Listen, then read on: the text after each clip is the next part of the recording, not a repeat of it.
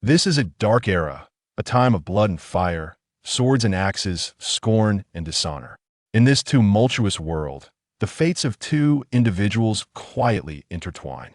The great sword, those who traverse the world wielding their blades, are depicted in ballads as champions who slay demons and uphold justice. The sorceress, an embodiment of evil from a millennium ago, is foretold in elven prophecies to return in this age of darkness, bringing calamity to the continent. They were meant to symbolize order and chaos, standing at opposing ends. However, during an unexpected escort mission, the exiled former great sword Gai'er ran the enigmatic cross paths. By a twist of fate, Gai'er becomes the guardian of the homeless girl. Unbeknownst to him, their bond has made them the focal point of a multifaceted struggle, and he's about to grasp one of the many threads of destiny, embarking on an entirely different epic journey. Monsters arise from chaos, extending their claws. Evil springs from the hearts of men, akin to a raging tide. The southern realms are engulfed in war, while the northern clans falter. Brave warriors confront peril, while cowards cower and plead. Under the push of fate, the lives of the people on the continent of AIO are in shambles, and despair reigns. Kings, knights, elves, dwarves, clerics, wizards, the gods are dead, and various factions are preparing to take the stage for a series of grand performances. Take your seats, raise your mugs of ale, and listen to the melodies of the bard snow. The legendary tale of the great sword and the sorceress shall unfold. Chapter 1, Prologue.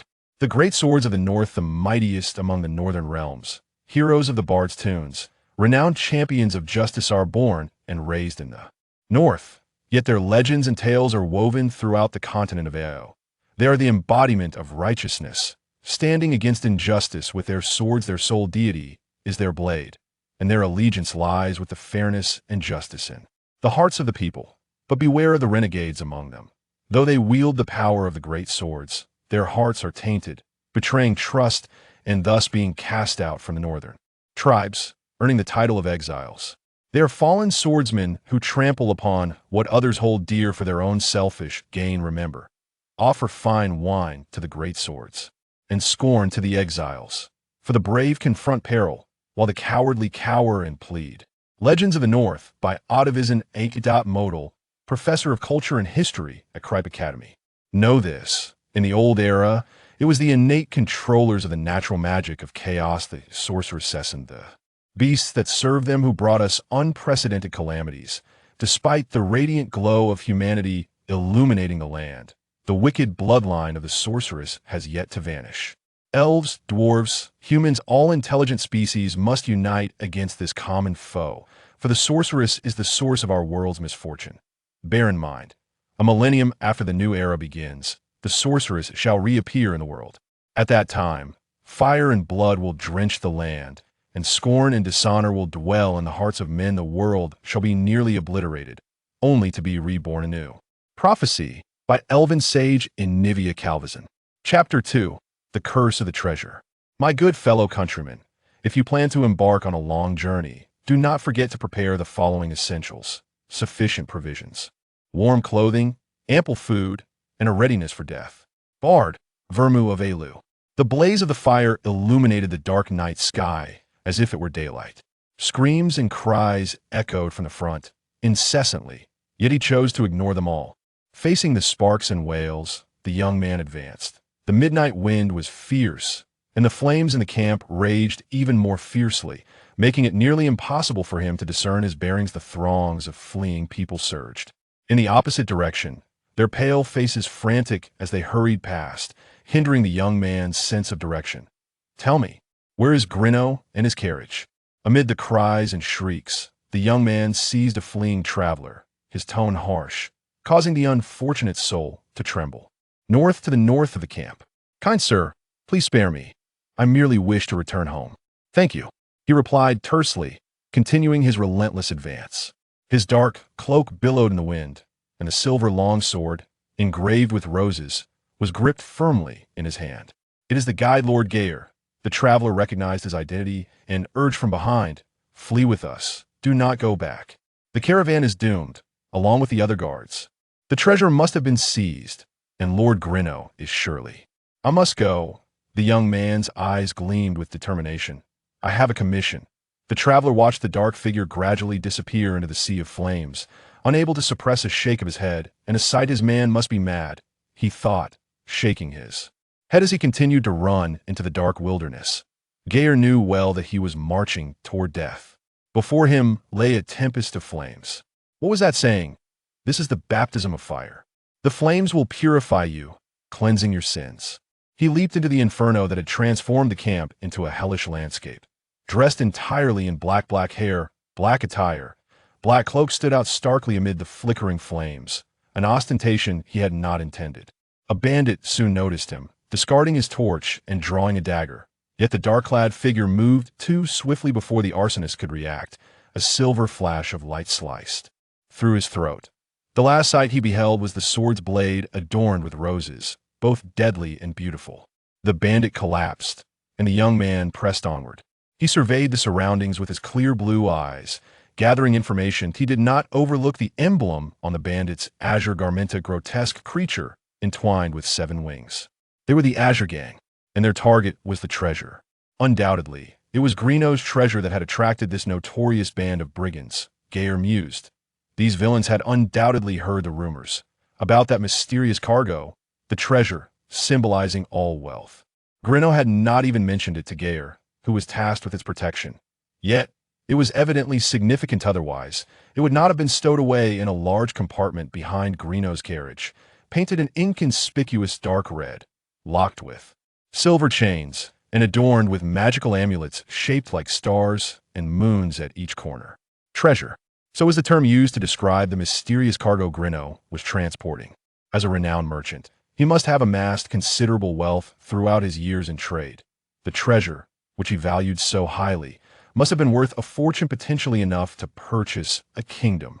Along the journey, everyone except Gai'er speculated excitedly, weaving their own guesses and fantasies about it. Greeno had even been forthright, enlisting Gai'er, an old acquaintance Cedo, helped safeguard the treasure. The merchant may have thought this would ensure safety, but he had miscalculated. Gai'er gritted his teeth and proceeded northward. 2 horses, dragging their reins, harnesses, and broken shafts, charged directly towards Gai'er. He did not halt his stride, brushing past them at full speed, the specks of white foam from the horses splattering onto his face. The caravan was ablaze. Flaming arrows soared like firebird from the horses' backs toward the wagon, piercing the canvas and embedding into the wooden boards. 2 teams of riders, clad in green and standard armor, clashed together, unleashing war cries and shouts as they commenced their slaughter. The travelers emitted cries of anguish and terror, scattering in panic from the camp. The remaining guards of the caravan rallied together, valiantly resisting, yet their formation quickly teetered on the brink of collapse under the onslaught of cavalry. How did it come to this? Gai'er pondered restlessly, crouching low. The number of cavalry from the Azure Blue Gang breaching their encampment was overwhelming, and he could not confront them all alone. He had to locate Greeno and ensure his safe escape from his chaos. Gai'er. Amidst the turmoil, he heard a merchant's desperate shout, "Help me!" Gai'er turned sharply, witnessing the merchant trembling as he clawed his way up to the wagon. Grasping the reins, blood streamed profusely from his head. "Jump down!" Gai'er raised his voice above the surrounding clamor. "Jump down, Greeno!" One of the cavalrymen targeted the wagon, urging his steed forward. Gai'er stepped ahead, his sword flashing as he dislodged the rider from his saddle. Another cavalryman in azure appeared from the opposite side, swinging his long sword at the merchant, who turned pale with fear. The merchant relinquished the reins and leapt from the wagon, landing directly in front of a third cavalryman's mount. The azure-clad man stood in his stirrups and swung his sword, the merchant's scream piercing the air as he fell to the ground. "Damn it!" Gai'er seized the weapon of the fallen cavalryman and hurled it with force, striking the second azure-clad assailant before he could deliver a fatal blow to the merchant. The axe embedded itself in the chest of the cavalryman, who staggered and collapsed that moment. A burning wagon surged between the two factions, scattering them. The chaos of hooves and flailing limbs ensued, and Gai'er reached the fallen merchant just in time, pulling him away from the crushing hooves of horses. The wooden beam of the wagon splintered with a crack. The cart lifted into the air before crashing down, one wheel coming loose, while the smoldering cargo spilled across the ground. Around other wagons, the flames raged fiercely, Gai'er heard shouts, the clash of blades, the whinnies of horses, and the pounding of iron hoofs. This was catastrophe, a veritable hell on earth. Amidst the relentless assault from the azure-clad marauders, the guards fought valiantly, granting Gai'er precious moments. He maneuvered the stout merchant Grinno Jory, the owner of their caravan, and his employer, a sheltered spot shielded from the wind, nestled beneath a grove of trees. "Are you all right, Grinno?" The merchant mumbled, spitting blood into Gai'er's arms. His speech was slurred, his gaze distant. "I feel nauseous." Gai'er's expression darkened. "Do not speak. The caravan is lost. We must abandon the cargo. For now, let me tend to your wounds." "No." Gai'er sensed the clarity in Grinno's voice, as if a sudden realization had jolted him back to lucidity. "Gai'er, listen to me. You must protect that treasure no matter what happens. To me, you must take the treasure from the wagon and leave." "Damn it. You're still thinking about your so-called treasure at a time like this? The Azure Blue Gang clearly intends to seize it. If they want it, let them have it. Money can be earned again, but lives cannot. You do not understand." Grinno shouted, conjuring an astonishing vigor from his wounded state. "Any ordinary person would never abandon that treasure. Gai'er, everyone. Indeed, I do not comprehend after all. I am a pariah. I have always distanced myself from the crowd, and they have kept their distance from me. So I'm not the ordinary person you speak of, and you have never disclosed what that thing truly is. Besides, you hired me because of my status, did you not?" Grinno's stubbornness, ill-timed as it was, ignited Gai'er's fury, prompting an angry reprimand. But Grinno simply shook his head gently. "No, Gai'er, you are a remarkable guide, thanks to you. We have traversed this journey safely, free from the menace of beasts and bandits, so do not dwell on your status as a pariah. To me, you are the great sword of the North, a sword that protects us from chaos and evil. I have witnessed your skill over the years. I trust your abilities." "You are beginning to speak nonsense," Gai'er replied tersely. He sensed that on the other side of the camp, the guards were steadily retreating. "Time is running out. No more of this futile talk. I will take you away. Our mission is not yet complete." "Mission?" Grinno gazed at him, breath faint. "You should remember what the mission entails." "I remember. To ensure the safe delivery of the caravan's cargo to Gai'er, while addressing the threats of beasts and bandits." Gai'er suddenly fell silent. Grinno observed the change in his expression and, coughing blood, managed a weak smile. "Indeed, our mission requires you to prioritize the cargo. Therefore, what you truly must do now is take that treasure and leave for Gai'er." "What exactly is contained within?" Gai'er shouted in confusion. "What is this treasure? What could be so significant?" "It is because of it that you have encountered this misfortune." "Grinno, answer me. It is the fate of this world," Grinno mumbled vacantly. "It is our future. This world's. I must bring it to that place. Help me, Gai'er." He clutched Gai'er's arm tightly, akin to a child awakening from a nightmare, fearing the departure of a guardian. "Help me." The merchant's eyes were wild with desperation, as though he were pleading with his very soul. "Help me take her away." "Where? You say her, what does she mean?" No reply. Gai'er placed his hand on the merchant's neck, suddenly finding calm. "What a fool I am," he thought. "What more is there to say? He is gone. For the sake of our 4 years of friendship," he whispered softly, "or perhaps 5, who knows this wretched merchant, always so selfish and self-important." He slowly lowered the merchant's increasingly cold body, turning his gaze toward the wagon, standing intact amidst the nearby inferno. The only undamaged crimson cart, adorned with celestial decorations.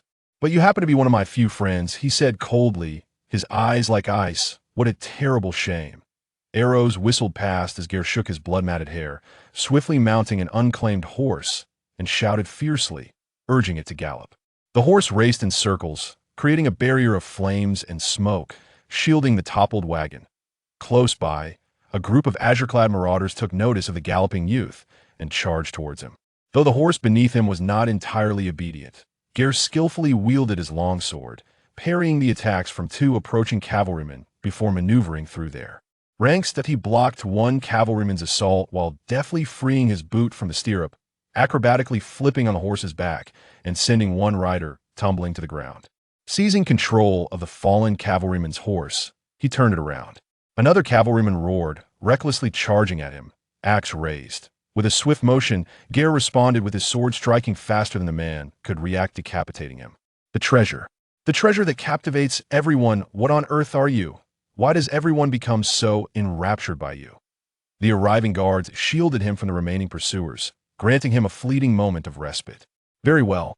Gai'er approached the shattered axle of the carriage, panting. Who on earth are you? He dismounted and strode towards the crimson carriage, now toppled by the roadside. It resembled Pandora's box, disregarding the cacophony of the surrounding world, while simultaneously emanating a peculiar allure towards him to treasure the future of the world, our future. Gai'er slowly advanced, striking the carriage door with his sword, causing the chains to clatter to the ground.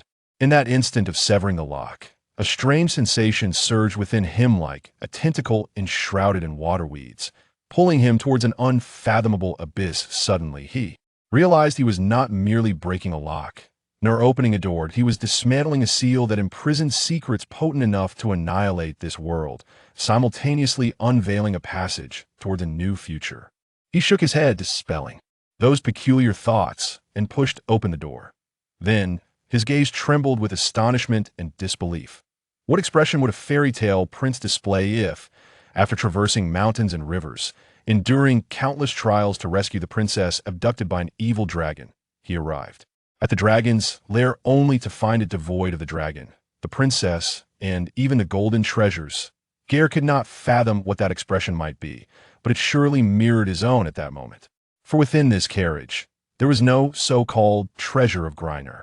There were no shelves, no decorations, no treasure chests, no jars, only a woolen blanket fixed to the ground, surrounded by scattered talismans, and lying upon it, a slumbering figure. A girl. Chapter 3: The Enigma of the Maiden, Part 1. The unchanging fate loomed like an eagle, circling overhead for an eternity, awaiting the most opportune moment to descend. It chose this caravan just after they had passed the second waning moon following the vernal equinox, arriving at the second peak of the Crowvale Mountains. Treading upon the remnants of snow and ice. Until dusk, all seemed well. Had there been an observant member within their ranks, he might have glimpsed, through the mist, the distant golden walls of a city on the plain, along with the silhouette of the celestial tower, a landmark of Gai'er. This signified that their destination was tantalizingly close. Yet fate often delights in cruel jests toward its denizens. The promising future, within arm's reach, was callously erased. The coveted treasure had drawn the attention of the Azure Blue Gang, while the merchant's dying wish had led his once great northern sword, now a castaway, to this so-called treasure. Gai'er blinked in disbelief, for he saw, lying on a blanket, a figure, a girl. He inhaled sharply. The girl lay supine, her beautiful golden hair cascading naturally, the ends slightly curled, tied with a white satin ribbon. She donned a silk-white blouse and a long skirt, her attire immaculate, suggesting she was no daughter of common folk. Her visage was clean and exquisite, her skin fair and tender, evoking images of fairies and nymphs. She lay with closed eyes, her expression serene, hands resting gently before her, as if she were in a deep slumber amidst flames and smoke, with cries and wails echoing around her, and the air thick with the scent of blood. This girl remained utterly undisturbed by the chaos surrounding her. She slept soundly, motionless, like a doll or a statue.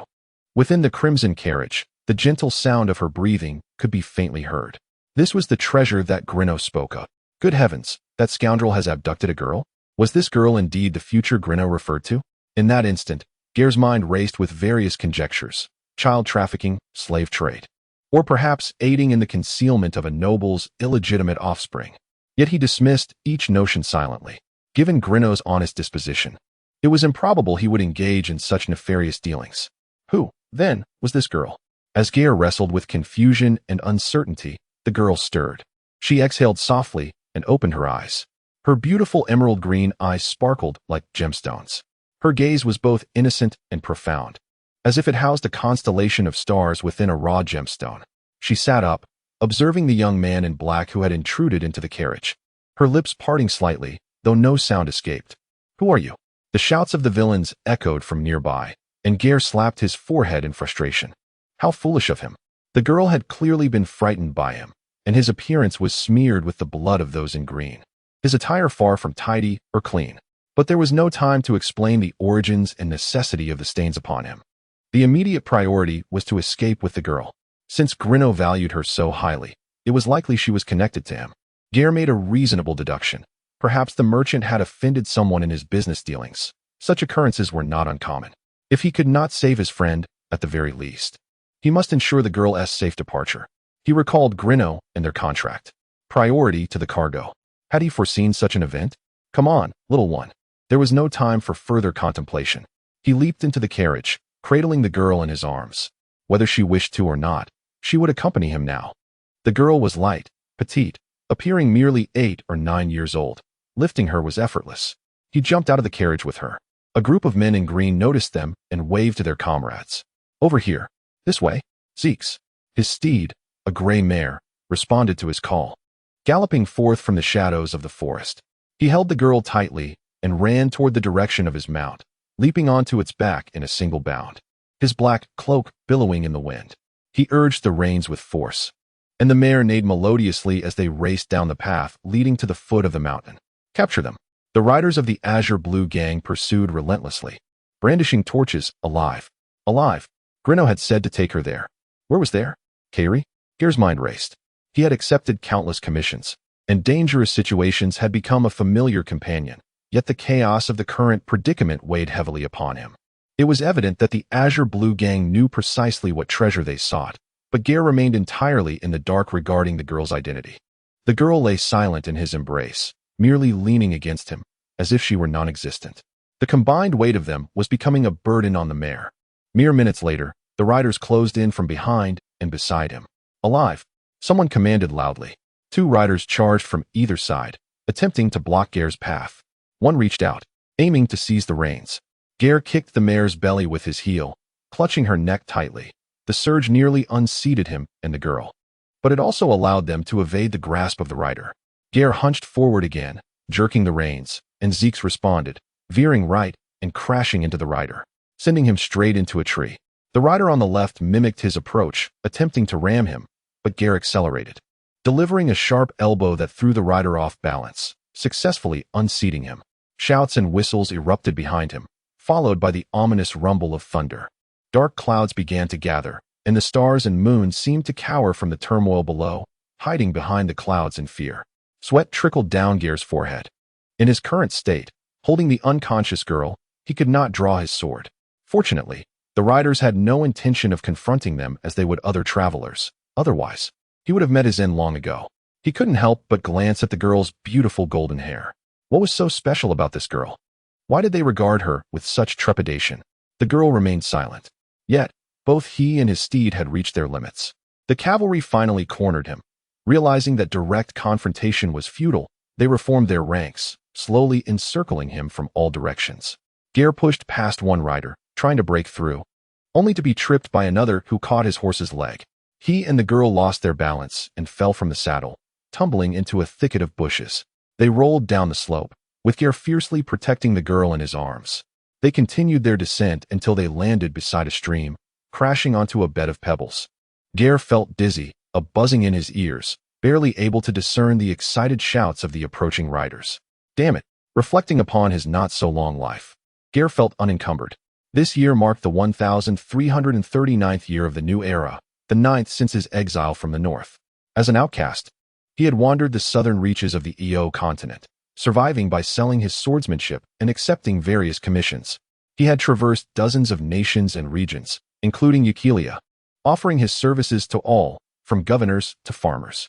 He moved between cities and wilderness, providing his sword for anyone who could pay. Dust-covered, with eyes like the sea, irregular meals, and a home wherever he roamed, Grinno had succinctly encapsulated his life. He made no comments on it, for it was the truth. He maintained an air of indifference. He knew many people, yet true friends were few. Employers like Grinno, with whom he got along well, were even rarer. He cloaked himself in a guise of numbness and apathy. In the eyes of others, he is merely a figure who can be hired as a lackey, enforcer, or even an assassin, as long as the price is right. He remains unperturbed by the perilous predicaments he finds himself in, for he possesses nothing of significance to care for. He is but a wanderer, a sinner, a solitary wolf devoid of companionship. Yet now, at the twilight of his existence, this habitual loner finds himself clutching an orphan girl as they tumble down a precipice, destined to meet a gruesome end at the hands of a gang. Is this truly the final act of his life? How utterly absurd a conclusion it is. Chapter for the Mystery of the Maiden, Part 2. Hale coughed up blood as he crawled among the withered wood, fish bones, and stones. The warmth that had clung to his body for the past several minutes had vanished. He attempted to discern the spot where the girl had lain, but found nothing. The sound of hooves from the cloaked figures drew closer. He raised his head to see a rider brandishing a knife aimed directly at him. "Do not move," shouted the leading cavalryman, clad in the same green attire as the earlier bandits, seemingly a significant figure within the azure blue gang. "Where's the girl? Hand her over." Hale could not comprehend their words. He barely managed to stand before collapsing back to his knees. "Speak quickly," the cavalryman barked. "Where has she gone?" "The girl?" Hale laughed. "Spitting blood. You seek that girl?" The cloaked figures pulled at their reins, causing their horses to snort in a bid to intimidate the prostrate youth. "What?" They turned in astonishment, then all fell silent. The girl hovered before them, her long hair dancing in the wind.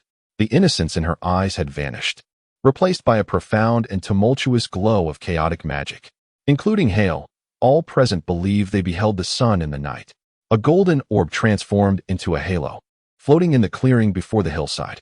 Amidst the blinding brilliance, the outline of a figure gradually emerged. They beheld her golden hair, which should have hung neatly, now wild in the breeze, while white ribbons stood upright like devil's horns. Hale saw the girl's face, one he had never encountered before, wild and furious, akin to that of death, destruction, and the goddess of vengeance. She resembled a deity. The golden-haired maiden hovered in the air, her gown billowing in the wind. She radiated chaotic magic, her eyes brimming with fury and hatred. "A witch," one rider gasped, his expression betraying terror. He wore attire distinct from that of the leader, appearing merely as a hired thug for the Azure Blue gang. Trembling in fear, he stepped back while raising his axe. "Stop," the leading cavalryman urgently warned, but his quaking admonition came too late. Under the pressure of terror, the rider hurled his axe, spinning towards the girl, striking her face and leaving a deep gash. Such an event, of course, did not transpire. In fact, when the axe was merely half a meter from the girl, it abruptly vanished. The blade and handle alike turned to dust, scattered by the tempest that swirled around her. Imshal Anmora, me nullar, Uzkan. Yet he had only ridden 2 paces when he suddenly weakened, tumbling from his mount. The steed, too, ceased its advance, staggering slightly before collapsing alongside the rider, frothing white at the mouth. The leading cavalryman stood in stunned silence for a moment, then slowly raised his hands, unleashing an astonishing, high-pitched laugh. "Ha! Ha ha ha! This power, it is mine. My master. Here stands our master. We have finally witnessed your divine might. Ah, how joyous, how blissful." Some of the cloaked figures appeared to be swept up by the leader's fervor, raising their hands in ecstatic, trembling laughter. To Hale, their laughter and cries were indistinguishable. Both were empty, incoherent wails, accompanied by incomprehensible utterances. Meanwhile, another faction of mercenaries, lacking the green cloth beneath their armor, exhibited expressions of horror yet restrained themselves, awaiting commands from the leading green-clad rider. Fortunately, Hale no longer felt astonished. Indeed, what could still surprise him? The girl continued to gaze furiously at them, her eyes harboring emotions beyond Hale's comprehension. "My master," the leading rider abruptly ceased his incantation, stating, "Please forgive our offense. We wish to take you to the promised land you have forgotten, to the realm of our gods, the land of the Covenant." Tornd. He almost instantaneously regained his composure, swiftly gesturing for orders. "Seize her." The girl waved her hands, toppling the riders like a row of dominoes. They fell in droves, including the leading cavalryman. The cloaked figures and mercenaries did not relent. Those positioned in the rear sprang back to their feet after falling, feeling a wave of weakness and dizziness. Those nearest to the girl were less fortunate, experiencing an explosion of sparks in their minds, as if hundreds of copper bells were ringing within their skulls. Under the weight of her magic, blood flowed from their ears and nostrils, their eyes swollen and painful. Even so, the cloaked figures pressed on, their singular goal remaining, to reach the girl. Under the onslaught of the throng, the formidable power she displayed seemed to wane. 2 thugs, distancing themselves from the crowd, stealthily concealed themselves behind the wall of bodies and horses, quietly loading their crossbows, aiming at the girl amidst the storm. They were so captivated by the miraculous girl that they overlooked one critical detail. Someone was watching them from behind. Hale approached silently, leaping into action, finally free to wield his sword. He swiftly felled one of them. The other, noticing his movement, pivoted his aim toward Hale, pulling the trigger on his knife. The crossbow string twanged, Hale's blade gleamed, and the bolt veered upward with a metallic wail, spiraling into the air before plummeting into the creek. The crossbowman wore an expression of sheer terror. In the air, indeed, you have yet to witness anything more astonishing. As the crossbowman stood in stunned disbelief, Hale compassionately ended his contemplation. He vanished from sight, appearing beside the crossbowman, his sword plunging into the man's armpit.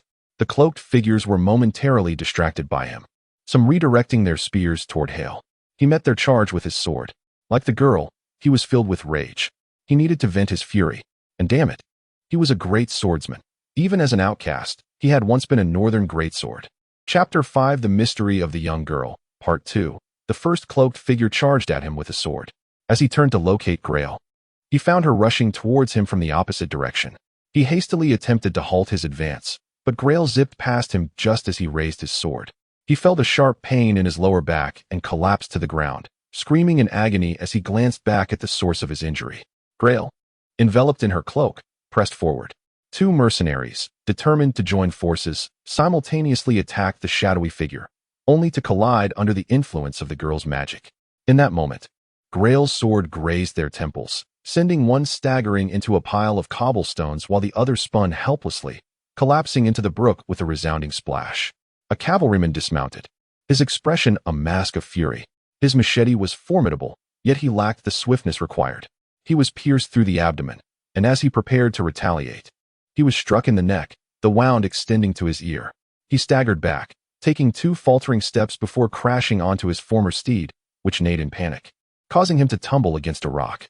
Subsequently, he fell from the smooth stone, landing amidst a heap of fish bones by the stream, his body now adorned in pale, sharp spines. The lead cloaked cavalryman finally took note of him. Rising from the ground, he and another mercenary launched a simultaneous attack from either side. The cloaked captain raised his sword for a downward strike, while the mercenary bent low, aiming a horizontal swing at Gai'er's lower body. With an inhuman speed, Gai'er parried both assaults, the sounds of clashing metal merging into one. The cloaked rider was pushed back by the force of the impact, his footing slipping as he braced against a rock to regain his balance. Meanwhile, the mercenary, having withstood a powerful blow, fell backward, the momentum causing him to land painfully, a new wound mirroring an old one on his face. He knelt on the ground, shaking his head, struggling to rise but repeatedly collapsing. Gai'er halted her movements, regarding him coldly. "My God," he uttered. At last, the cloaked captain's head bowed, resting amidst tattered rags and lifeless bodies, surrounded by scattered saddles and weapons. His form was immersed in the crimson liquid that flowed endlessly. Gai'er exhaled sharply. It was evident that he could not single-handedly withstand such a multitude of foes. It was a daunting task indeed. The tendrils of magic brushed against his skin, prompting him to raise his gaze, locking eyes with the girl, whose expression was hollow and detached. There was no doubt that she had aided him, judging by the scene. She seemed capable of influencing the minds of those present, rendering them powerless. She raised her hand, and Gai'er promptly lowered his sword. "No, please don't. I am not your enemy. Call me Malone of Tayo Runda," the girl suddenly interjected, her voice ethereal. He collapsed onto the ground, his vision blurring. He heard the girl's footsteps approach slowly, accompanied by the gradual dissipating of the oppressive magic that had weighed upon him. The dark clouds were swept away by the wind. In Gai'er's eyes, the heavens sparkled with golden and crimson light. Moments later, darkness enveloped both the earth and sky, shrouding everything in an impenetrable blackness.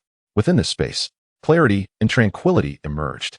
In the end, he heard the girl whisper gently, her slender fingers brushing against his forehead, "Thank you for your assistance." Her voice faded, and with it, his consciousness slipped away. Darkness, boundless, infinite darkness. A fragrance. The scent of flora. A fragrance? No, it was an odor.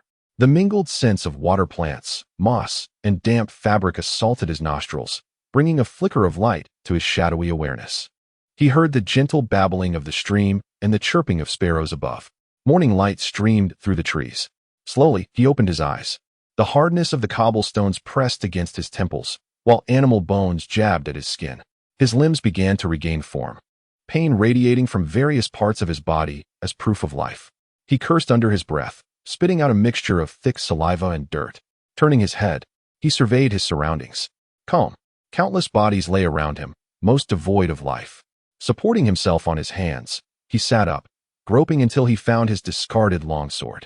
Memories of the previous events flooded back, prompting him to attempt to stand. His gaze incessantly searched until it landed upon a white satin ribbon peeking out from behind a nearby stone. He circled the boulder and beheld the golden-haired girl resting beneath it, breathing faintly. Her eyes were shut, her brow slightly furrowed, her small face marred by worry, resembling a child lost in a nightmare. She appeared so fragile and diminutive, utterly unrecognizable from the vengeful spirit she had embodied the night before. Gai'er reached out, his hand hovering momentarily before touching her cheek. "Hey," he murmured softly, "wake up." The girl emitted a small sound, tilting her head. Gai'er remained perplexed by her true nature, yet he resolved to rouse her. A conversation was essential to comprehend their situation. His mind was still in disarray. Gently shaking her, the girl finally stirred. Like many ordinary children, she groaned, rubbing her eyes before slowly opening her glistening orbs to behold the young man before her. Before he could utter a word, the girl let out a piercing scream. "Ah, hey, wait, my ears." Gai'er quickly raised his voice, attempting to quell her sudden outburst that nearly plunged his already muddled mind into chaos once more. He reassured her repeatedly, while she curled up, seeking refuge in the shadow of the rock, eyeing him warily like a cautious cat. Who are you?" she inquired, prompting Gai'er to momentarily fall silent. The aura she exuded was a stark contrast to the fierce presence she had displayed the previous night. Now, she resembled a child who had been abducted. "Why am I here? What happened to Uncle Grinno?" "Very well." Gai'er lifted his gaze to the sky, exhaling deeply. "Grinno, oh Grinno. You have left me with a perplexing riddle to unravel. So, where shall I begin to decipher this enigma?" Chapter 6. Alice. A loud bird call shattered the morning's tranquility. Gai'er resolved to be forthright. "Allow me to begin. My name is Gai'er, and I am a enforcer, if you will. At the behest of your Uncle Grinno, I was tasked with escorting a caravan to the city of Eucharia. Regrettably, the caravan was beset by bandits, and I was unable to save everyone. I could only manage to escape with you. Does this diverge from what you know?" I remember nothing," she said despondently.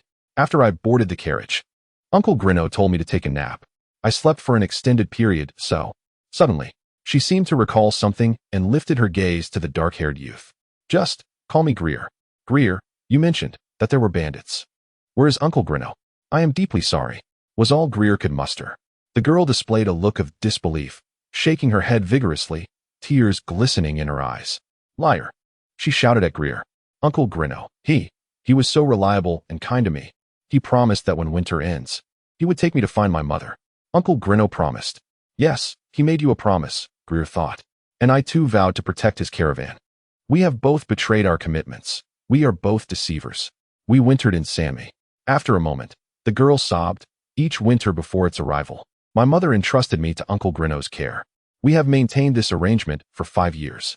Everything was perfectly normal." Her words bore the weight of truth. Gai'er nodded, piecing together a plausible conclusion. Even someone deemed trustworthy. What noble family would willingly entrust their 9-year-old daughter to a merchant's care, allowing her to fend for herself through winter? The answer was apparent. She was likely the child of an earl, or perhaps even a deceased prince. Gai'er mused. Perhaps she was the 3rd or 4th daughter in a family, possibly with 5 brothers, but more likely a bastard child. She had a childhood that was not devoid of comfort, yet her status was no higher than that of a steward or servant in the household. She would become a pawn in the game of familial rivalry, a tool for the persecution of the noble class. Her mother, in a bid to shield her from harm, had allowed her to grow up in obscurity, even placing her in the merchant's stronghold for the winter. As for Grinno's claims about their future, that man often indulged in grandiloquent speech, and Gai'er chose to disregard it for the time being. The girl's sobs interrupted his thoughts. He sighed. "Can you stand?" "Don't touch me." Gai'er crouched down, observing the girl who bared her teeth like a cat. "Fear not. I harbor no ill intentions. How can I trust you? Perhaps you are in league with the bandits. You are deceiving me. Then you would have been dead long ago." Gai'er replied coldly. "I shall not compel you to do anything, nor will I harm an unarmed child. As for you, emerge from beneath the stone. Take a good look at those who truly wish to harm you." The girl hesitantly peered out, and upon seeing the surrounding scene, her complexion drained as she covered her mouth in shock. "Did you do this?" "Indeed," just like the knights in fairy tales who slay the wicked for the princess," Gai'er said, suddenly struck by inspiration. He mischievously smiled and took a deliberate step back. "Now the noble knight must take his leave. And you, dear princess, will you accompany me or remain here to keep vigil over them?" The girl hesitated but stood, her expression unmistakably revealing her internal conflict. Gai'er sighed again.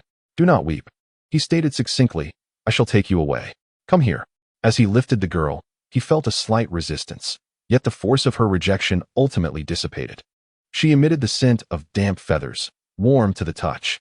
Gai'er was taken aback. Last night, when he held her, she felt ethereal, like a wisp of smoke. Yet now, his arms bore the tangible weight of life and vitality. He maneuvered around the piles of corpses, the girl tightly closing her eyes. "Zeeks," Gai'er called as he produced a whistle. A gray mare emerged from a thicket. She bore several bruises and appeared somewhat dispirited. Yet her mere presence was enough to soothe Gai'er's soul. "Good girl," he said as he mounted the horse with the girl in his arms, stroking the mare's neck. "Thank goodness you are unharmed." "What? I wasn't speaking to you, little imp. You are just a little brat." "I am not little." "Of course. How old are you then?" "I have just celebrated my 9th birthday." "Ah, 9. You are undoubtedly a mature lady now." "A mature lady would not cry, would she?" The girl sniffed. Glaring at him indignantly, Gai'er chuckled, guiding the reins. The sun slowly ascended the horizon, casting light upon the valley's path. Gai'er circled near a ravine, ultimately finding the road leading westward, and they urged the horse onward. As the horse trotted, Gai'er gazed at the golden locks in his arms, seizing the opportunity to pose a few more inquiries. "Little imp, what is your name?" "I already told you. I am not little." "Oh, my apologies, dear lady. May I inquire your esteemed name?" "I want to tell you, but I have already divulged my name to you. It is only fair, you see. If you do not share yours, I shall be left in a pitiable state." "Alice," the girl whispered. "My name is Alice Ariane." "Indeed." Gai'er silently confirmed his suspicions. He had not heard of any noble family by the name of Ariane from the southern realms. Her surname bore her mother's name, further indicating her disreputable lineage. "Alice, you claim you have been asleep since boarding the carriage. Surely that is a fabrication? We departed the caravan just recently, and it took us an entire month to reach the Clawvale Mountains. Yet in my experience, no one can sleep continuously for a month." "I do not know." The girl's voice was despondent, as if Gai'er's questioning were an interrogation. "I only awakened a few times, usually during meals. I suffer from a rare affliction. I often fall into a deep slumber or become inexplicably dazed during the day. They say I may have narcolepsy, but the physician Uncle Grino hired could not cure me. They claimed they had never encountered anyone with symptoms as severe as mine. They, of course, could not cure you." Gai'er silently mused. Neither the physicians nor the girl herself recognized the immense magical potential that resided within the young maiden named Alice. Her symptoms were not born of a physiological ailment, but rather stemmed from some magical cause. The continent of Io is a realm grounded in magic. Within this world, there exists a phenomenon known as natural magic, which pervades the air, earth, seas, and forests. Indeed, every corner of the world, driving its continuous operation and supporting its transformation and evolution.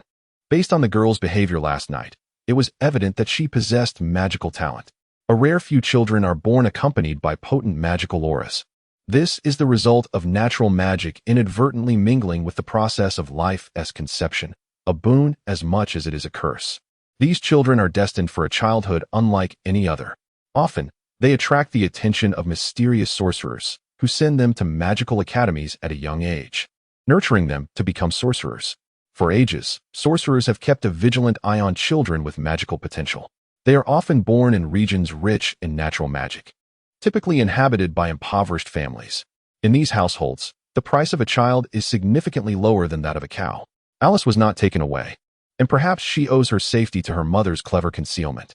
Under the guidance of a wizard friend, Gai'er has gained a relatively clear understanding of magic and its associated powers.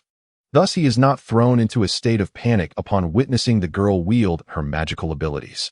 Children endowed with talent can directly manipulate natural magic, allowing them to perform astonishing feats, divination, prophecy, unconscious use of ancient spells, and even the triggering of disasters. Such powers are often uncontrollable and can drain immense mental energy. This may be the very source of the girl's affliction. Only mature and trained wizards can master their magical energy at will and cast spells. while Alice is merely a 9-year-old child. As for the behavior of the Azure Gang, Gai'er did not dwell on it excessively. There are many in the populace who harbor fear or superstition towards magic. These individuals often possess their own deities, and upon witnessing magic, they believe it to be a divine manifestation. This is particularly true for the uneducated rogues and bandits. The girl's mother is likely well aware of her child's formidable abilities. Hence, she enlisted Grinno to find ways to restrain her powers. The talisman in that carriage exists for precisely this purpose. I comprehend. Despite the turmoil within, Gai'er's demeanor remained remarkably composed. Thus, the current situation is, you do not know what has transpired, nor do I. Is my summary accurate? Gai'er. Alice suddenly called his name, raising his eyebrows in surprise. He lowered his gaze to find the girl's crystalline tears. He was taken aback. Everyone has left. Will you abandon me too? Gai'er was momentarily stunned. The girl's tone conveyed an overwhelming unease, her trembling body transmitting the sensation to Gai'er. It dawned upon him. Despite her extraordinary origins, her unparalleled magical prowess, and her remarkable fortitude that far surpassed that of her peers, she remains a 9-year-old child, a girl lacking paternal love, with a mother often absent, and sheltered from the cruelties of the world. Once mounted on his horse, Alice certainly beheld the same sights he had: the corpses by the stream, the skeletal remains of animals in the thicket, the partially devoured venison, and the eerie roars emanating from the distant, unfamiliar mountains. He was now her sole anchor. Good heavens! Gai'er maintained a serious expression, musing that he had no experience in caring for young girls. No, he had no experience caring for any child at all. His commission should have concluded, and he ought to be a free man now. Yet the contract with Grinno and the whims of fate had entwined him with this girl, like destiny itself. I shall not forsake you, he declared gently, his voice softening. Alice, I will not abandon you. Grinno is one of my few friends, and he entrusted you to me in his final moments. I shall not betray his trust, nor yours. His tone was sincere and weighty, imbued with a certain resolve. The girl seemed to find solace in his words, clinging tightly to him. I will take you to find your mother, Gai'er said. By the way, Alice, is your mother named Arian? What is her profession? She is likely a physician or alchemist. Where does she reside? Mother lives in Car. I know where she is. She dwells in a tall, dark tower. The name of the tower escapes me, as she referred to it in a language I do not comprehend. I recall Uncle Grinno called it. Alice pondered before revealing the name of the tower. The Tower of Star and Moon. Thus, the two travelers, one large and one small, set forth together. They found another stream to wash their faces, and, riding on the gray horse beneath the gentle sunlight of late April, traversed the melting snow and dust, riding the seasonal breeze towards the capital of Eukelia, the golden city of Car. Their destination was the renowned Black Tower, the Tower of Star and Moon, in the city of Car. At this moment, neither of them realized that this was merely the beginning of their long journey. Chapter 7. Journey to Gai'er. Gai'er had traversed this path numerous times. During his travels in the southern territories, he had visited Eukelia on more than one occasion. Eukelia, nestled in the Freya River plain, is a small yet prosperous kingdom, with the Tower of Stars and Moon at its heart. The inhabitants thrive, relying on the blessings of the Freya River and the Clawvale Mountains, primarily engaging in agriculture. Its capital, Gai'er, renowned as the City of Gold, lies centrally in the western half of the southern realm, standing as a vital transit hub that has transformed into a bustling commercial metropolis over the centuries. Each year, countless individuals journey to Gai'er, hoping to turn their fortunes and embark on a new chapter in life. Among the caravan that Gai'er escorted were such travelers and merchants, some finding themselves far from home, while others faced the duality of opportunity and peril. They were nearing Gai'er. Do you possess passage permits? Inquired the nearest halberdier, chewing on a stalk of straw, perhaps from hunger or merely to pass the time. Passage permits? I do not recall such a requirement for entering or exiting Gai'er. Whose orders are you following to guard the city gates? Orders from above. All who enter or exit must present documentation. What? Whose orders? And what of it? The halberdier shifted the straw to the other side of his mouth, emphasizing that extraordinary times called for extraordinary measures, as his commander had instructed. We are at war, sir. The Nosecans have long coveted Gai'er, and their spears draw ever closer. These are desperate times. But haven't you kept them at bay across the Freya River? The nearest ford is over 200 miles away. Has Gai'er already begun to enforce martial law? Is this not? I understand. For those of you solely focused on wealth, oblivious to the world around you, this beam is a rude awakening. A sergeant clad in silver chainmail emerged from behind a sandbag, bellowing, "We serve in the name of our King Serlman and the Sovereign of Eukilia." Soldier, why are you engaging them in such lengthy discourse? Inform these peasants that without permits, they must vacate. Hey, you rogue over there. What are you doing? Guards, stop him. A commotion erupted on the other side of the bridge. Someone attempted to leap over the barricade while the guards were distracted, prompting the sergeant to storm over in a fury to quell the disturbance, leaving Gai'er and Alice stranded in their place. It seemed this sergeant was quite the busy individual. My apologies, the halberdier muttered, his words coarse yet accurate. Without permits, I cannot allow you entry. This is the command of His Majesty. Our caravan was beset by bandits. Gai'er patiently explained, thus we lost our permits. Could you show us some mercy and allow us passage? You see, there is a child with us. Don't ask me. The halberdier replied sullenly. I lack the authority to make such decisions. Sir, if you pity me, please turn and leave. I cannot bear the burden of negligence.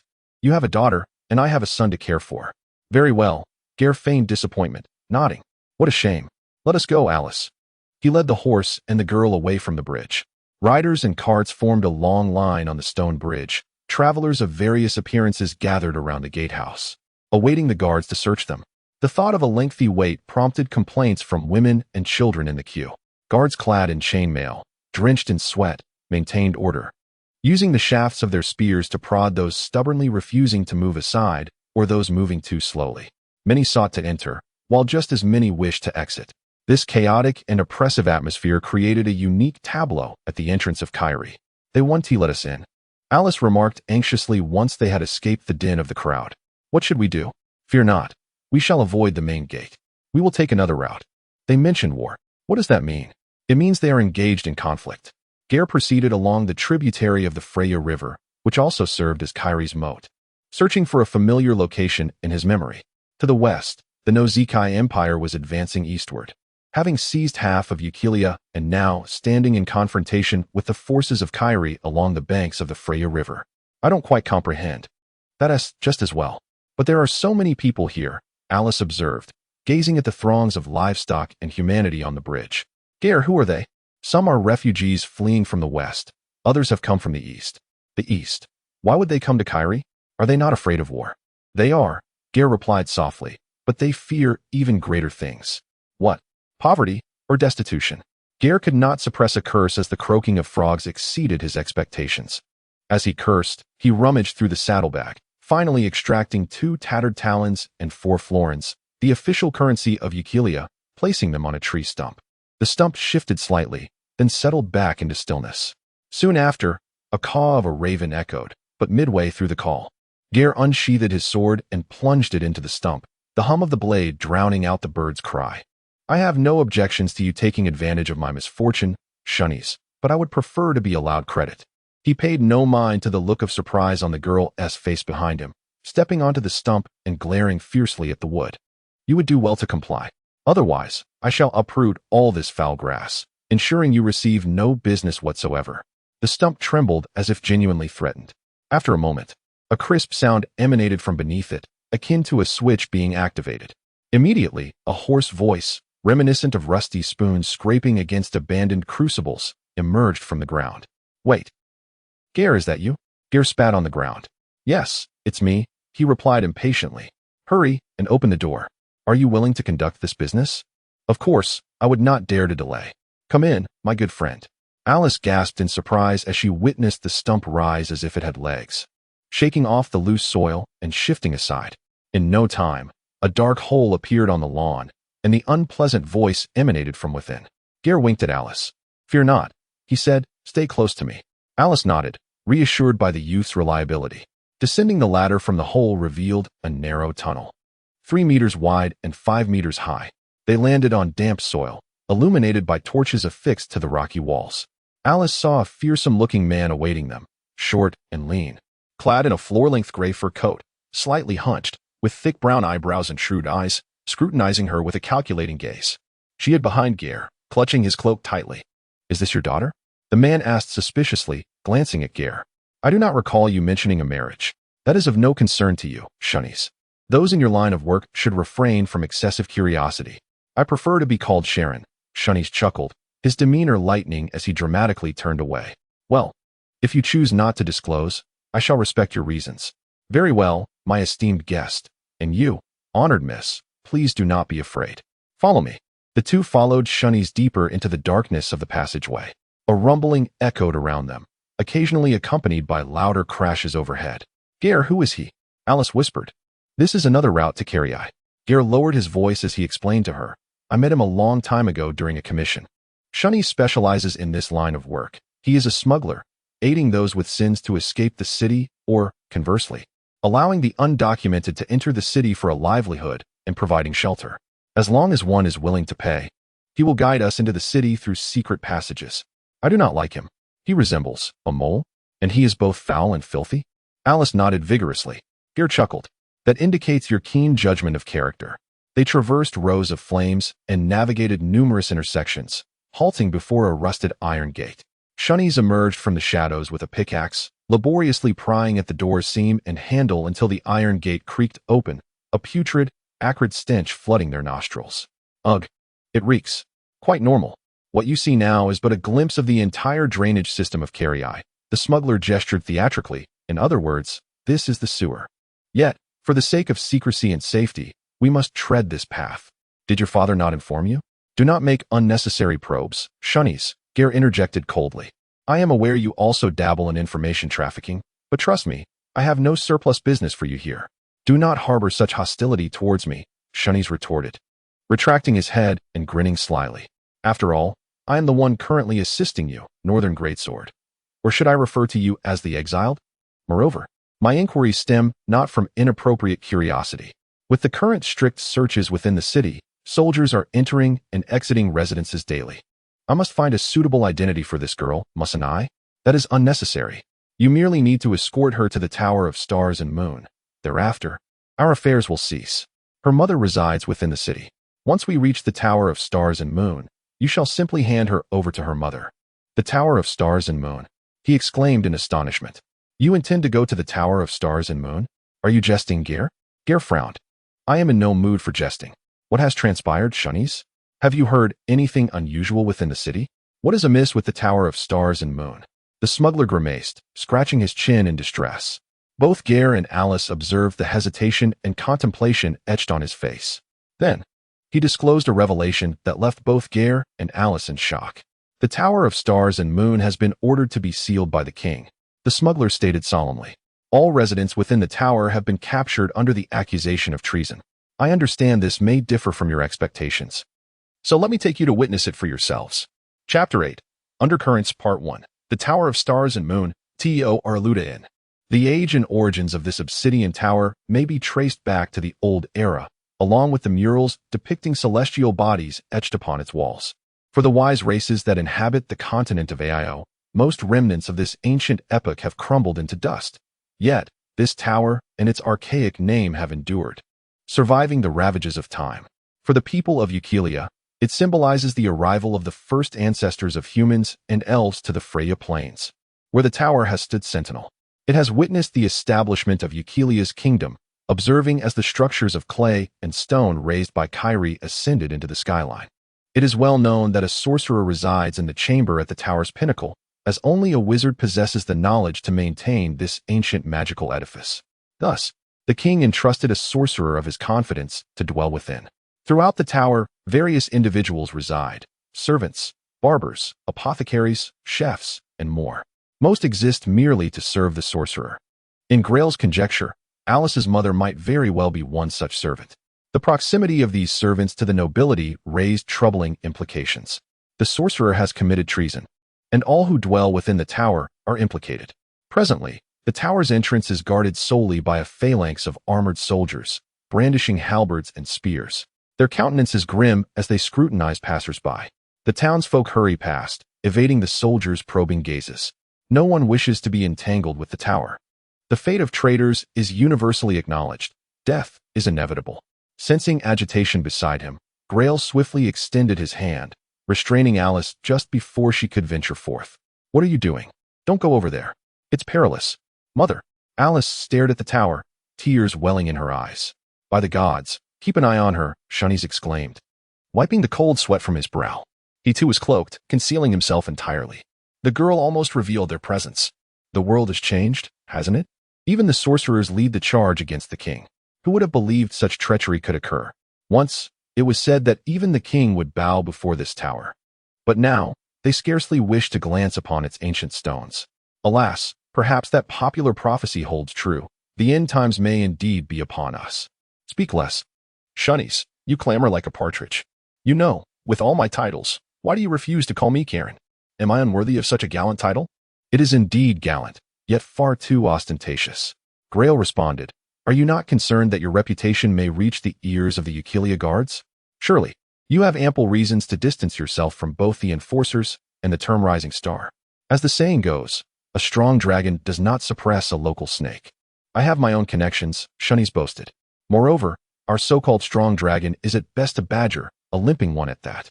With formidable foes like Nausicaa at our gates, the enforcers would find it difficult to trouble me.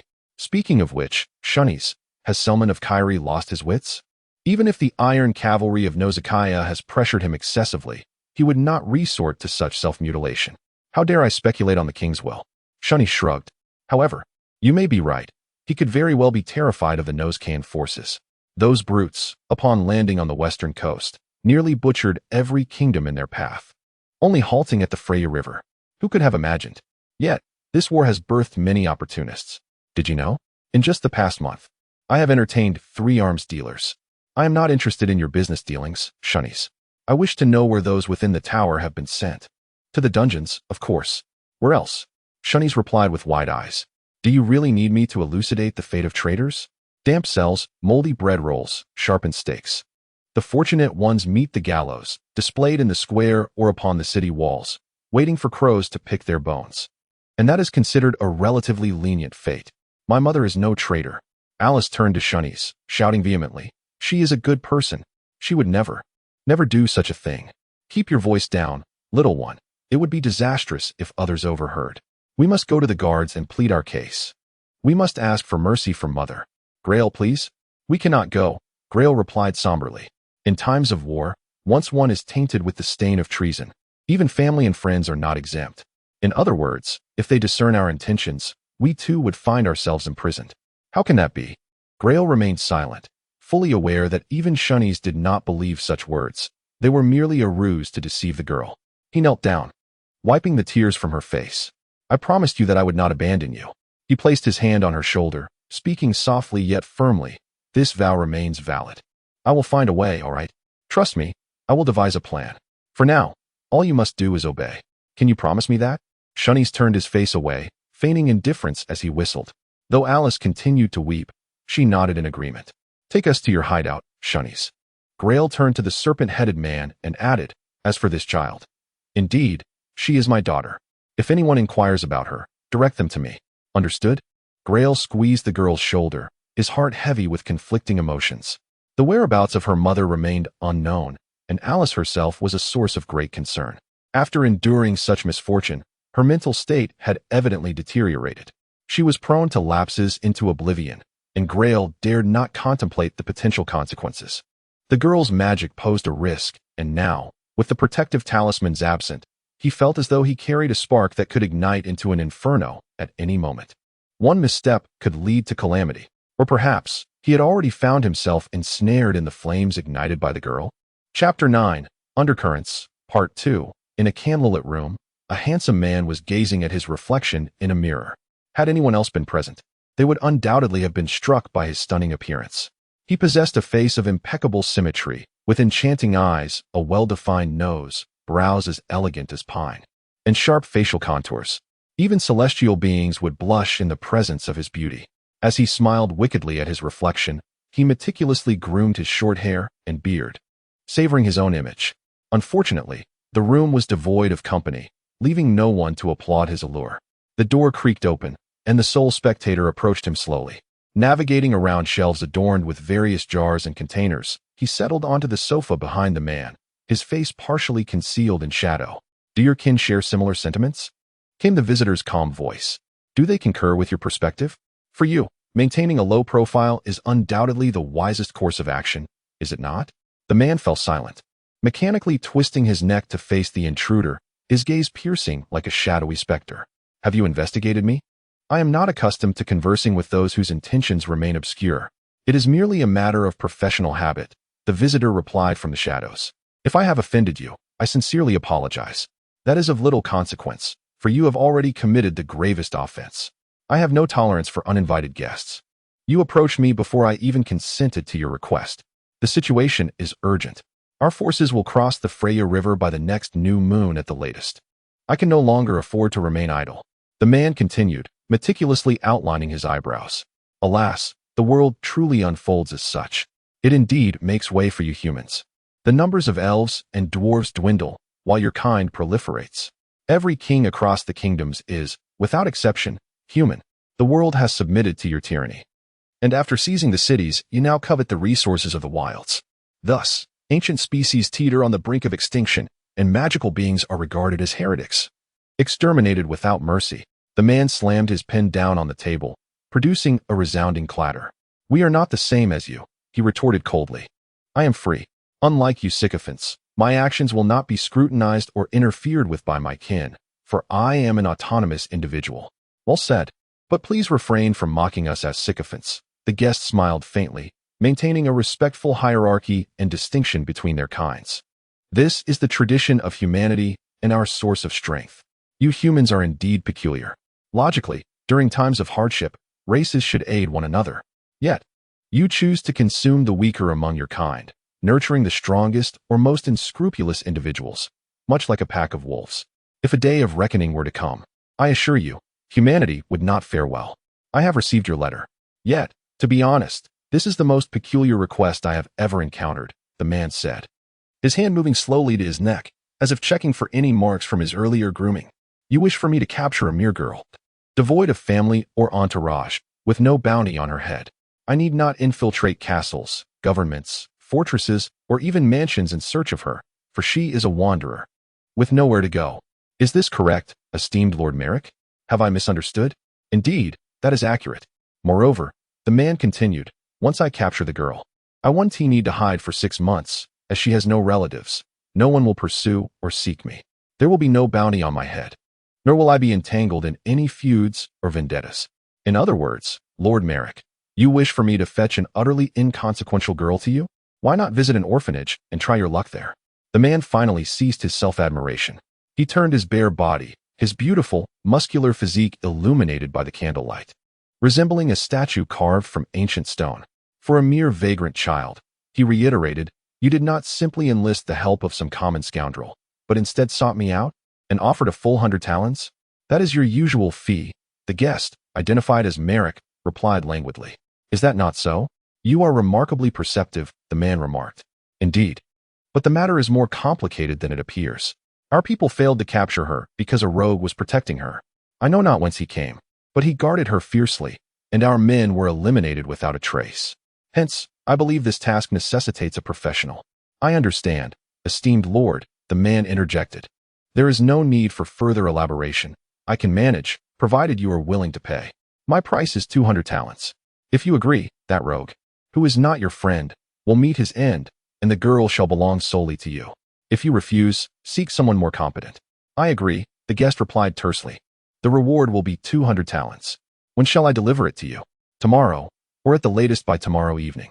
As for today is not feasible. I have an experiment to conduct tonight, not a commission, but rather out of personal interest. It is essential work to elevate my perfection to new heights. I see. Merrick rose from his seat. Then I shall take my leave. Leaving in such haste? Will you not linger a while longer? Nay, I have more than one person to meet. I am pressed for time. Allow me to guess it wouldn't happen to be the sorcerers of the Star and Moon Tower, would it? Ah, do not wear such a frightful expression. I am merely inquiring. That is of no concern to you, Merrick replied, turning away. Oh, one final reminder regarding our compensation. Let us add one condition. Is it an increase in the fee? No. I merely wish to caution you regarding the talents you will provide. The man licked his impeccably arranged teeth, displaying a sinister grin. Please refrain from using silver-plated currency. Thank you very much. Merrick nodded in understanding, departing the room. As he exited, he restrained himself from glancing at the myriad jars lining the shelves, each containing formaldehyde, within which floated various human organs, each portion intact. Chapter 10. The coming storm. Dark clouds drifted in from the Clawvale Mountains. Initially, a fierce wind stronger than usual swept through, causing the guards atop the city walls to squint against the gusts. Then, the wind ceased, and a curtain of gray rain descended. Tiny droplets pattered against the roof, producing an irritating crackling sound. Rainwater seeped through the cracks in the walls, prompting Gai'er to grab a pair of trousers, whose they were. He could only guess, and stuff them into the gap. A flash of lightning tore through the somber sky, followed by a deep rumble of thunder that scattered the pedestrians on the main road. Under Shanice's guidance, they found lodging in a modest inn.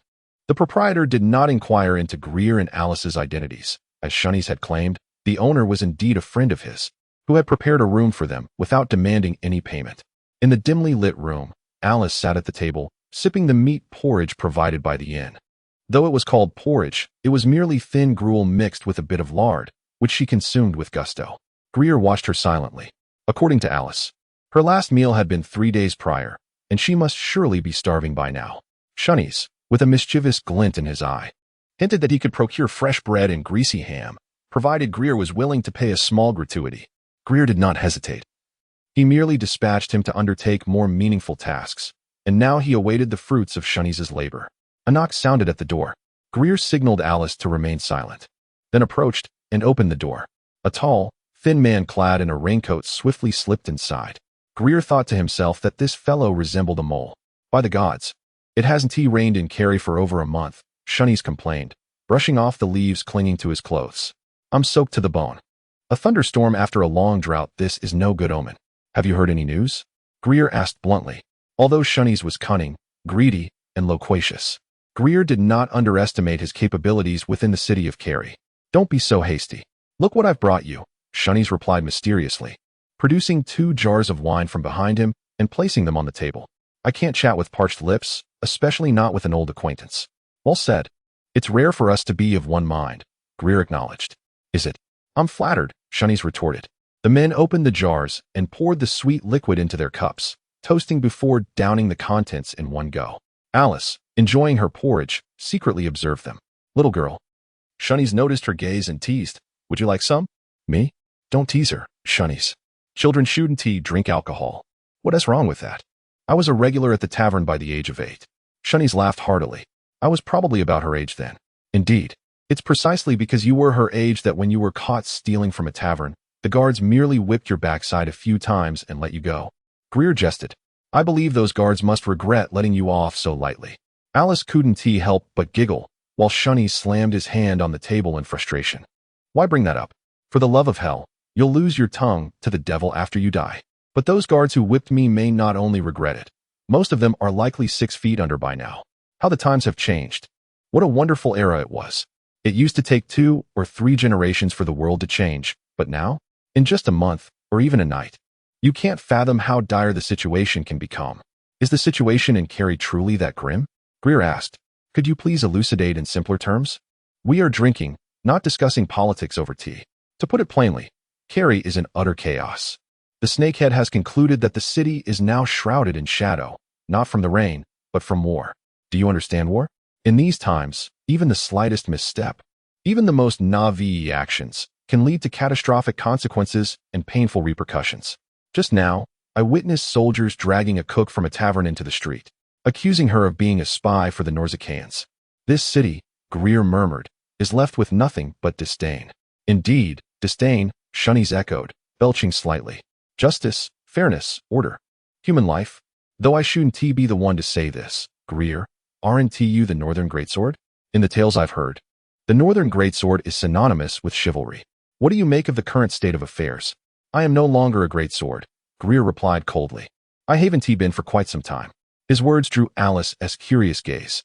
Oh right, I almost forgot. You are now the exile. Shanice poured another glass. But it matters not. For people like us, the more chaos there is, the better it is for business. Don't conflate me with you, Shanice. Even if you refuse to admit it, we are still colleagues, are we not? Shanice retorted. We both take money from others and then alleviate their troubles. In these tumultuous times, the number of those in need increases and our business flourishes. Those in need are the poor, not the wealthy. The poor cannot afford your assistance. The poor can't afford yours either. The poor can't afford anyone, which is why they are called poor. You have a point. Let us discuss serious matters. Shunny's cleared his throat. Regarding the people in that tower, I've inquired through connections with the guard at the dungeon. Besides the mysterious sorcerer, who remains nameless, there are 14 servants, 3 cooks, a barber-cobbler, 2 craftsmen, 5 apothecaries or physicians, and some of their family members. Among these 20 or so individuals serving the sorcerer, 7 are women. That girl's mother might be one of them. Alice opened her mouth to speak, but Gai'er raised a hand to silence her. Do you know the names of those 7 women? Is there one named Ariana among them? Shunny's coughed again, quickly suppressing his discomfort with beer. Don't insult me. The informant doesn't look pleased.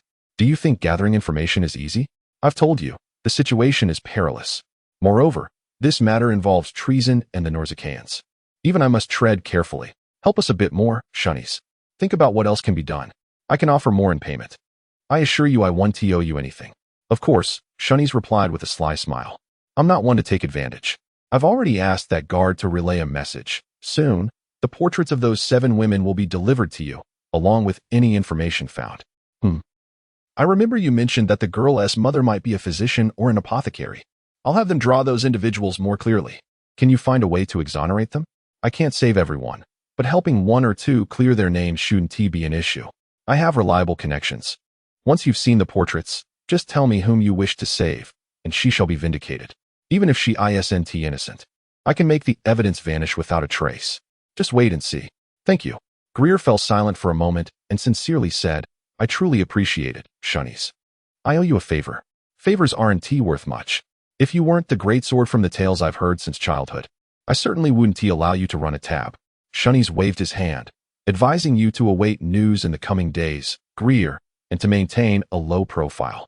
Originally, the portrait could have been acquired tonight, but the royal investigation is intensely scrutinizing the matter, necessitating the use of some extraordinary connections on my part. This endeavor will be exceedingly time-consuming and will test our fortune.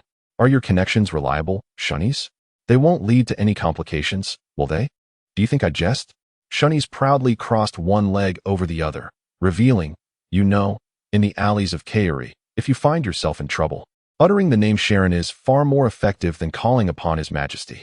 Chapter 11. Rainy night. After Shunnies departed, Alice began to show signs of fatigue. Today's journey had thoroughly exhausted her. Shunnies had brought them a change of clothes, and one could only wonder how he managed to procure garments of such suitable sizes. The innkeeper had kindly provided them with warm water and suggested they take a bath to rejuvenate themselves. This group often assisted similar clandestine travelers. Thus they were quite adept at this line of work. The good news was that Alice's mental state had gradually stabilized, and the tingling sensation that had pricked at her skin had dissipated.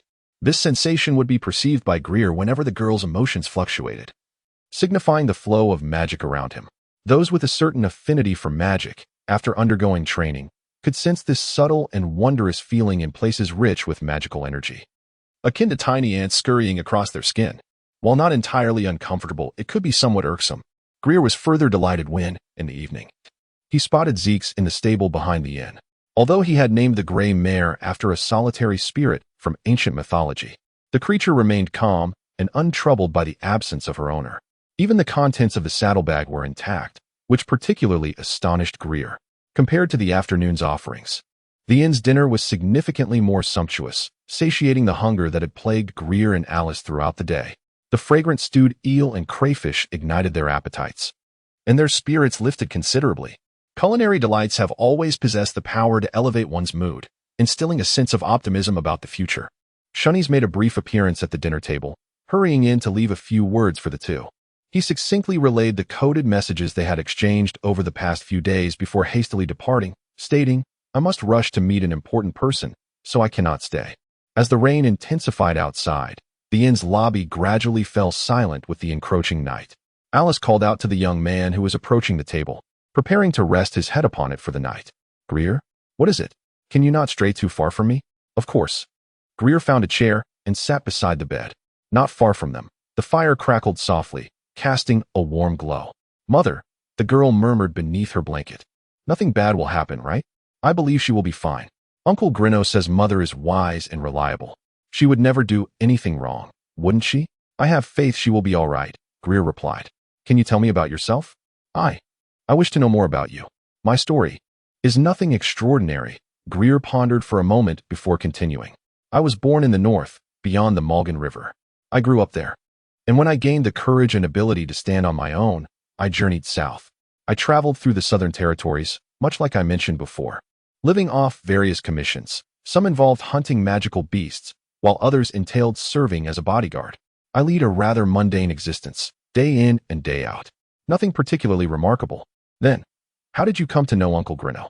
I remember you said you were friends. The girl giggled, and after a moment, she asked, Uncle Grino is afraid of magical beasts. Everyone fears them. Gai'er, what are magical beasts? Child, they are creatures tainted by the chaos of natural magic. Driven by greed, brutality, bloodlust, and an insatiable hunger, they possess an overwhelming desire to consume all living beings. They are remnants from ancient times, born from the chaos of natural magic, evil entities left over from the old era. These words flickered through Gai'er's mind, though he refrained from voicing them aloud. Oh, Gai'er, they say you are a forsaken one. What does that mean? Well, Gai'er hesitated, searching for the right words. Do you know of the Great Sword of the North? The girl nodded. Mother told me tales of the Great Sword. They are knights from the north, dedicating their swordsmanship to justice. They sound like a valiant group, don't they? Indeed, Gai'er replied, a non-committal smile forming on his lips. They are quite renowned and held in high regard. When I was younger, I dreamed of becoming a great sword. However, to be a great sword requires not just exceptional swordsmanship, but adherence to the code of the great sword. Those who violate the beliefs of the great sword are deemed sinners and cast out from the north. Forsaken ones cannot die with honor. They lose their origins, becoming adrift and wandering. Great swords. They are all swordsmen, are they not? They wield various weapons, but the sword holds a special significance, Gai'er explained with a smile. For the great swords, the sword symbolizes their faith. Each great sword possesses a unique sword that they never part with. Is it true that only those who carry swords are great swords? I've heard that only great swords wear their swords on their backs. Uncle Grino says great swords are peculiar because carrying a sword on one's back is rather foolish. Knights prefer to hang their swords at their sides for easier access. Not entirely, Gai'er replied.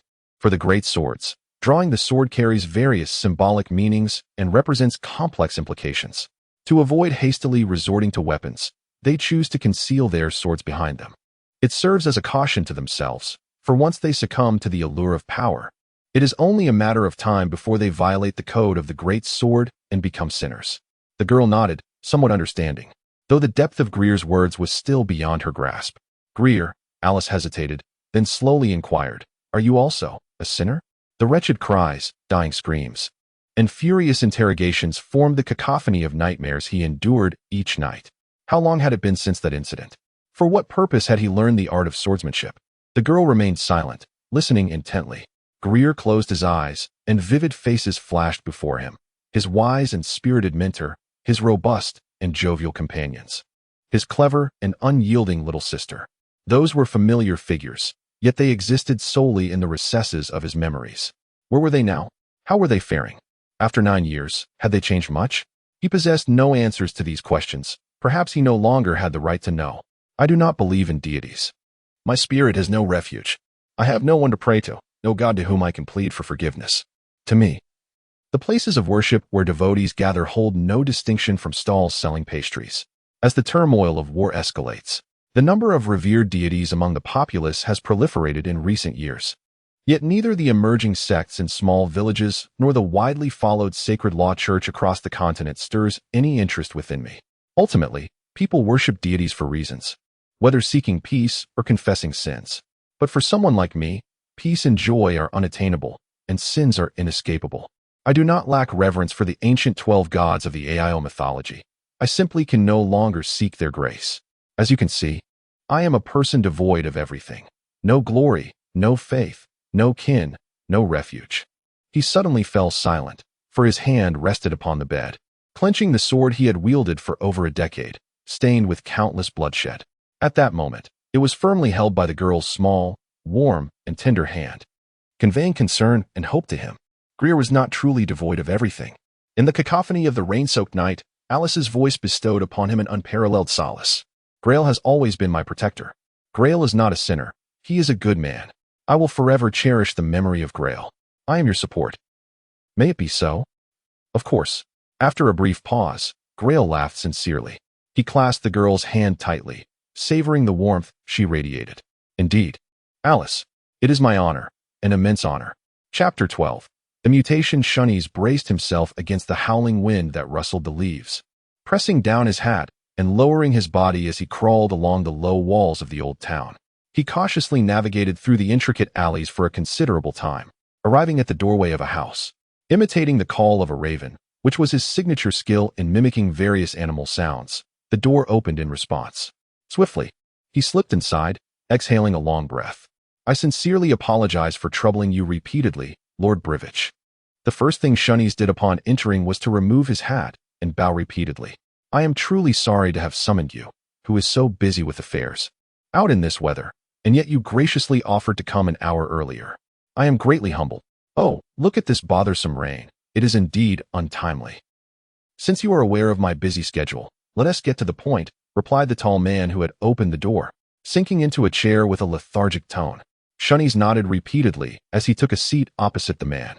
By the flickering candlelight, he could see the weariness etched on the man's face, a scar twisting disturbingly at his white hairline, indicating his displeasure. Shunnies thus became increasingly respectful, for before him sat the head of the Eukelia Royal Intelligence Agency, Marquis Evark Brivich, as one of the two full generals of the Kingdom of Eukelia. The other being the Grand Marshal. Brivich had once achieved remarkable military feats in defense of the nation. While many believed this seasoned veteran had retired completely, he responded to the king's summons, stepping back into the shadows to continue serving Eukelia through the intelligence agency. Simultaneously, he was also Shunnies' gateway to opportunities. In exchange for turning a blind eye to Shunnies' dealings, the intelligence department of Eukelia could always obtain unexpected information from Shunnies, primarily derived from his guests. Thus, a mutually beneficial relationship had been forged between the two. As a shrewd smuggler and information dealer, Shunnies often gleaned intelligence from places beyond the reach of the royal grasp, while Brivich became his pillar of support. Well then, Shunnies, the white-haired man supported his head with his hand. What brings you to me? For the sake of the Starmoon Tower, the steeds of Nausicaa are leisurely quenching their thirst at the Freya River, while opportunists from the east scurry about like mice. Since you have summoned me at this critical juncture, I trust you bear good news. Lord Brivich, Shunnies scratched his head. It's not exactly good news. But there is some intelligence. You must be aware that a few days ago, a woodcutter reported to the guards that he had discovered a number of corpses in the woods at the foot of the second peak of Crawl Mountain. I know. It was the Azure Blue Gang. These days, even a woodcutter can recognize their insignia, Brivich replied, his tone dismissive. You've come to me for such trivial matters? Whether it was bandits at work or a gang conflict, it is of no concern to me. I know someone who survived that tumult, Shunnies emphasized. So this source is undoubtedly reliable. Among the deceased were soldiers from Nausicaa. Brivich raised an eyebrow, appearing somewhat intrigued. Nausicaa? Are you certain? Absolutely. He told me that among the bandits, in addition to those clad in blue, there were also individuals in standard cavalry armor, likely sourced from Nausicaa's spies. For reasons unknown, those Nausicaa men joined forces with the Azure Blue Gang to ambush a convoy at Crawl Mountain, and then Shunnies swallowed hard. They were annihilated. I do not know who accomplished this, but it is certain that Nausicaa has infiltrated Eukelia's rear. This precisely validates our decision to enforce martial law in Carrie. Brivich gazed at the ceiling. Recently, numerous ministers have urged His Majesty, clamoring about the dangers posed by martial law. I trust this news should suffice to silence them. Shunnies nodded vigorously. Historically, the traditional bureaucratic forces and intelligence organizations have always been at odds, and their political skirmishes often determined who garnered the king's favor, ultimately influencing the fate of the nation. The head of the intelligence agency sighed, resting his hand on his knee. I'll begrudgingly consider this as good news, although it is rather dull for me. Your true purpose in visiting me must be something else. What could it be? My lord, a few days ago, you ordered the arrest of individuals from the Starmoon Tower. The information dealer probed cautiously. I suspect that among them, perhaps one or two were mistakenly apprehended. Brivich furrowed his brow, the scar on his forehead twisting grotesquely. Shunnies, we indeed share a solid cooperative relationship, but this is contingent upon your performance. This matter pertains to treason. Should anything go awry, you cannot bear the responsibility. At Brivich's words, a pensive expression crossed his face. Who do you believe is innocent? That is hard to say. I need to meet them and review their information first. Shuni's donned a sycophantic smile. And I will need your assistance and that of your subordinates in this regard, I see. Brivich chuckled dryly. You've received a new assignment, Haven to you? A family member of an inmate has sought you out? Can you guarantee that nothing will go amiss? Shuni's recalled the face of the large sword and hesitantly nodded. I believe I should be able to guarantee that. Suit yourself then. Ah, thank you so very much, my lord. Shuni's beamed. As always, regardless of the yield from this assignment, I will deposit 50% into your secret account. You remember our contract? Brivich smiled, which is truly heartening. He suddenly rose, and amidst Shuni's stiff smile, he slowly walked behind the information dealer, placing a hand firmly on his shoulder. Then you must also recall the first clause of the contract. You must not conceal anything from me. Anything, Shuni's. Do you understand? I don't quite grasp your meaning, you lied. The white-haired man's smile turned sinister, and Shuni's felt the pressure on his shoulder intensify. You claim to have received news indeed. I can tell you spoke the truth. However, you have not disclosed the entire situation. After the convoy was ambushed, more than one person survived. At the very least, you failed to mention that there was a girl. A cold sweat trickled down Shuni's neck. Brivich leaned closer, whispering into his ear. I said, you must not conceal anything from me. He hissed in a piercing tone. Did you think I have only you as my informant in the city? You are gravely mistaken, Shuni's. I might tolerate watered-down beer, but I will not tolerate betrayal. Shuni's gasped, a wave of icy fear rising in his throat. Tell me, Shuni's, where's that girl? That girl. Shuni's trembled, struggling to control his voice. I truly do not understand your words. Lord Brivich, I have no knowledge of any girl. Even if there is one. How could an ordinary little girl catch your eye? You do not know. The white-haired man nodded, reiterating, you do not know, Shuni's. Well, I understand now. I believe you. Before Shuni's could breathe a sigh of relief, the head of the intelligence agency's powerful hand had already grasped his chin. He was lifted off the ground by that overwhelming force, feeling his bones gradually twisting. He miscalculated the capabilities of the information dealer, which was hardly surprising. After all, his gaunt and hunched posture prevented him from noticing the other's movements. Shuni swiftly drew a dagger from behind his belt and plunged it into the hand of the white-haired man. He managed to break free and fell to the ground. However, soon, the dealer's eyes widened in terror, for he observed that the white-haired man exhibited no signs of pain from the piercing wound, nor did blood flow from the injury. He beheld the muscles around the man's palm quivering violently, and after a moment of writhing, they successfully expelled the dagger, which clattered to the floor. You are not Lord Brivich. Shuni's gritted his teeth, his voice trembling with fear. Lord Brivich would not act this way. What manner of creature are you? The white-haired man smiled down at the fallen Shuni's. The latter noticed that the man's pupils had turned into a chaotic abyss, while his irises had faded to a pallid hue.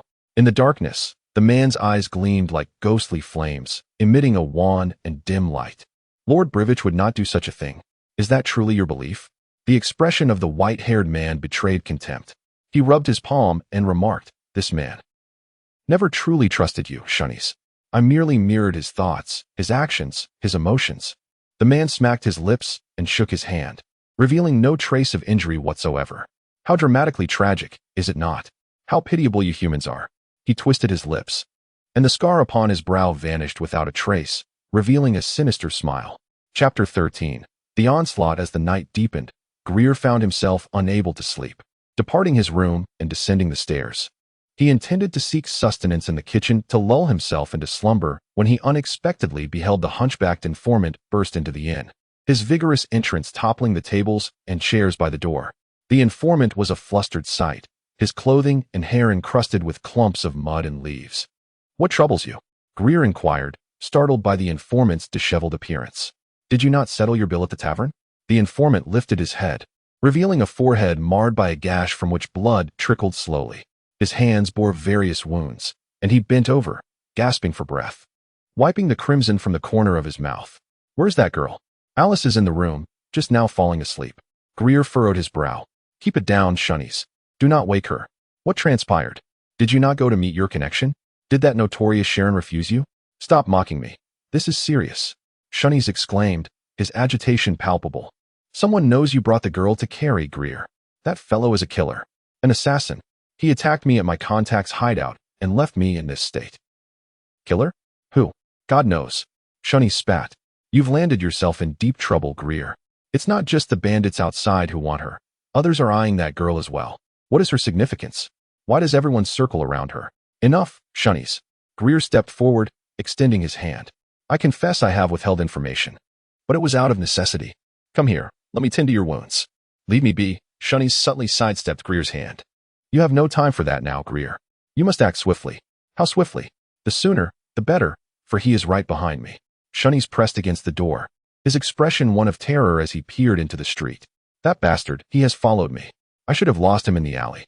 How could anyone know the alleyways of Carrie better than I? Gai'er too leaned against the doorframe, following Shunnies' gaze. He discerned a cloaked figure steadily approaching the inn along the deserted street. The shadow raised its head, its eyes glowing with a spectral white light. Find a place to hide, Shunnies, Gai'er said coldly, drawing his longsword. Regardless of what commotion ensues outside, do not intervene. Protect that girl, secure the doors and windows. And do not let anyone in. With sword in hand, he advanced toward the curtain of rain. Shunnies shook his head, letting out a sigh as he hastily ascended the stairs. A thunderclap erupted outside, startling Alice awake. She turned her head, surveying the empty room and the quietly crackling fire. An inexplicable sense of unease lingered within her, rendering sleep elusive. Sitting upright, she strained to hear the sounds beyond the window. The wind, the patter of raindrops. Aside from these, there was silence. Am I imagining things? Alice shook her head, preparing to lie down once more. But at that moment, a figure suddenly burst through the door, causing her to scream. Do not shout, little girl. The figure hastily gestured for her to be quiet. Keep your voice down. Uncle Mole? Alice gazed at him in confusion. Why are you so dirty? Not my fault. You're the disaster. And I am not Uncle Mole. I am Shunnies. I am not a disaster. You filthy, smelly mole. Hey you. Shunnies appeared ready to explode but restrained himself, adopting a conciliatory smile. Call me whatever you wish. Little bird. As long as you obey, I won't mind if you call me a fly. Why should I listen to you? Alice stuck out her tongue. I only listen to Gai'er. Where is Gai'er? Good question. Because of the trouble you caused, your hero Gai'er had to clean up after you. He told me to look after you and ensure your safety. Shunnies moved closer, provoking Alice to instinctively retreat. Why are you avoiding me? Shunnies appeared anxious. Gai'er said it's no longer safe here. I must take you to a secure location. What has happened? An assassin is after you. Shunnies stated plainly, stirring Alice's underlying fear. Gai'er is dealing with that man. This inn is no longer safe. We must go to my other hideout. Rest assured, the conditions there will be no worse than here. And what of Gai'er? He will follow shortly. Shunnies inched closer, extending his hand. Little girl, listen. Gai'er told you this, right? Alice hesitated for a moment before reluctantly nodding. Shunnies smiled, inching closer step by step. A sudden rush of wind pierced the air, startling Shunnies, who stumbled back, knocking over a jug of wine as a silver longsword, its hilt adorned with a closed rose, embedded itself firmly in the wall between him and Alice. Stay away from her. Gai'er stood at the entrance, poised to throw, his gaze frosty, akin to an ice blade. Gai'er! Alice exclaimed in delight. Brother Gai'er, Shunnies chuckled nervously. What is the meaning of this? I would never harm her. This place is no longer safe. We must take the girl to a more concealed location. Come to me, Alice. Gai'er remained impervious to Shunnies' explanation, his expression unyielding. Hurry.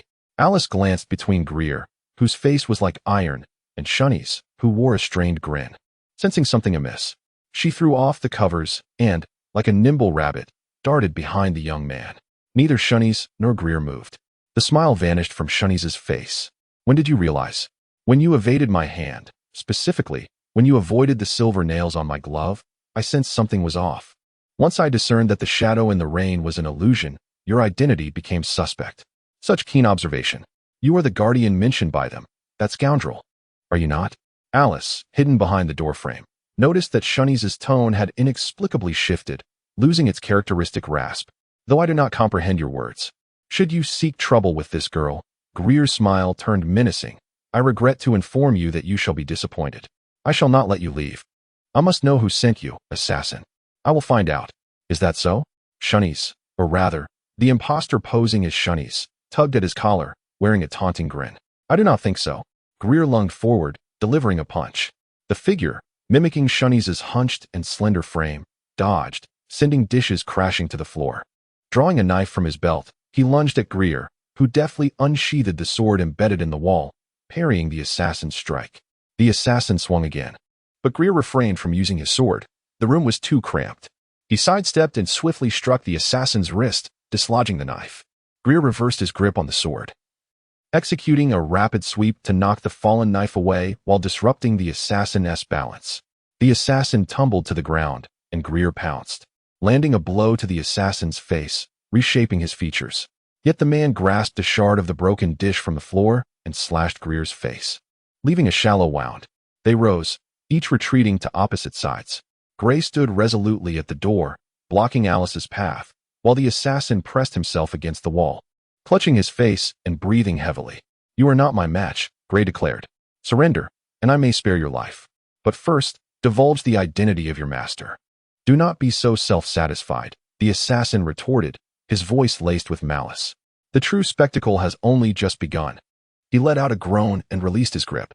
To the astonishment of both Gray and Alice, the assassin's visage began to rapidly contort and distort. Hues of red, yellow, green, and white swirled chaotically across his face, resembling the chaotic strokes of a mad artist's abstract painting. His body twisted like dough, transforming from a hunched, wiry figure into one that stood tall and erect. The disheveled curls of the information broker gradually straightened and darkened. His gray, shaggy coat shimmered with a glossy sheen, morphing into a black shirt, while silver embellishments sprouted upon his gloves. Then, above his right shoulder, the hilt of a sword materialized, its pommel adorned with a closed silver-white rose. Accompanied by a muffled, gurgling sound, his eyes emitted a pale glow, and his features began to take on a distinct form. Eyes, nose, mouth. Even his entire head transformed to resemble that of a youthful individual. Finally, those clear blue eyes, hidden beneath dark hair, gazed at them, slowly revealing a hint of a smile. Chapter 14. The Shapeshifter, Part 1. Your inheritance? Your father took it. He just came here and declared that he has no intention of keeping it in the bank, nor passing it on to you. What? You say your father has just been cremated? What are you talking about? Hey, don't run away. Where are you going? Bank clerk, Vimelruck. I, the second Grail in the room, curled my lips in a smirk. He tilted his head and spoke, having a penchant for collecting the beauty of humanity. Your eyes. I find them quite satisfying, Grail. I shall ensure they belong to me forever, solely to me. I will possess them after I have extinguished your life. Damn it, Grail thought, gripping his sword tightly. My laughter truly is irritating. Oh heavens, that pair of eyes of mine is indeed vexing. Is this the impression I convey to others? Nevertheless, he finally understood the source of the assassin's overwhelming confidence. Grail furrowed his brows, fixating on the figure on the opposite side of the room, a shapeshifter, a being that mirrored his appearance as if they were twin brothers. Long before humanity set foot on the continent of Aiou, this land was a paradise for natural animals and magical beings. Beneath the abundant natural magic of Aiou, a plethora of species were born, thrived, and evolved, each distinct in its own right. As time progressed, the landscape transformed, and now humans, elves, and dwarves have emerged as the three dominant races of this continent, with humans standing as the most prominent among them. Meanwhile, magical creatures either faced mass extinction or retreated into the wilderness, evading the relentless pursuit of mankind. Among these creatures was the shapeshifter.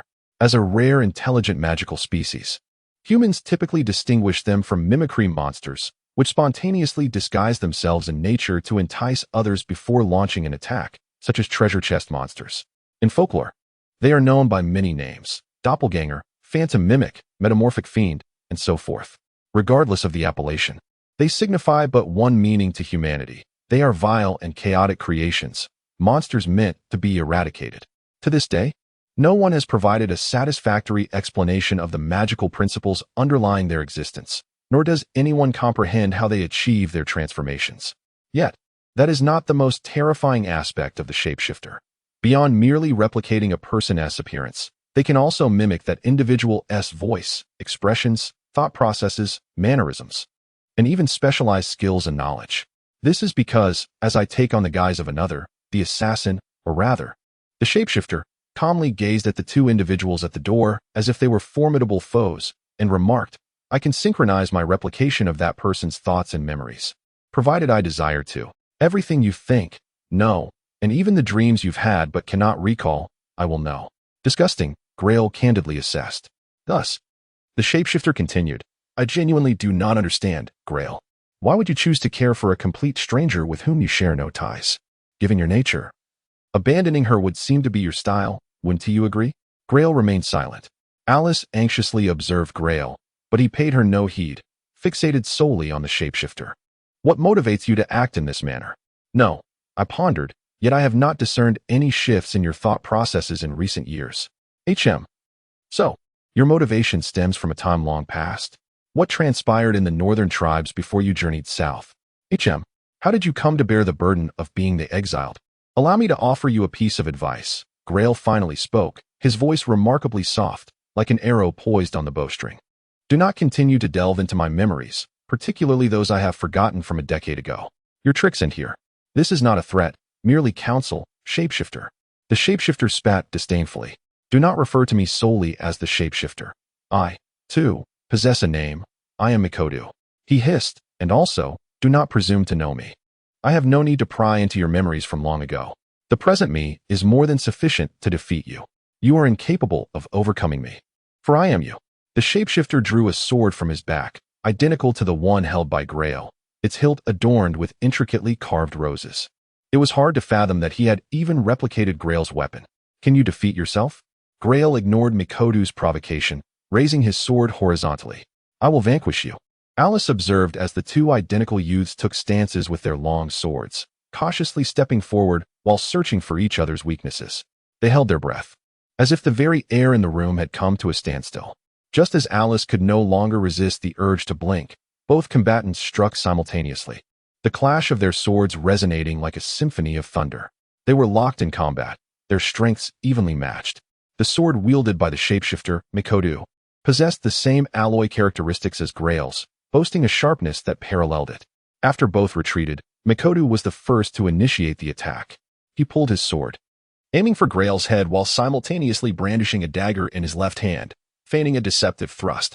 Grail pivoted, evading the attack as he swept past an overturned chair, countering with a strike. The silver tip of his sword sliced through the air, narrowly missing Mikodu's face. However, the shapeshifter's dagger did not relent. It sliced shallowly, leaving a mark on Grail's arm. They both withdrew, resuming their tentative dance of probing each other. They stepped twice in unison, first to the left, then forward.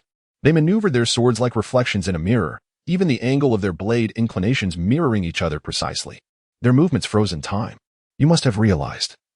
Mikodu proclaimed triumphantly, I can anticipate your every action, and I can identify the corresponding counter to each. I am fully aware of your intentions, because I am you. Grail angled his sword, presenting its silver blade toward Mikodu. Then, he stated expressionlessly, let us cease this trivial skirmish, shapeshifter. Mikodu spat, mirroring Grail's stance with his sword. They charged toward one another once more. Grail lowered his form, executing an upward slash. The shapeshifter evaded his vertical strike, rotating midair, and his sword came whistling from the right. Grail instinctively positioned his sword behind him, blocking Mikodu's strike. In the next instant, he pivoted and unleashed a powerful punch, creating a swift gust of wind that landed squarely on Mikodu's right cheek. The silver spikes embedded in his gloves burned against the shapeshifter's skin, delivering genuine pain for the first time. How is this possible? A flicker of astonishment crossed Mikodu's mind. How did I fail to anticipate his move? No, it was merely luck, he reassured himself. Just luck. The shapeshifter retreated with lightning speed, simultaneously creating conditions for his next assault. The room offered limited space for their maneuvers, and both were acutely aware. If they could distance themselves and then charge forward with a powerful strike, the opponent would only be able to parry one blow. If one could regain composure first, the subsequent strike would surely find its mark. Blood spattered as Mikodu let out a muffled groan.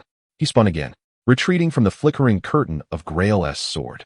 Yet, instead of taking refuge against the wall, he launched an attack, his fury momentarily clouding his judgment. His sword was held low, aimed at Grail's abdomen, a reckless maneuver. Grail braced himself against the table, his body spinning in midair, narrowly evading Mikodu's blade. Before he landed, his arm executed the seventh technique, the sword tip tracing a graceful arc in the air. Immediately, Grail heard a suppressed cry of pain. But he had no time to observe further. The blade of Mikodu was rushing toward him with the sound of slicing wind. He landed gracefully, intercepting his opponent's sword at the last moment, having discerned its position solely through sound. Gai'er stood his ground, neither dodging nor turning away, but instead executed a second strike to the right, forcing his opponent to block his sword this time. As he parried Gai'er's attack, a wave of confusion surged within Mikoto. For Gai'er and anyone else, the optimal response to such an assault would undoubtedly be to evade rather than to counter, as the latter would lead to a fatal consequence if delayed by a mere half-second. Mikoto scrutinized Gai'er's thoughts, fully aware that his opponent understood this as well. So why did he dare to make such a move? Anger boiled within Mikoto. Harnessing the momentum from the block, he pivoted and unleashed a vicious slash. However, his force was poorly controlled. Gai'er had already spun away, and the excess momentum caused Mikoto to rotate halfway. Gai'er, dancing with deadly precision, halted just beside the assassin. He observed the familiar face contort in fear. An inexplicable fury surged within Gai'er, compelling him to perform a swift, powerful thrust of his sword, striking Mikoto squarely in the abdomen. The outcome was now clear. Chapter 15. The Shapeshifter, Part 2. This is impossible, he exclaimed. I have transformed into you. I am you. I have mastered all your techniques. How could I possibly lose to you? Because you are afraid. Miko shook his head in resistance, while Gai'er coldly articulated the truth. You fear injury. You have delved into my mind, so you must know that my sword is no ordinary steel alloy, but forged from holy silver and meteoric iron. This blade possesses equal lethality against both humans and monsters. The silver will inhibit your abilities, and your fear of pain only amplifies your dread of being harmed by me. That is the chasm that lies between us. He executed a flourish with his sword, producing a hissing sound as it sliced through the air. What nonsensical drivel are you spouting? Miko gritted his teeth. How can anyone be unafraid? The shapeshifter fell silent. Gai'er understood the reason for his silence. The shapeshifter had undoubtedly glimpsed his thoughts and recognized that the man before him was not lying. You are unprepared for death, Miko. Gai'er's voice was icy, his demeanor so chilling that even Alice felt a shiver of fear. Blood flows from the living, and it must flow from you. Have you never heard this proverb? Breathless, Miko pressed himself against the wall, slowly retreating from the glimmering edge of Gai'er's holy silver sword. He watched as the radiant blade drew nearer. Holy silver, a new material crafted by the alchemists 7 centuries ago, blessed by the church as a metal of exorcism, and a deadly nemesis to beings like him. When was the last time he had been wounded by silver? So long ago that he had nearly forgotten the excruciating pain it invoked. Now, the young man clad in black before him rekindled that long-buried dread. Since time immemorial, silver has been the finest weapon against magical creatures and beasts. Before the resilience of the holy silver sword, which combined the toughness of steel with the arcane properties of silver, his regenerative abilities were significantly hampered. Thus, he was finally experiencing the sensation of being wounded, along with the terror of nearing death. Fear. How long had it been since he last felt such an emotion? 10 years?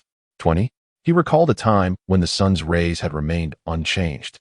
The grasslands still stretched across the plains, and the streams flowed as they always had. Back then, the ruins of Gulen City stood proudly in the landscape. Eukelia had yet to be founded, and they had thrived freely in the embrace of the Freya River. Until that day, everything changed. Humans came from the east, flooding into their homeland. Humans infiltrated every corner of Gulen City. He heard them call them monsters, heard the anguished cries of his brethren as they were slaughtered by human hands. Immigrants, invaders, his kin referred to those humans in such terms. And after driving them out, those humans established the current city of Gai'er on the ruins of Gulen. Why? We can think, we can walk, we can eat. We possess wisdom just like you. You accept elves and dwarves, even halflings or gnomes. Why then, do you refuse to accept us? He did not flee into the wilderness, nor did he, like his kin, seek to disguise himself as a dying man and cautiously survive. He chose a path that was uniquely his own, yet drenched in blood. Very well, you hate us? Then we shall become just like you. Moreover, I shall strive to be the most outstanding among you, the man your women adore. The epitome of humanity. You hire monster hunters to slay us. I shall accept your commissions to eliminate another group. You ravage us, and I shall hunt you in return. I will make you aware that we are fundamentally no different. We can all be cunning, cruel, and vile. Anger. Miko lifted his face, his youthful eyes ablaze with fury. Gai'er's gaze remained as calm as still water as he approached Miko, brandishing his bloodied sword. Submit, and tell me who your master is. In doing so, I shall spare your life. Spare my life. Miko pressed his hand to his abdomen, scoffing. You humans would show mercy to a creature like me? What others think is of no concern to me. I only need to know who is seeking Alice. And what is the motive behind it? Because you are emboldened. The shapeshifter bellowed. Even if you are an outcast, even if people despise you, you are still human. They may spit at you, but they will not hurl silver-tipped spears at you. Gai'er lowered the tip of his sword. Miko fell silent. Miko suddenly laughed, taunting. Why, Gai'er? Can you not bring yourself to harm your own visage? Do you feel a sense of taboo simply because there is another living version of you before your eyes? You humans always believe yourselves to be unique. Thus, when you discover we can assume your forms, your perception of your own uniqueness is shaken. You feel that your flesh, even your soul, is under threat, and this is why you relentlessly hunt us down. Am I not correct? Indeed. Most people think this way, Gai'er conceded. Your existence poses a tremendous shock to humanity, both socially and religiously. But for me, none of that matters. You approach me with hostility, seeking to harm those I protect. A child, Miko. That is my sole reason for confronting you. Is that so? Miko replied weakly, smiling. You do not harbor hatred for me. No. Then you are gravely mistaken. As the shapeshifter spoke, he bent low. Gai'er saw the sword he had conjured in imitation begin to fade, and the black garments mimicking his own gradually lightened, becoming loose and pale. Gai'er furrowed his brow. Miko, do not do anything foolish. The shapeshifter did not cease. His height diminished, and his form began to shrink. His black hair began to lengthen and change color, transforming from jet black to a radiant golden hue. This is a warning. Stop, Miko. Gai'er's expression darkened. I do not appreciate what you are doing. Because this will anger you? The shapeshifter mocked. Indeed, Gai'er. However, I have stated that I have ventured into your thoughts. Thus, I know what must be done. You have no idea what this entails. Then enlighten me. Miko tilted his face upward, his eyes sparkling like jade. What does it mean? Alice watched the shapeshifter, her face paling, for no longer were there two Gai'ers present, but rather two reflections of herself.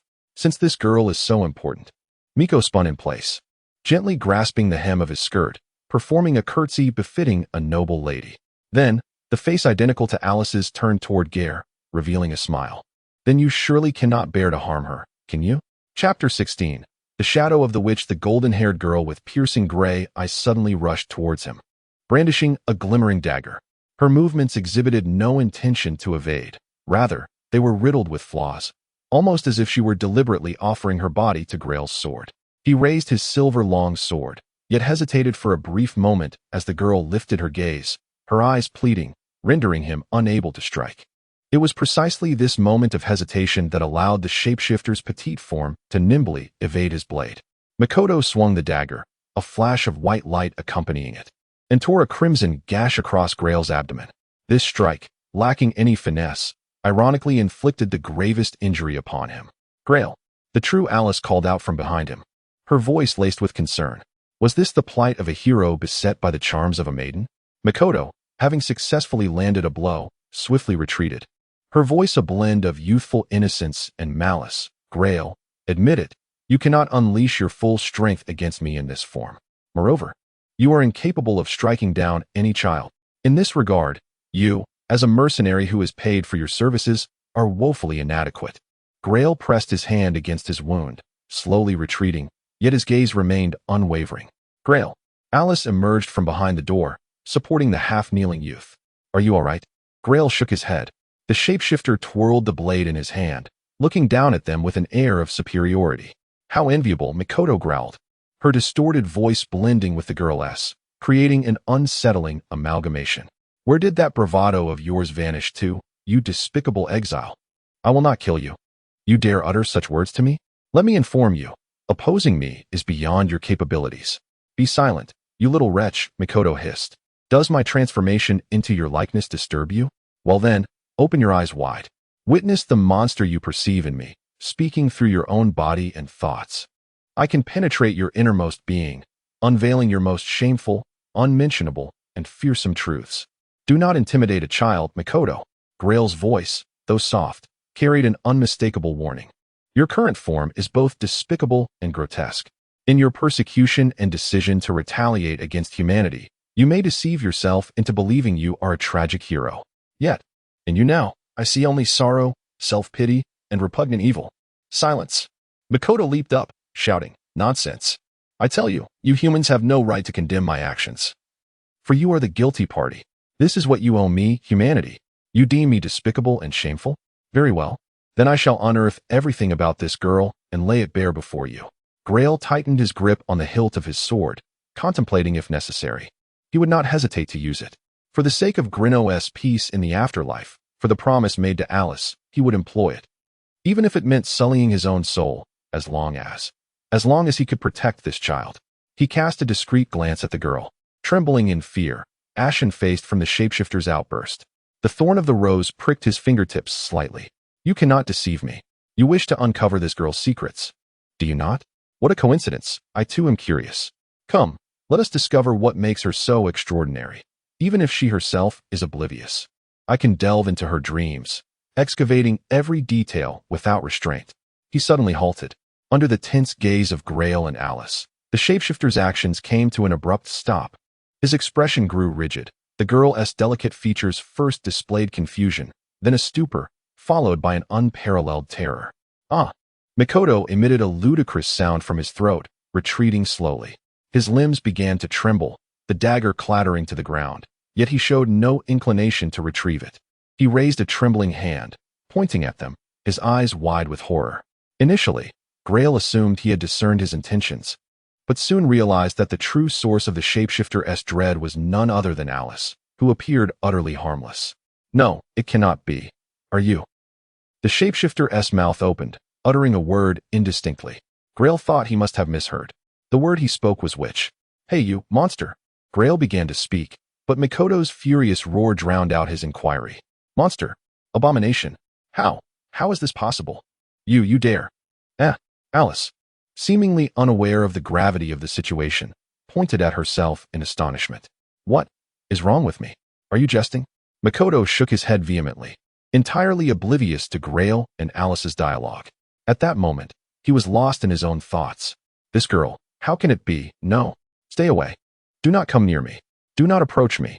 A frenzied will suddenly took control of him. Mikoto seized a chair from the ground and hurled it violently towards the window. With a crashing sound, the glass and paper shattered, cascading to the ground. Mikoto charged through the shards, disregarding the splinters that pierced his body as he desperately clawed his way out. Alice, Gai'er whispered, do not look. Alice, however, did not hear him. She was transfixed, witnessing the shapeshifter bleed profusely, her own visage torn asunder. Few individuals would ever experience such a harrowing sight in their lifetimes. Thankfully, the shapeshifter, having assumed her appearance, soon vanished. His transformation rapidly faded. The golden hair turned gray, the youthful, delicate skin aged and became wrinkled, and his features melted away as the shapeshifter reverted to his original visage, all within mere seconds. He frantically scrambled towards the window, as if fleeing from something. Gai'er and Alice remained in a fog of confusion. However, Gai'er soon realized that the shapeshifter must have uncovered something about Alice's past. Perhaps even secrets she herself had long forgotten. What had he seen? What visions had rendered him so unhinged? Suppressing the pain radiating from his abdomen, Gai'er trembled as he stood. Regardless of what the shapeshifter had witnessed to provoke such a transformation, Gai'er needed to extract the identity of the true mastermind from him. Otherwise, new assassins would inevitably be dispatched. He must not allow him to escape. He had to detain him here. No, Alice grasped his sleeve. I want to stay with Gai'er. Brothers, gather here. A loud voice called from outside, interrupting their conversation. The shapeshifter, mid-escape through the window, abruptly jolted. But he could not regain his balance in time and fell out, eliciting gasps and curses from below. Gai'er heard a flurry of footsteps approaching through the rain, accompanied by the metallic sounds of armor and clashing iron. This is bad, Gai'er thought, clicking his tongue. The very scenario he had wished to avoid had come to pass. With matters escalated, he could no longer pursue the shapeshifter and instead turned to scoop up Alice and flee through the door. The hallway was devoid of windows, compelling Gai'er to opt for the staircase. He intended to take Alice to the inn's backyard. Shunnies had informed him of a secret passage leading outside. But he quickly abandoned this notion. It was not that he had other plans, but rather that their movements had become sluggish. Fully armed soldiers had already stormed the inn, blocking their escape at every turn. The glaring spear, accompanied by a resonant clang, was directed by the soldiers towards the youth and the girl on the staircase. In the name of King Eukiria, you are forbidden to move. The commanding soldier, donned in distinctive armor, presumably a centurion, unsheathed his sword and proclaimed vehemently, "We suspect that this place harbors notorious criminals. You are now implicated in multiple charges including murder, arson, robbery, child trafficking, and rape. Sir, Gai'er endeavored to maintain his composure. We are merely travelers seeking refuge here, and we have been victims of a robbery. Oh, indeed. You wretched liar, the soldier interrupted. I said, not a single movement. Now, cast down your sword. Gai'er, Alice said anxiously from his embrace. Fear not, Alice, Gai'er reassured her, nodding as he obediently discarded his sword down the staircase. The centurion, witnessing this compliance, nodded approvingly and gestured to his subordinates. You lot, place him in shackles, and ensure the girl is secured. She may prove to be a crucial witness. Listen well, you scoundrel, though you may not care, according to the sacred laws of Eucharia. I hereby declare, by the authority of his lordship, Count Brivich, that you are under arrest. From this moment forth, you may remain silent. But every word you utter will serve as evidence for both your conviction and acquittal in court. Chapter 17 Interrogation. Repeat your name. Gai'er. And your surname, or your origins. None. What is your occupation, or your status? A rogue? The interrogator slammed his fist on the table. Listen well, you scoundrel. Each and every charge against you is sufficient to send you to the gallows, or at the very least, subject you to whipping. You ought to realize that your cooperation will significantly influence your impending fate, freedom, or punishment. Do you comprehend my meaning? I understand. Apologies. Could you please reiterate that? What is your profession? You have been confirmed to lack legitimate entry records into the city. Why have you come to Gai'er? As you might presume, I am a mercenary, a hired thug. However, my arrival in Gai'er is not for any illicit personal agenda. It's a long story. I have no time for your irrelevance. Please be succinct. In brief, I encountered that girl while escorting a caravan. We were ambushed by bandits, and she is now left destitute. I came to Gai'er to assist her in finding her. Gai'er fell silent abruptly, to disclose that they were searching for the girl's mother, who was imprisoned for treason, could jeopardize everything. Regardless of whether he could assist Alice's mother, the 5 unfounded charges looming over him would likely lead to a grim assessment. To find her family, our pass was seized by the robbers, hence we could only sneak into the city. He continued without losing his composure. Afterward, we stayed in an inn, without venturing out or engaging in any illegal activities. Sir, that is all I have to confess. The interrogator nodded, recording his words. Dressed in a tailored suit with a narrow collar, his pen moved with fluid grace, leading Gai'er to surmise he was a civil servant. Aside from Gai'er, there was no one else in the room. For a criminal facing such numerous accusations, this treatment was evidently too lenient. I know what is unimportant. The interrogator waved his hand. Regarding the girl you mentioned, you are not related to her, correct? Correct. Did you have her consent to care for her? Indeed. You claim you intend to help her find her family. Then, where are her family members now? The question circled back, evading resolution. Gai'er clenched his fists beneath the table, struggling to devise a strategy. Where is Alice now? It was indeed trivial, Gai'er mused silently. Children naturally tire and fall asleep, yet this girl, unlike others, might lull you into slumber alongside her. Whether that slumber is temporary or eternal depends entirely on her mood. Fortunately, from the interrogator's demeanor, it appeared that after parting ways with him, the girl had not experienced another magical outburst. In the eyes of the Eucharia guards, Alice was merely an ordinary abandoned child, treated like any other homeless waif. Please do not remain silent. I have stated that your cooperation is crucial to us. Since you assert that you are helping that girl, you surely would not mind sharing the purpose of your quest. Where do the family members you seek reside? Which relative are you referring to? The interrogator implored earnestly. Gai'er could discern the genuine intent in his words. What to do? Should he lay everything bare here? Sweat beaded on Gai'er's palms. After all, he too was one of the victims ensnared in this affair. Were it not for Grinno's dying request, he would not have taken the girl on this tumultuous journey, nearly threatened by an obviously inhuman assassin. If he clarified the circumstances, he could extricate himself from trouble. The Eucharia guards would assume his responsibilities and aid the girl in locating her mother. As for whether the girl's mother was indeed implicated in treason, what concern was that to him? Under the scrutinizing gaze of the interrogator, Gai'er spoke. He knew that uttering that one phrase would sever his ties to Alice forever. The interrogator's astonished expression was anticipated. Gai'er realized he had made a decidedly unwise decision. Nonetheless, he had made a promise to the girl, and his principles forbade him from betraying that vow.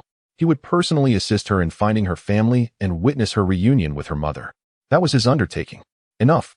A weary and somber voice interjected. Your task here is concluded. Depart, I shall converse with him. My lord. The interrogator rose, bowing to the imposing figure who entered. Gai'er noted that the newcomer was dressed in attire strikingly different from the municipal officials and guards, with a distinct scar marking his right temple, lending him an unsettling appearance. Gai'er remained silent, watching the white-haired man leisurely approach the chair opposite him, patiently waiting. Now, those scoundrels have come before me once again.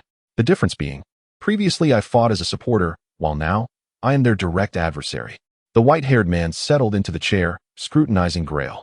As the right hand of His Majesty, King Selman, I, Evark, Brivich, have an excellent reason to seize this opportunity for revenge. According to intelligence, by the next new moon at the latest, the Nozakia army will commence crossing the river. Our forces will array themselves on the eastern plains, prepared to thwart their ambitions. I sincerely wish you success in your endeavors. My lord, Gai'er spoke softly. An inkling of certainty washed over him. The exaggerated charges against him were the handiwork of this very man before him. My lord. Gai'er raised his head. If possible, please dispense with the grandiloquent phrases and begin with but. I apologize for the impertinence, but it would facilitate my understanding. But it just so happens that in the city of Gai'er, within our own rear, unexpected events have been unfolding one after another. Brivich leaned back in his chair, pausing momentarily. Regrettably, there are indications that a smuggled-in mercenary is inextricably linked to these occurrences. I believe that unfortunate mercenary may have some objections to this. He is likely eager to know your lordship's basis for such claims. Shunnies is dead, Brivich stated calmly, his words causing Gai'er to momentarily pause. He perished at our Royal Intelligence Agency's contact point. According to the coroner's report, he was slain by a sharp instrument, with the time of death occurring an hour before I discovered him. Gai'er remained silent. Brivich's gaze remained fixed on the young man, observing his every movement. Shunnies was one of my men. According to the information he previously provided, we were meant to meet 3 hours before midnight. Yet he arrived early at the contact point and met his demise. Consequently, I investigated several of his subordinates' hideouts, and combining that with the information he relayed to me, I located you. So, Gai'er, cease your pretense of indifference, and do not attempt to deceive me. You were quite familiar with Shunnies, were you not? Do not misinterpret. I do not suspect you as the murderer. Brivich placed his hand on his knee. The one who killed Shunnies, or rather, the monster, has already been apprehended. It was the one you threw out of the window. To clarify, it was not I who threw him out. What difference does it make? Brivich shrugged. His name is Mikodu Almajol Trinonimo, a name quite lengthy. He was already one of our kingdom's most wanted criminals during my grandfather's military service. Due to his excessive arrogance, the Holy Order of the Sanctum once dispatched clergy to assist us in eradicating heresy. Now, he bears a significant bounty upon his head, an impressive sum of 500 gold talents. With the monster now apprehended, it is indeed a pity that such a substantial amount remains unclaimed. Gai'er chuckled softly, offering no comment. After a brief silence, Brivich continued, based on the aforementioned, we have formed a plausible hypothesis. This creature masqueraded as me, deceiving Shunnies to approach you. Although he failed, it is evident that he was commissioned by someone to seek us out. I am curious, have you recently made an enemy of anyone? You have mistaken the person to inquire, I must confess. I am equally unaware of his motives for seeking me out. After all, you are merely a wandering mercenary. Brivich finished his thought for him, yet this only deepened the mystery. Miko is not someone easily hired, and whoever employed him must possess both wealth and influence. A person of power and privilege summoned the infamous Miko, creating such a commotion in the war-torn city of Karai. Merely to rob a mercenary who had clandestinely entered? I suspect their true target lies elsewhere. My lord, Gai'er said coldly, you are both offering monetary incentives and diverting the topic toward that child. What is your true intent behind such calculated efforts? Perhaps you might be more forthright with me. I believe, like you, our time is rather limited. You are indeed correct. The silver-haired man closed his eyes. You are a perceptive individual, Gai'er. Evark Brivich, head of the Ukrelia Intelligence Agency, the backbone of King Selman, the former Earl of Andamil, pressed his thumb against the index finger of his other hand, the scar on his forehead twisting grotesquely. Then, he opened his eyes, locking gazes with the unflinching youth before him. I wish to propose a condition, mercenary, or rather, a commission, with the reward being the safety of you and that girl. Chapter 18. The Witch Hunting Commission? Indeed, Brivich affirmed, allowing no ambiguity in his tone. Let me be candid. The individual you and that girl seek is someone I have deduced from Shunny's recent business dealings. However, as long as national security in Euchurlia remains unthreatened, I shall turn a blind eye. We are in extraordinary times, and extraordinary measures must be taken. If you truly possess this knowledge, Gai'er murmured, then you must realize that this is precisely what concerns us all. Indeed, it is rather audacious to attempt to extract an individual from the dungeons who is suspected of treason. You are either exceedingly brave or, dare I say, foolish. Brivich paused, then continued, yet, we can now be fairly certain that the others within the Tower of Starlight, specifically, those who are not wizards, are not implicated in treason. Your investigative rigor is commendable, Gai'er replied, lowering his gaze, secretly relieved. It seemed that Alice's mother still had a glimmer of hope for survival. The workings of intelligence agencies are one aspect. However, logical reasoning is of paramount importance. The head of the intelligence agency sighed, acknowledging that for such a grave offense, contingency plans are only prudent. Moreover, that individual's contingency plan has succeeded. As for those who were apprehended, they evidently do not belong to the circle of traitors' confidants, meaning they are uninformed. Gai'er raised his head. Forgive me, Your Excellency. Are you implying that we have failed to capture the true traitor? Brivich's expression darkened. The wizard. We did not apprehend him. He escaped. As I previously stated, in these extraordinary times, we must adopt extraordinary measures, he reiterated. The wizard's flight only solidified the accusations of treason against him, yet we cannot disclose to the public that he has fled.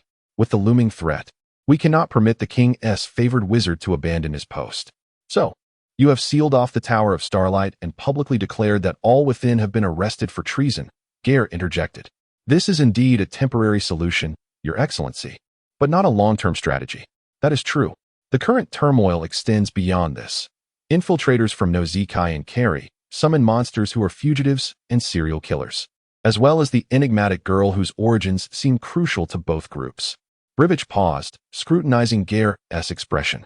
Gai'er endeavored to appear unfazed but failed. I have no interest in the secrets concealed within that girl, Brivich asserted. I know not why Nozikai's spies and killers seek your family's vendetta, noble secrets. I care not. Yet, their actions undoubtedly pose a threat to Euchurlia. I share this intelligence with you because I have determined that we share a common enemy. This represents the opportune moment for us to collaborate. Your proposal is an honor, but why me? Surely your subordinates must possess more suitable candidates? Gai'er remained silent. Do I have any choice? He muttered with a bitter smile. I shall agree to your terms, Your Excellency, as long as you do not harm that child and fulfill your promises. Naturally, Brivich replied, tapping the stack of documents on the table. All the available intelligence resides here. If necessary, I shall ensure that the entire intelligence agency cooperates with your efforts. In the meantime, we shall properly safeguard the girl. Do you have any further requests? None. Very well. The white-haired man nodded, turning his gaze to the door. Guard, unlock his shackles and return his weapons. Now, let us procure some wine to celebrate your welcome, Gai'er. We are now allies. Wizards. Members of this enigmatic group are known by many names in popular lore: magicians, sorcerers, and the more colloquial term, witches. Like carpenters who hone their craft in woodworking, these are individuals who delve into the art of magic and wield its power. Magic is the art of manipulating the omnipresent chaotic energies of the world, harnessing them for the practitioner's use. The continent of AIO relies on magical energy, which is abundant and pervasive, driving the world's operations and sustaining its transformations and developments, much like the opposing forces of nature that exist in this land. Magical energy is divided into order and chaos. The orderly aspect of natural magic, order magic, underpins the world's functioning. This segment of natural magic is fundamental to the world's operations, maintaining a physical equilibrium while also influencing certain meteorological phenomena, such as whether it will rain today. Conversely, the chaotic aspect of natural magic, chaos magic, represents energies that are difficult or impossible to fully comprehend, negatively impacting the balance and stability of the world. These energies are remnants of magical catastrophes from the old era, notorious for their destructive legacy. They do not contribute to the necessary operations of the world, yet freely linger in earth, air, water, and fire, residing within the void of light and darkness. They embody the most taboo and profound secrets of this realm. They are akin to unrest that cannot find a place to settle, occasionally erupting unexpectedly and producing unpredictable consequences in their surroundings. Historically, both magical disasters and the emergence of magical beasts stem from chaotic magic. The essence of magic lies in the collective techniques of absorbing, suppressing, manipulating, and releasing chaotic energies. Since the dawn of the new era, recorded wizards have either been benefactors or heroes, or they have been despised rogues, with the collective memory of humanity inclined to remember the latter. This may explain the general disdain held by the populace towards such professions, yet this does not diminish their importance. In summary, they are formidable. Now, Gai'er must confront one of their own. Chapter 19. Investigation. It is certain that the sorcerer did not escape from Carrie.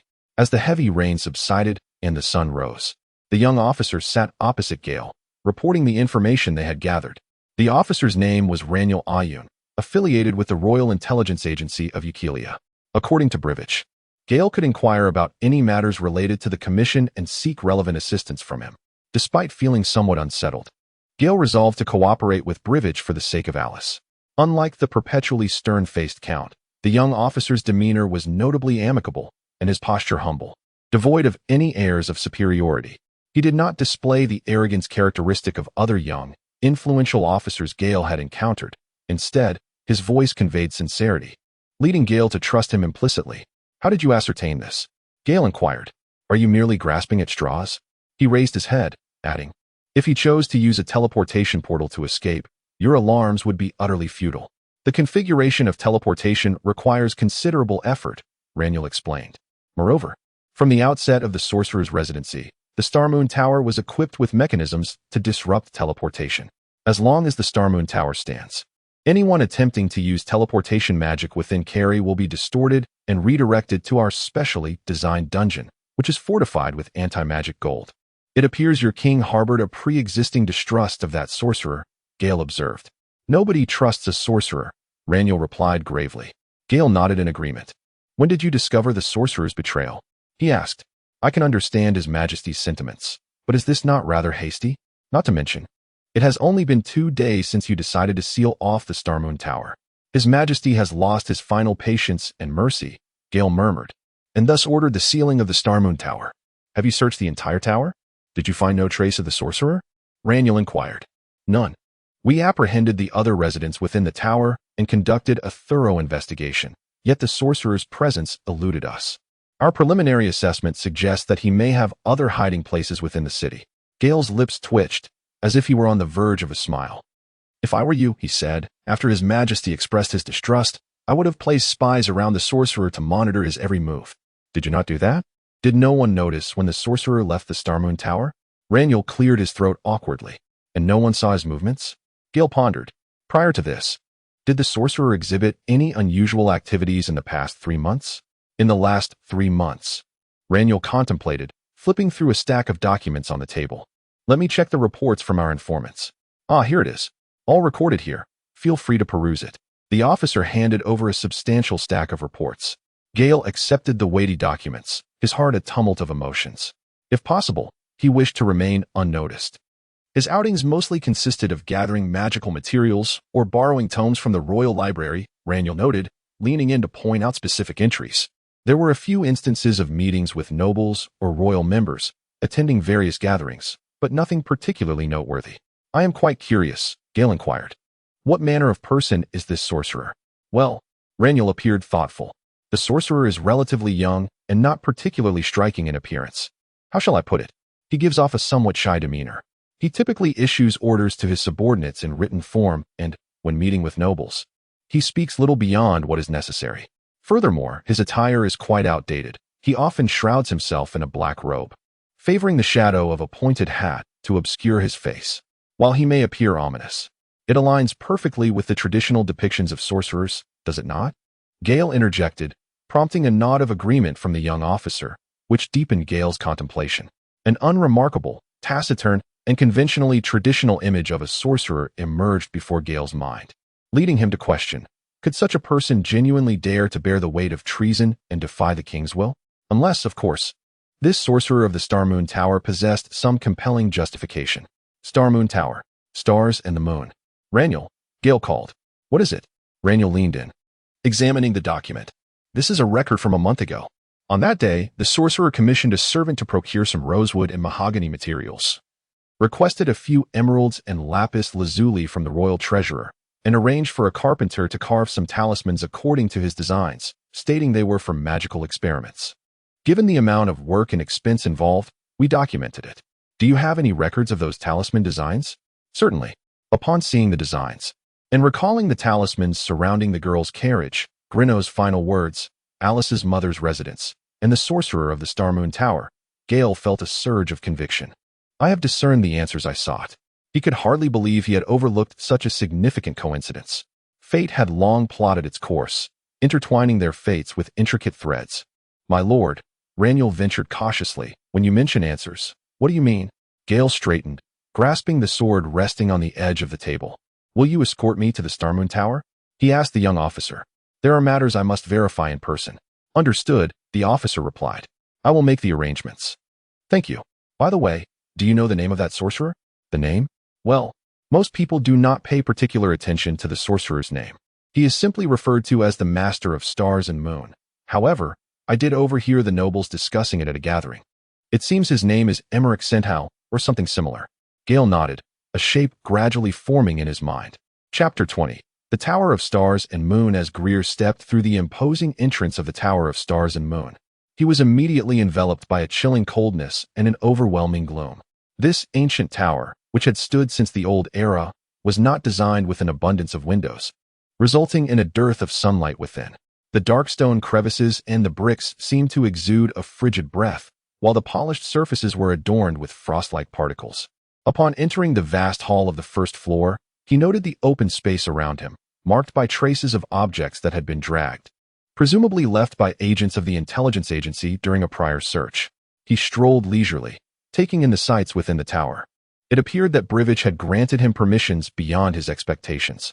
However, despite feigning urgency before the soldiers, Gai'er remained unhurried. Apart from a hint of playful vengeance, he indeed needed to approach the forthcoming tasks with meticulous care. Upon reflection, although he had heard numerous rumors about the famed Tower of Stars and Moon, he was wholly ignorant of what lay within its walls. The ancient structure did not feature a hollow center, but was instead filled with passages and chambers of varying sizes on each level. In the northwestern section of the tower, a staircase pierced through half of the edifice, leading to the 5th floor, where one had to traverse a cylindrical hall to access another staircase in the southeastern region, ultimately ascending to the pinnacle of the tower. Pushing open the door to the northwest of the hall, a spiraling staircase came into view, dust swirling in the air around it. The stone materials that comprised the staircase were mottled and fractured, bearing the scars of time. The banister was intricately carved with symbols of stars and moons. Undoubtedly, some ancient magic was silently at work, supporting the staircase and allowing it to stand for millennia without faltering. As he ascended the staircase, he could see symbols and illustrations etched into the walls. These cultural markings from the ancient era remained largely undeciphered by humanity. Even the wisest of elven sages could not grasp their entirety. Gai'er noted that some of the patterns appeared familiar to him, constellations and lunar cycles. The closer he approached the tower's summit, the heavier his expression became. The topmost level of the Tower of Stars and Moon was distinct from the others. After ascending the spiral staircase, he found himself in a spacious corridor. At the end of this passage stood a massive door, nearly 2 yards tall, adorned with reliefs of stars and moons. This appeared to be the residence of the sorcerer he sought. The door was slightly ajar, revealing a shadowy crevice. Gai'er approached and gently pushed it open. The room was modest, with little within. He observed scattered metallic fragments on the floor and bent down to examine several sheets of paper, studying them intently. The metal shards originated from alchemical vessels, while the scattered papers were mostly chaotic drafts and indecipherable sketches. It seemed that any valuable items had already been confiscated by Euchelia's soldiers, leaving behind little more than detritus. To the soldiers of Euchelia, this place appeared devoid of worth, and the fleeing sorcerer would hardly be foolish enough to leave behind clues or evidence. However, that was the perspective of those unversed in magic. Gai'er raised his gaze, surveying the room. Though not expansive, it was comparable in width to the tower's apex as seen from the outside. Yet, it felt too cramped, lacking the essential components of a lived-in space, missing vessels, meaningless notes, and furnishings ill-suited for habitation. He straightened up and slowly retreated to the doorway, closing the door behind him. The star-patterned designs flanking the doorframe were symmetrically arranged, resembling pairs of eyes observing the visitor. Removing his gloves, Gai'er pressed his palm against the star motifs. As his hand made contact with the cold surface of the door, a tingling sensation coursed through his skin. He tensed his body, gradually summoning the magic within him. Magic was not merely a privilege of sorcerers. As a certain sorcerer had once explained, everyone possessed the potential to wield magic. The distinction lay in one's innate talent and the duration of practice. With that sorcerer's guidance, Gai'er had learned some techniques for harnessing magical energy. Although the sorcerer arrogantly claimed that these tricks hardly constituted true magic, they were sufficient for Gai'er. As anticipated, upon sensing the magical essence, the star motifs on the door emitted a gentle blue glow. As he infused the door with more magic, the blue light spread along the intricate patterns, illuminating every star and moon depicted on its surface. This door was undeniably not constructed from conventional stone or metal. It, like the Tower of Stars and Moon itself, was a magical edifice, a fragment of the ancient mysteries contained within the tower. They should have deduced it. How could a sorcerer adept in magic fail to recognize the tower's magical nature and utilize it? Well, he murmured, as if addressing the door or perhaps conversing with himself, the game of hide and seek must come to an end, master of stars and moon. He pushed the door open once more. A beam of light spilled from the crevice, expanding outward. Moments later, as the blinding brightness faded, Gai'er's vision was cleared. At this moment, the appearance of the chamber at the top of the tower was a stark contrast to the dirty and chaotic space he had encountered mere moments ago. The air was infused with the scent of herbs, reminiscent of crushed uezico and baiyinja mingled together. A colorless mist brushed past his nose, refreshing him. This was a marked departure from the acrid, bitter, and rusty odors he associated with potions. Gai'er lifted his gaze, no longer met with the drab ceiling of the tower, but rather a pitch-black curtain akin to the night sky. The night was as pristine as a beach after the tide recedes, with twinkling stars serving as shells and pearls. Strangely, despite gazing upward at the starry expanse, he could clearly discern every corner of the space, yet he could not ascertain the source of the light illuminating it all. His suspicions were confirmed. Indeed, this tower harbored another realm. A magical space known only to sorcerers, though not tangible, undeniably existed. He took cautious steps, carefully navigating around the stacked books on the floor. This platform was evidently an illusion, for the tower's summit could not possibly accommodate such a vast room. Similarly, the books scattered across the floor might not be real. There were many precautions to consider when interacting with sorcerers, and none advised touching their belongings without permission. Gai'er advanced carefully beneath the stars and moon, instinctively adjusting his sword belt. Although he had no intention of drawing it, remaining vigilant was always prudent. It was evident that he was gradually approaching the core of the room, simultaneously unveiling the mysteries of the sorcerer known as the Master of Stars and Moon. Chapter 21. The Prophecy of Dreams. She heard the melodious chirping of a bird, small in stature, with bright, twinkling eyes and golden plumage. It was a canary. Curiously, she watched until the bird took flight from the treetop. Suddenly, sunlight pierced through the canopy, dazzling her eyes and causing her to squint. It was a clear day, amidst a sea of trees, with a gentle breeze. Alice surveyed her surroundings, but could not find the path she had taken, no matter which direction she looked. All that met her gaze were the rustling pines and undulating green waves. Where am I? How did I end up here? A soft breeze caressed her face, and the hem of her dress fluttered. She gazed toward the direction the canary had flown, and suddenly, she understood the path she must take. She followed the flight of the bird, its song guiding her over the fallen leaves and tree roots. The light filtering through the treetops was dreamlike and ever-changing, rendering it impossible to discern whether it was midday or dusk. After traversing a copse of pine needles, she spotted a figure standing before her in a sunlit clearing. "Oh, we meet again, esteemed Lady A.N. Kaina." In the mist, the figure lifted his hand to remove his top hat and bowed graciously. "As your loyal servant, I earnestly welcome your return and humbly seek your guidance." After delivering this grandiose greeting, he raised his head. Alice felt that this peculiar individual had certainly made a mistake. He claimed to be her servant, yet to her, he could scarcely be regarded as human. His furry white face, ears long enough to surpass her own arms, and round, jet-black eyes, coupled with a tailcoat ill-fitting for an animal, rendered him comical. I must be dreaming, Alice thought. After all, the scene before her was utterly surreal. This was a rabbit, not just any rabbit, but one that spoke human language and was impeccably polite. "Your servant," He reiterated with a beaming smile, "That would be me. You may call me Mr. Rabbit, humbly seeking your guidance." "Do I know you?" Although Alice was tempted to voice this question, she opted instead for another. "Canary. Where has it flown? I can no longer find it." Mr. Rabbit raised his head as if to observe and search. But Alice suspected his thoughts were far removed from the canary's whereabouts. "It has flown away. It intends to find its companions." Its companions? A black eagle, a red bat, a purple swallow, a silver-capped sparrow. Mr. Rabbit counted off on his fingers, as if he truly had fingers to count with. "Oh, and a host of griffins, crows, and unju. But none of this is important, kinda. For in the end, the canary will always return. Only the canary will return here." "Here?" Alice inquired. "Where is here?" "This is your domain." Mr. Rabbit raised his hands, or rather his paws. "Wonderland, a realm, a sanctuary. There are myriad names to describe this place. Call it as you wish. However, prior to that, it does have a formal designation, Tornd, or the Tower of Pact in human tongue." "A tower?" Alice looked around in confusion, but all she could see were trees. He suddenly fell silent. Observing this, Alice urged him anxiously, "Speak. What will become of them?"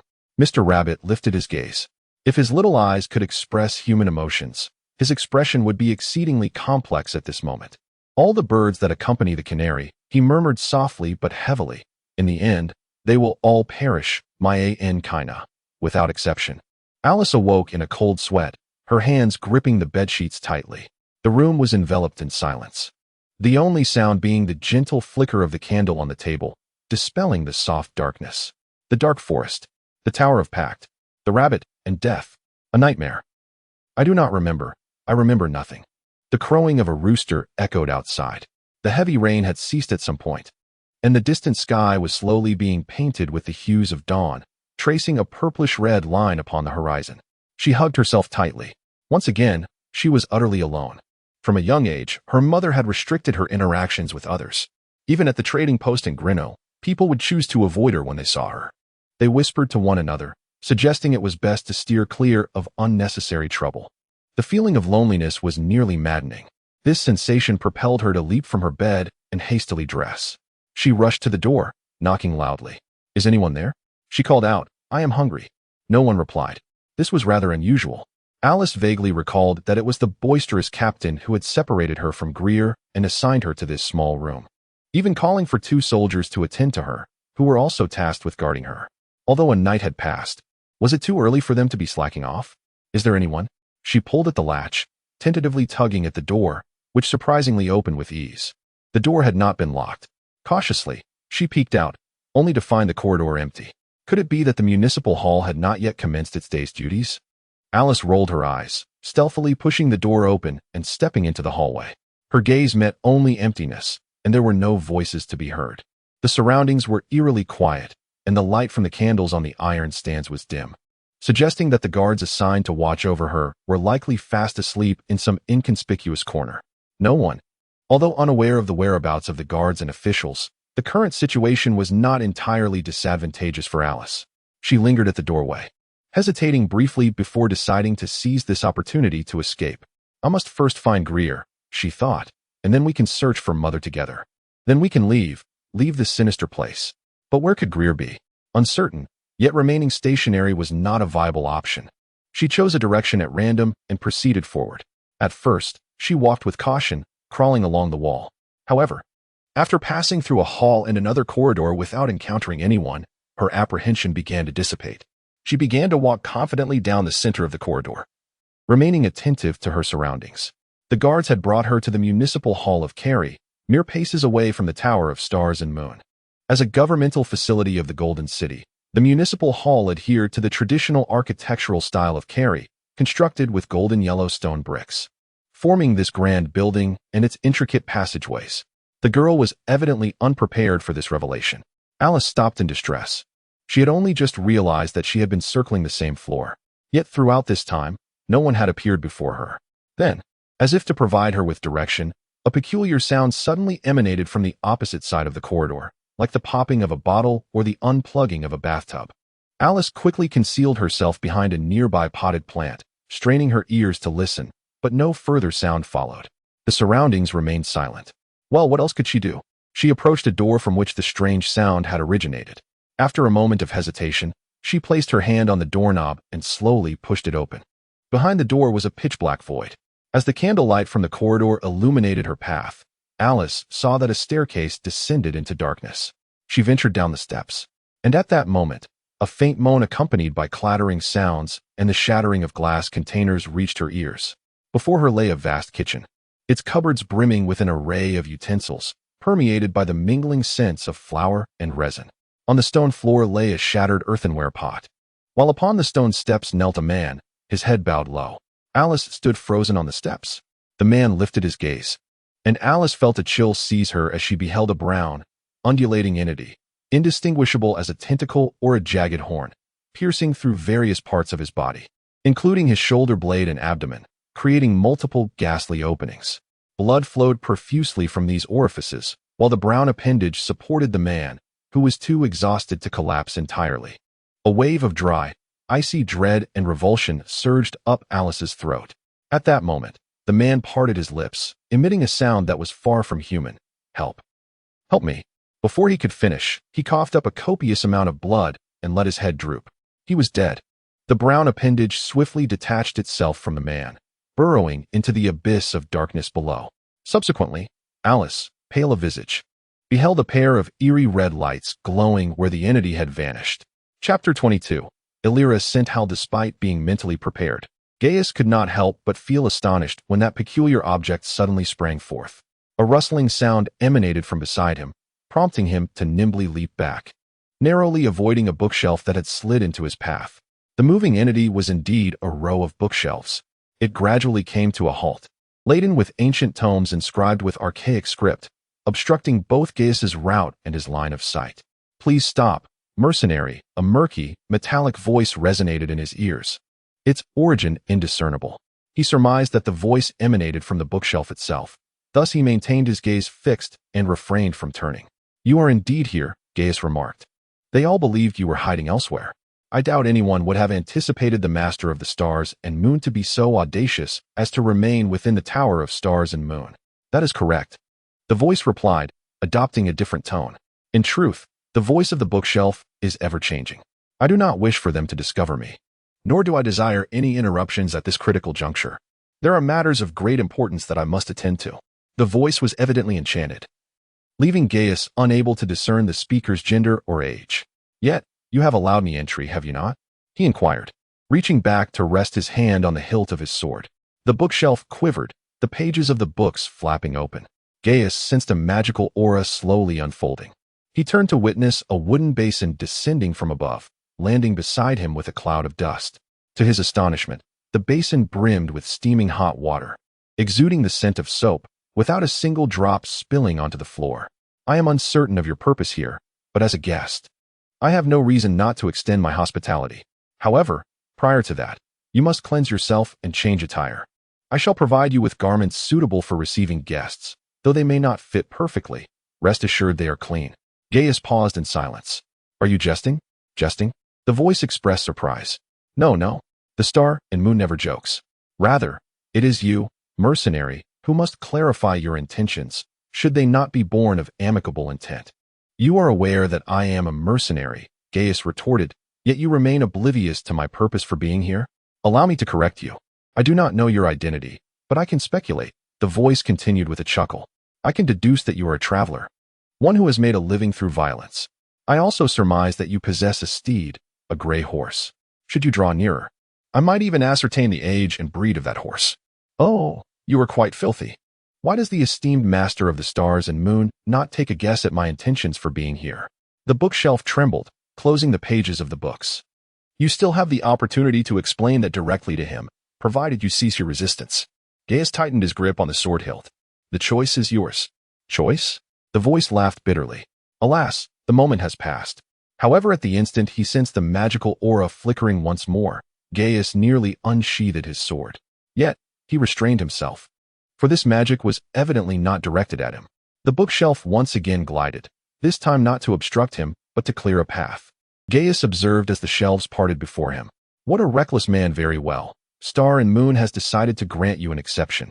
You may enter directly if that would make you more comfortable." As he advanced deeper into this space, Gaius felt an unshakable sense of unease. Fortunately, it did not take much effort to pinpoint the source of this disquiet. In the eyes of Ranel and the others, the sorcerer of the Tower of Stars and Moon was expected to be a taciturn and reclusive individual. Yet, during their exchange, despite the use of a fabricated voice, the sorcerer's words conveyed a cleverness and playfulness that starkly contrasted with Ranel's prior assertions. Stars and moons, the bookshelves gradually withdrew, opening a pathway for him. He inhaled the fragrances of silver, chrysanthemum, and moonflower, feeling the gentle caress of nature's breeze. In a spacious area, a golden-haired woman sat before a tea table, offering him a smile imbued with intellect. "Welcome to my tea gathering, Northern Greatsword," she proclaimed with a melodic voice. "I am Elira Senhal, the guardian of the Tower of Stars and Moon. I extend a warm welcome to your visit." Gaius withdrew his hand from the sword hilt. He had numerous inquiries. "You do not employ an alias," he noted. "Few in Etheria possess knowledge of magic." The sorceress smiled. "This region is remote, with scarce magical resources, and sorcerers are reluctant to linger here. However, anyone with even a modest understanding of magic can easily see through my disguise. Even the most elaborate illusion would bear no significance. You have concealed your true name from everyone, including the king. A true name can bring about a multitude of troubles." Elira delicately dropped a sugar cube into her teacup, and for reasons unknown, she could not directly assume employment as a newly graduated sorceress after leaving the Phoenix Academy. "But that is another tale entirely." Gaius nodded. The Phoenix Academy, the largest institution of sorcery on the continent of Io, was renowned for training wizards and facilitating the dissemination of magical knowledge throughout the realm. Elira's claim of graduating from the Phoenix Academy was logically sound. Even if she had fabricated a false identity to secure a position in Etheria, it made little difference to Gaius. His gaze settled upon the sorceress. Elira was undeniably beautiful. At this moment, the tower's mistress sipped her red tea, her light purple eyes narrowing slightly. Her visage appeared youthful, fair, and striking. With a beauty mark beneath her slender lips, her golden, voluminous hair cascaded gracefully, and her elegant form was adorned in a light blue gown embellished with star motifs. She wore a necklace strung with star-shaped pendants, and the crescent-shaped earrings were familiar to Gaius. Despite Elira's appearance as a demure young lady in her 20s, Gaius understood that speculating on the sorceress's age was a foolish and futile endeavor. "Have you been standing there, awaiting my invitation to sit?" the sorceress inquired with a smile, her natural voice far more enchanting than the magical facade. Gaius harbored no doubt that her teasing smile was intentional. "How did you know I am the Northern Greatsword?" He approached the tea table and obediently took a seat across from her. Though the endless night loomed overhead, the area around them was suffused with light, an odd spectacle that left Gaius feeling discomfort. "I do not know," Elira chuckled, "but had you not been the Northern Greatsword, I would have mocked you for carrying your sword on your back like a naive child fantasizing about being a hero. Your words are refreshingly candid and accurate, esteemed sorceress. There are many forms of respect for an individual. Verbal respect is merely the most inexpensive of them all." The sorceress adopted a languid tone, yet her mirth was unmistakable. Would the proud greatsword truly concern himself with mere verbal flattery? "Would you be happier if I showered you with compliments?" "Not at all." "Is that so? How unfortunate." Despite her words, no trace of regret crossed her features.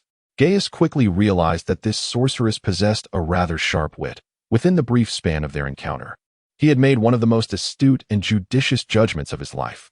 Fortunately, the other party exhibited no hostility, nor did they employ any chillingly malevolent curses against him. The sorceress gracefully lifted a delicately patterned teapot, filling the cup before Gai'er with an amber-hued liquid. "This tea, sourced from the majestic West Vislino Mountains, is quite refreshing. Fear not, it contains no poison." Unable to resist her hospitality, he conveyed his intentions to Erila. Chapter 23. A conversation with the enchantress. The enchantress lowered her head, feigning admiration for her own nails. Her fingers were slender and elongated, the surface of her nails shimmering with a captivating allure. When she gestured, she exuded an effortless elegance. If this were merely a misunderstanding, it would be a cause for mutual delight. Gai'er continued, "As long as you accompany me to meet Brivich, I believe all issues can be resolved." Aurelia lifted her gaze, curiosity and interest evident in her iris-like eyes. "If you truly are the Northern Greatsword," she began, "how is it that you find yourself in Eukelia, serving Brivich?" "It's a long story. Indeed, a lengthy one," Aurelia nodded. A convenient way to put it, mercenary. But there is an old adage. One's demeanor often influences how others perceive them. You arrive here as a guest, yet veil your intentions from your host. Gai'er stroked his chin thoughtfully. I have my reasons, he replied. Aurelia turned her head away. For me, nothing is more pressing than this matter. I do not expect you to understand, but I shall not alter my choices. Yet you appear quite unhurried, Gai'er remarked, lifting his teacup. See, we even have the luxury of savoring tea here. I am in the midst of calculations, Aurelia explained, or as you might say, divination. Although you have unraveled my magical barrier, I surmise you lack formal training in the arcane arts. Otherwise, you would not pose such queries. You frequently use the word guess, Gai'er interjected. Have you truly been oblivious to the events occurring outside during your days of seclusion here? Principally, I have not been informed. Aurelia's expression returned to its previous mirth. Yet I can surmise, especially upon seeing you. Listen, Gai'er said sternly, Brivich and his associates now suspect you of treason. Regrettably, for reasons equally beyond my control, I find myself inextricably linked with you. Regardless of your consent, I shall escort you from this place. Whether you are innocent or guilty, or whether you choose to reveal your true self, is of no concern to me. For only by bringing you to Brivich can I prove my own innocence. Aurelia toyed with the star pendant adorning her chest, while Gai'er averted his gaze. The allure of her figure, partially concealed beneath her pale blue gown, was a distraction he wished to avoid acknowledging. Treason, Aurelia murmured after a moment. So it seems the Nozikai army has finally made a move. Both Selman and Brivich feel the pressure. They require a sorceress's assistance, yet She trailed off, as comprehension dawned upon her. But there is still something I do not understand, she continued, scrutinizing Gai'er. They seek my aid, yet they send a mercenary, a northern greatsword. Perhaps they desire someone unafraid of magic to approach me. But why would you accept such a task? Have you committed a crime necessitating your service to them for vindication? I have committed no. Gai'er faltered, closing his mouth and furrowing his brow. He felt a tingling sensation of magical energy coursing through his skin. Your name is Gai'er, exiled due to your crimes, arriving in the southern realms. You accepted a commission to guide a caravan. The caravan was ambushed, and you took in a homeless girl. To assist her in finding her family, you came to Eukelia, becoming embroiled in a series of events, ultimately compelled to capture me to extricate yourself from trouble. Is my summation correct? You read my mind. Do you mind? Aurelia licked her lips, confirming Gai'er's suspicion. This was also one of the reasons Gai'er, despite possessing some talent, held little regard for magic. It could accomplish many things, but some aspects were beyond his appreciation. Since you are aware, Gai'er replied coldly, could you kindly accompany me? Let us resolve this misunderstanding with Brivich. You have read my thoughts. You must know the girl's name. Thus, it stands to reason you should also be aware that her mother is one of your loyal servants. I assumed the renowned master of stars and moons would not wish to see one of her own suffer. Aurelia remained silent, deep in thought. Do not feign indifference. You understand that the girl possesses unimaginable magical talent. Her mother must have informed you, for the girl requires someone knowledgeable in magic to help her control her powers. Those talismans, adorned with star and moon motifs, are indeed crafted by you and entrusted to her mother, are they not? Aurelia continued to be silent. You did not refuse your subordinate's plea. You aided that girl. You are aware of her secret. Yet now, that girl is under scrutiny from Brivich and his associates, who suspect her of being your accomplice. They too are aware of her secret and have dispatched assassins, seeking my demise merely because I wish to protect her. You all are in the know, while I have remained blissfully ignorant, unwittingly entangled in at least 2 murder plots. Are you afraid? Aurelia whispered. Should I not be afraid? Gai'er retorted. As a guide, I should have ensured the caravan's safety, yet I failed. My friend entrusted me with the care of that lonely girl, believing I could safeguard her. Of course I am afraid, Aurelia. I fear betraying the trust of my friend and that girl. I fear failing to uphold the promise I made to her. I wasn't inquiring about that. Aurelia raised her head, her light purple eyes sparkling like countless stars. I am asking you, she said softly, Northern Greatsword, are you not afraid of death? If fearing death could postpone its arrival, Gai'er chuckled dryly, I would undoubtedly be the most fearful person alive. The enchantress nodded slowly, thoughtfully. I shall grant you my promise. Gai'er held his breath. As I mentioned earlier, I am engaged in a significant calculation, which has prevented me from choosing to leave this place. Aurelia held the star pendant in one hand and extended her other hand toward Gai'er, accompanied by an enigmatic smile. However, having listened to your words, I must alter my strategy. You are correct. I must admit I have erred. This calculation has become utterly meaningless to me. Well then, how peculiar fate can be. May I grasp your hand? Why? Despite his reservations, Gai'er obediently took her hand. Aurelia's hand was soft yet cold. The pulsations of magic flowed through her fingertips, and she made no effort to conceal it, leading Gai'er to believe he had no reason to remain unduly wary. For we are about to embark, the enchantress stated succinctly. Chapter 24. The impending crisis. What? We are departing? Where to? Explain yourself, Ilera. I shall delve into your memories for answers. Delve? Steady yourself. Before Gai'er could finish his sentence, the sorceress began to recite an incantation. Her lips were undeniably alluring to any man, yet the terrifying speed of her chant sent shivers down Gai'er's spine. The entire space beneath their feet began to tremble. In an instant, the stars in the night sky above the tower flickered with a blue-white light. The immense apparatus constructed of metal and crystal overhead emitted a deafening roar.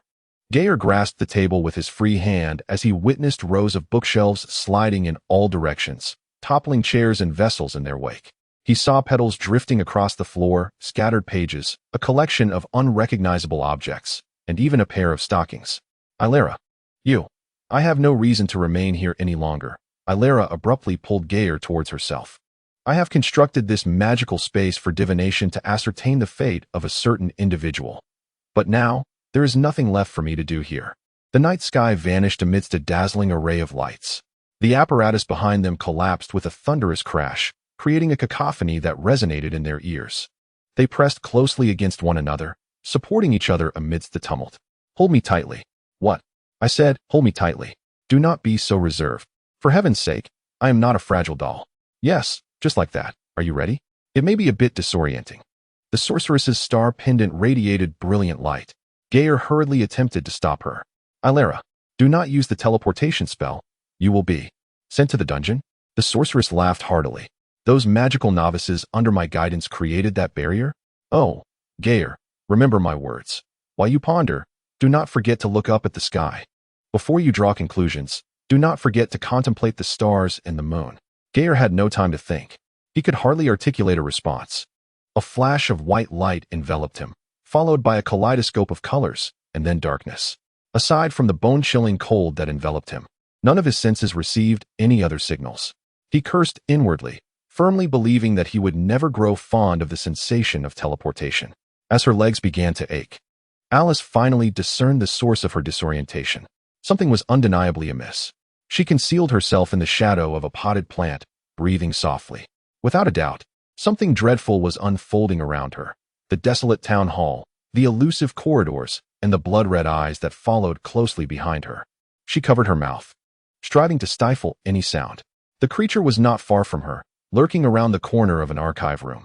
It moved at a moderate pace, and Alice's speed barely allowed her to evade it.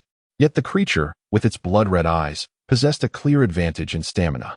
After nearly half an hour of fleeing and pursuit, Alice was utterly exhausted, while the monster showed no signs of slowing down. As she traversed the expanding territory, Alice encountered other officials and guards of the town hall. However, there was scarcely a moment for them to exchange greetings. The creature would drag them out with appendages reminiscent of tentacles, leaving behind a trail of bloodied corpses. Alice heard the agonized screams of the people within the room. The sounds were too horrifying and dreadful, prompting her to cover her ears. The creature's tendrils slowly withdrew from the lifeless body, revealing crimson markings akin to veins on the surface. It turned its head, if one could even refer to the larger appendage as a head, to survey its surroundings with those red eyes. Alice quickly lowered the leaves. It was certain that engaging in close combat with this creature would yield no victory. Even the guards here were no match for it. And Alice and the monster likely lacked a common language, rendering reconciliation or negotiation impossible. If even the soldiers could not subdue the creature, who then could? Alice blinked. A thought struck her. As for Gai'er's prowess as a mercenary, Alice found it difficult to assess, yet he had indeed subdued a shape-shifting monster before her very eyes. Given the skills he had displayed then, it was likely he had faced similar entities on multiple occasions. If he were here now, Alice shook her head. She could not rely on the young man indefinitely. Gai'er's situation was likely far more perilous. Alice had witnessed him being taken away by a band of more fearsome soldiers, and he might suffer the same fate as her mother, languishing in a dungeon. At this moment, Alice could only depend on herself. But what could she possibly do? Perhaps due to her prolonged residence at the Star Moon Tower with her mother, Alice had developed a rudimentary understanding of magic through osmosis. The town hall was undoubtedly shrouded in some form of enchantment, which was why she could not find a way out. Of course, Alice was certain she possessed no magical abilities, making it improbable for her to navigate through this magical labyrinth. Under the influence of magic, all paths and doors leading outside the town hall were distorted, and there wasn't even a window that offered a glimpse of the outside world. Suddenly, Alice stood up. A window. A spark of inspiration ignited within her. There was indeed one window that had not been distorted, her own room.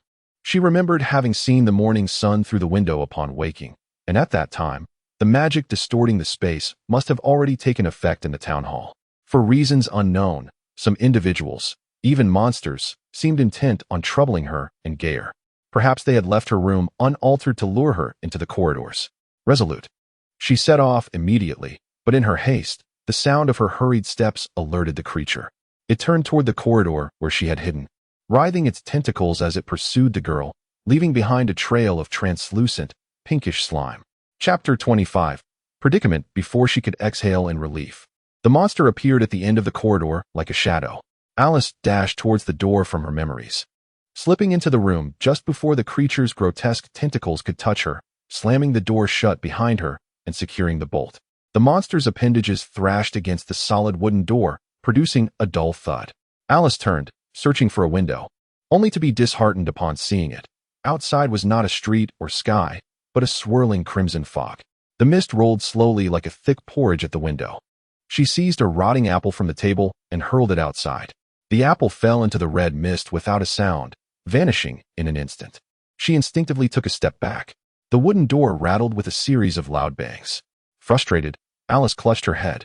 She had made a grave error, cornering herself into a true predicament. Stifling the scream rising in her throat, she stealthily hid behind the table, the wardrobe, and any other hiding spots she could conceive. Yet the monster-esque tentacles showed no sign of fatigue, roaming the room while continuing to exert force from outside. Alice noticed the corners of the iron bolt beginning to warp. The creature wasn't particularly strong, but it was only a matter of time before it breached the door. She pressed against the wall, intending to conceal herself beneath the bed, a rather cliché tactic, one that had been employed since the dawn of human civilization, likely born from children evading parental wrath. She was unsure of its efficacy. Fortunately, the monster spared her the worry. Its tentacles swept along the ground, shattering the bed's legs and toppling the furniture. The bed collapsed with a thunderous crash, and the debris scattered across the floor. Using the cover provided by the clattering items, Alice deftly leaped aside, narrowly avoiding several sweeping tentacles. After failing to probe her hiding places, the monster focused most of its energy on dismantling the bolt. Alice felt a pang of relief. This creature did possess a degree of intelligence, albeit insufficient, for it could have easily used the invading tentacle to dismantle the bolt from within. Nonetheless, she remained in a wholly passive situation. In her desperation, her gaze shifted to the crimson fog outside the window. It was undoubtedly a magical mist, devoid of any physical substance. If this was the result of a spell-distorting space, what lay beyond that red mist? The door's frame groaned as two more connections of wood splintered apart. The bolt was thoroughly deformed, bending like a patient with a stomach ailment, screws popping out one by one. Gritting her teeth, she resolved to act. Her impending choice might be fraught with danger, but inaction would lead to certain doom. With that in mind, she decided to take a gamble. The weary wooden door could no longer withstand the pressure and shattered. The monster pushed through the doorway, dozens of tentacles surging into the room, seemingly eager to indulge in a feast. Unfortunately, the room was utterly devoid of occupants. Your movements are remarkably swift, my dear Kaina. The rabbit blinked its beady black eyes, astonished that she had returned so soon after their last encounter. It's you, Alice rose, brushing leaves from her clothing. She steadied her head, surveying her surroundings. Pine and aspen trees, soft earth, and a carpet of dry leaves. TORND has always welcomed your presence. Esteemed Kaina. The rabbit removed his top hat and bowed, displaying the manners of a true gentleman. I am your loyal servant, humbly. I've heard this before. Alice interrupted, annoyance creeping into her tone. I remember seeing you many times in my dreams. Suddenly, she recalled the last image in her mind, being chased into a room by a monster, cornered, and then jumping into the red mist with her eyes closed. And then, she found herself here. So, am I dreaming now, Mr. Rabbit? Why do you always appear in my dreams? Dream? The rabbit shook his long ears. That's not quite right, kinda. If it were someone else, they might refer to their fantasies after falling asleep as dreams. But for you, there exists no boundary between dream and reality. Your presence here implies you can also encounter me in reality. Should you wish, I stand ready to offer you my assistance. You've misattributed blame, kinda. The rabbit's expression conveyed genuine regret, as if he were a person. I have no authority over what you can take from T-O-R-N-D, nor what you can bring. You are the master here. If you leave without retaining any related memories, it is merely your choice to forget, esteemed kinda. Nonsense. Alice scoffed. And stop calling me An. Whatever that is, I don't understand. I have a name. It's Alice. Would you prefer I address you by that name? Esteemed kinda? The rabbit donned a sycophantic smile. Of course, the decision rests entirely with you. As your servant, I shall faithfully obey your commands, esteemed Lady Alice. It's Alice, not kinda.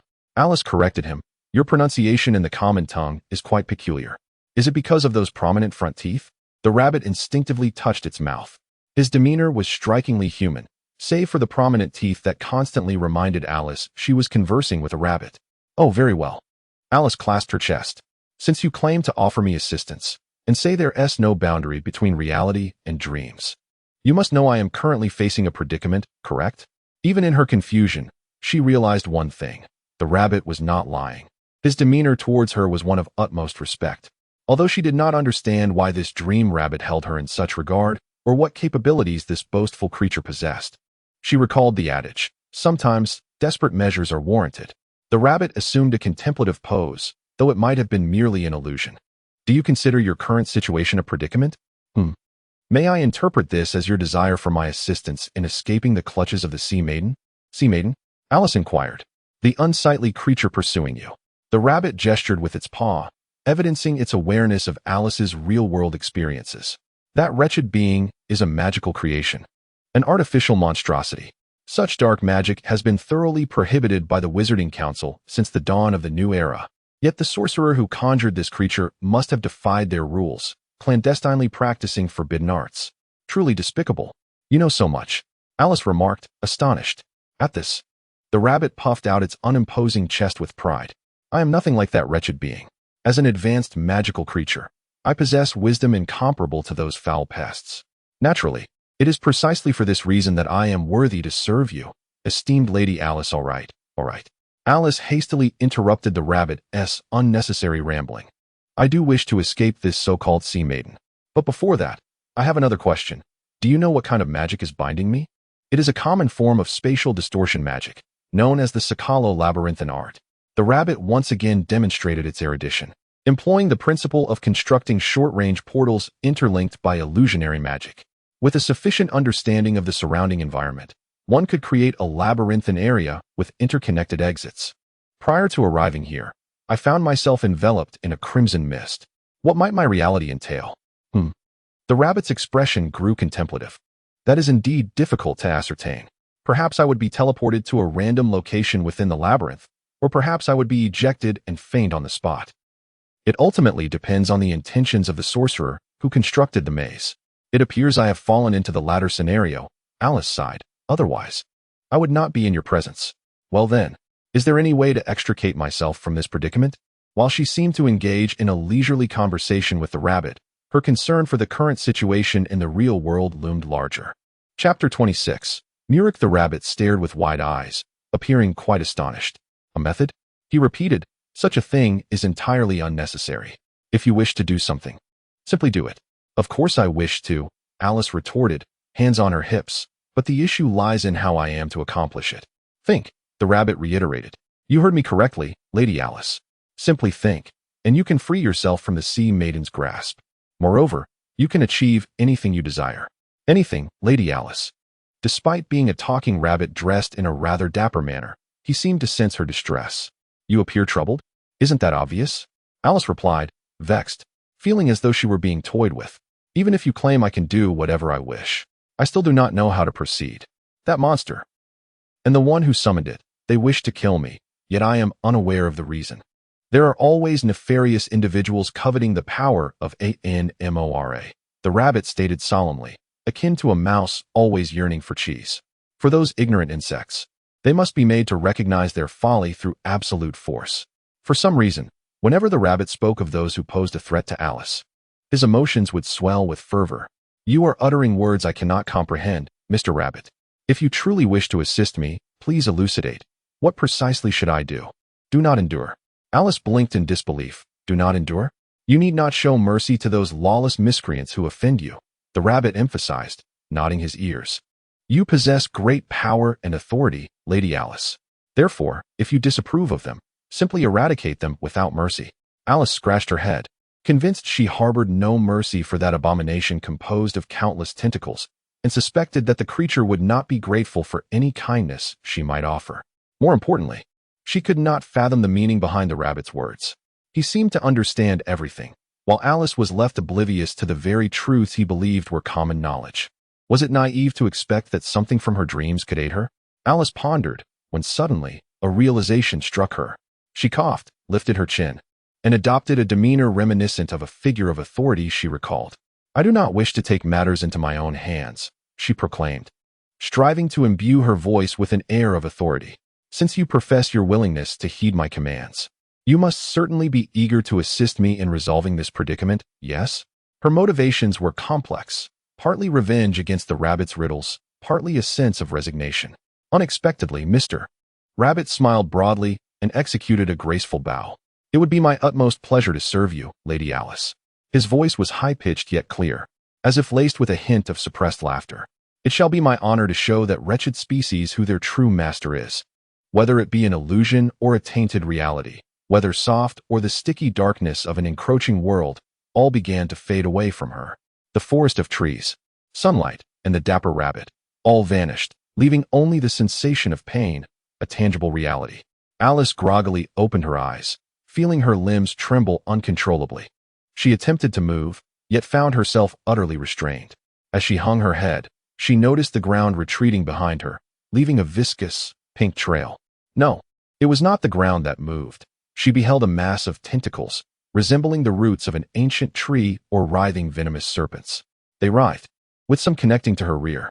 She was firmly ensnared, suspended 3 to 4 feet above the ground, being dragged forward. She could not see the entirety of this grotesque entity, yet she grasped the reality of her situation. That monster, she had yet to escape its pursuit. She recalled how it had driven her into a room, breaking through the wooden door. She had tried to leap out the window into the crimson mist, only to lose consciousness thereafter. From her current predicament, it was evident that her desperate gamble had failed, and the monster had captured her. At this moment, the creature was escorting her through a dim corridor. Unlike others, it did not kill her outright, which filled Alice with a mix of relief and heightened fear. What did the monster intend to do with her? What awaited her next? Bloodied tentacles, crimson eyes. Fear rendered her immobile. She dared not struggle, lest even the slightest movement provoke this deformed beast. If need be, she would hold her breath. She wished to take no further risks. The horror, so close at hand and within reach, stripped her 9-year-old self of any unrealistic innocence and courage. Yet the monster paid no heed to her thoughts. It simply bore the girl onward in silence, navigating around collapsed shelves and stepping over nameless corpses, progressing through the intricate passages with unerring purpose. It evidently had a specific destination, yet Alice remained in the dark. She tumbled to the ground. The flickering light from the torches along the corridor vanished in an instant, enveloping her in darkness. Alice rubbed her backside, finally daring to take a deep breath. Just then, a figure illuminated a candle on the table, casting a soft orange glow upon her face. A man sat beside the candle. He lowered his head, observing the trembling girl. "Hello there, little one," the man began. "I believe this is our first meeting?" Fearful, Alice stole a glance at the stranger. His appearance conformed to every version of a wizard she had ever heard in tales. Draped in a pitch-black cloak, deep-set wrinkles adorning his forehead, with moist black eyes, a sharp nose, and thin, unappealing lips. He was not old, yet his countenance was ominous enough to chill the bones. "Who are you?" "I am known as Murik," the man replied, his face contorting into a terrifying smile. I am one of those you refer to as a spy, and indeed, a wizard. A wizard. Yes. Murik raised his hand, gesturing for the girl to look behind her. Do you admire my work? Beautiful, is it not? Among all the creatures conjured by dark magic, the sea maiden can certainly be deemed a beauty. Alice could not remotely agree with the man's perspective, wisely choosing to remain silent. Murik noted her lack of response, sighed, and waved his hand dismissively. Do not be so frightened, little one. He altered his tone to a softer cadence. You see, I do not intend to kill you. I mean you no harm. On the contrary, I am here to rescue you from suffering. Suffering? Alice asked hesitantly. What suffering? The suffering of war, Murik replied with a smile. Carrie is on the brink of disaster. Have you not yet perceived it? Chapter 27. The flames of war have arrived, my lord. The reports from the front indicate that the auxiliary tower of Gai'er is on the verge of falling. The coconut palm gate has been breached, and the sand scorpion gate is near its breaking point. General Joffrey requests the reinforcement of at least 200 soldiers to assist in the defense of the Golden City Gate to the south of Gai'er. Where am I to procure 200 soldiers? Grand Marshal Glucia Cambaloo of the Ukiria Kingdom leaned against the table, furrowing his brow as he spoke. Dispatch 50 men from the Royal City Guard to assist at the Golden City Gate with my orders. Should the Golden City Gate fall, inform General Joffrey on the walls that this is my exact word. Either stop the Nozakians outside Gai'er's moat, or sink into the river yourself. The messengers saluted and departed swiftly.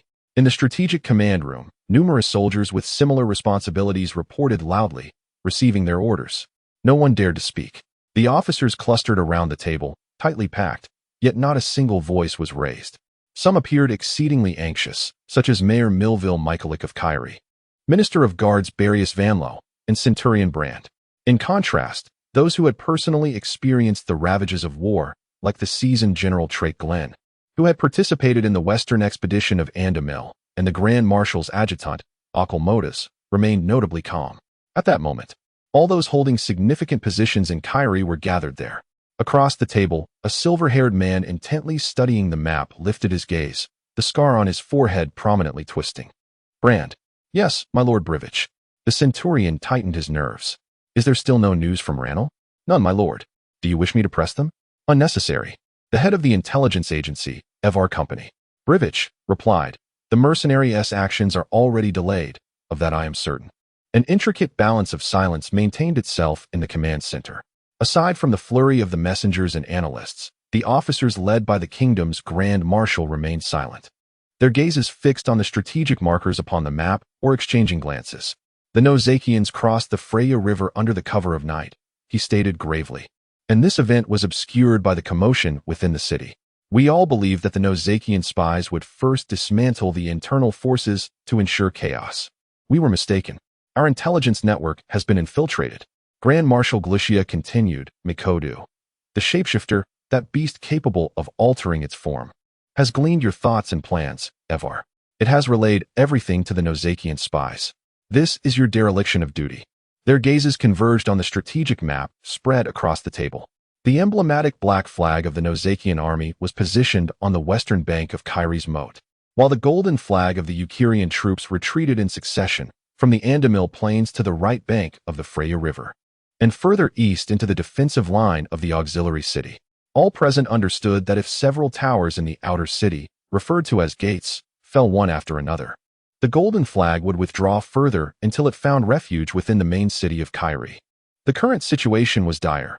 Gai'er's auxiliary city was under siege by the Nozakians, and should the outer city fall, the golden city of Gai'er would be utterly exposed to the iron heels of the Nozakian army. Even if the Nozakians could not breach Gai'er, they could effectively besiege it, turning Gai'er into an isolated island amidst a sea of Nozakians while pillaging the surrounding villages. We lack sufficient supplies within the city to sustain a prolonged siege, spoke Akelmodas, the Grand Marshal's adjutant. Most of our food reserves have not been replenished since winter, and we have instituted strict entry restrictions post-vernal equinox. The reality is this. If the outer city falls, forcing us to retreat and fortify the main city of Gai'er, our military and resources would only suffice to sustain the entire city for a month. He paused, casting his gaze upon Mayor Millville's face. This is under the condition that no disturbances arise within the city. But he has not only failed to remain discreet, He has even used creatures conjured by dark magic to seize control of the town hall and the guard department. Minister of Guards Barius Vanlo retorted angrily. I have already lost over 10 guardsmen. That creature is more terrifying than wild beasts, for it acts on orders with the intent to incapacitate our political institutions. Were it not for the royal palace's supreme magical barrier, we would likely find ourselves bereft of even this foothold. What shall we do? Millville lamented. Without the assistance of a wizard, we are utterly incapable of dealing with these magical creations. We should never have established only a single wizard position in the city. Be cautious, Mr. Mayor. Such remarks offend the authority of His Majesty Searman. Yet the mayor was not entirely erroneous. It was precisely His Majesty Searman's decision to appoint only one wizard that had left them in a precarious magical predicament, should that wizard turn traitor. We must lodge a complaint with the Wizard Council, a young officer declared fiercely. Dark magic has already emerged. I cannot fathom what else they might do. It is a fact that His Majesty does not trust wizards, Glucia interrupted, striking the table to quell the futile bickering among the officers. Our insufficient understanding of magic is a flaw we must accept. Given the opportunity, I believe we would rectify these mistakes. For now, let us focus on the present and see what we can do. It is better than sitting idly by. We have two paths to choose from: the aged General Trake Glenn, second only to Grand Marshal Glucia in military accomplishments, suggested with a composed yet stern demeanor. First, muster all available forces to defend the outer city and the main city of Gai'er, while dispatching envoys to the nearest Pativia, as well as the sanctuary and the southern nations for aid. Second, abandon Gai'er, organizing the remaining forces for a breakout before the outer city falls, retreating eastward while seeking refuge in the southern nations. Whichever path we choose will be an admission of defeat, Glucia sighed, conceding. That being said, we have little choice. Yet the similarly aged marshal understood well that Trake's proposals were the most rational and practical. The agriculture and commerce of Eucharia were well developed, and its military strength was not weak among the southern nations. However, against the advancing Nozakian Empire from the west, their defenses were as fragile as parchment. The Grand Marshal halted a passing soldier, beckoning him. Where is His Majesty now? Record our conclusions and convey them to His Majesty, Glucia murmured. Then, also, relay our conclusions to General Joffrey at the front. The young soldier nodded repeatedly. The entire war council fell into silence. Approximately 7 years prior, the Nozakians arrived from the western Ain Islands. They invaded the various small nations along the western coast over the years, establishing a foothold and transforming the tranquil sea that divided the Eo continent and the Ain Islands into their own internal river. Yet we failed to exercise the vigilance that was warranted. To us, they were merely a band of proficient pirates who had seized a few fishing villages. The subsequent years, however, proved our grave misjudgment. The Nozakians were not indigenous to the Ain Islands. They hailed from a powerful empire, possessing a well-trained army, sophisticated weaponry, and exceptional tactics. In this regard, we erred significantly. The entire war council remained silent. Our front line is in retreat, he continued. In a matter of days, Andamil has fallen entirely, and the Freya River defenses have collapsed. Now, our outer city defenses are precariously weak. Based on our estimates and assessments, the Golden City Gate may hold until dusk today, which is the most optimistic scenario. After that, apart from a meager moat, there will be no barrier between Gai'er and the Nozakian army. The entire council remained silent. The parliament fell into a profound silence. After much contemplation, the Grand Marshal of the Kingdom of Eucharia, Glucia Cambar, conveyed to His Majesty his counsel. Word for word, better to be shattered like jade than to remain intact like broken pottery. His resolve is unwavering, and he shall act accordingly. Please inform His Majesty that this will be his final piece of advice. Chapter 28, Confrontation, Part 1. A black and white cat nimbly leaped over the railing, landing on a wall ledge. It licked its paws while listening to the commotion emanating from the house behind it. Moments earlier, its mistress had inexplicably descended into madness, while her husband wore a grim expression, loudly cursing something. The cat caught faint snippets of words like war, king, and Nozakia, though it could not grasp the meanings behind the human language or comprehend the reason for its master's fury. Moreover, such matters were of no concern to it. The cat jumped down to the ground, intending to catch a couple of mice for lunch. Just then, a blinding light suddenly illuminated the alley. An oval-shaped portal, radiating a blue glow, opened on the wall, unleashing a powerful surge of magic that brightened the entire alley. Startled, The cat's fur stood on end as it scurried behind a pile of garbage for cover. From the center of the portal emerged a pearlescent halo, revealing the silhouettes of two humans. The first to leap out was a beautiful woman clad in a blue dress, her lustrous golden hair and iris-like light purple eyes giving her an ethereal grace akin to a moon goddess. Following her was a man who appeared decidedly less composed, pressing his temple and shaking his head repeatedly while leaning against the wall. Intrigued, the cat observed the two humans. The young man in black spoke first. "By the gods, Gray, where have you brought us, Erla?" "I have no idea," Erla replied candidly. "While I doubt we've been sent to a dungeon, there is certainly a distorted magical barrier in play. I cannot overtly defy Eukelia, so we must be somewhere within the city." Gray gazed toward the horizon, listening to distant sounds. "Something has gone awry," he said tersely.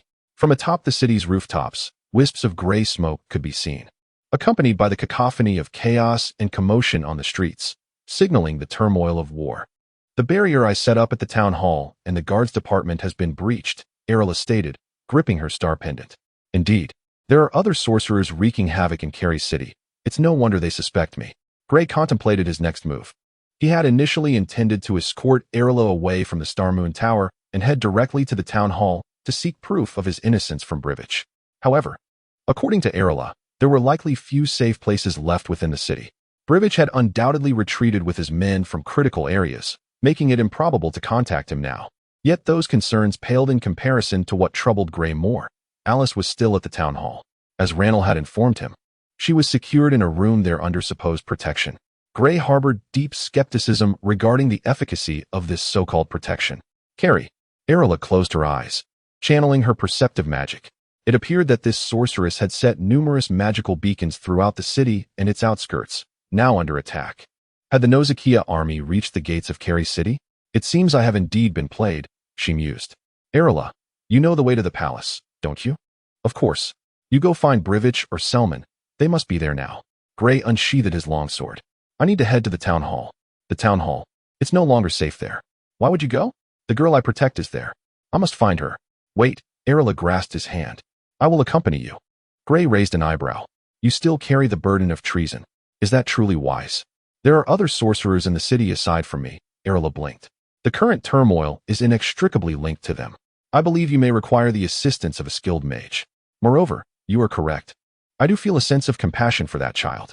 Allow me to accompany you. Consider it my atonement for her mother." Merrick furrowed his brow, casting his gaze beyond the room. "Chaos has already begun to erupt spontaneously in the city," he remarked. "Look, little one, if not for Mikadu's blunder, I wouldn't have to come find you myself. It's all thanks to your beloved guardian.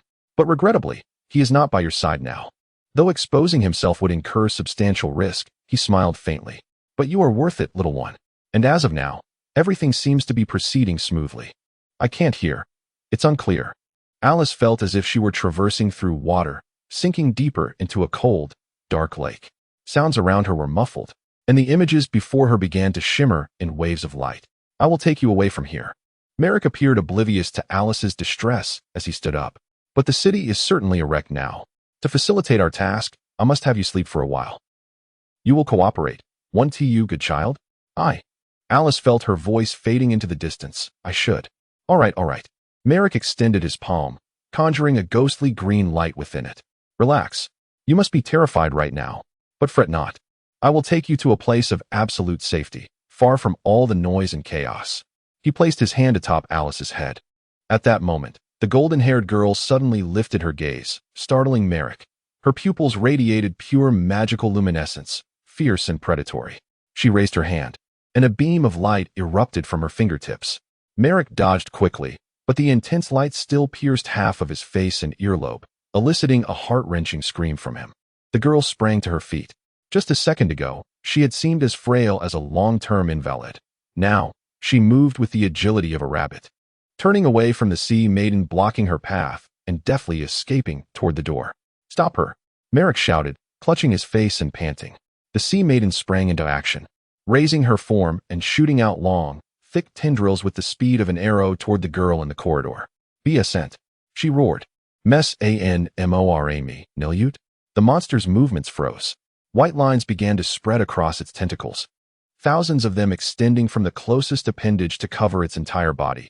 causing its torso to tremble as if enduring unfathomable pain. The girl swung her arm forcefully, and the creature's tentacles before her crumbled into debris. The monster howled in fury, wildly thrashing its remaining appendages while recklessly slamming against the surrounding walls. Merrick appeared at the doorway, witnessing everything the girl had done, and he began to chant a spell. 2 flames ignited in the palms of his hands. Without hesitation, he released the flames entirely. The flames absorbed the surrounding air, transforming into 2 fireballs that spiraled toward the girl. She raised her hand, a surge of magic manifesting as blades of wind that dispersed the fireballs entirely. The girl showed no inclination to linger. She turned and withdrew. Merrick crossed his arms, and the wind blade swept past him, slicing through his black cloak. He staggered back, cursing as he altered his incantation. Chapter 29, Confrontation, Part 2. The girl's movements abruptly halted as something seized her from behind, rendering her immobile. The air around her trembled violently, causing her body to convulse. "You almost escaped, little bird," Merrick grinned through gritted teeth, agony radiating from the left side of his face. "I thought you were just a clueless little brat. You've truly startled me. I never expected you to have mastered the use of power to the point that even I could be harmed by you." The girl glared at him, her expression fierce and enraged. "No, you have not mastered power." Merrick squinted, muttering to himself. "The one here is not you. Who are you?" "Carriage, BNST," she exclaimed, fluently speaking an ancient tongue. "Confess, why are you in this girl's body? Who are you?" Merrick raised his hand, the black light flickering intensely. With his movement, the girl's feet gradually lifted off the ground, as his light transformed into chains that constricted her body, contorting her face in pain. As a spy and sorcerer, Merrick's reactions were impressively swift. Rubbing his bruised jaw, he spat out a bloodied tooth and began cursing loudly. The girl's abilities far exceeded his expectations. According to his intelligence, she had yet to reach her awakening, yet her magical prowess overshadowed that of an ordinary sorcerer. Merrick raised his finger, intending to chant a lengthy and intricate spell to subdue the girl. However, she had no intention of granting him that opportunity. She extended her hands. Fingers splayed, unleashing several spirals that tore through the air, accompanied by hissing sounds and a shower of sparks, surrounding her with a myriad of fiery projections. These spirals resembled long spears, piercing through the mist Merrick had conjured, embedding deeply into the fabric of space. Soon after, the mist enveloping the spatial surface seemed to ignite, boiling forth as colorless waves began to spread across the walls and windows, faint outlines of the hidden town hall becoming discernible. Merrick felt a jolt of shock. Could the girl have discerned the flaw in his Sakalo maze technique? As a 6th-tier magic and illusion, the Sakalo maze could construct a vast labyrinth to ensnare any who entered. The creation of such an illusion typically required tremendous time and effort, and breaking it was equally arduous. The decipherer had to locate at least 4 magical mediums hidden by the caster and identify the exit leading to the external realm to have any hope of dispelling the illusion. Had the girl truly uncovered his riddle? The mist on the surface of the space suddenly contracted and coalesced, transforming into swirling vortices that collapsed, erupting into dazzling trails reminiscent of fireworks. Merrick trembled in fear. The girl was not attempting to unravel his illusion. She recognized the magic he wielded and intended to forcefully breach it with her pure, immense magical power. He had to act before she succeeded. Gritting his teeth, Merrick recited his incantation. Losing a tooth made his words somewhat slurred, yet he maintained a semblance of stability. He couldn't keep his composure for long. A sound akin to shattering glass filled the air, signaling the dissolution of the illusion. The entire space began to tremble, gradually returning to calm. Around them, areas that had been walls transformed into doors, while solid stone bricks replaced the previous doors and windows. The Sakalo maze was steadily vanishing. The girl descended, letting out a fierce cry, releasing another surge of spiritual pressure. This time, Merrick could not withstand it. He stumbled backward, unable to complete his incantation. Sea Maiden. The tentacled creature, previously collapsed to the side, restored its form, moving towards the corpses of those it had slain earlier, siphoning their residual nutrients before launching its return. This time, it appeared even more fearsome, with its eye color and the crimson patterns on its tentacles more vivid than before. The girl unleashed a wind spear, piercing through the creature's body. Yet, this time, the creature did not relent to her assault. It roared defiantly, leaping at her with all its weight, crashing down upon her. The girl faced the creature, her eyes ablaze with fury, nearly igniting with sparks. Both beings emitted simultaneous roars. Merrick hastily scrambled to his feet, fleeing in another direction. Given the current circumstances, it was challenging to discern which of the two fearsome entities entangled on the ground was more monstrous. Compared to the unknown magical power of the girl, Merrick deemed that turning to flee was the more pragmatic choice. Then and on, the girl's voice echoed from behind him. Papers scattered across the ground began to rise into the air, rustling without wind, then came crashing against Merrick's face. Cursing, he waved his hands, releasing flames that reduced the papers to ashes. At that moment, a chair that had been positioned behind a desk inexplicably moved beneath him, causing him to trip and fall unceremoniously. "Little brat," he shouted angrily, "I will make you pay for this." The sea maiden's tentacles were strong and capable. When they ensnared the girl, the binding strength rivaled that of Merrick's spells. The girl's golden hair cascaded around her like a lion's mane, her visage akin to a goddess of vengeance and death. Yet, that divinity was gradually waning under the sea maiden's suppression, as its tentacles siphoned the girl's magical energy, the patterns on them beginning to pulse with a dark red tide. "Gather all the magical creatures near the town hall," Merrick panted. "I want to see how long you can maintain this arrogance." He snapped his fingers, continuing his incantation. Without the girl's interference, this task became significantly easier. He assessed the number of magical creatures. Although most were low-tier entities created through dark magic, with combat capabilities slightly superior to that of a bobcat, powerful creatures like the Sea Maiden were exceedingly rare. However, the value of magical creatures lay in their sheer numbers rather than their quality. Noticing a decrease in magical energy, Merrick felt a flicker of surprise. According to his plan, the city's defense system should have collapsed, and the soldiers likely could only defend the walls and the palace. Who would have the leisure to come to the town hall to slay magical beasts? Just as he pondered this, a chilling sensation pierced his spine. Another magical creature had been eliminated, just one floor below them, in the town hall. Who could it be? Merrick's heart raced, cold sweat trickling down his brow. This was impossible. Who would dare come here? He had conducted investigations, and at this moment, there were no monster hunters in the city of Gai'er. Those soldiers, even the spies under Brivage, could not defeat the magical creatures summoned by his dark magic. Only someone with significant knowledge of magical creatures, wielding silver weapons, could truly vanquish them. So who could it be? Chapter 30. Chaos. A monstrous creature lunged from the darkness behind him, silent, yet cunningly cruel. The long sword scraped against the brick wall of the corridor, sending sparks flying. The beast barely grazed past him, coiling its body like a rubber ball, rebounding off the wall.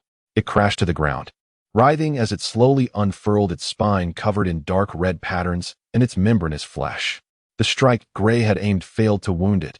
This creature, birthed from dark magic, possessed scales far harder than ordinary steel alloys, leaving only a shallow scratch on his blessed silver sword.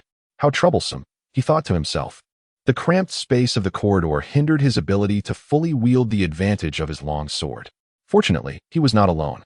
At the other end of the passage, a flash of blue lightning cleaved through the darkness, scorching a mark upon the creature's scales, eliciting a heart-wrenching roar.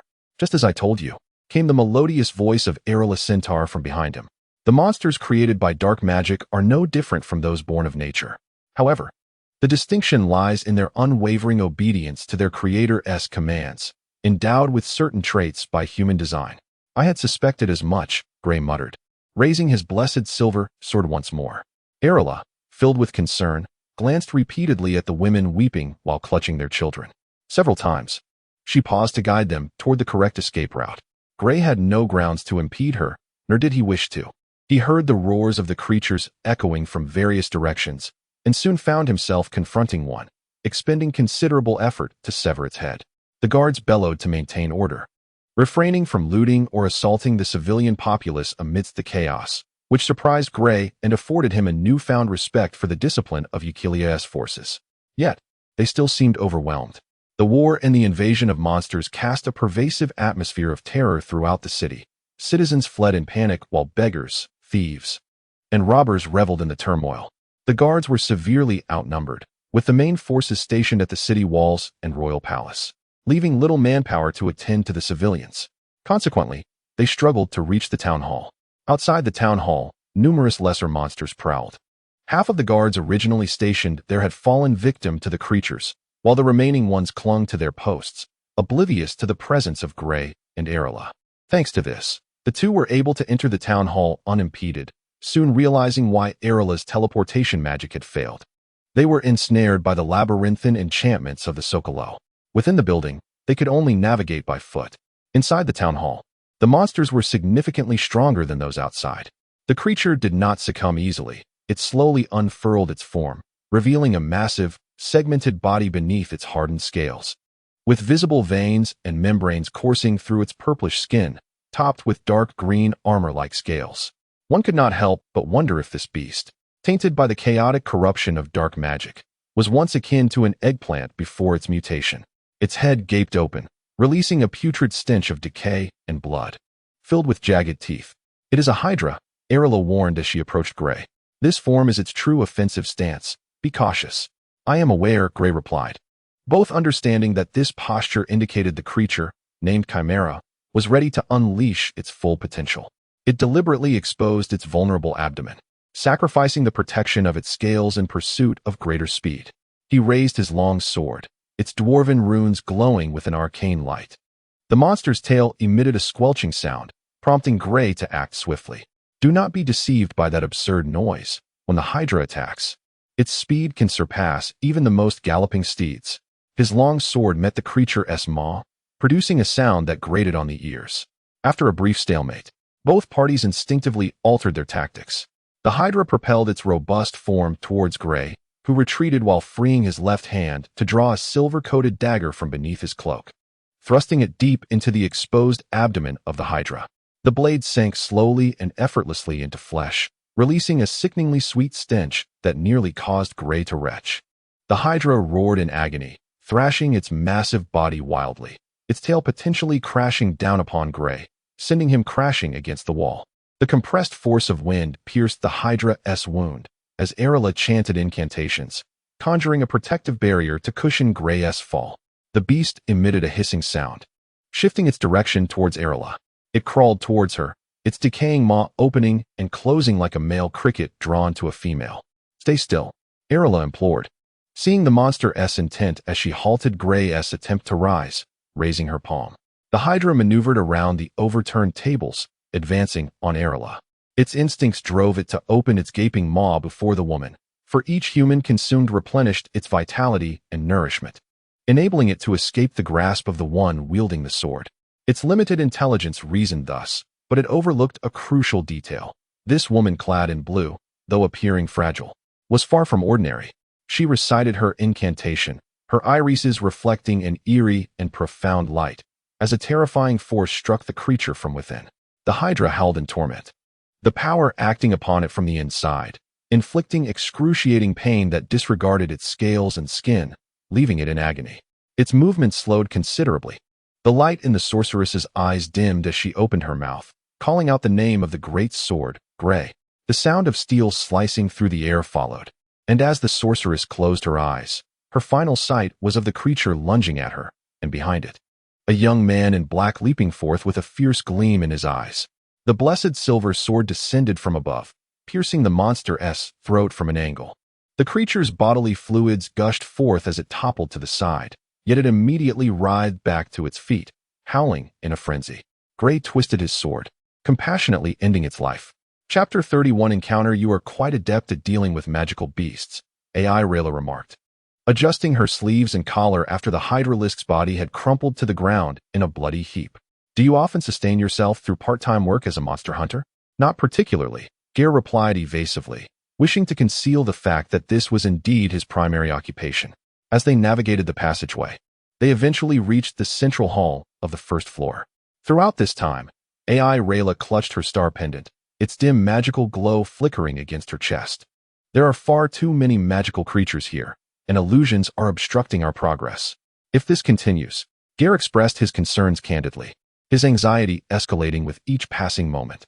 Since bringing Alice to Carrie, events had gradually veered from the path he was familiar with, and now everything felt beyond his control. At that moment, AI Rayla halted, gazing up at the ceiling. "It is fading," she suddenly stated. "What?" "The Sakalo maze technique is gradually dissipating." She turned and casually pushed open a window in the wall. A crimson mist enveloped their view outside, But after 2 or 3 seconds, the mist thinned, revealing a chaotic street scene and cacophony of noise before them. The illusion is losing its potency. This is no longer a maze. This is impossible. Could it be that the sorcerer has dispelled it himself? Gai'er queried. This illusion cannot ensnare the caster, AI Rayla replied. Thus, I cannot fathom why he would willingly lift this spell. Unless it was undone by someone else. Gai'er surmised. Are there other witches in Eukelia besides you? If there were, I should have known. They exchanged glances, each seeing the answer reflected in the other's eyes. That child. A surge of spiritual pressure descended upon them. AI Rayla reacted swiftly, drawing an ancient symbol in midair. The heavy ceiling collapsed, crashing down upon the protective barrier AI Rayla had conjured, shattering upon impact and creating a deafening noise. They beheld a dark mass plummeting into the shadows and rubble nearby, stirring up a cloud of dust and smoke. The entity bore a multitude of tentacles, dark crimson markings, glaring eyes, and ghastly wounds scattered across its body. The sea maiden lay in a pool of blood, her once mighty tentacles now pitifully twitching. She opened her maw, producing a series of strained, raspy hisses. Then, a beam of light streamed through the damaged ceiling, transforming into a lance that pierced her body. This is the child's power. Gai'er cast a glance at the sorceress. AI Rayla. Did you know about this all along? AI Rayla remained silent, standing still as she observed the girl unleash her formidable might. Before divinity, one ought to maintain silence and reverence. The girl required no incantations or elaborate techniques. She wielded the 6 elemental powers, earth, air, water, fire, light, and darkness, at her whim. What sorcerers and witches needed to achieve with lengthy and intricate spells was merely a flick of her wrist or a shout for her. Gai'er realized he had underestimated the girl's potential in terms of magical prowess. The creature still clung to life as he raised his sword, knowing that without silver, it could not be slain. No, AI Rayla gently interjected. Look, the flow of magic had not dissipated. After penetrating the sea maiden's form, it stubbornly lingered within the creature, occasionally glowing faintly through its skin. These magical energies, like parasites, sustained the creature's vitality while simultaneously draining its strength and will, though Gai'er was uncertain if the creature truly possessed such a thing. As long as there is sufficient force to penetrate its core, the beast can perish as well, AI Rayla stated. She could easily achieve this, but she refrains from doing so. She aims to torment this creature, to make it aware of the consequences of offending her. Both fell silent. The girl continued to hover in the air, coldly observing the struggling beast, her expression devoid of emotion. Wrath and resentment radiated from her, making it difficult to conceive that she was merely an ordinary 9-year-old girl. Gai'er suddenly recalled the most pressing question. AI Rayla, do you have a way to restore her to normal? Can we suppress her powers? With a flourish of his sword, he said, let us test it and see what we can do. At that moment, the girl also took notice of them. Gai'er observed that for a fleeting instant, a semblance of human emotion, perhaps surprise and desperation, flashed across Alice's face, only to be swiftly overshadowed by the fury and chaos of divinity. Do you think she can recognize us? Gai'er tightened his grip on the sword. I would advise against harboring such illusions. The sorceress spread her palm, revealing an amulet shaped like a star and moon, crafted from crystal and copper silver. Do not hold back, Gai'er 4. The girl's magical energy erupted forth like a tsunami, surging toward them. She does not require your leniency. AI Rayla gestured, and the star and moon amulet levitated, encircling Gai'er. He advanced with his sword, the dwarven runes along the blade glowing orange as he collided with the tide of magic. He swung fiercely, seeking the girl's position. A massive orb of light materialized on the ceiling, pulsating with radiant brilliance above the girl, expanding erratically until it entirely engulfed her. Moments later, a familiar face emerged from the void, one that Gai'er recognized all too well. It was the visage of the goddess of vengeance, the goddess of death. The girl's dress billowed in the wind as she cried out, her voice piercing enough to shatter eardrums. The sound wave struck Gai'er, knocking him to the ground. AI Rayla braced herself against the wall, struggling to maintain her balance as she uttered an incantation in incomprehensible words. The star and moon amulet flickered in response, and a web of light slowly formed from her palm and the amulet, ensnaring the girl. The girl roared, extending 2 tendrils of light from her hands, suddenly elongating and shooting toward the sorceress's neck like cobras. This was not magic, but pure magical energy, even more terrifying and lethal. Chapter 32. Uniform Gai'er charged towards the sorceress, intercepting her while deflecting the girl's emitted beams of light with his holy silver sword. Arilla's magic took effect. Alice became ensnared in a magical net, leaping out of the orb like a cork, angrily thrashing her legs. The talismans of stars and moon flew towards the girl, encircling her in layers. Through Arilla's efforts, the magical seal gradually formed, restraining the girl's resistance. Meanwhile, low growls reverberated around the hall. The lurking monsters sensed the diminishing power that had been suppressing them and began to emerge from the rubble, inching closer to Gai'er and the others with eager anticipation. "Gai'er, help me fend off those nuisances." The sorceress gritted her teeth, casting a magical seal that yielded no effect. The girl's rampaging magic consumed her full attention. Gai'er brushed the dust off his cloak, wiping away the remnants of blood from his sword. He remained vigilant, keeping a watchful eye on the movements of the monsters, steadfastly guarding Arilla's side. Out of concern, he glanced at Alice. The girl had suddenly ceased her struggle. Suspended beneath the ceiling, she was surrounded by the net of stars and moon. Her eyes, glowing with a pallid radiance, were fixed upon Arilla as she continued to roar. The sound seemed to convey meaning, resembling both a lament and a plea. He found it incomprehensible, yet Arilla appeared to understand.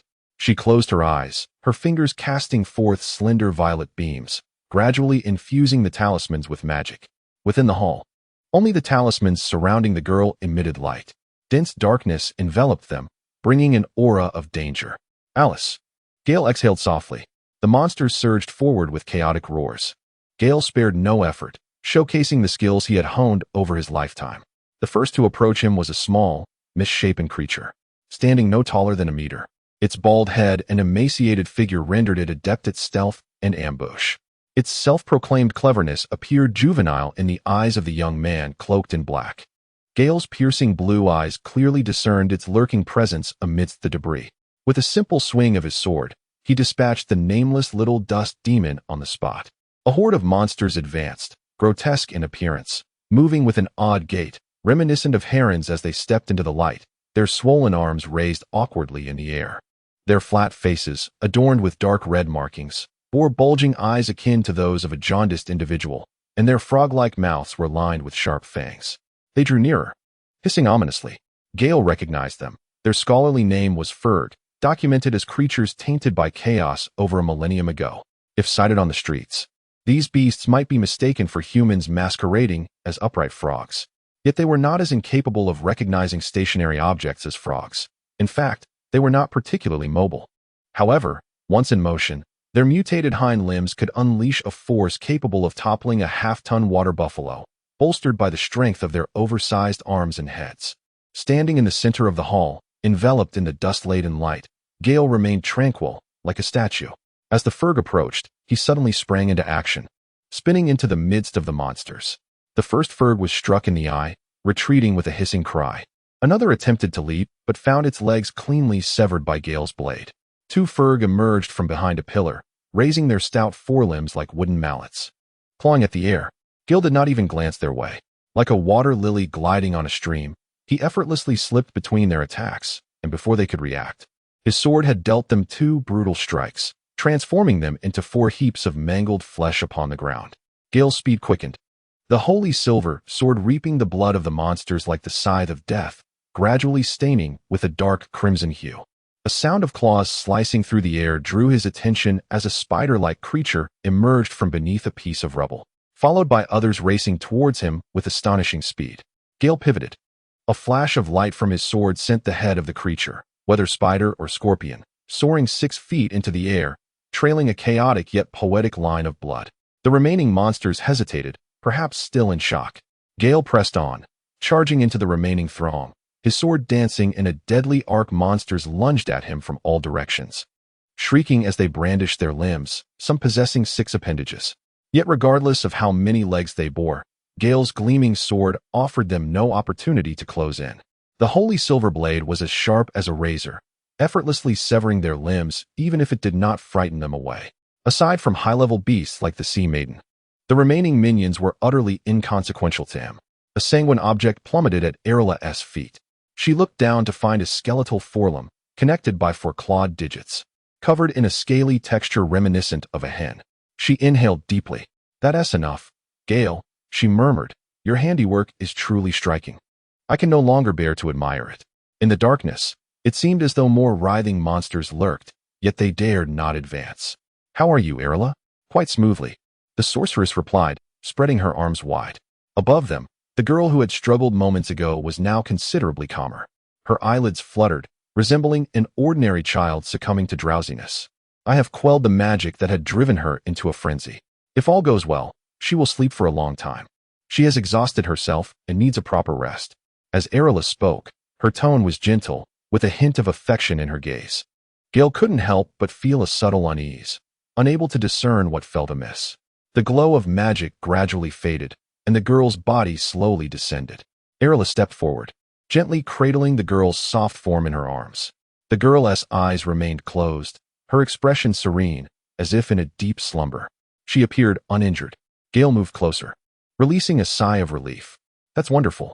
Indeed, Erila whispered, a fortunate misfortune.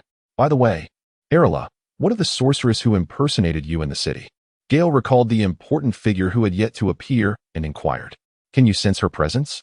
I can, though I suspect she has already fled. Erila's gaze remained fixed on the girl as she tended to her golden hair, saying, this child, when truly roused, would be uncontainable by any sorcerer of Griffin level or higher. Even I could only manage to soothe her emotions and magic through sheer luck, having spent considerable time with her. That impersonating sorceress would stand no chance. Gale nodded, yet he maintained his vigilance. Chapter 33, Fatal Combat. Gai'er sensed a presence quietly slipping away from him. He turned his head and bent down, fixing his gaze on a seemingly ordinary pile of rubble not far off. Erila, he said, can you use magic to investigate that? Before he could finish his sentence, a terrifying creature leapt into view, poised to pounce upon him, its clawed forelimbs aimed at his temple and cheek. This monster had emerged from behind the rubble. Gai'er's heart raced, yet his movements remained composed. His long sword hummed as it sliced through the air, grazing his cloak. Erila heard a dull, horrifying crack, and a crimson liquid poured down, splattering onto the floor nearby. She clutched Alice, retreating slightly to the side. A grotesque creature was impaled on Gai'er's sword. It was a magic crab spider. Gai'er's eyes widened as he saw two more monsters spring forth from the rubble, leaping at his legs like crickets.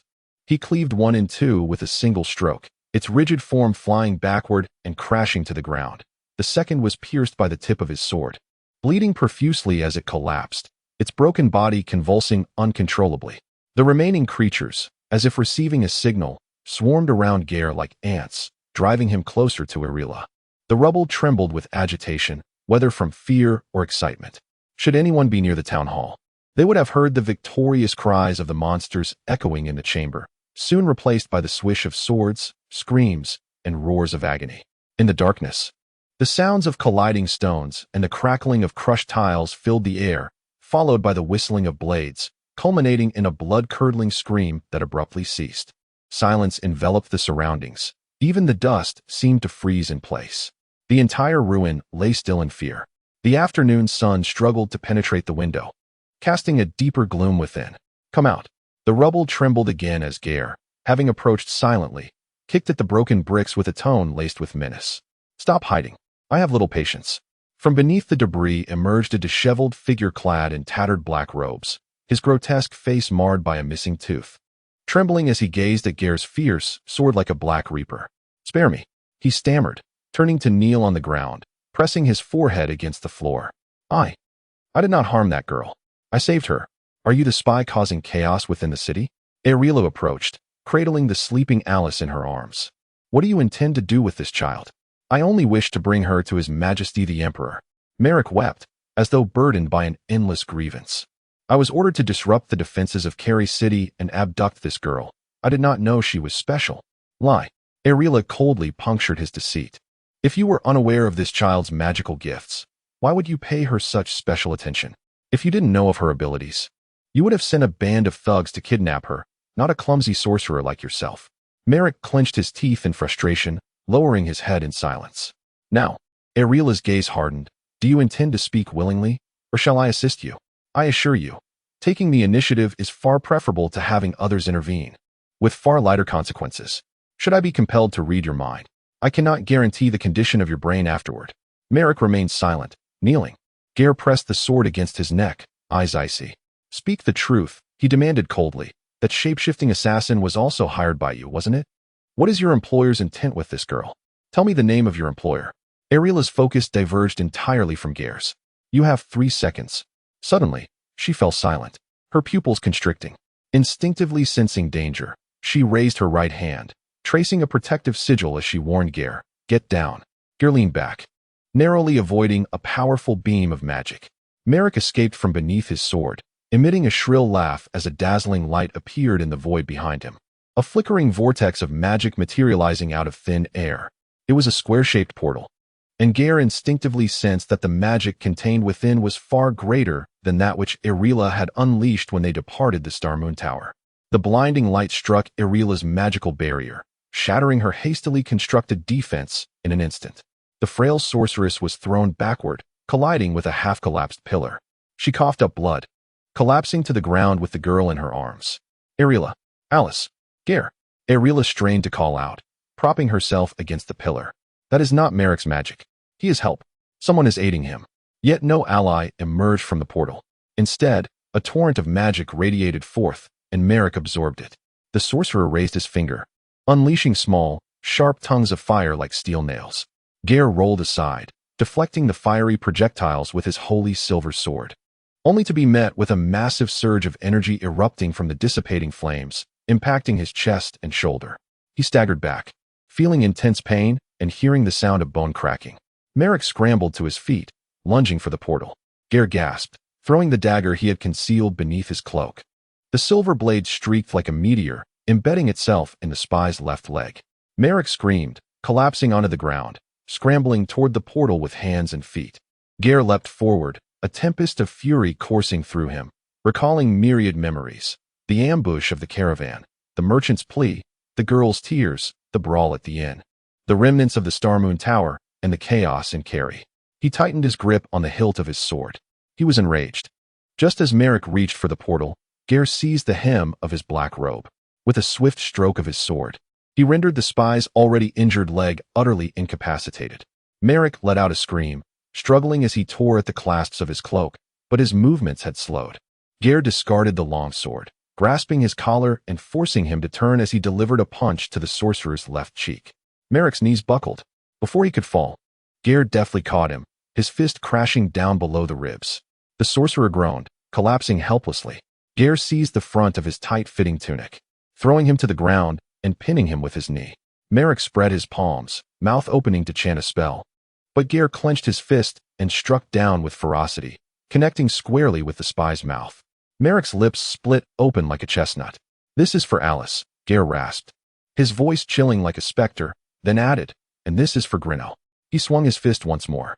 Merrick's head bounced off the ground, blood spraying across the forehead and cheeks of Gai'er's sword. To his surprise, he felt no discomfort or pain, but in the midst of battle, he too had sustained injuries. Part of the blood was his own. He hadn't considered it, nor did he have time to examine or tend to his wounds. Clenching his fist, he struck Merrick again, consumed by rage. This is for Sharnies, and all those harmed by your schemes. Merrick spat blood at him. Gai'er landed several more punches. Gai'er, Ariela cried out. Get away. The square portal blazed with an even brighter light, illuminating the entire hall. Long before Ariela issued her warning, Gai'er had sensed the surging magic within the portal. Chapter 34. The witch Merrick sensed the surging magic emanating from the door, aware that assistance was imminent. He screamed and struggled, akin to a colossal catfish. Gai'er pressed his knees firmly against the spy's chest, grasping his long sword, and directed it at the portal that appeared to be ablaze with fire. This was a grave mistake. A spiral of darkness surged forth from the portal. Gai'er sprang to his feet, instinctively raising his sword in defense. The shockwave hit him again, propelling him backward while simultaneously bestowing Merrick with newfound strength. A sphere, congealed in the deepest black, rolled out from the portal. This orb was enveloped in complete darkness, emanating a foreboding and ominous aura, as if it had devoured all surrounding light, reflecting none even on its surface. That magic! Aelira's voice trembled. Impossible. That mist, could it be? The black sphere suddenly quivered, interrupting Aelira's words. It shook violently, then, as if deflating, expelled a torrent of black mist. The fog engulfed the entire town hall, obscuring the last remnants of sunlight filtering through the windows, transforming into a colossal storm that encircled everyone at its center.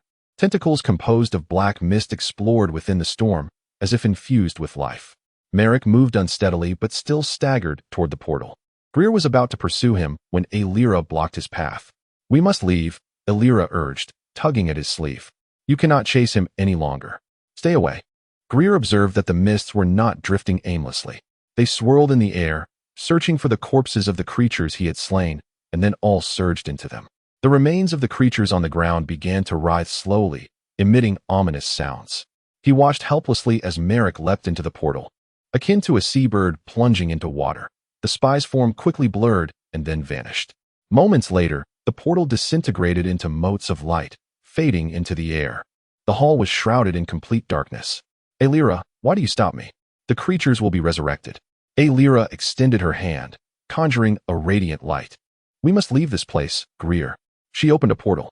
The oval-shaped gateway emitted a gentle glow, illuminating the space around them once more. "These creatures," Gai'er gritted his teeth. "If we leave them be, they will destroy the entire city of Gai'er."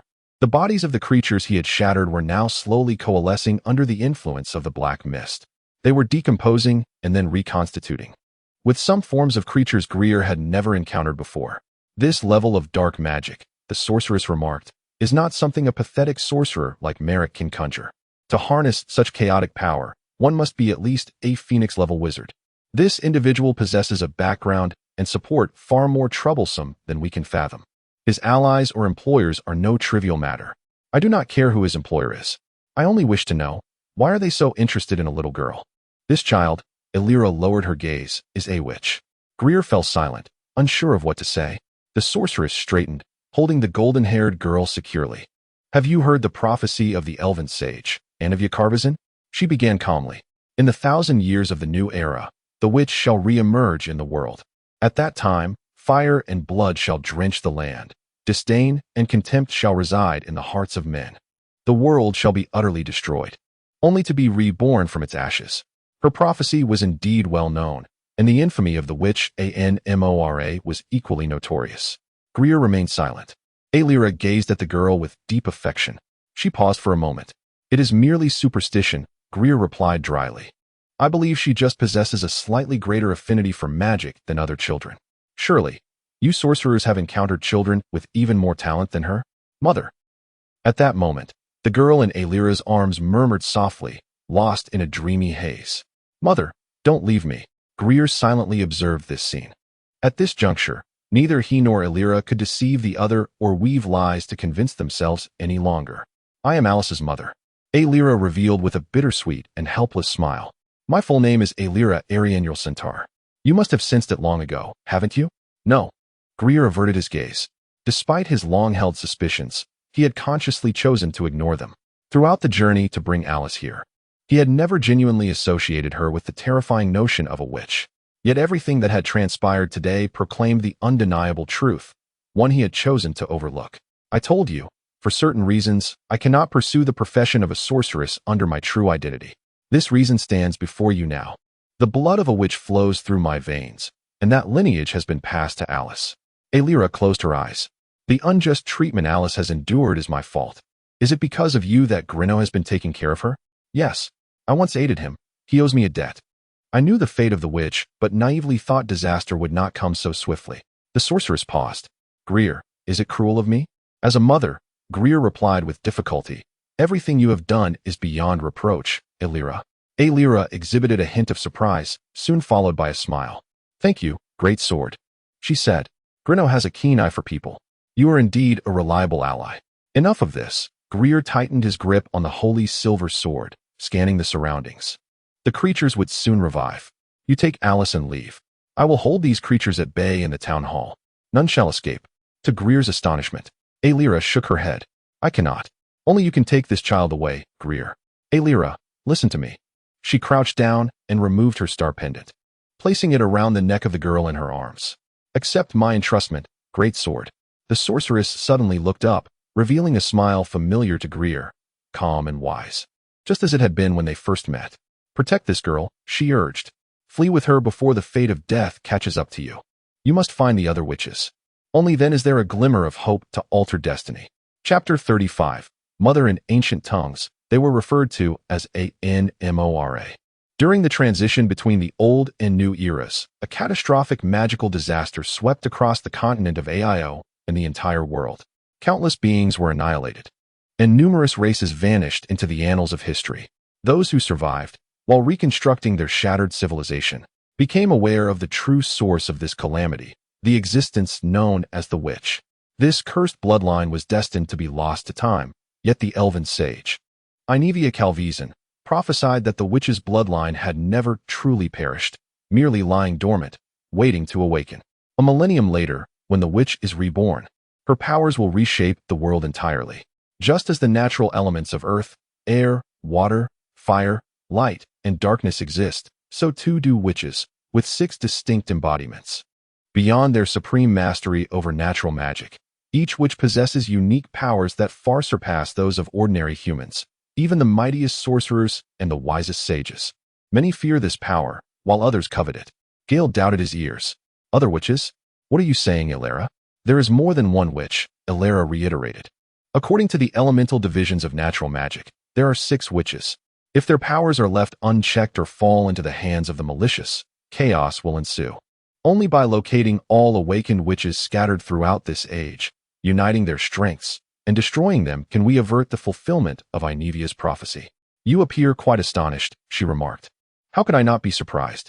You suddenly speak of things I have never heard and expect me to believe in such a fantastical prophecy. One moment, I am a homeless mercenary. The next, I am grasping the fate of the world, transformed into a hero.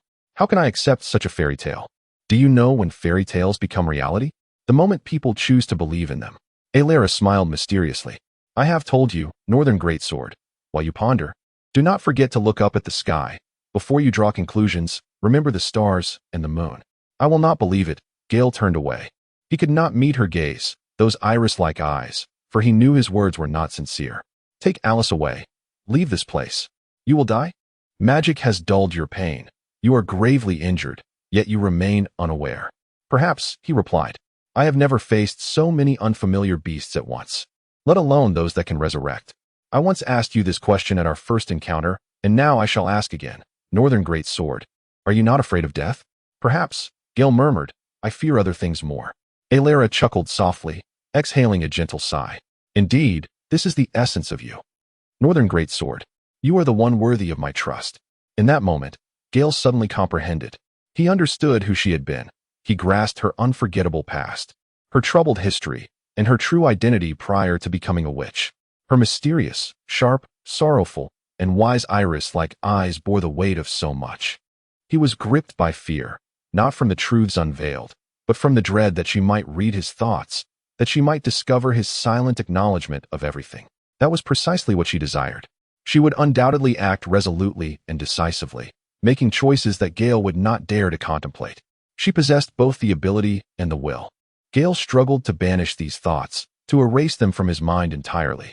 He felt as if a great weight bore down upon him, as if a large portion of the shattered ceiling had been suddenly lifted. The dark red patterns on the resurrected beasts began to fade, replaced by an eerie green mist. They swirled around them, roaring and howling, filled with lethal intent. The beasts opened their gaping maws, their claws reaching for the great sword and the witch. Ilera, the pendant, have Alice keep it safe. Everything I need to tell you is within it. Remember, while you ponder, do not forget to look up at the sky. Before you draw conclusions, remember the stars and the moon. The portal illuminated them. Ilera slowly retreated, distancing herself from him and Alice. Her eyes ignited with a golden flame, her voice resonating like a deep bell. Gai'er recalled that face. Yes, he had seen a visage strikingly similar to this on the girl he held. The face of death, destruction, and the vengeful goddess. Also that of a mother bidding farewell. He should have realized it sooner. He could not vanquish the beasts here, but someone could. From whom did Alice's witchly powers originate? Northern Greatsword. If you can indeed validate the existence of fate, then my choice is not wrong, nor is my bet misplaced. This is a gamble that will determine the fate of this world, a challenge posed by the witch to all wise races. Humans, elves, dwarves, and the like, all of you owe a debt to this world. And you, especially, Northern Greatsword, exile of guilt. However, your creditor is not I. She. Alara Arianana Yacintar, sorceress of the Star Moon Tower, mother of Alice, and an unknown witch, severed her wrist with a blade of light, revealing a sorrowful smile. Farewell, Northern Great Sword. Farewell, Gai'er, and my dearest, my beloved child, my little Alice. Gai'er could no longer hear her final words. The portal engulfed him, a myriad of lights flooding his vision. He last beheld the witch's wrist gushing with blood, powerful spiritual pressure surging with the splattered blood throughout the town hall. The beasts surged forward. A banquet of monstrous feasting was about to commence. Yet, Gai'er could no longer grasp what transpired next. The sensation of pain returned to his wounds, and the force of the portal left him utterly incapable of thought. Be careful. Move gently. Hey, someone lend a hand. I can't move him. Damn it, my hand is still injured. Silence. No shouting. Lay him down. Let me examine the wounds. Good heavens, this is not good. We must staunch the bleeding. Oh gods, look at the wounds on his legs and back. I dare say, they were inflicted by a mountain cat larger than a buffalo. What else could cause such injuries? Enough chatter. Let's get to work. Gently, carefully. Under his head. Who will support his head? Commander Rannall. We need gauze and alcohol. This way. Place him on the cart. I'll organize it. Oh gods. Lord Rannall. Blood is seeping again beneath his bandages. Stop talking nonsense. Hurry, come here. Raleigh, don't fluster. And you, Occam, cover him with a blanket. Can't you see he is trembling? Gai'er. No. Hey, girl, don't panic, and don't come any closer. You'll hinder us. Hey, fellows, how about giving him some vodka to drink? Feed alcohol to an unconscious patient? Are you insane, Raleigh? Hand me the bottle. I need a drink. Ugh, look at those cowards. Despicable, shameless, pathetic. They fled, leaving only us. Gai'er. Lord Rannall. He is speaking. What? What does he say? Not quite clear. Seems to be a name. What name? Alice and Alara. Chapter 36 The Great Sword, Part 1. Gai'er lay upon the blanket, his head spinning. An instinctual awareness informed him that his wounds were festering and inflamed. Yet, how curious it was, during his battle with the creatures of the dark. He had felt no pain whatsoever. He sensed someone draping a coat, imbued with the scent of horse sweat, over him, while the carriage jostled incessantly, each movement sending twinges of discomfort through his thighs and buttocks. The air was filled with loud shouts and curses. He clenched his teeth, hearing a tender, fragile voice persistently calling his name. Gai'er, the great sword of the north. He gazed up at the night sky, adorned with countless stars. So close they appeared to hang from the treetops, within reach. He chose a path farthest from the light, seeking refuge in the swaying shadows. This was no easy feat. Everywhere around him were piles of burning pine, the flickering red glow of torches illuminating the night, thick smoke billowing into the darkness. Amidst the dancing figures, the campfires crackled, their light shimmering. Yet he had no desire for drink, not now, at least. He continued to wander within the realm of his dreams. The youth lifted his gaze, admiring the frost-laden landscape ahead, and could not suppress a sigh of admiration. Iswand. In the ancient tongue, it meant garden of ice and snow. This was his homeland. The boy wrapped his gray cloak tighter around himself, entranced by the pristine ice flowers, inadvertently slowing his pace. Much to the displeasure of his companions ahead. Gai'er, hurry up. His companion clad in brown urged. Do you not understand the value of swiftness in battle? But the merchants will not wait. York shouted, I won't wait for you. Not when each white-feathered lark is worth 5 solents. Stop urging me. I understand, Gai'er replied, averting his gaze to keep pace with his companion. He and York were of the same age, yet their appearances differed greatly.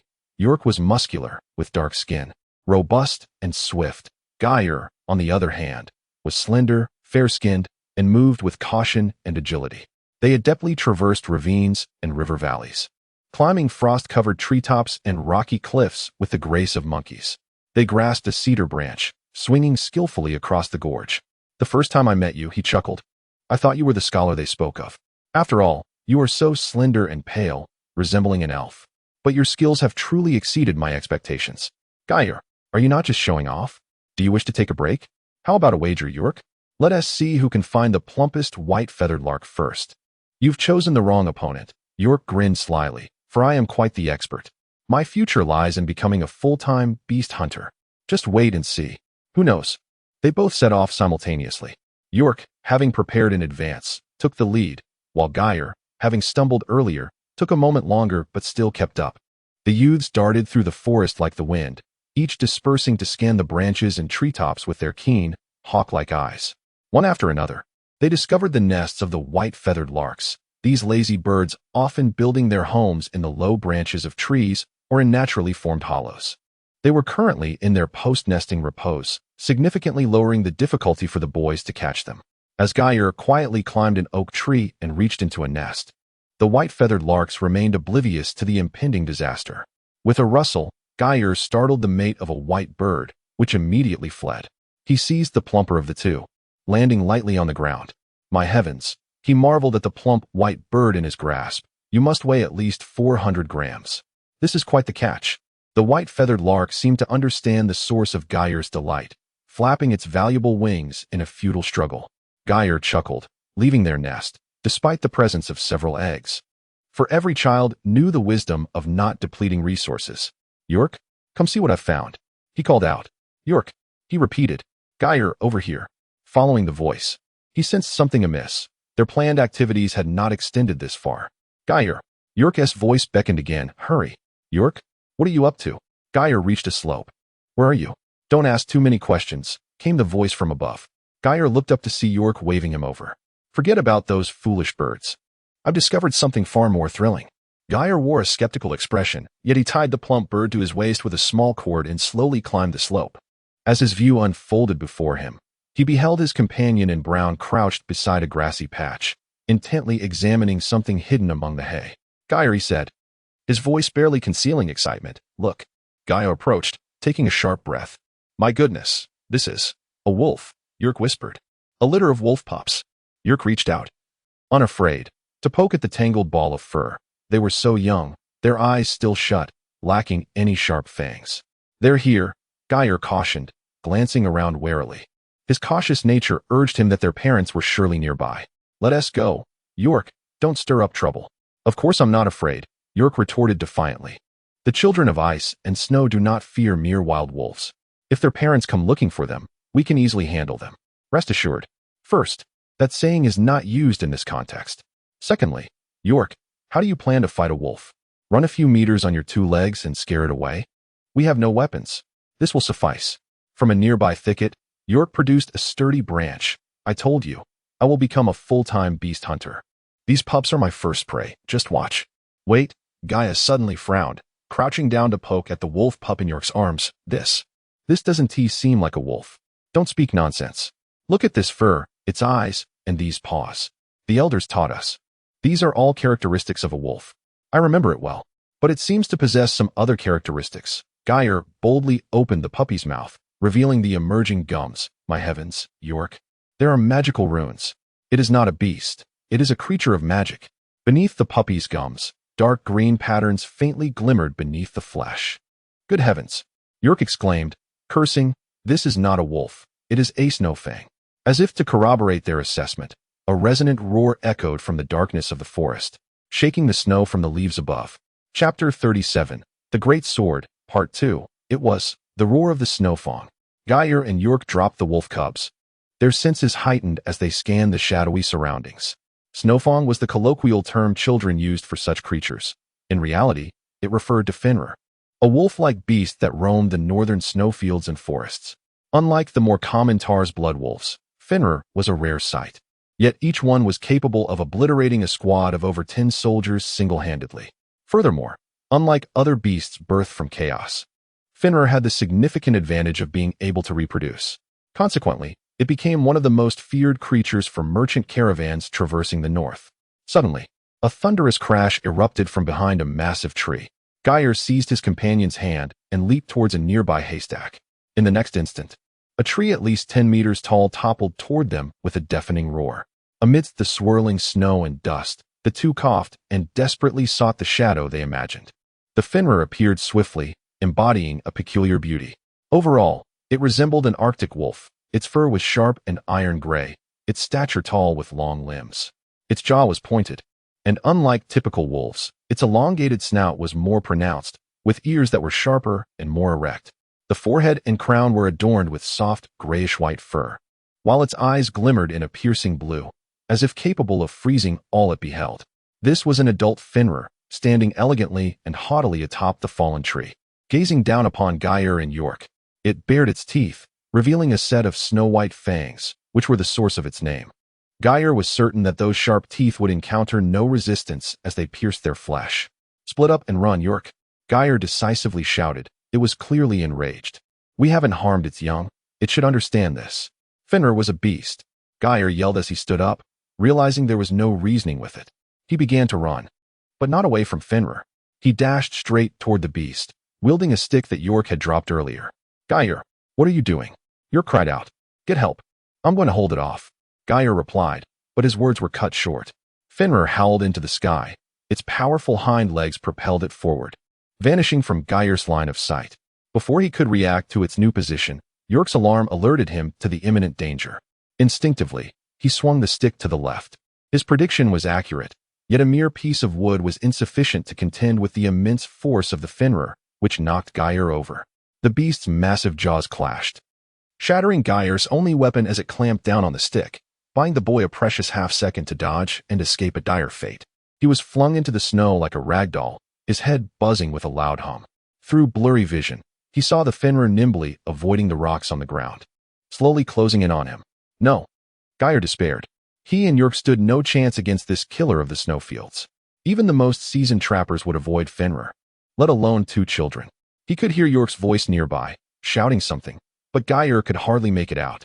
All he wanted was for his friend to flee, but he found himself unable to vocalize a warning. Fenrir approached, its enormous maw agape.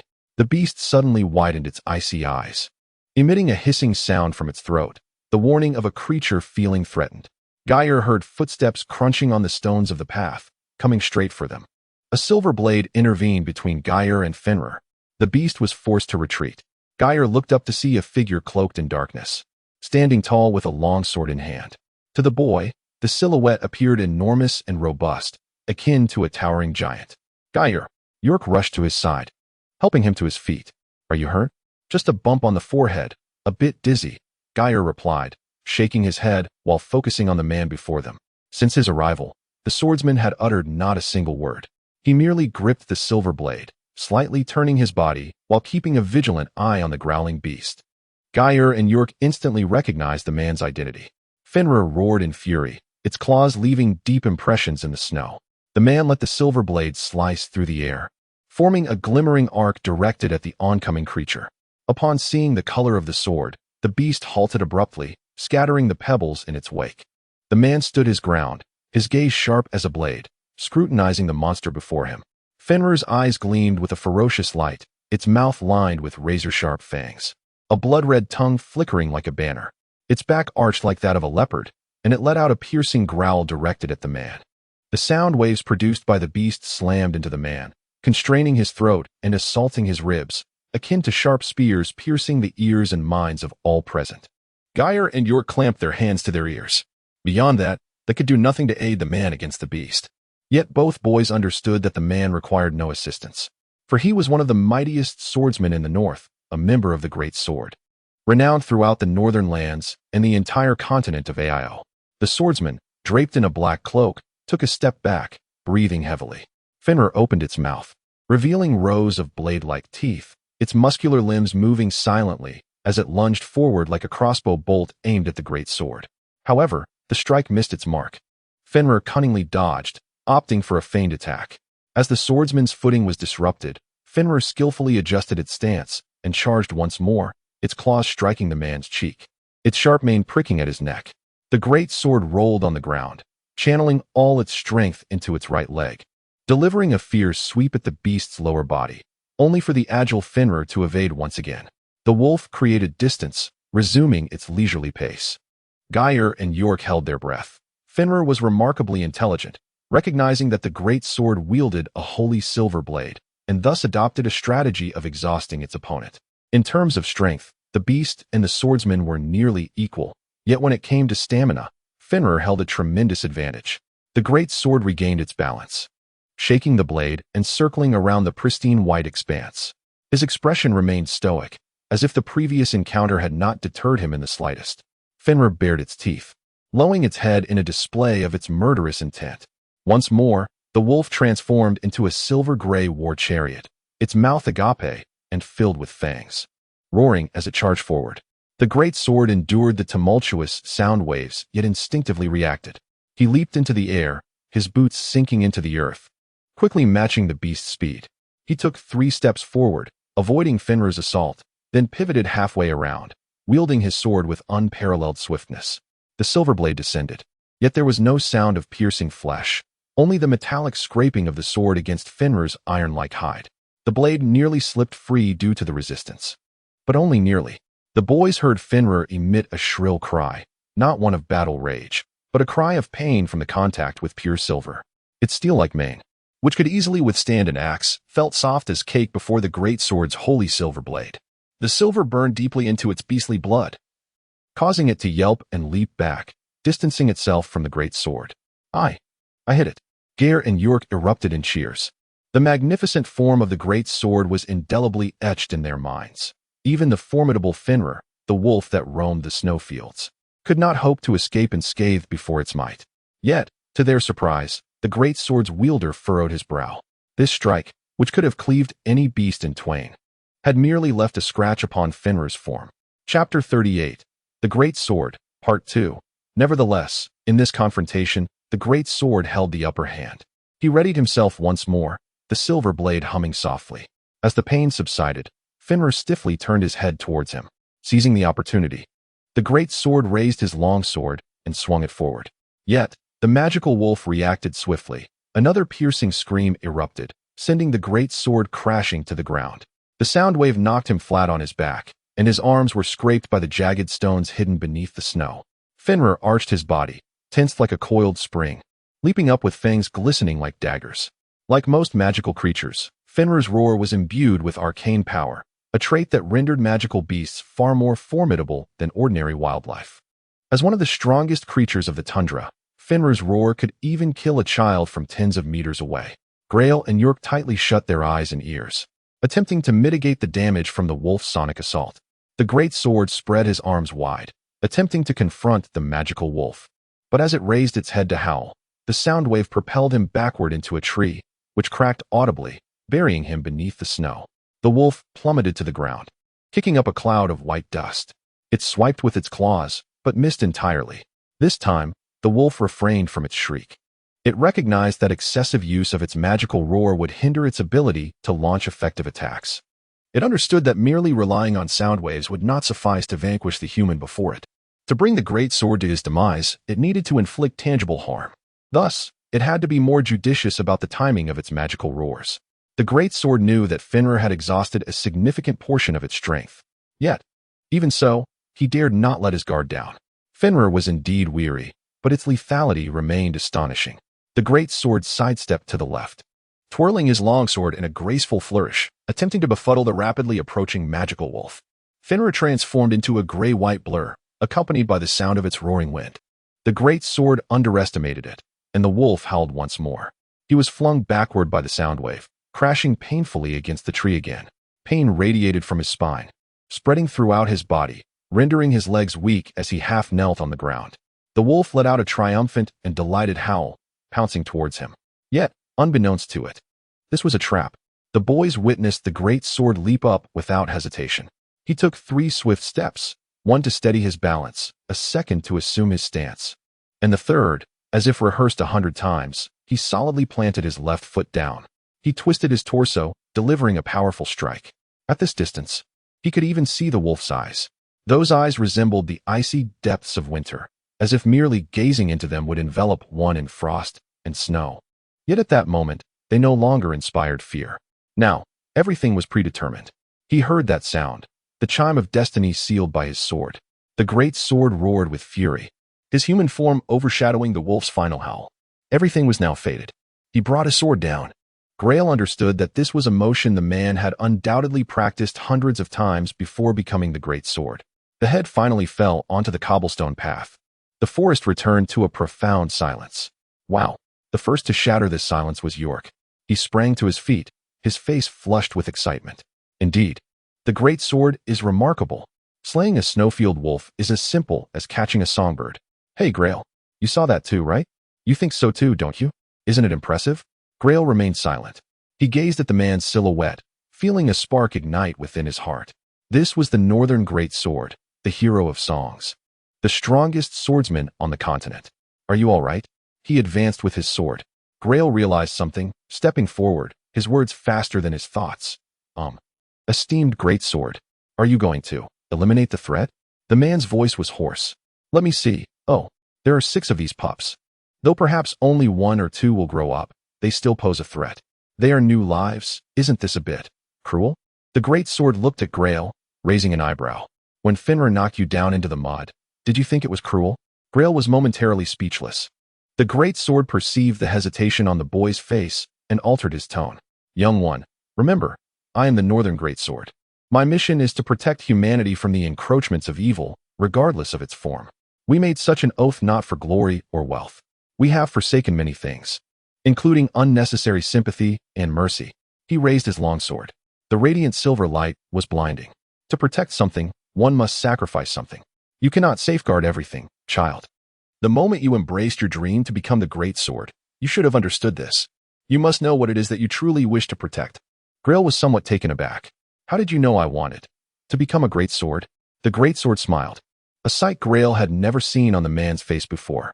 When I was your age, he said, I wore the same expression. My thoughts were akin to yours now. The blade slowly descended. Crimson stains dotted the pristine snow. Faint and weak lamentations rose and fell, but soon ceased. In the name of the winter snow and the war goddess Ronini, in the name of the sword father Iskier, in the name of the ice rose of Eswand, in the name of justice, courage, humility, compassion, and honor, in the name of the Northern Great Sword, I hereby swear, I shall vanquish all that is wicked. I shall fight for the weak and defenseless. In the face of formidable foes, I shall show no fear. I shall uphold chivalry, unashamed of my sword's inscription. With the war goddess Ronini as my witness, I shall face hardships unflinchingly, bravely and decisively honing my skills, my sword intent resounding evermore. With the sword father Iskier as my witness, I shall wield my sword against evil, pursuing this path until its conclusion. With the holy ice rose as my witness, I shall not oppress the weak, but remain humble. I shall strive for the people, honoring them above all. I swear to combat all evils in the world. I swear to fight for the defenseless and unarmed. I swear to bear witness with this sword, wishing fairness and justice to spread throughout the realm. I swear to safeguard the young, respect women, and care for the elderly. I swear to treat friends sincerely, to forge bonds with kindred spirits, and to assist my brethren. Here, I swear upon my sword to clarify my intent. The path I tread shall remain unwavering unto death. Thus, I bear the name of the Northern Great Sword, blessed by the emblem of cold silver. May my ancestors bestow upon me the sacred silver sword, and with this blade, may I no longer suffer. How long ago was that? He had forgotten for whom he wielded his sword. He had forgotten the reason he had become the Great Sword. He had forgotten the name of his sword, Winter Snow, named after the dominion of the war goddess Ronini, representing the scenes of his childhood homeland. That had once been his everything. Yet it should not have been all that he was. Why did these thoughts resurface now? Why was there hesitation now? Had he forgotten the principles he set for himself when heading south? Arela and Alice. Did he truly help them out of the principles of his identity as the Great Sword? Gai'er. There was no time for him to continue sinking into his thoughts. He heard the girl's call. He awakened. Chapter 39. For whom to live, hold on, Gai'er. Don't give up. A voice urged him to persist. Don't die. Alice. Aurelia. What? Forget it. Speak less. I will get you out of here. After all, this is a kind of fate. Gai'er recognized the voice of the young officer named Raniel, encouraging him to endure. Damn it, for the god Sake, I am hurt too. Gai'er brushed against a branch, and in that instant, his body felt heavy. Gai'er. Please wake up. A familiar and youthful voice lingered in his ears, calling out to him, pleading for his safety. As consciousness slowly returned, Gai'er felt the rough texture of a blanket against his head. A pile of straw surrounded him, bringing a slight sting and itch to his face. The scent of herbs permeated the air, accompanied by a warm breath beside him, mingled with the damp odor of feathers. It was quiet around him. Distant voices echoed in a chaotic manner, yet the sounds surrounding him were nearly non-existent. The combination of severe injury and the disorientation from teleportation had not yet subsided. He endured the throbbing pain at his temples while attempting to open his eyes. Above him was a sky filled with drifting ash, the dense branches of poplars surrounding him. From the brightness of the light reflected around him, it was clear that it was noon. He lay on a narrow but surprisingly comfortable wagon, with a thick blanket pressing down on him, making it impossible to lift his head or shift his gaze. Gai'er attempted to move, feeling the bindings wrapped around his limbs and chest. They were bandages and herbs. To his astonishment, the sharp pain previously gripping his calf had vanished, and the swelling had significantly reduced. He wanted to confirm with his hands, yet he could not lift them. In fact, he was unable to move at all. A chilling and terrifying anxiety gripped his heart like an eagle's talons. Only then did he realize that it was the heavy blanket that hindered him. He breathed a sigh of relief, flexing his fingers and silently repeating, "No. No. Fortunately, I am not paralyzed. Where am I? You're awake?" Raniel appeared in his line of sight, his expression filled with concern. "Thank the heavens. No, don't move, Gai'er. Otherwise, your wounds might reopen. Goodness. Those dreadful creatures at the town hall bit your leg down to the bone, didn't you know? You lost a lot of blood. Don't you remember me? I am Raniel. We met at the town hall. Do you recall?" He waved his hand in front of Gai'er's eyes, who closed them. "Of course. I remember. That's good. How do you feel?" "Terrible. Thirsty. Desperately thirsty. Drink, sir, drink." Raniel handed him a water flask. "You have a fever and are very weak. You need to rest. We traveled in my wagon. Don't say anything, sir, just don't move.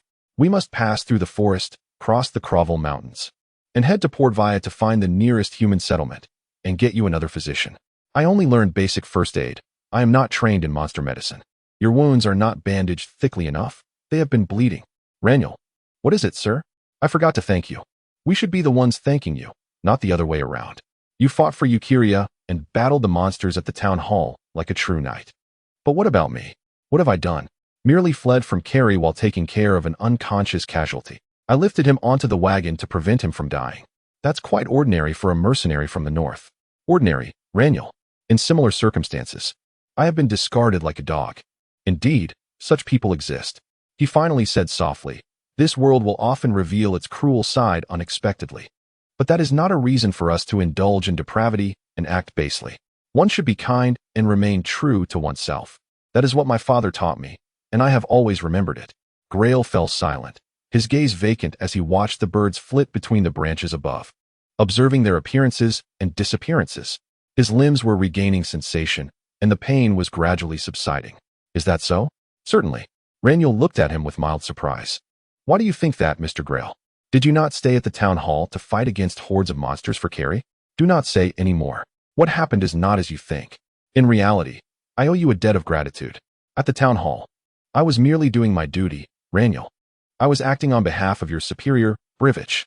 My motives had nothing to do with righteousness or compassion. Raniel, do you know what they say about the exiled?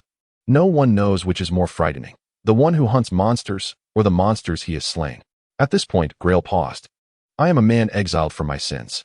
He closed his eyes. It was only natural for people to distance themselves from him. "Yet you, Raniel, helping me is not normal. No, I do not doubt your motives. I am merely afraid." "Complete nonsense. Sir, I fail to comprehend why you consistently speak this way. Do you believe I lack the perception to see everything? You and that girl are of the same kind. You both strive for others. That girl? If you fear I am not a normal person, then there is something to be said." Raniel chuckled. "Gai'er, quite the contrary to what you think. What I do is simply what a decent person ought to do. The best proof is that I am not the only one acting this way, as you can see." Following Raniel's gesture, Gai'er turned his head to the other side. His gaze trembled. Beside him, a golden-haired girl lay asleep. She slightly furrowed her adorable brows, as if worried for someone even in her dreams. "This girl appeared with you outside Carrie City," Raniel explained. "She cried out loudly, trying to stop passing wagons. There were many refugees before me, yet she only managed to stop me. To care for you. She has exhausted herself. I had to persuade her to take a rest. Hence, I say fate is indeed a marvelous thing." Gai'er extricated his hand from the weight of the blanket and gently brushed the girl's hair from her forehead. "Gai'er." "Alice," she murmured, "don't die. I will become your support." Gai'er whispered, "Alice, you truly did it. You helped me. You might even say you saved me. You don't even know how you accomplished it." "How enviable," Raniel sighed. "People say when disaster strikes, each flies away, yet you too, well, surviving is a blessing.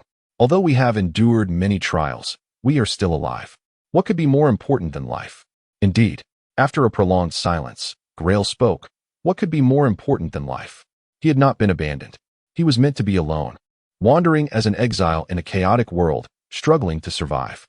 In this turmoil, there existed an abundance of sin. He had relinquished the responsibility of the great sword, living solely for himself for a long time. The great sword. The witch. Raniel. What? Do you believe in fate? Why the sudden inquiry? You are right. But do you know? Merely living is not enough. We still need. I'm sorry, I don't understand. What do you mean by need? We. Grail. This time, he genuinely smiled. All need to live for someone. Chapter 40 Interlude The Sorcerers of Scarlet Mountain. It is widely acknowledged that the world's operation, much like life itself, is an incessant cycle, with natural magic woven throughout this continuum. As previously mentioned, the distinctiveness of these days lies in their magical essence. During this octet of days, regardless of time, natural magic becomes extraordinarily vibrant, and the ethereal glow of magic in the air intensifies remarkably. This has ceased to be a secret. Each year, particularly during the 2 solstices and 2 equinoxes, magical phenomena and mysterious events invariably unfold. People have grown accustomed to this, rarely raising alarm. Cyrus Stew leaned against the window, gazing at the myriad lights of Spiritfire Town below Scarlet Mountain. He was a tall man, clad in a modest gray woolen robe, handsome in appearance, embodying the gravitas and vigor of a man in his 30s, coupled with the youthful essence of a sorcerer. The couple who had just arrived exchanged a glance as the portal behind them slowly closed.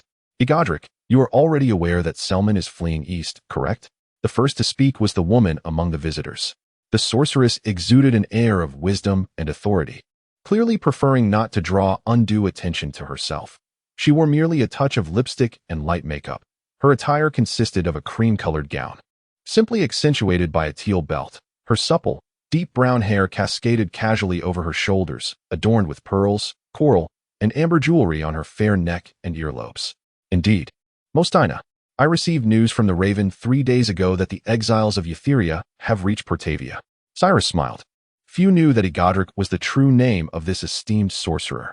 Since the Norscians landed on the continent of Eo, I have advised the Sorcerers Guild and the Southern Realms, issuing a cautionary note. Regrettably, my words fell on deaf ears. The fall of Etheria was inevitable. The male sorcerer among the visitors concurred. Selman seeks to diminish the influence of magic in his realm. I have heard that in the capital of Etheria, Carrie, only the Tower of Star and Moon houses a solitary sorcerer's seat among all administrative bodies. Without sorcerer's assistance, the beleaguered Etheria cannot withstand the assault of Norscian sorcerers and their armies. Unlike Mostina's poised demeanor, he was of diminutive stature, his gaze dark and piercing, his tone laced with sarcasm and arrogance. Mostina slightly turned her head away, discomfort by certain energies emanating from the small sorcerer. Friel's analysis is astute, Cyrus affirmed, continuing. Selman's arrogance and disdain for magic have led him to reap the bitter consequences of his actions. However, I believe our discussion today should not dwell on the folly of the elderly king. We face a more pressing and pragmatic issue: how to navigate the relationship between the Southern Realms and Norscia. Mostina and Friel nodded in agreement. For us, maintaining the balance of power among nations while expanding the influence of magic in the world is our foremost consideration. You should not forget, the Sorcerers Guild was established to manage and regulate the actions of sorcerers on the continent of Eo, fostering magical talent while striving to uphold the status of magic in the world. We cannot allow ourselves to be ensnared in worldly disputes, lest we invite calamity upon ourselves. Our agents have observed that the kings are preparing to convene privately, Mostina stated gravely. Though this meeting may not be formal, they have gathered Portavia, Briania, Cantner, Bemian, Codus. Etheria, the most powerful nation in the western southern realms, could not withstand even 3 days against the onslaught of the Norscians. Signs indicate that prior to Carrie's downfall, a multitude of magical beasts appeared within the city. Clearly, the Norscians, or rather the sorcerers of the Ain Isles, have not abided by the prohibitions against dark magic, Cyrus chuckled. Though we banned it centuries ago, Norscia hails from the Ain Isles and will not be subject to our authority, Friel interjected. We must ascertain the role we ought to play in this impending war, Mostina remarked. This is also the reason we sought your company on our visit to the Phoenix Hall. The noble and handsome sorcerer nodded slowly. The so-called Phoenix Hall refers to the venue within the Sorcerers Guild where high-ranking sorcerers convene, known as the Hezamar Palace. This palace, built within the Phoenix Academy on Scarlet Mountain, named after Hezamar, the deity of the sun and judgment among the 12 gods, is where profound decisions impacting both the sorcerer community and the world at large are often birthed, and it is here that their forthcoming meeting will take place. What is the opinion of the Sorcerers Guild? Friel inquired first. We wish to hear your thoughts, Cyrus. Me? Cyrus replied, feigning astonishment. Mostina narrowed her eyes slightly. It is well known that Cyrus is exceptionally adept at disguise, despite his seemingly taken-aback demeanor. She knew that he had anticipated their purpose for visiting. Very well, Egodric, Mostina began. What are your thoughts on the King's Gathering? Hangmidiel and Victoria sent us to ascertain your perspective. Of course, Friel and I are also quite interested. The Phoenix Council desires all members to present a unified stance on this matter. Should we proceed with action, we hope all sorcerers will act in concert.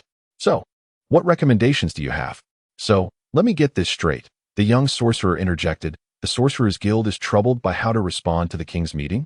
In my opinion, such concern is utterly unwarranted. Simply disregard their plans. Pardon, what did you say? Friel was momentarily taken aback. Did I hear you correctly? You propose that we do nothing? Allow. It is already the case, Cyrus interjected firmly. Not a single king has sought our permission, and the sorcerers serving beside the monarchs have not deterred them. I reiterate, we should feign ignorance regarding the king's clandestine meeting. This is the only rational course of action. Their plans may incite war, perhaps even a large-scale conflict. Indeed, while the Norscian Empire poses a threat to the continent of EO, it cannot be denied that they have become neighbors to the southern realms on a national level. Mostina frowned. The king's meeting is undoubtedly aimed at Norscia. Should we remain passive, it could very well plunge the continent into enduring warfare. Are you suggesting, Friel spoke slowly, that we collaborate with them, playing along with this charade? The Sorcerers Guild shall act as he directs, Mostina mused inwardly. Naturally, the directives will be masqueraded as suggestions. We are but pawns on his chessboard. Cyrus's power is surging, his brilliance eclipsing ours, reducing us to mere foliage clinging to his stature. We shall become his vanguard, acting on his behalf in the forthcoming war. And yet, the rules of this game remain a mystery to us all. The sorceress cast a sidelong glance at the griffin emblem on the brick wall of the Phoenix Academy. However, such actions would only diminish the standing of wizards within royal courts. In Brynea, wizards have already lost their positions, and magic is no longer esteemed. The clergy of the Sanctuary's Holy Law Church are gaining influence, decrying chaos magic as the source of evil and plague, and garnering popular support. In Portivia and Cadiz, war has become a constant refrain in the slogans of soldiers and civilians alike, all preparing for battle. And you would have us convey to Hangermild and Victoria that you desire our indifference towards the arrangements of kings, to stand idly by, as if we were blind? A private meeting, Cyrus said, averting his gaze as if studying the murals on the ceiling. Merely a private meeting, Morcentina. Kings have no shortage of spies. They are undoubtedly aware of what we know. I am referring to the surge of monsters in care. They will eventually seek our counsel, but not in private. It will be at the Southern Summit this autumn. Only then can we offer our advice. If you believe there is another solution, you are sorely mistaken. At that time, Morcentina said icily, we, the wizards, will be the sole outsiders at the conference. Cyrus met her gaze directly, his eyes like those of a fox. The sorceress mused. You are correct, he said plainly. Indeed, Morcentina. This is unlike the war with the Nozekians. We cannot stand idly by while the status of magic wanes. I propose we convene a conclave of wizards, attended by all sorcerers and apprentices of the swallow rank and above, including those already serving on royal councils. At the conclave, we will persuade them, command them, to restrain their respective monarchs. I concur, Friel said. Let us summon a conclave to remind these sorcerers of where their foremost allegiance should lie. However, remember that many members of the Sphinx Council are now advisors to kings. The somber wizard pondered, ticking off names on his fingers. From what I recall, those serving kings include Racine Hill, Tristana Anno, Sonoya Sharikia, Remo Acaster, Vigusta Hijwi, Redriftlaten, Emery Centaur. The last name Friel mentioned stirred something within Cyrus. As a Phoenix-ranked sorceress, Morcentina and von Versloren keenly sensed this. That thought emanated from the young wizard, reaching several ancient tomes in his workshop. The topmost book was Anpresis, the renowned elven sage Anivia Carverson's collection of prophecies concerning witches. There were also magical devices constructed from metal, crystals, and gemstones. But these were concealed, veiled by magic. The sorceress focused her thoughts, attempting to penetrate the magical barrier, but to no avail. Crystals and gemstones. These are magical materials used for detecting magical power. Ego Derek. Are you searching for a particular wizard? Who is the sorcerer you seek in secret? What is the relationship between that sorcerer and the witch? Cyrus Stew. What are you plotting? We will convey your opinion to Hangermild and Victoria, Frelier said, turning his head. Morcentina, what are your thoughts? I agree, the sorceress said, adjusting the pearl necklace around her neck. I concur with Cyrus's proposal.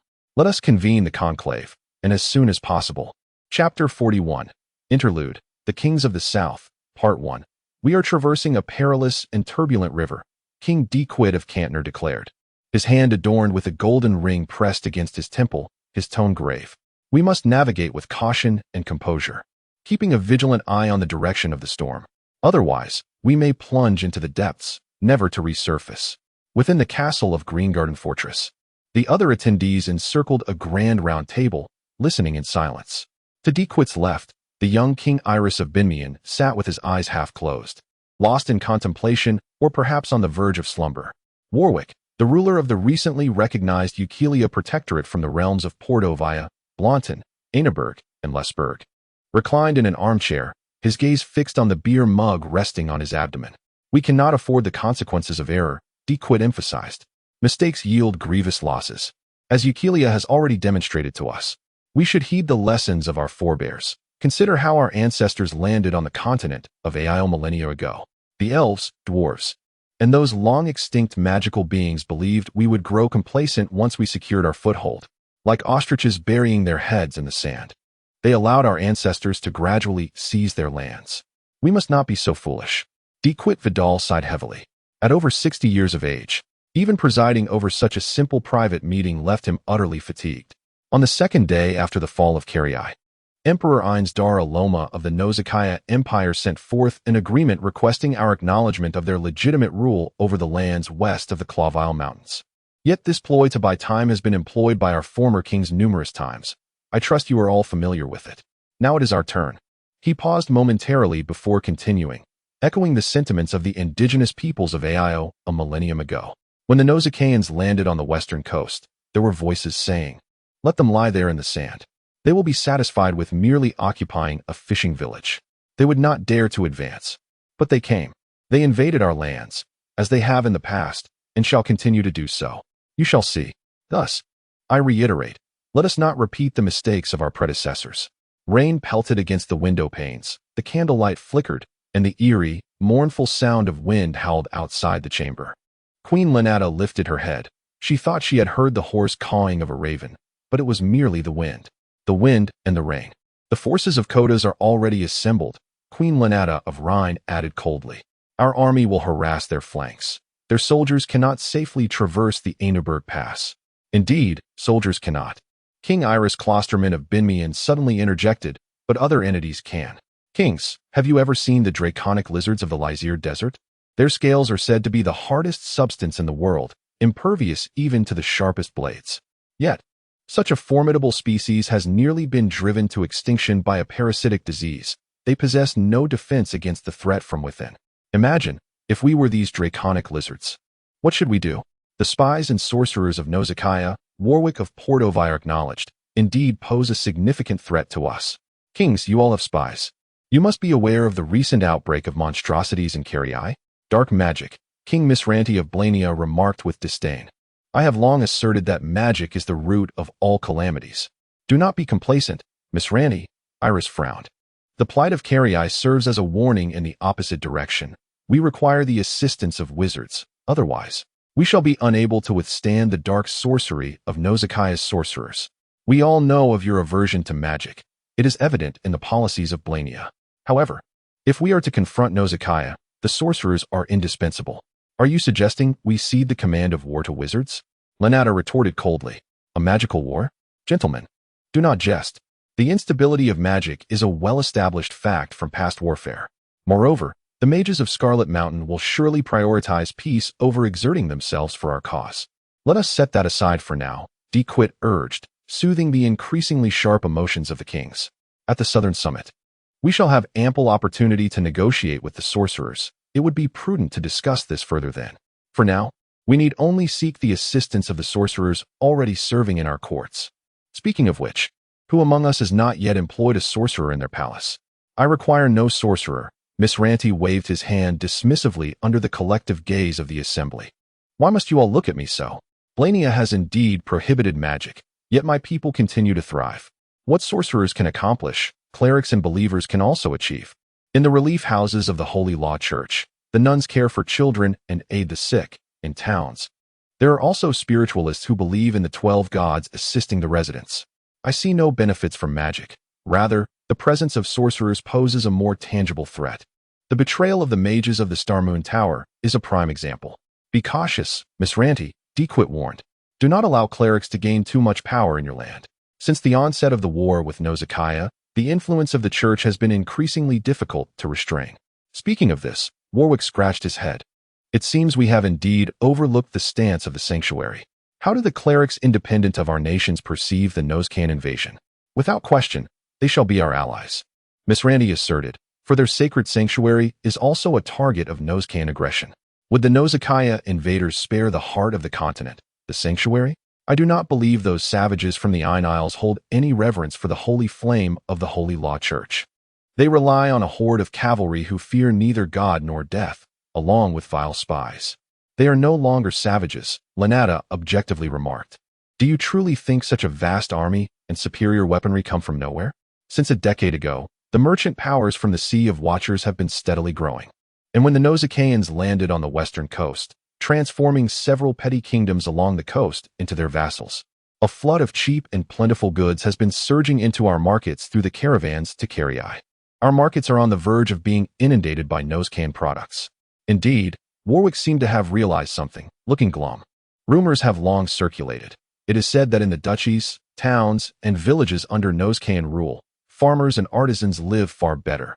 They are freer, wealthier, and the merchant guilds enjoy greater privileges. Just before the fall of Carrii, in Andamil and Blanton, their currency was even beginning to replace ours. In other words, King Iris summarized for his fellow monarchs, if we remain passive, we will gradually crumble under the economic oppression of the Nausicans. We will be confined to our small corners, slowly perishing, for the Nausicans will prevent our westward expansion. Yet we must develop and expand. Otherwise, our descendants will soon find no refuge. The assembly fell into a contemplative silence. Dequit of Cantner sighed heavily, lifting a goblet from the table and taking a deep swig. In this protracted hush, the rain continued to hammer against the window panes, and the howling wind intermittently rattled the shutters, producing an irksome sound. Chapter 42 Interlude The Kings of the Southern Realm, Part 2. The winds and rains are tumultuous. It is far from merely this. King Misrelanti concurred, stating that the greater peril lies within the realm of culture. I am uncertain how you all perceive the so-called prophecies penned by the elven witch Inevia, but recently, the priests under my jurisdiction have incessantly reported to me that numerous common folk are circulating this stack of papers that ought to have been forgotten 3 centuries ago.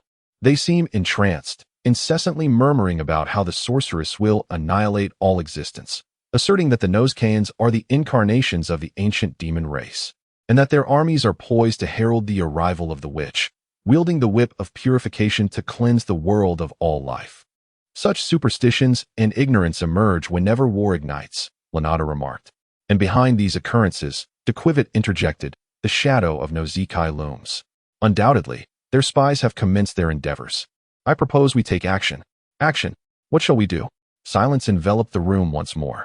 The wind howled, and torrential rain pounded against the castle walls, causing the window panes to rattle with a series of dull thuds. You all, Lanata suddenly declared, why do you gaze at me? We are admiring your beauty, Warwick mumbled, sipping from his cup. Agreed, Dequivit echoed. Lanata, your courtis is located by the banks of the Yarbong River. Apart from Warwick, you are the one closest to Nausicaa. We all know there is no enemy your army cannot vanquish. You are both a seasoned general and a sagacious woman. No more flattery, she retorted, clasping her hands upon her knees, her gaze drifting to the ancient tapestry depicting mythological scenes hanging on the wall. It is a tale recounted by many children, narrating how a millennium ago, the Holy Maiden led the beings to defeat the Sorceress and overthrow the tyrannical reign of the demon race. In the painting, the Holy Maiden rides a pure white Pegasus, wielding the blessed sword gifted by the lake nymph, appearing both valiant and enchantingly beautiful. I have never seen a living Pegasus. She mused silently. Never have I. Perhaps I shall never see one in this lifetime. The current situation, after a moment, Lanata struggled to divert her gaze from the tapestry, reminded me of that fateful winter night 12 years ago. To unseat my foolish and tyrannical husband, I undertook numerous actions. At that time, the air was thick with an unresolved tension. The generals supporting me were devising ways to breach the defenses of the royal guards. The servants were filled with anxiety. Glancing about, the jesters were sullen and dreary, their faces etched with sorrow. The dogs would bark mournfully, no longer caring for their master's safety. The cats slept soundly, indifferent to whether the mice would scurry upon the table. The conspirators among the wizards were ambitious, fantasizing about their ascension to kingship, commanding with an air of authority. Everyone listened in silence. No one dared to interject. All present were aware of the swift and decisive coup that transpired in Cordis 12 years ago. A coup that dramatically altered Cordis's standing in the southern realm and birthed a formidable queen. All awaited in anticipation, brows furrowed, eyes fixed upon me. And I. She lifted her gaze. I shall demonstrate to them what I am capable of. I can compel all to submit through tangible actions. I can make the walls tremble, awakening the grizzly bears from their winter slumber in the nearby woods. In that moment, the slow brewing, foolish, and sorrowful thoughts in everyone's minds were abruptly dispelled. Suddenly, all understood who their true sovereign was. Silence reigned. The wind outside grew louder, the rain against the leaded window frames transforming into a cacophony of maddened dissonance. We shall not acknowledge Nozikai's dominion over the continent of Aiou. Warwick exclaimed swiftly. The soldiers of Portivia and Cordis shall prepare for action. We require a grand united military campaign, allowing the blood of Nozikai to flow in the Freya, Einberg, and Yarbong rivers, from their sources to the sea. We must also engage in commercial warfare. De Quivit continued, we need to establish trade protections on the eastern front while imposing tariffs on goods flowing from the west. No, if necessary, we must also impose a trade blockade on the entire Ein archipelago and Andamil. We will face protests from merchant guilds, but we must proceed regardless. Still insufficient, Iris shook his head. These measures are inadequate. We require. I know what we need. Then tell us. Find the sorceress. What? Miss Rolani turned his head. Iris. Do you also believe in the ramblings of that elven witch? Calm yourself, Miss Rolani. Iris spoke slowly. It is essential to clarify that I do not believe in the accuracy of the apocalyptic portions of Inevia's prophecy. However, I do believe that the sorceress indeed exists, and she will undoubtedly play a crucial role in this war. How so? Iris swirled the red wine in his glass. The young king's eyes were a rich brown, mirroring the hue of the wine. In these times, such individuals are not uncommon, Miss Rolandi said somberly. Indeed, Iris nodded. But what if Inevia's prophecy is true? What if the bloodline of the sorceress has indeed resurfaced in this era, and Nozikai's spies are fervently seeking her out? We cannot guarantee that such a powerful sorceress from a millennium ago would not rise again today. They are embodiments of chaotic magic. Clearly, some believe this more than we do, and have already begun their machinations. Lanata is correct. Warwick nodded. We cannot mobilize our forces solely based on the prophecy of an elven, which from centuries past. However, what if, I say what if, the prophecy is indeed true, and the bloodline of the sorceress has revived its power in this age? While Nozikai's spies are actively searching for them, then we must take this seriously. Let us proceed with caution. Miss Rolani frowned. Very well, even if the sorceress indeed exists. What shall we do upon finding her? Kill her? Imprison her? Or utilize her as a weapon against the nosecans? Let us not forget, wizards can no longer be trusted. How do we contend with these embodiments of calamity? There are others who know the truth about the sorceress. They might assist us in wielding this power judiciously. Who? The Holy Order of the Sacred Law. Iris stated earnestly, the priests have not overlooked the elven prophecy. Over these years, they have continually reported on the emergence of omens. I shall spare you the details regarding dreams, magical phenomena, and mysterious occurrences that might trouble you. I will mention only this. The priests have also perceived the signs of the sorceress's blood revival, and their expertise in mysticism rivals that of the wizards. Miss Rolani pondered.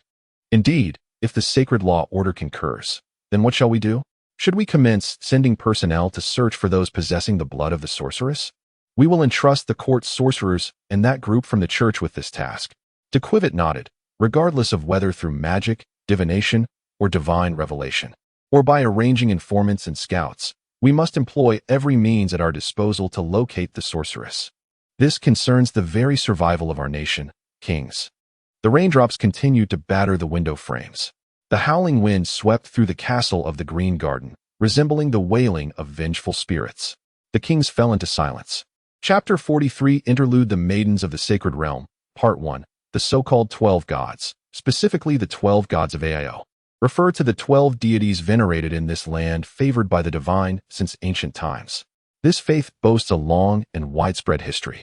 According to existing archaeological findings, the belief in the 12 gods has existed for at least 600 years, dating back to the initial arrival of humanity on the Ao continent. However, the precise origins of this faith remain shrouded in mystery.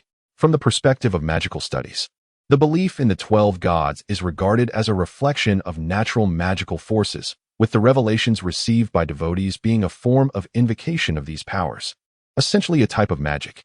Yet, the majority of adherents reject this notion, asserting that such claims are blasphemous affronts to nature and the divine, leading to an enduring and irreconcilable rift between sorcerers and clerics. Since the dawn of civilization, faith has become an indispensable aspect of the human spirit, with the belief in the 12 gods being the most renowned. A millennium ago, when an ancient magical civilization of the Ao continent expanded overseas and encountered the inhabitants of the Brown Islands from the southeast, they introduced the arcane concept known as magical power. As the culture of magic evolved within human societies, people began to discern the mysteries governing the natural world, the forces of magic. Now, approximately 600 years later, humanity has entered the age of sail, heralding the event famously referred to as the Great Landing, when humanity's ancestors first set foot on the Ao continent, swiftly claiming their own territory within this vast land. As they migrated to the continent, they brought with them the belief in the 12 gods. At that time, the Ao continent was populated not only by the still active elves and dwarves, but also by a myriad of magical species, predominantly the magical race known as Diamond. They established the oldest empire on the continent, subjugating other races such as elves, dwarves, and gnomes under their rule. This dominion endured for centuries until the emergence of humanity. With the relentless expansion of humankind, prolonged conflicts ensued between the two races, entangling elves, dwarves, and many others, culminating in a decisive victory for humanity, leading to the total annihilation of the Diamond, now referred to as the demon race. Notably, throughout this tumultuous process, the faith in the 12 gods played a pivotal role, serving as a spiritual banner. The 12 gods instilled hope and courage in humanity to combat the formidable demon race while providing indelible strength to vanquish the greatest source of calamity, the sorceresses. From that moment forth, the belief in the 12 gods sowed seeds in the hearts of many, evolving into the most widely practiced faith on the continent, growing into the towering tree that now casts its shade over all of Ao. The Holy Law Church, established hundreds of years ago, was founded upon this belief, drawing on the reverence of the populace for the Holy Maiden, with its emblem being the divine flame bestowed by the Holy Maiden's weapon. Today, the Holy Law Church stands as the most powerful church across the Ao continent, possessing a territory not governed by any nation or monarch, known as the Sacred Realm. The girl revered as the savior Holy Maiden, Amidst, serves as the matron within the doctrines of the Holy Law Church. As the earthly incarnation of the divine flame, her image has garnered the admiration of countless souls over the centuries. Gai'er closed the pages of the divine flame, her slender fingers gliding over the embossed golden patterns on the cover. Relaxed in her armchair, she lifted her gaze to the statue of the Holy Maiden Amidst embedded in the wall, her mind wandering elsewhere. The candle on the table flickered gently, casting a soothing, warm red glow reminiscent of Gai'er's crimson hair. She held a fondness for the church's specially supplied lamp oil. This oil, based on fish oil and beeswax, was infused with rose essence, crushed purple leaves, and the unique fat from the night-toothed tiger of the northern mountains, blended in precise proportions. Gai'er even added a touch of blush to achieve her preferred hue. The lamp oil produced by this method burned for an extended duration, its flame not only beautiful but also odorless and smokeless. This, indeed, is the divine flame, revered by the Holy Law Church, blessed by the 12 gods, and brought to the mortal realm by the Holy Maiden, the purest and most sacred of fires. It has the power to incinerate all earthly sins and eradicate all foul evils. You shall receive the baptism of fire, she murmured. The flames shall purify you, cleansing you of your transgressions. No one answered. This was hardly surprising, for at that moment, the vast library was empty save for the red-haired maiden. As the favored pupil of the Archbishop of the Sacred Realm, she held a unique privilege. She could clear any room for her own use at will and command any clerics or nuns she encountered, regardless of their tasks. As long as she remained the girl's mentor, seated beside the reading table, she poised herself with grace and tranquility. The wooden door of the library creaked open. Gai'er raised her head, instinctively smoothing the collar of her robe. The girl had arrived. The church library of the Sacred Realm indeed boasted a grand size, rivaling the libraries of some smaller kingdoms, with a space at least twice the size of the Knight's Hall in surrounding realms. The girl who entered was petite, and the narrow passage between the shelves necessitated her utmost caution to avoid toppling any stacks of books. Come here, Gai'er instructed. In the center of the library, surrounded by heaps of books that completely obscured Gai'er, the girl navigated effortlessly to her side. Gai'er narrowed her eyes. Lady Amidst, the girl said, kneeling amidst the canyons and mountains of books in reverence. She appeared to be around 8 or 9 years of age, adorned in a finely crafted, elegant, and fitted black Gothic dress. Her silver hair, reminiscent of the moon, was adorned with black lace and paper flowers. Her eyes, shrouded in shadow, glimmered like stars hidden beneath her bangs. Gai'er could not help but scrutinize her. The girl's skin was as pale as snow, exuding an exquisite beauty, yet lacking a hint of vitality, resembling a delicate doll. Gai'er mused, "Do not be daunted by this mess." She wiped her brow with her forearm, having just noticed the dust covering the cover of the doctrine she had been reading. The clerics were in the midst of cataloging these books when I requested them to pause.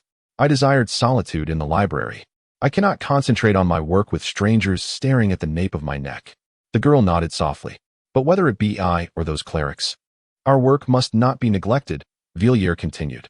I do not wish for those apprentices to face punishment from the Archbishop due to my whims. Since we occupy this space, we ought to assist them in completing their tasks. Can you help categorize these books?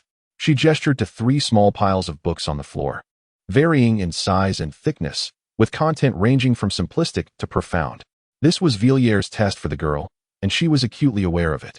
The girl nodded once more. She adjusted the straight skirt behind her and knelt among the scattered books, methodically opening each one to categorize them. For convenience, she slightly rolled up her sleeves. Gai'er silently observed the girl at work, inwardly impressed.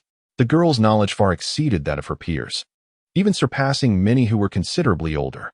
She possesses not only the remarkable ability to accurately identify ancient philosophical works such as what is happiness and living and inevitable death, but also a profound understanding of natural sciences, including biology and ecology of magical creatures. Furthermore, she has not overlooked the writings of elven sages and wizards, encompassing the esteemed Magic and Progress by Heput Morford, the Source of Magical Power by Thunder Tor Otnia, and the infamous Treatise Prophecy by Anivia. What astonishes Gai'er the most is the fact that all these texts housed within the church are composed entirely in ancient languages. Chapter 44 Interlude The Maidens of the Sanctuary, Part 2. The young maiden swiftly categorized the ancient tomes before her, numbering over 20. Gai'er gently applauded her efforts. Well done. Come here, Silver Sparrow. Yes, Lady Amidst. The girl gracefully rose and obediently approached Gai'er. Have you read this book, Divine Fire? I have finished it, Lady Amidst. I apologize for forgetting. You have perused many volumes. This is a compliment, not a rebuke. Let us examine this one. Chronicles of the Sacred Flame. From this text, we comprehend the role the Sacred Church has played in the advancement of the world and the responsibilities we must fulfill as its members. Lysep Fiel. Yes, Lady Amidst. You seem somewhat distracted. Would you care to share the reason? A fleeting hint of shame crossed the girl's face, but it vanished in an instant. Gai'er did not overlook this moment. She felt an inappropriate curiosity budding within her. The girl before her was usually focused and diligent, whether in study or action, as meticulous as a puppet. It was rare for her to be out of sorts. Having spent 3 years with her, Gai'er could not miss the ephemeral shift in the girl's expression. Her curiosity intensified. Lady Amidst, this is the 5th time you have called me that today. Gai'er twirled the ends of her crimson hair, observing the girl's expression grow flustered. Though not overtly noticeable to others, it was clear to Gai'er. Do not be anxious. I harbor no blame against you. However, I have told you, I dislike being addressed in such a manner. I am not much older than you, nor am I a figure deserving of such reverence. Simply call me Vilya. Yes, Lady Vilya. Excellent. Now, tell me, is there something troubling you of late? The maiden named Lysep began to speak in a soft voice. Vilya crossed her legs and listened intently. After hearing her out, Vilya pondered for a while before responding. Is your clothing a bit tight? Come closer, dear. Let me see. I must admit, I should have anticipated such an occurrence. It was bound to happen eventually. Lady Vilya, Lysep clasped her hands at her collar. I am sorry. Am I? Do not be anxious. Nor should you blame yourself, Vilya replied with a smile. It is merely that your bosom has grown slightly. It is hardly a cause for concern. Why do you blush? Did my words shame you? This is your body, dear. It is simply a natural physiological phenomenon. It does not signify a lack of piety towards your faith, nor does it denote promiscuity or impurity. It merely indicates that you have matured and begun to develop. Nothing more. The silver-haired maiden nodded, seemingly understanding. During this time, she had been entrusted with various guidance under the church's arrangement. Vilya recalled that upon graduating from the church school in Moktun and arriving here under the recommendation of the cardinal, she had encountered Lysep Fiel, the maiden known among clerics as the Innocent One.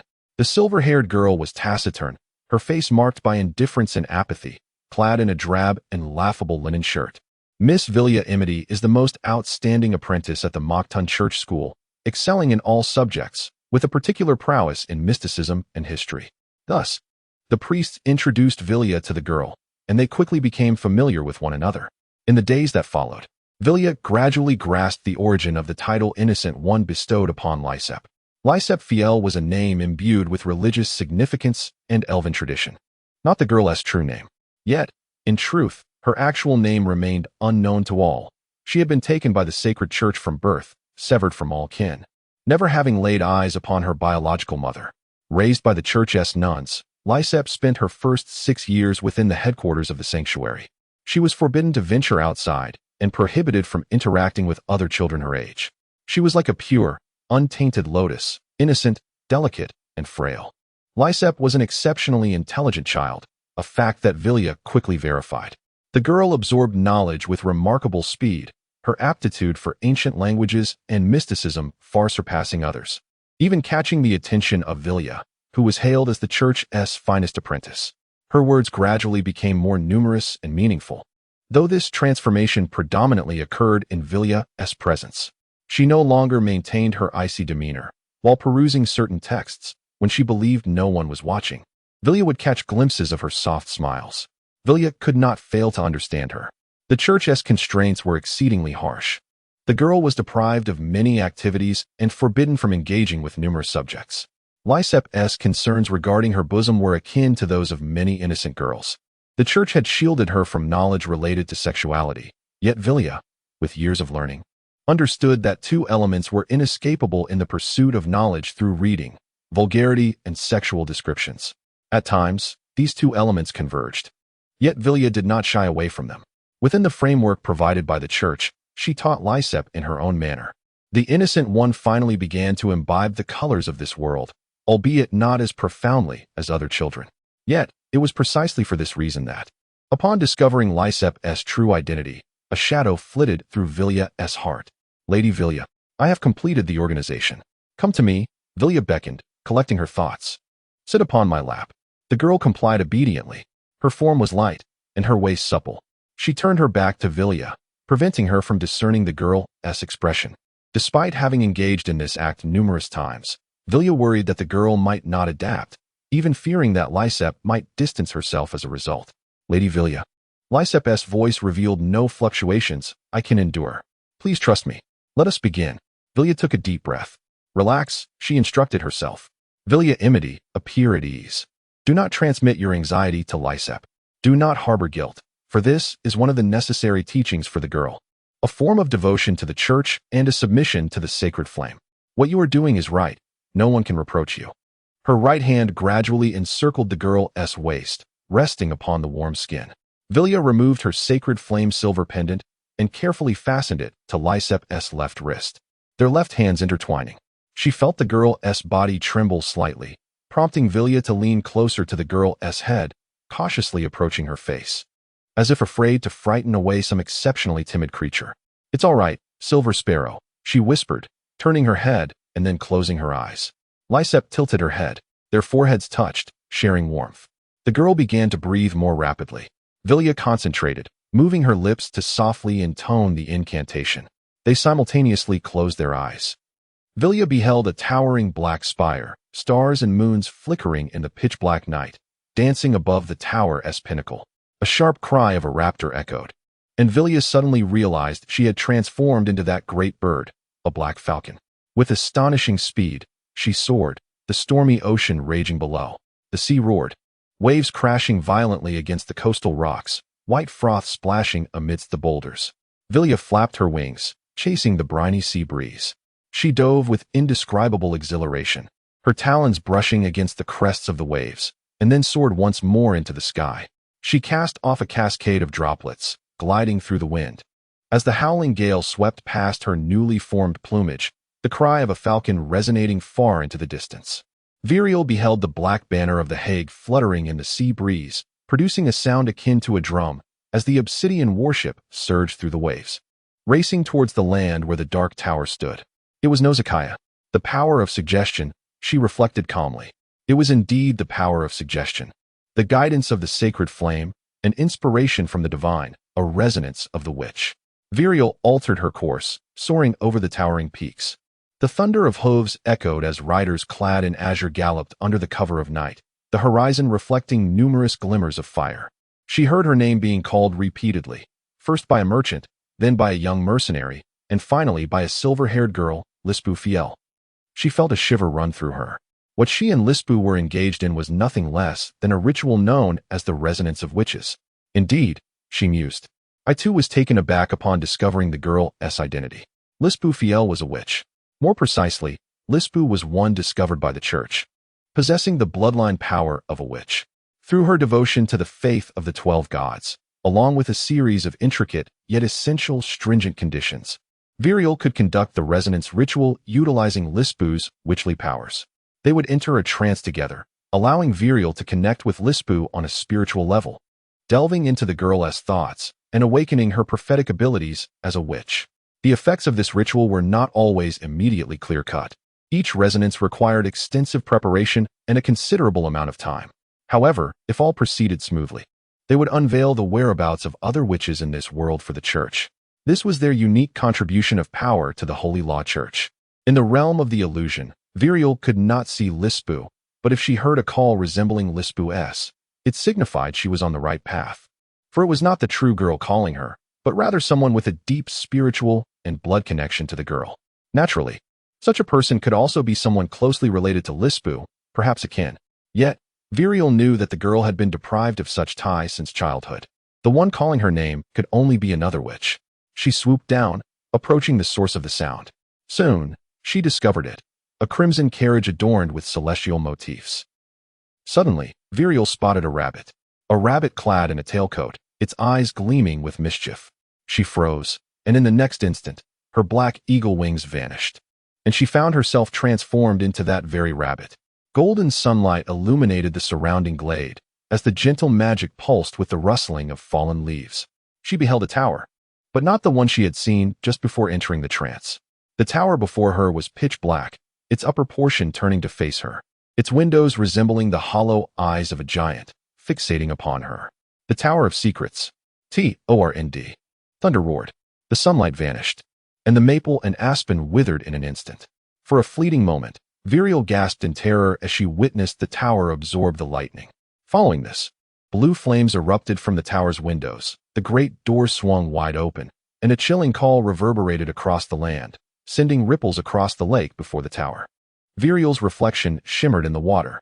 The rabbit in the reflection bore a cold and menacing visage, its tone laced with threats and mockery. Virial Imitai, how dare you come here with her? You have gone too far, priestess. This is your warning. You do not belong here. Who are you? Virial fought to suppress her fear, forcing herself to inquire with as calm a voice as possible.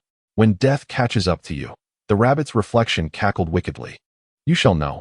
Yet, it was another voice that awakened her. That scream, mingled with a faint sob, pulled her from the chasm of eternity and chaos. Lispu. She opened her eyes, letting out a roar while shaking the girl before her with all her might. The silver-haired girl jolted awake, her scream becoming fragmented, interspersed with a series of tremors. Lady Virial, her body trembled violently, as though she were enduring an unending chill. I do not know what is happening to me. I'm sorry, It's all right. Virial held the silver-haired girl tightly, reassuring her, Lispu. It's all right. You are very brave, my dear Silver Sparrow. You have endured. It is all over. A beam of moonlight poured through the window, slightly dispelling the gloom. The two girls leaned against each other, embracing tightly. The sacred flame flickered gently, casting a soft crimson glow that transformed the entire room into a realm reminiscent of a dream. Chapter 45. Destiny. The first sensation that Gai'er experienced was the smoky aroma wafting at the tip of his nose. Over time, he had cultivated this habit. The scent drifted through the air, rich and flavorful. Gai'er briefly analyzed the components of these fragrances: oats, eggs, milk, and toasted bread. These familiar scents nearly caused him to misinterpret the situation, yet he managed to restrain himself. The fire in the hearth crackled with a pleasing sizzle. He recalled that there was no need for vigilance. Thus, he rose, donned his coat, and exited the room. The cottage was deserted. The entire family of dwarves had gone to work early in the morning, leaving only the matronly dwarf busy in the kitchen. The surroundings of the farm were tranquil, with only the sounds of chickens and dogs, along with the clinking of utensils emanating from the kitchen. Gai'er exhaled slowly, stretching his limbs. Thanks to Raniel's assistance, they had successfully joined the ranks of the refugees and arrived at a settlement of non-human races on the eastern side of Eineberg. The dwarves had graciously taken them in, even inviting an elven healer to tend to Gai'er's wounds, with Raniel generously covering all expenses. After several days of recuperation, Gai'er's injuries had significantly improved, allowing him the freedom to rise and move about. He turned a corner and walked along the embankment by the fish pond, where yellow and white water lilies bloomed abundantly. He scrutinized the scene and effortlessly spotted the golden-haired girl. Alice was hidden behind a crumbling wall, leaning against a sturdy tree.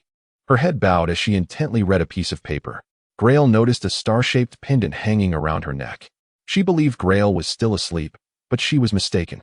The great sword had long since awakened and was now stealthily approaching the girl from behind, treading silently.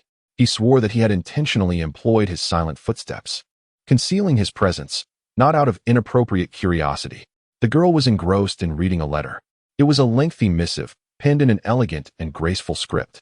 She read with care, occasionally dabbing at her eyes. Gai'er caught sight of the signature at the bottom of the letter and sighed inwardly. It was a letter from Arella Ariana Ural Centaur to her daughter, Alice Ariana. Based on the information provided by Raniel and Alice, Gai'er deduced the events of the past few days. Several days ago, he and the unconscious Alice had been transported out of Gai'er by Arella's portal, landing in a wooded area on the outskirts of Gai'er. At that time, Arella had left Alice not only her ever-present star pendant, but also this letter. He was already aware of its contents. In the letter, Arella revealed many truths to Alice, including those things a mother must convey to her daughter. The letter also mentioned the great sword, and Gai'er understood that it was intended for both him and Alice. In addition to words of comfort and encouragement for her daughter, Arella explained her identity and the urgent circumstances she faced while in Gai'er. It was then that Gai'er connected the dots of the events that had transpired. Arella was a woman of witch blood. Unlike her daughter, Arella's witch blood had not awakened, nor did she possess the powers that Alice had.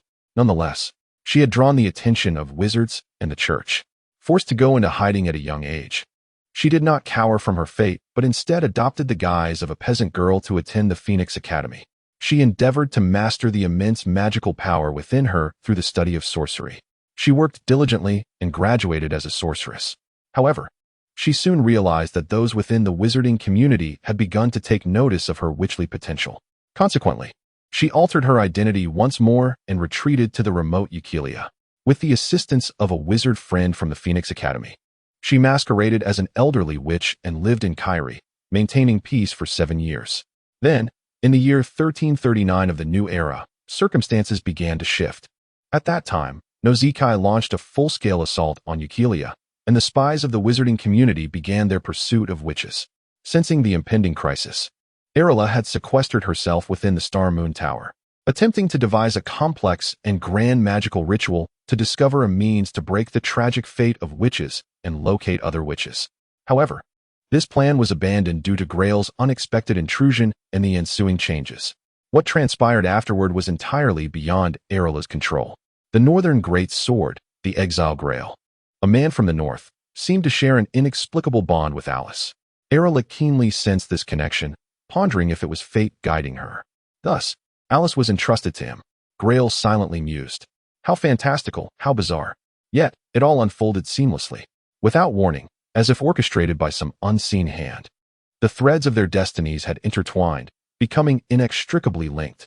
Fate's vast web ensnared them, leaving no escape. However, Grail clenched his fists. He had made a resolute decision. 9 years ago, he had fled from that place. He had committed unspeakable sins, and now, he would not repeat the past. He would not run away again. My dear daughter, my Alice, I am so sorry. Though you have strived valiantly and courageously in so many ways, we ultimately did not have the chance to meet one last time. Unlike the previous winter, this time we will part for a long duration. You possess unimaginable power, my daughter. This magic is both a blessing and a curse. Your life is destined to be extraordinary, and fate will always accompany you. I have entrusted this fate to a person we both trust, even though we were previously unfamiliar with him. I hope you can understand your mother's intentions. You will embark on a journey with him to accomplish something nearly impossible, but I believe you can achieve it, for you are my child, the child of Star Moon Arilla. I have not abandoned you, my beloved Alice. I have always loved you. After softly uttering the final signature, Alice finally finished reading the letter, letting out a sigh. Grail knew she had read the letter no fewer than 10 times, likely memorizing it by heart. Yet still, she would secretly retrieve the letter when no one was around, perusing it repeatedly. She was not merely reading its contents, but rather connecting with the writing of the person who had been closest to her for the past 9 years, her mother. Grail? I am here. The girl's call did not surprise him. Alice had long been aware of his presence behind her, although Grail was unsure of the reason. Alice was remarkably sensitive to his aura, and vice versa. Ever since they left Gai'er and crossed the Clover Mountains to the east, they had shared this connection. They could always sense each other's presence, as if an invisible line tied them together. What will happen to us? The girl asked. I do not know. What should we do? Alice's voice trembled slightly. I will be Grail's. Before she could finish, Grail had already circled around the low wall and sat beside her, wrapping an arm around her. Alice exuded the scent of wet feathers, and warmth radiated from her body into his embrace. You will not be my burden, Alice, he said. You are my support, and that is beyond question. We will embark on this journey together, Alice murmured. Grail understood she was not inquiring. We shall move forward together, he affirmed. No disaster, pain, or death shall separate us. Until the end of all things, the conclusion of fate. Grail, Alice leaned against his chest, softly asking, I am your destiny, am I not? The sun shines brightly in Chaoyang, accompanied by the gentle whispers of the wind. By the fish pond, the crowns of the pines and willows emit a tranquil and melodious rustle, while their branches creak softly. Here, there are no fearsome monsters, no infernos or screams, only a soft carpet of grass and the shoulder of a most trusted companion. The pond reflects a gentle luminosity, while the breeze carries the scent of fireworks. The chest pressed against the girl's cheek bears the aroma of ashes and leather, yet is devoid of any hint of blood. The air is also infused with the fragrance of porridge. Alice remains still, awaiting Gai'er's response. The young man lowers his gaze, the starlit glimmer dancing in his eyes. Those eyes, as clear as the ocean, conceal within them a tumult of blood and malice. Alice had once been terrified of the shadows of death and had not favored his gaze, but that was a long, long time ago. You are more than just my destiny, Alice. The broadsword encircles her as he speaks, more than merely my fate. Together, they watch as small fish leap from the pond, creating a cascade of tiny, shimmering splashes and ripples on the water's surface. That is vitality, and it is hope. They sit there, motionless, until the female dwarf finds them, calling out in her robust voice to summon them for breakfast, and only then do they stir. Chapter 46. Embarking on a journey. Randall was indeed right. Things were not always as dire as they seemed. As Gai'er brushed the coat of his mare, this thought crossed his mind. Who would have imagined that Zeeks, who had been by his side for many years, had not been lost amidst the chaos of the war in Gai'er? Not only that, but she had also found her way back to him, accompanying the refugees to Enuberg. Although her luggage and saddlebags had been pilfered by some opportunistic scoundrel, The reunion with his beloved horse filled him with a renewed sense of vigor. The weather was splendid that day. In the dwarven courtyard, Gai'er bent down to inspect the stirrups, adjusting the leather straps with care. The dwarves had provided him with a new set of tack, imbued with the scent of fresh leather, though fastening it proved to be a challenge. He meticulously arranged the pristine saddle, the saddlebags, the rolled-up blanket, and the sacred silver longsword secured atop. After ensuring that none of his belongings were overlooked, he glanced at the dwarf standing beside him, who remained motionless with arms crossed over his chest. Well, the dwarf stroked his bushy beard. Speaking in a tone of resigned acknowledgement, "You truly intend to depart, then? Surely you might consider staying a few more days?" The dwarf scratched his chin. "The roads are perilous at present. The stench of war lingers everywhere. Here in Enigmatic, we can guarantee your safety, but beyond these walls." They surveyed their surroundings. The modest courtyard was densely populated with the dwarf's family, Gai'er, and Alice among them. The dwarf's expression was one of regret, while his wife clutched Alice's hands tightly, incessantly chattering, and their 3 sons stood by, tears brimming in their eyes. "We cannot impose upon you any further," Gai'er smiled. "Besides, we have pressing matters to attend to." Alas, the dwarf's wife sighed deeply, "This little one, to endure such hardship at such a tender age. It breaks my heart." Gai'er silently observed the scene. Alice, a mere 9 years old, had indeed borne far more than any child should. During their initial days in Enigmatic, she would awaken from nightmares, stifling soft sobs. Yet, she had ultimately steeled herself, choosing to face the harsh realities with courage. Both she and Gai'er understood the path ahead, one that demanded they cast aside any remnants of naivety and childishness. A leaf was swept from a branch by the wind, landing softly on the sandy ground of the courtyard. "Farewell, Hopper," Gai'er said, addressing the dwarf by surname. "I hope we may cross paths again in the future." "May Opalkalan pave a smooth road for you," Hopper replied. Opalkalan, the deity of construction and craft revered by many dwarves, was part of the 12 gods pantheon. "Goodbye, young travelers," he continued. "Take care of yourselves, little one." Hopper's wife gently patted Alice's hand. "We shall miss you." The dwarf's 3 sons exclaimed in unison. "Take care," Hopper said. "Difficult times are upon us. The prophecy of Anivia may indeed hold truth. I can feel the era of fire and blood approaching, an age of disdain and contempt. Look after this child, Gai'er." "I will," Gai'er assured as he mounted his steed. "We shall meet again." Alice leaped onto the saddle, waving enthusiastically. "Indeed. It won't be long." The dwarves waved them off. Gai'er ensured Alice was secure, then flicked the reins. Zeeks let out a cheerful whinny and trotted away from the village. The dwarven homes receded into the distance until the pond and the pines vanished from sight. They set off before dawn, for soon the sunlight piercing from the peak of Clovile would become blinding. By the time the sun crested the mountains, they had traveled a considerable distance.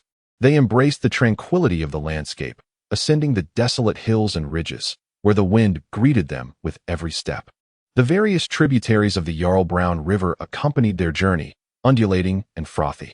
Despite recent rains, the waters were crystal clear. They replenished their supplies in the forest, foraging for fruit to satiate their hunger.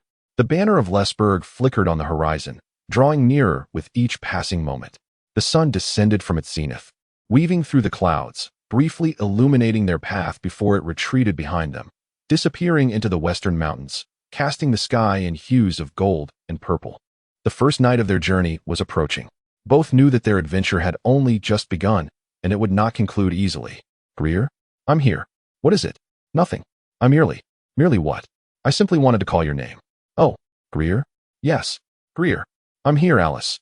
No matter when, where, or how you call me, I shall always be here." They advanced against the backdrop of the setting sun, with the darkening valley behind them.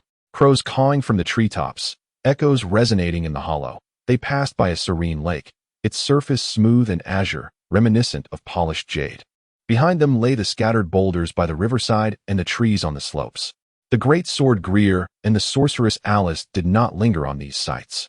They left them behind, facing the uncertain fate that awaited them ahead. End of Volume 1. Chapter 47. Summary of Volume 1. Let me express the importance of this message. Your support is truly invaluable to me. I extend my heartfelt gratitude to all the readers who have accompanied me thus far. As mentioned in my reflections of 100,000 words, this book originates from the restless imagination of its author. I am deeply thankful to the editor for believing in me, a novice writer, and for granting me 2 opportunities to showcase my work. Special thanks to the esteemed Hui Yi for their unwavering support and guidance. This book marks my inaugural foray into the realm of storytelling, embracing the traditional fantasy genre. I acknowledge the considerable gap between my writing and that of seasoned authors and luminaries. While the reception of this book has been modest, it matters not. As long as there is a single reader willing to embark on this journey with me, I shall not abandon this work. It has been 3 weeks since the updates began, and the pace has stabilized. Currently, I am in a good emotional state, and barring any unforeseen circumstances, I plan to release the 2nd volume shortly after a brief intermission, resuming with consistent updates. I encourage everyone to anticipate this development eagerly. As stated at the conclusion of Volume 1, the adventure of the protagonists has only just commenced. For now, I have shared all that comes to mind, and I shall add more as inspiration strikes. I aim to convey my sincerity through steady updates and the thoughtful crafting of richer narratives. Lastly, I must reiterate, your support is profoundly significant to me, transforming beautiful wishes into contracts of death, a witch who taints mortals with blood of evil and misfortune. This is the journey of salvation. Thorns, curses, lies, betrayal. Evil encroaches relentlessly, leaving only dreams as a sanctuary for respite. The blood of monsters shall one day be cleansed. When will the sins of humanity find their resolution? At this moment, the only recourse is to wield this sword and sever all ties. The Great Sword, by the Bard. Elus Vailmu, Chapter 49. Nightmares, Omens.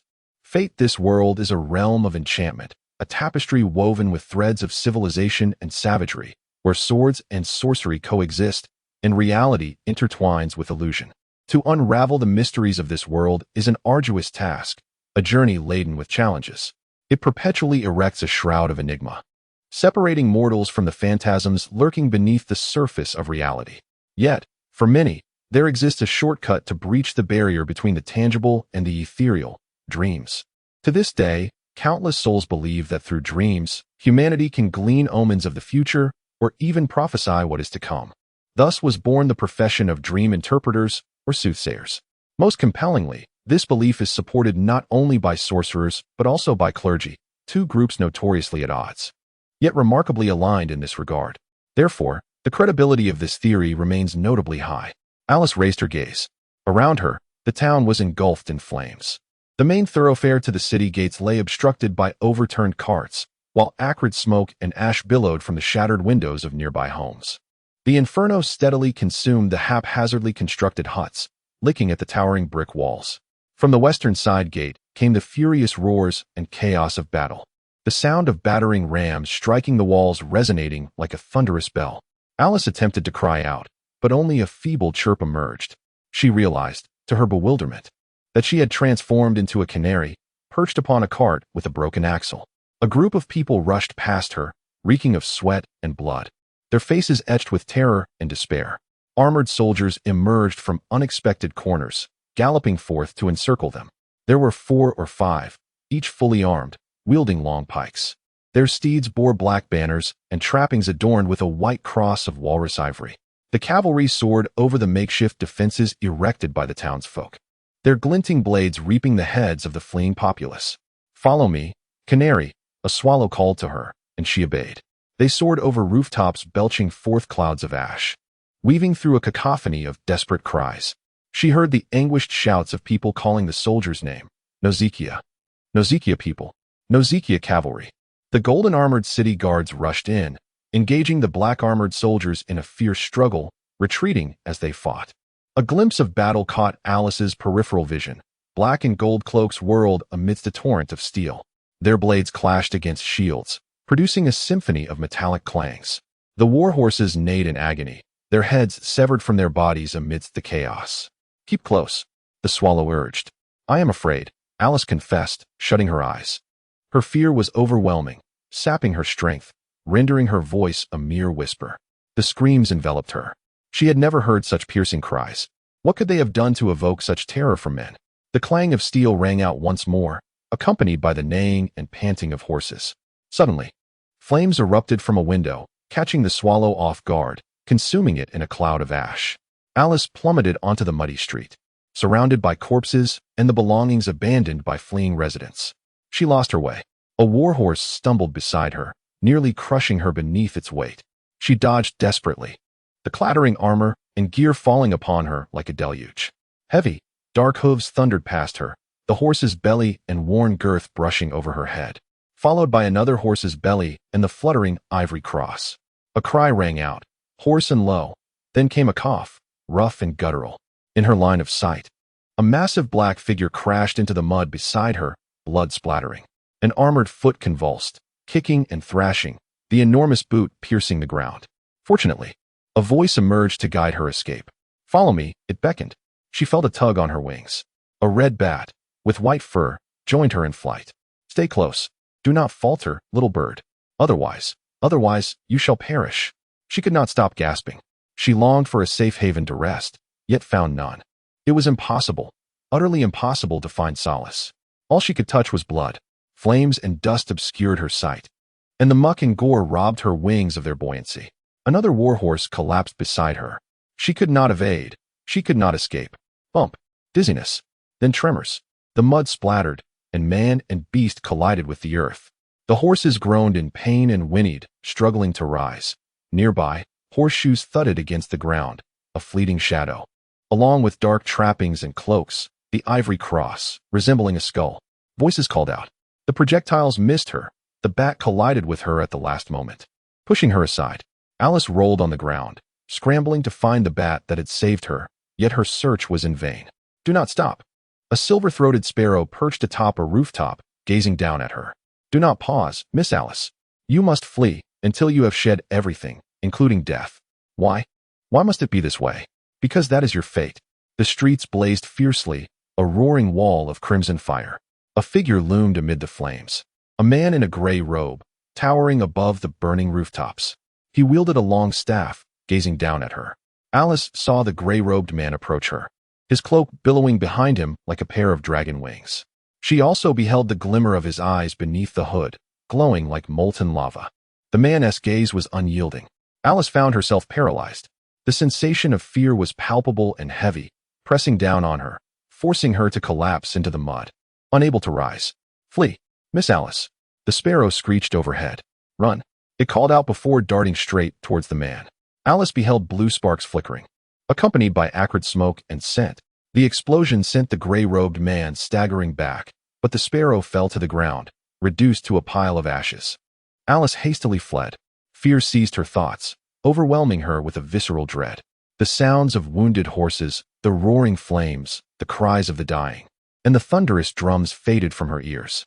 The only thing that existed, the only reality, the only thing that bore significance was fear. Fear morphed into a dark demon, casting a shadow over her as it took shape before the raging wall of crimson flames. "Come," the demon hissed with laughter. "You belong to us, Anmora. Come, return to our embrace." "No. Fire, phantoms, death, and sacrifice." "I am afraid," Alice cried out, her eyes clenched shut. "Why does no one come to save me? I am alone, weak, and helpless. I am all by myself. Why does no one come to rescue me? What? Do those who help me always perish? I am so afraid." At that moment, she heard a piercing scream. The demon howled. Alice saw and heard the black eagle's shrill cry, its wings flapping, feathers brushing against her face. It approached from the front like a sword, charging directly at the demon that reached out its claws toward Alice. "Alice," someone called in her ear, shaking her shoulder. Alice opened her eyes. The inside of her blanket was damp, her undergarments soaked in sweat. She raised her hand to wipe her forehead, only to find it covered in beads of perspiration, her breathing still rapid. The golden-haired girl felt her entire body numb, drenched in sweat. "Alice, calm down." The moon hung high, casting a gentle glow amidst the sparse stars, while a soft breeze caressed the air, causing the crowns of nearby pines to sway gently, producing a soothing rustle. The campfire beside her offered warmth and illumination, the metal fastenings of the harness glinting in the firelight. Bathed in this radiance, Alice barely discerned the silhouette beside her. The realization of what had just transpired dawned on her only as she awakened from her dream. She had emitted a piercing scream in her sleep, a sound that failed to rouse her but had startled the great sword nearby. The holy silver blade leaned against a tree stump, its hilt adorned with a rose that glowed red in the flickering flames, as if guarding the slumbering pair from the encroachment of malevolent creatures. Aside from this solitary flame, no other fires nor weapons were present. There were no terrifying conflagrations, no horrific screams, only a soft lullaby and the distant sound of Zeke's resting nearby. Although the hand that brushed against her cheek bore the scent of ash and leather, it lacked the acrid tang of blood that had pervaded her nightmare. Alice pressed her palm against her heaving chest, the echoes of her dream-induced screams reverberating beneath her breastbone, igniting a fierce thirst in her parched throat. An ache pulsed in her back, her limbs twitched involuntarily, and her fingers clenched the blanket tightly. Gaius, it was merely a dream. Just a nightmare. A shiver coursed through her as she cocooned herself in the blanket. A dream. Just a dream. The purple swallow, the red bat, the silver sparrow, and the black eagle. The campfire flickered, its birchwood logs glowing red, occasionally crackling and releasing blue flames. The great sword wrapped his own blanket and dark cloak around her. The firelight illuminated his clear blue eyes, casting a striking silhouette against the brightness. The black falcon. Gaius. Alice hesitated. I dreamt of. It was just a dream, not reality. Gaius gently stroked her golden hair. I am here. Sleep now, Alice. We must depart before dawn to reach Imo by morning. Our journey is long, and you need your rest.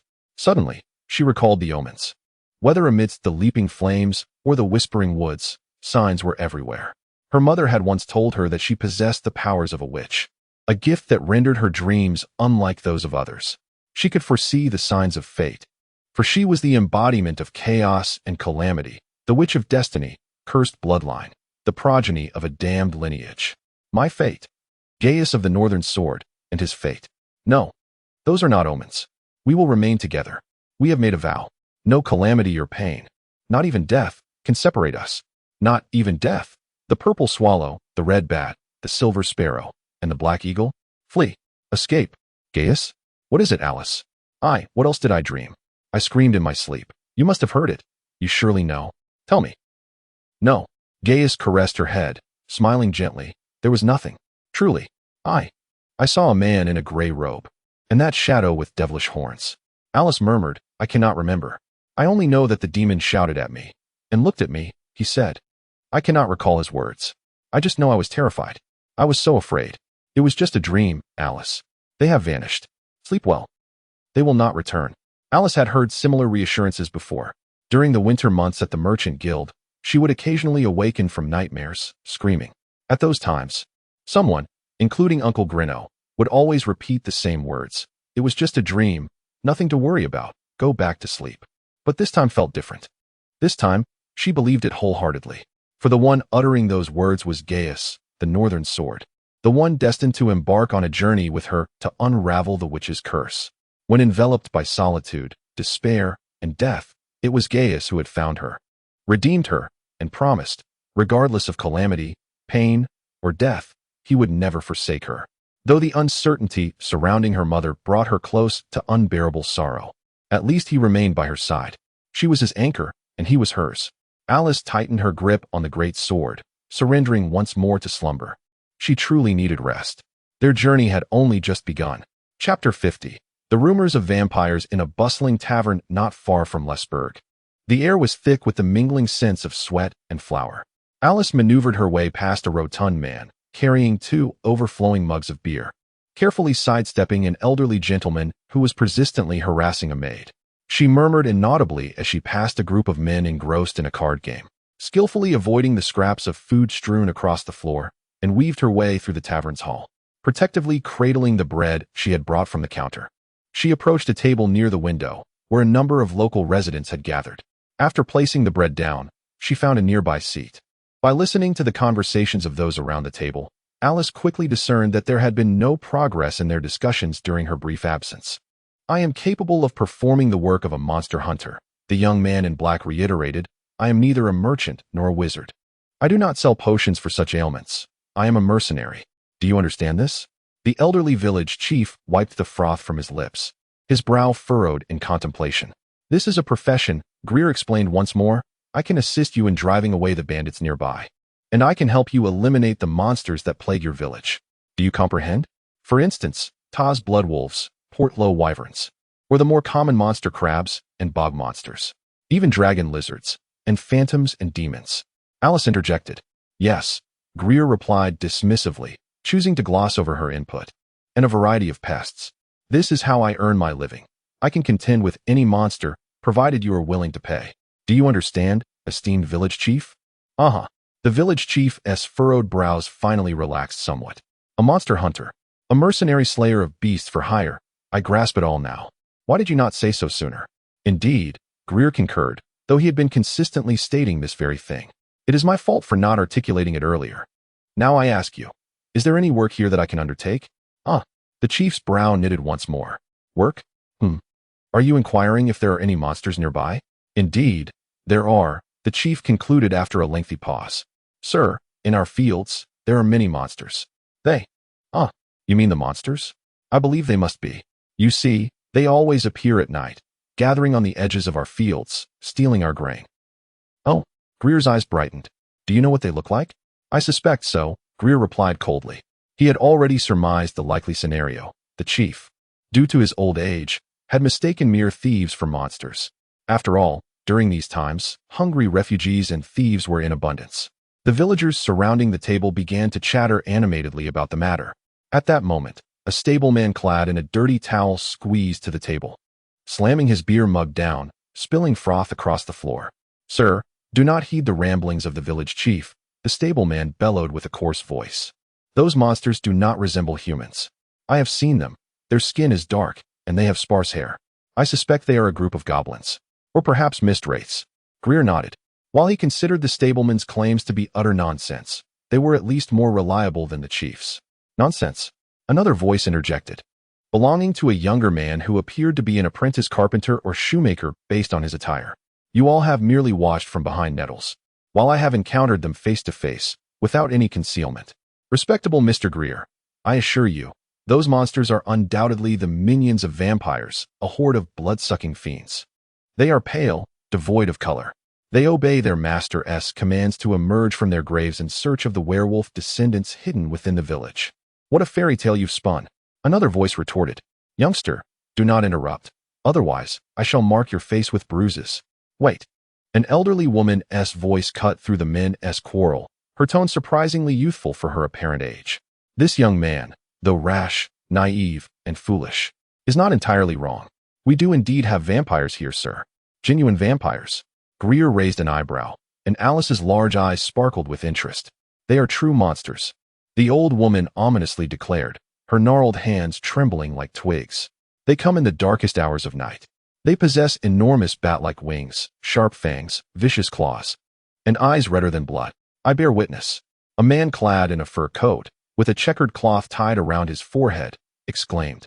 A few nights ago, I ventured into the nearby forest to hunt. I saw with my own eyes a creature resembling a bat soaring across the full moon. It traversed the clouds with the speed of an arrow. Let us not dwell on what you were hunting in the woods at such an hour, esteemed hunter, the young apprentice retorted loudly. But everyone knows that vampires only appear during a full moon. The ones troubling the village must be monsters sent by the vampires. They are minions. Am I right, good villagers?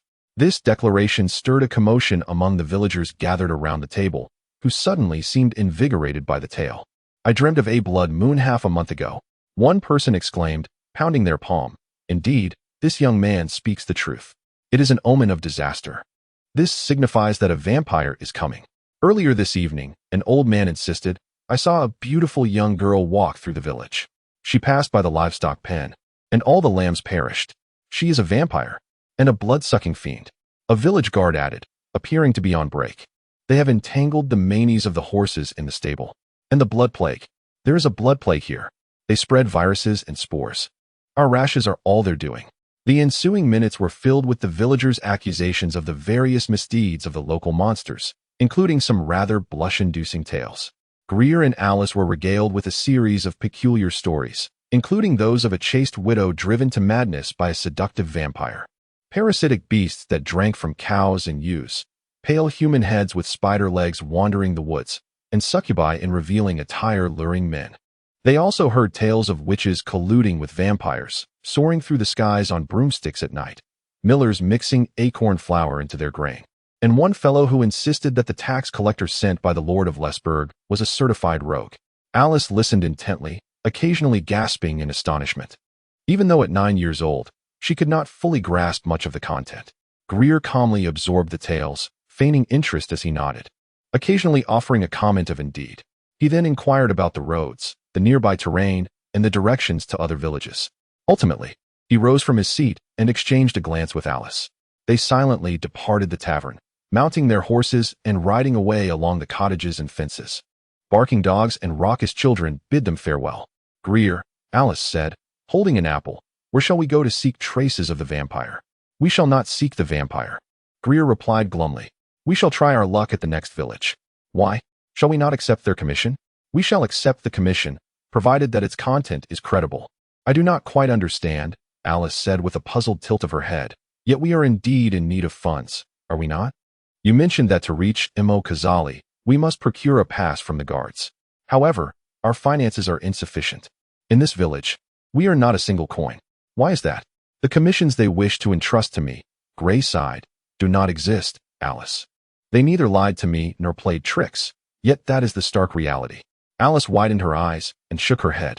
Vampires, Gray explained, do indeed exist. The rumors surrounding these creatures carry a modicum of truth. However, the vampires they speak of, along with those monsters, are entirely rooted in superstition. Alice, there are many magical beings in this world, yet some of these creatures reside solely within the confines of human imagination. Chapter 51. Listia. Alice nodded, somewhat understanding. They rode past the final fence, arriving at the outskirts of the village. Under the gentle caress of the breeze, the golden fields rolled like waves, adorned with blooming rapeseed and corn, a sight most pleasing to the eye.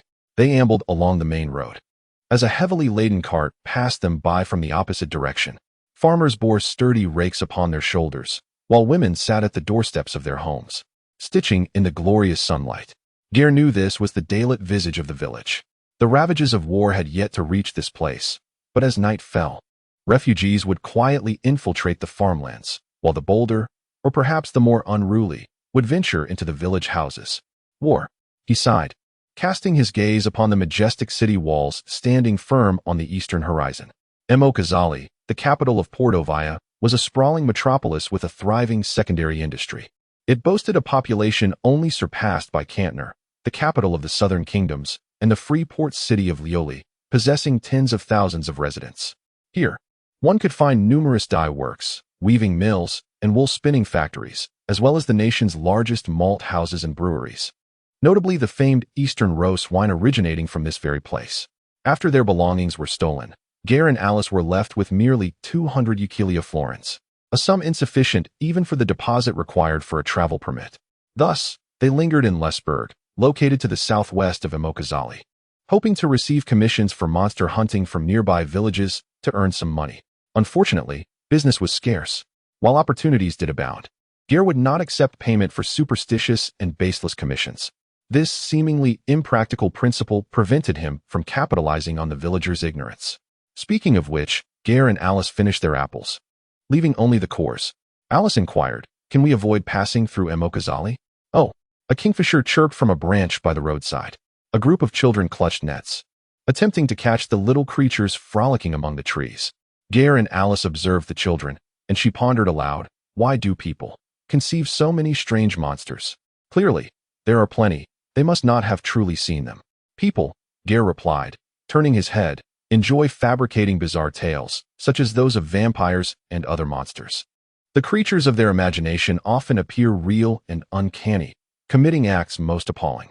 In comparison, humans who act similarly seem less peculiar, which allows them to live with greater ease. I don't really understand. Precisely. Their horses ambled slowly, yet the village houses gradually faded from view. The terrain gently sloped, leading to flat fields cultivated with various grains.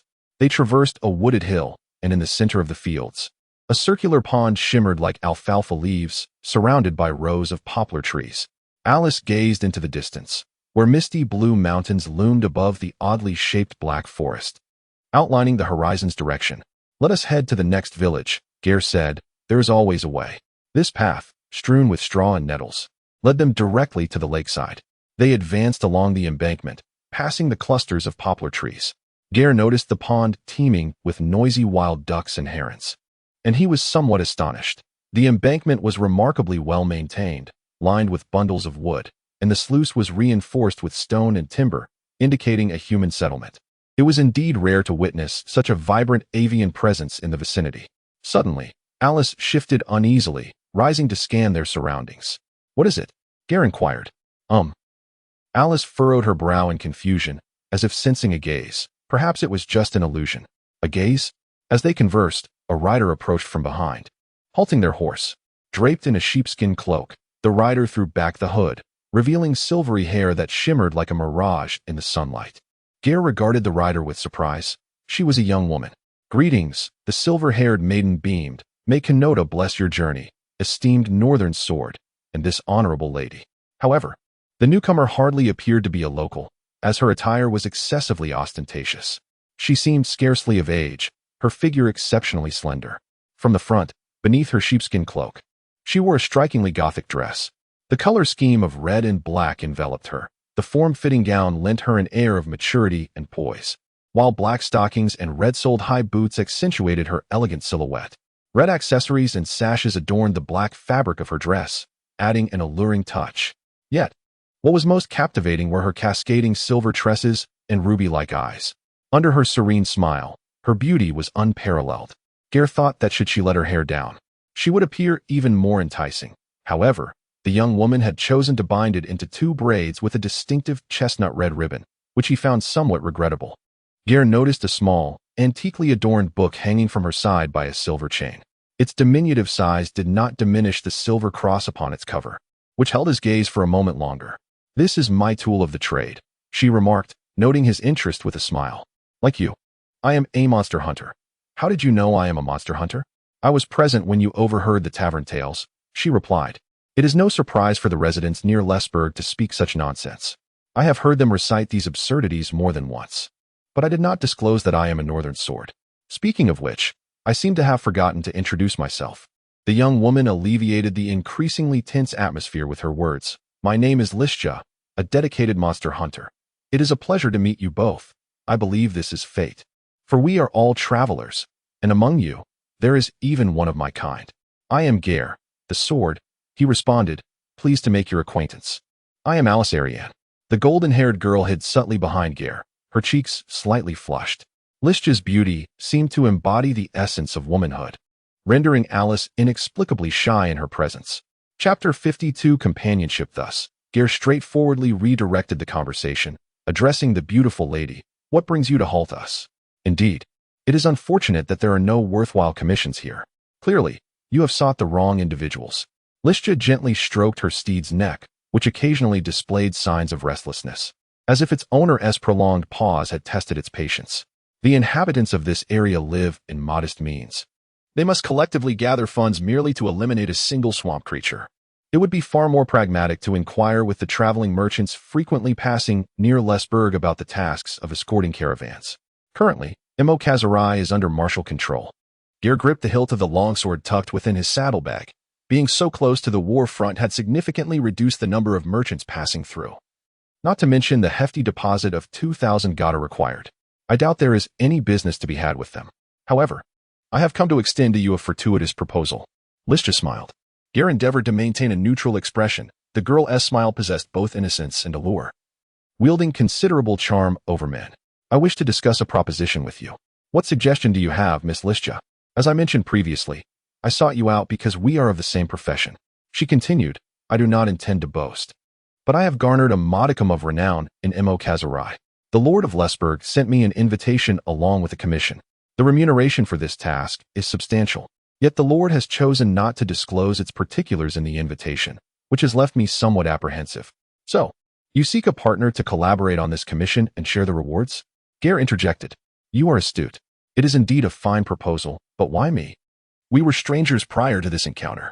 Might it please you to hear that it is due to your extraordinary swordsmanship and esteemed reputation?" Listja teased. "My inquiry is quite practical. I have found no other idle monster hunters in the vicinity, and your status as the Northern Great Sword attests to your prowess. Moreover," she turned her head, her ruby-like eyes glancing at the girl concealed within Gai'er's cloak. "In this world, to dare travel alone with a child, one must possess considerable strength. Wouldn't you agree?" Gai'er subtly tugged at the reins, positioning himself slightly in front of Alice. "Very well. Listia clapped her hands lightly. It is evident that you hold the girl in high regard, yet this does not impede our business. What say you, Northern Greatsword? I am en route to Lesburg. Would you care to accept my invitation to accompany me? Each time she smiled, her delicate lips and charmingly friendly visage radiated a captivating glow. Gai'er instinctively felt that gazing too long at Listia's face could prove perilous. Gai'er, Alice tugged at the hem of the great sword-esque garment, whispering, I have a peculiar feeling. It is nothing to worry about. Gai'er softly reassured her, I am here. Should she prove to be an enemy? He lifted his head and declared loudly, I would be honored to accompany you, Miss Listia. However, I must clarify that I do not guarantee my acceptance of either your or the Lord of Lesburg's invitation and commission. My decision will rely upon my understanding of the task's details, as well as the potential remuneration. A wise choice. Listia extended her hand. Then let us dispense with the cumbersome formalities, Gai'er. Simply call me Listia, for we are now companions. Likewise, Listia. Gai'er shook her hand. Listia's hand, ensconced in a veil of black netting, was both small and soft.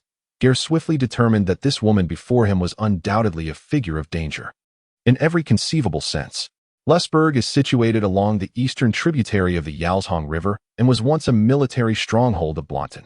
2 centuries ago, to evade the conflicts between Eukelia and Portavia, the monarch of Blanton swore fealty to the king of Portavia. Consequently, Lesburg and its surrounding areas became part of Portavia's territory, serving not only as a strategic outpost for Portavia to the west. Lesburg also functions as a protective fortress for the capital, Imo-Kazarai, thus holding significant status and value. The current lord of Lesburg is Virgilio Bown. As the group rode past the embankments of fish ponds nestled among farmhouses, Listia led the way while imparting relevant information to Gai'er and the others. He is the elder brother of the finance minister, Materio Bown, and a man deeply superstitious about magic. He frequently issues rather peculiar commissions, yet unlike the nearby villagers, he is not stingy with the rewards. Speaking of magic, Gai'er discreetly cast a glance at the ancient tome at Listia's side. Listia, you claim to be a monster hunter, yet I see no weapons on your person. Isn't that somewhat unfair? He feigned a helpless smile, for you see, I have not discerned any weapons in your possession. Without knowing your true nature, how can I trust you to fight alongside me? Listia winked mysteriously. I mentioned you are intelligent. However, you are perhaps too astute for your own good. She remarked, your gaze stretches too far, and your greed too great. Great sword. You propose to decide only after learning the details of the commission, which means you must first accept the commission before I divulge my capabilities. For monster hunters, their skills are their trump cards, a professional secret. Ultimately, one must not reveal their trump cards too readily. Have you no enemies among the underworld or the nobility? Gai'er had to concede that Listia's insight was somewhat unnerving. After all, why would she not choose the more convenient route through Codas, instead opting to seek business here while bearing a 2,000 gata deposit? Allow me to offer you a piece of advice. Gai'er, when those who wish to trouble you come knocking, you will understand the benefits of keeping your trump cards hidden. Perhaps it is just my imagination. But Alice felt as though Listia's gaze lingered on her momentarily as she uttered her final statement. Well then, Gai'er sighed in resignation, you have convinced me, Miss Listia. However, if I merely conjecture, it would not intrude upon your privacy, would it? Listia covered her mouth, her laughter illuminating her features like the moon. Of course not. Please, go ahead, Gai'er. I surmise you are a sorceress. Gai'er stated calmly. The tome at your waist resembles no weapon, yet it is imbued with considerable magical energy. Concealed beneath your woolen cloak are various herbs, among them the fragrant silver grass and sun phoenix flower, both of which are magical components. You profess to be a traveler, yet your attire is markedly cleaner and neater than ours, suggesting you frequent only certain regions. The only identity that fits all these criteria and would still accept monster hunting commissions is that of a sorceress. Am I correct? Listia narrowed her eyes, observing Gai'er in silence for a moment. Her striking red irises sparkled with an enchanting light behind her dark lashes. Perhaps, after a brief pause, she smiled once more. Gai'er was now utterly convinced. The smile of this white-haired, red-eyed maiden was a fearsome weapon, and Listia herself did not hesitate to wield it. Chapter 53. The Lord of Lesburg Gai'er sighed with relief in his heart, grateful that he had not misspoken. What struck one as most incongruous about Listia was her remarkable maturity, which was entirely at odds with her youthful appearance. For a sorcerer, looks are often the least indicative of age, and this was the primary basis for his judgment. The remainder of their journey passed pleasantly amidst their light-hearted conversation until they were met with the sight of flags adorned with aspens and red falcons fluttering along the road. Interrupting their discourse momentarily, "We have arrived at Lesburg," Listia declared. As they approached the imposing dark walls and fences, they were welcomed by the crimson banners. Many years prior, the blue lance banner of Blanton had flown here, but it had since been replaced entirely by the emblems of Batavia. The Lord of Lesburg stood at the main path of his castle. Unlike the lords Gai'er was accustomed to, this man was notably tall, with a thick stubble and a clean, spirited visage. He donned a pristine red silk tunic adorned with intricate embroidery from the east, exuding an artistic aura. "Esteemed Miss Listia," the Lord inclined his head as they dismounted, "I am grateful for your acceptance of my invitation to visit my castle. I extend my deepest respect to you." "Good to see you, Boone," Listia replied, her trademark smile illuminating her face as she removed her gloves and extended her right hand. The Lord bent low, respectfully kissing the back of her hand. Gai'er was taken aback. Such gestures were typically reserved for duchesses or queens, at the very least nobles. However, the Lord's overt courtesy seemed somewhat excessive. Yet, this also appeared to corroborate Gai'er's suspicions regarding Listia being a sorceress. In many regions, female sorcerers were respected figures. Many would assume the status of countess or queen in the presence of nobility, and a significant number relished the sensation of receiving such a kiss. Now then, the Lord turned his attention to the two individuals standing beside Listia. "Are these individuals Miss Listia's friends?" "Indeed," Listia interjected with a smile before Gai'er could respond. "Please treat them with the same courtesy you afford me. I intend to complete this commission alongside this gentleman." The Lord's expression faltered for a fleeting moment, but it was merely a moment. "Understood." He raised his hand and bowed to Gai'er. "Since they are friends of Miss Listia, allow me to extend my hospitality to you both. I am Virgilio Boone, the Lord of Lesburg." Listia cast a playful glance. Alice imitated Gai'er's bow with exaggerated formality and introduced herself. Virgilio waved his hand dismissively. "Do not be so formal. Miss Listia is our esteemed guest, and as her friends, you shall also be treated to the highest standards of hospitality. Miss Listia, Mr. Gai'er, and Miss Alice, please follow me to the reception room. Servants, prepare lunch, and serve our three guests the finest of wines." Lunch commenced under Virgilio's gracious hosting. Gai'er wished to delve directly into the matter at hand, but Virgilio insisted that without succulent meats and fresh red wine, he could not engage in proper business discussions. Thus, they followed the Lord to his private dining room. The castle's interior was lavish. In the dining room, the flickering golden-red candlelight danced upon the specially crafted stained glass windows, creating a kaleidoscope of colors. Three maidens busied themselves arranging various tableware, focusing more on orderliness than variety. They served an array of delicacies, including roasted pig, oysters, and the Eastern red wine, their skirts rustling as they moved. Gai'er, however, found no disdain in the current circumstances. He and Alice had endured nearly a week of rough living, and this unexpected feast was most timely. Alice indulged heartily in fruit salad and scallops, while Gai'er's attention was particularly drawn to the enticing crimson dishes, such as pig trotters and large crabs. In contrast, Listia exhibited much restraint in her eating and drinking. She sipped delicately from her wine glass, gently swirling the contents. "You have changed your taste, Boone," she remarked as she savored the Eastern red wine. "The last time I visited, you served me vodka, and you did not wear such ridiculous attire." "Because you claim to dislike such potent spirits," Virgilio replied, his face reddening, and mentioned you did not favor overly boorish men. Alice was entirely oblivious to the Lord's demeanor and made no attempt to comprehend the conversation between the adults. Gai'er remained silent, yet he attentively listened to their exchange. "Did I say that?" Listia feigned surprise, covering her mouth. "Indeed, yes," the Lord gestured around them. "Thus I specifically altered the decor here. Moreover, I enlisted an artist from Mo Kazarai who may appear as a beggar, but possesses profound insight and intellect. Under his guidance, what is the term? Cultivated, yes. I cultivated my taste. How does it fare now?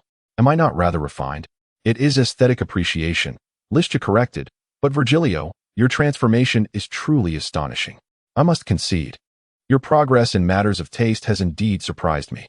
Gai'er concealed the lower half of his face behind his cup, silently observing as the Lord's excitement rendered his face crimson. "2. To receive praise from Miss Listia, I am utterly humbled." "Enough," Listia sighed lightly. pushing her cup and cutlery aside. I have had my fill. The meat here is rather too greasy for my liking. Gale, how about you? I am still waiting, he replied. Splendid, Lystia nodded, turning her attention back to Virgilio. It is time to address the matter at hand. Boone, your letter was rather vague, and I do not wish to discourage you, but your choice of words resembled that of a thief being interrogated by a judge. What is this monster hunting commission that must be discussed in person? Virgilio glanced at Lystia, then at Gale, before finally casting his gaze upward toward the ceiling. It's a long story. We have ample time, Lystia assured. Very well, Virgilio sighed. You may find this hard to believe. In fact, I myself struggle to accept it. But lo and behold, it has indeed transpired. The candlelight flickered as the maidens drew the curtains. And though it was a bright sunny day outside, the dining room became shrouded in darkness. I have encountered a grave predicament. I am being blackmailed by a vampire. Gale and Lystia exchanged a knowing glance. The Lord's tone grew somber as he began to recount the details of the commission. Chapter 54. The threat of the vampire. At that moment, a fierce wind began to howl outside, rattling the window panes with an ominous clamor. The window was blown open, and I could faintly hear a beastly howl mingling with the gusts. Not wanting to appear foolish before the servant, I refrained from calling for assistance and instead approached the window myself.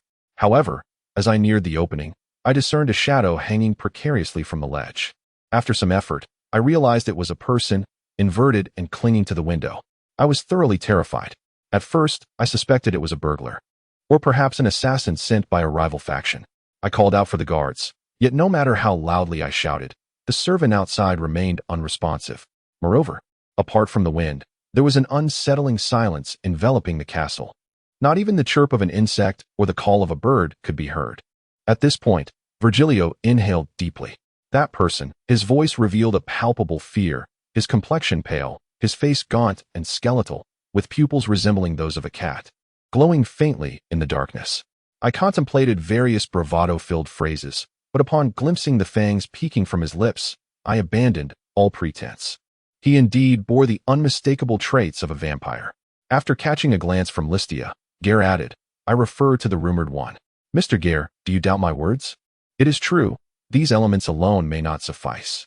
Lystia gestured for him to continue, saying, Go on, Boone. What transpired next? I am certain he was a vampire, Virgilio declared with conviction. Unlike the ignorant peasants under my rule, I have genuinely seen him with my own eyes and even conversed with him. I must admit, I was so frightened that I forgot to flee. At that moment, the vampire leaped into my chamber. The Lord gesticulated animatedly. The instant he entered the room, I was convinced of his vampiric nature. He stood in the moonlight by the window, yet cast no shadow. He donned human attire and boots, and were it not for his ferocious features, I might have believed him merely a man. Yet, beyond that, he possessed wings, massive bat-like appendages. Exactly as the tales had described. He approached and seized my collar, his fingers slender and elongated, nails as sharp as razors. That's enough. Lystia interrupted impatiently. I have no interest in the appearance of that vampire or whatever ghastly creature he might be. Considering you are still alive and present, let us focus on this. What threat did he pose to you? Virgilio shuddered. He asked me, Are you the lord of this place? I affirmed, and he nodded, requesting my assistance in locating someone in the regions of Lesburg and Blanton using my resources. He claimed my cries for help would be in vain, as everyone else lay asleep under his influence. I was left with two choices, comply with him or perish. He demanded that I find the person he sought before the next full moon, threatening my life if I failed, asserting that no matter how many men I had to protect me, he could accomplish it. Yet, the next full moon is merely half a fortnight away, and I have no leads. Thus, Gai'er discreetly glanced at Alice, saying, You wish for us to assist in finding this individual? How absurd! Virgilio exclaimed in indignation. I am the Lord of Lesburg. How could I be commanded by such a monster to divert my resources for this nonsensical task during a time of war? I have commissioned a monster hunting quest to ensure your protection. When the next full moon arrives, assist me in eliminating this creature. This monster must be an outsider, otherwise he wouldn't solicit my aid in locating someone within my own territory, nor would he be unaware of the renowned monster hunter, Miss Lystia. He shall meet his doom. Do not flatter me. Lystia waved her hand dismissively. Boone, what kind of person does he want you to find? Who is this individual, or what do they look like? He provided me with a portrait and revealed the individual's name. Virgilio snapped his fingers, and a nearby maid promptly fetched a sheet of paper from the adjacent room. He took the paper and handed it to Listia and Gai'er. The person he seeks is a woman named Lynn Shreya Lokenard. Quite an unusual name. Wouldn't you agree? I suspect she hails from a distant land. The portrait depicted a dignified woman clad in a shoulder-bearing noble gown. Her beautiful hair framing a face that bore no expression, suggesting she lacked enthusiasm while posing for the artist. Gai'er felt relieved upon hearing the Lord's account. He had feared Alice was once again being targeted by someone else. Fortunately, the situation was not as he had imagined.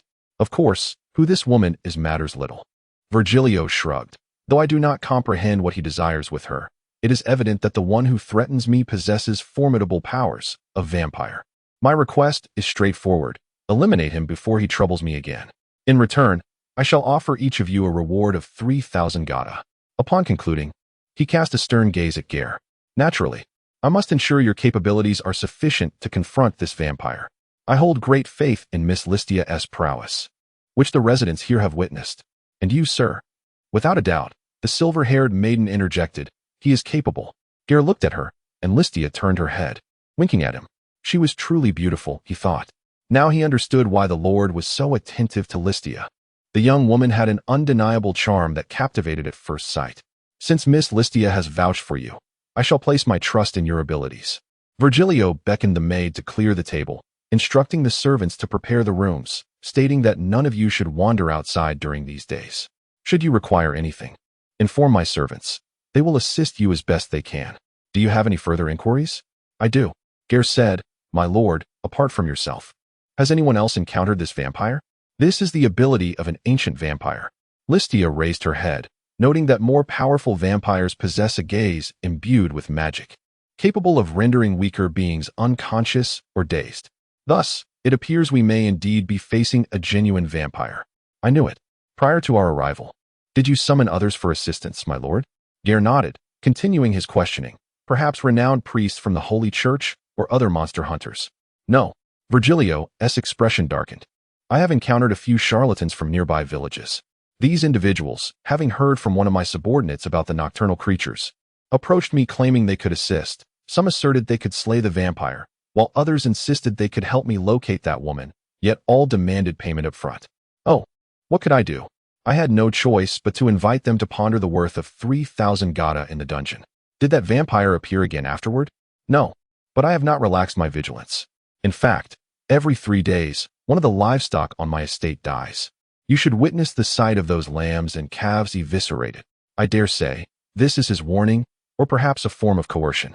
Up to this point, Listia interjected suddenly. Has that vampire killed anyone? Gai'er discreetly cast a glance at her. The young woman's profile was cold and stern. At least in my recollection. Not yet, Virgilio admitted, but judging by his displayed prowess, he could do so at any moment.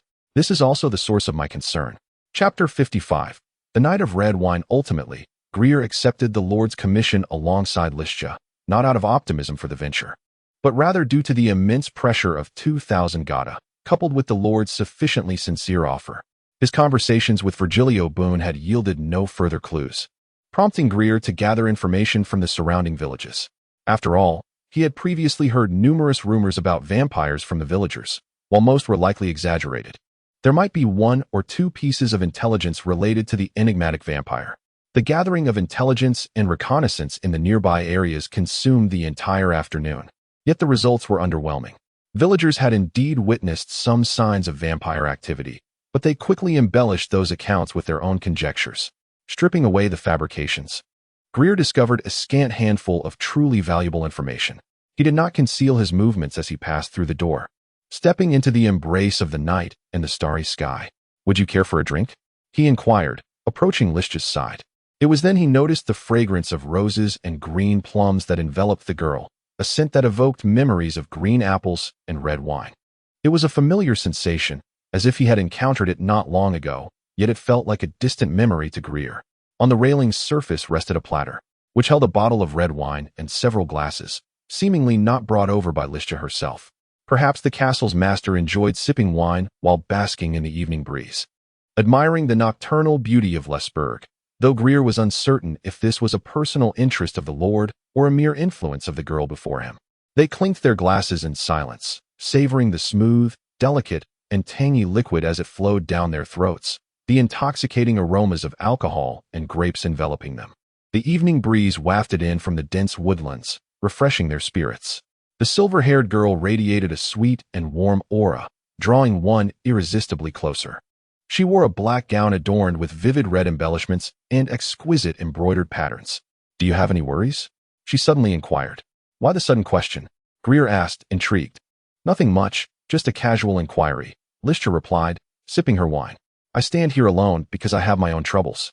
I wondered if you might be in a similar situation, which is why I extended the invitation. Perhaps, if that can indeed be regarded as a worry." "Who is that girl to you?" Gai'er mused, stroking his chin. The question struck at the very heart of his concerns. By age, he could easily be Alice's father, yet they bore no resemblance. Although one might attribute the girl's beauty to her mother, suspicions would inevitably arise. Gai'er fell silent. He felt no prickling sensation indicating the activation of a telepathic ability, yet Lystra saw through his thoughts. He had indeed meant to ask a question. Their silence compelled them to finish the remaining wine in their glasses. Lystra picked up the bottle and replenished their cups with the rich red vintage. Gai'er found himself more captivated by her profile than the trembling aspens swaying in the night. The fluttering hem of Lystra's dress drew his attention. "Do you often indulge in wine, Northern Greatsword?" she inquired. "To some extent," he admitted. "However, due to a series of recent events, my frequency of indulgence has significantly diminished." "Wine to you?" She sighed lightly, reminiscent of her demeanor with Virgilio. "What sort of entity is it? A nectar to quench thirst? A vintage to pass the time? A spirit to enliven merriment? Or perhaps a companion during times of distress? An adversary? How intriguing. I've never heard such a metaphor before. Would you care to elaborate? It is ubiquitous, yet at times elusive. In moments of need, wine can be a supportive ally, but in your lowest moments, it can also lead to your downfall. Do you perceive friendship as a double-edged sword?" "I did not imply that," he clarified. "You asked what I associate with wine. The instinctive connections you make while observing the world are reflections of your soul and thoughts," Lystra remarked with a sardonic smile. "You recognize that wine can disinfect and invigorate the body, yet it can also numb and destroy the spirit. Thus, you harbor such thoughts. You believe that no entity is inherently good or bad, merely contingent upon one's perspective. However, to understand something too deeply inevitably leads you to confront all its facets, both the good and the bad. Is that not so? And what of you?" Gai'er softly asked. "How do you perceive it?" "I." Lystra's gaze momentarily faltered. After a moment's contemplation, she replied, "I believe wine is a bond, a constraint. You see, my perspective stems from a summary of human history. During times of celebration and sorrow, when kings forge strategies, and when apprentices complete their master's trials, wine is indispensable. It connects people, yet due to its addictive nature, it also binds them. The instant it is consumed, it merges with the blood, etching itself into the very veins of humanity. Perhaps for me, that is what wine signifies. Your troubles," Gai'er posited, "arise from a person with whom you were once close, a relationship that has diverged." He sensed the fragrance of roses and green plums intensifying in the air, akin to the fermentation of wine. "Are you surprised?" Lystra offered a bittersweet smile. "No, I suspect you are not. I shan't inquire how you discern this, for I have spoken too much tonight. As for you, exiled Gai'er, you must understand me. From the moment I laid eyes on you, I knew." "Our eyes are different," he replied. Upon hearing the familiar term escape Lystra's lips, Gai'er tragically felt his heart clench. "You are correct. I have indeed parted ways with the person I once held dear. To this day, I still question whether I made the right choice. Unlike you, Lystra, your eyes are beautiful. I perceive wisdom, composure, and serenity within them." She turned, her snow-white hair billowing in the evening breeze, reminiscent of the snowflakes of Eswind. She gazed at him with her enchanting ruby eyes, beautiful, profound, and mysterious. "You are mistaken, Gai'er," she replied. "I am neither composed nor serene." What transpired next took them both by surprise. It occurred suddenly, without warning. As Gai'er reached for the wine bottle, he inadvertently grasped Lystra's hand. His body leaned against her shoulder, an impulsive urge surging through his mind, drawing him closer. Meanwhile, Lystra, under his hold, removed her lace gloves, entwining her fingers with his, pressing her form against his chest. She widened her enchanting ruby eyes, her delicate pink lips resembling two petals. Gai'er leaned closer to the girl's face, Realizing this was the first time he had gazed directly at Lish's features. Bathed in the luminous moonlight, he observed the rosy blush blooming on the cheeks of the silver-haired girl. Chapter 56. Nightfall. This crimson tide serves as a potent catalyst. Lilithia's initial impression seems perpetually detached from the notion of shyness, rendering her current demeanor all the more endearing. He stepped closer, wrapping his arms around her delicate waist. Her spine stiffened. Their sudden movement disrupted the equilibrium. Lilithia collided with the railing, while Gai'er pressed her upper body against the platform, gazing down upon her from above. Her eyes captivated him, a profound and mysterious abyss that appeared to conceal boundless worlds, akin to a sea of swirling rose petals. The great sword drew near her face, and Lilithia closed her eyes. For a fleeting moment, their lips were almost touching, until the evening breeze caressed their faces, dissipating their intoxication somewhat. "Have you had your fill of play?" Lilithia turned her head away and spoke softly. Gai'er regained his composure. The girl effortlessly extricated herself from his grasp. They parted, resuming their previous positions against the railing, silent once more. Lilithia leaned on her elbows, cradling her chin in her hands. Gai'er observed her, suppressing the urge to approach again and kiss her smooth, raised shoulders. "Why do you think that is?" Lilithia inquired. "I do not know," Gai'er replied, suddenly feeling foolish. He could sense the fragrance of roses and green plums in the air fading, leaving only the lingering bitterness of red wine. "So," she asked coldly, "was it merely a whim? Just a trifling mix of hormones and alcohol that led you to?" "I am truly sorry," Gai'er averted his gaze, cursing his own indecisiveness. At that moment, Lilithia turned away, holding her drink as she departed, lightly tapping his shoulder on her way out. Gai'er looked at her. "Perhaps you are simply too lonely," she smiled sweetly. Gai'er noticed that she had reverted to the aloof, self-assured, and proud figure he remembered, asserting, "Though I do not harbor dislike for you, tonight is not the night. Do not display that expression. Nothing transpired between us. Let us forget what just occurred, shall we?" Her tone was calm and proud, nearly convincing everyone but Gai'er. "Lilithia, enough, Gai'er." She concluded the matter. "The night is deep, and we have tasks to attend to tomorrow. You should rest." On the same clear night, as the inhabitants of Lesburg gradually succumbed to slumber, a tavern in Imokazali remained ablaze with light. As an establishment that offered entertainment and relaxation to the residents of this bustling city, Laze's Tavern had garnered the affection of many patrons due to its attentive service, engaging performances, and beautiful hostesses. Despite the late hour, the tavern was alive with voices. Before midnight, both weary commoners and nobles in search of amusement congregated here, delighting in the pleasantness and joy of the night. The proprietor bellowed loudly, directing the servants as they weaved between tables. He sported a belly reminiscent of a pregnant woman, chatting with some passing nobles while simultaneously seeking more business and urging the lethargic servants to exert themselves. Suddenly, his eyes brightened. A tall, dapper gentleman entered the establishment. Initially, he attracted little attention beyond that of the proprietor. The owner glanced at him, quickly wiping the uneven bar top with a white cloth and bowing with a smile. "What do you have here?" "Everything you could desire," the proprietor grinned, revealing 2 missing front teeth. "Sir, what would you like to drink? Or would you prefer a meal? Clear a space for me." "If possible, I would like to sit alone," the man replied, "and please bring me your finest dishes, at least 3 different kinds." The man was clad in a tailored noble suit, adorned with velvet gloves and a golden chain across his chest. He possessed a handsome visage, with 2 short braids, yet wore a serious expression. The proprietor sensed that this was an important figure and a promising business opportunity. "Right away, sir," he called out. "Henry, Ryan, quickly serve this gentleman our signature dishes, and fetch 2 bottles of Eastern roast wine. Sir, please follow me to this table." By the time the owner was shouting, the man had already taken his seat. He removed his gloves, adjusting his cravat and sleeves. His demeanor further convinced the proprietor of the man's substantial wealth. "Do not rush," the man said, gazing at the tavern's ceiling, watching a leisurely spider crawl by. "Before the food arrives, let us engage in conversation. The wine can come first. I seek something to whet my appetite." "Of course, no problem," the proprietor beamed. "Would you care for some appetizers? I recommend our eel dish.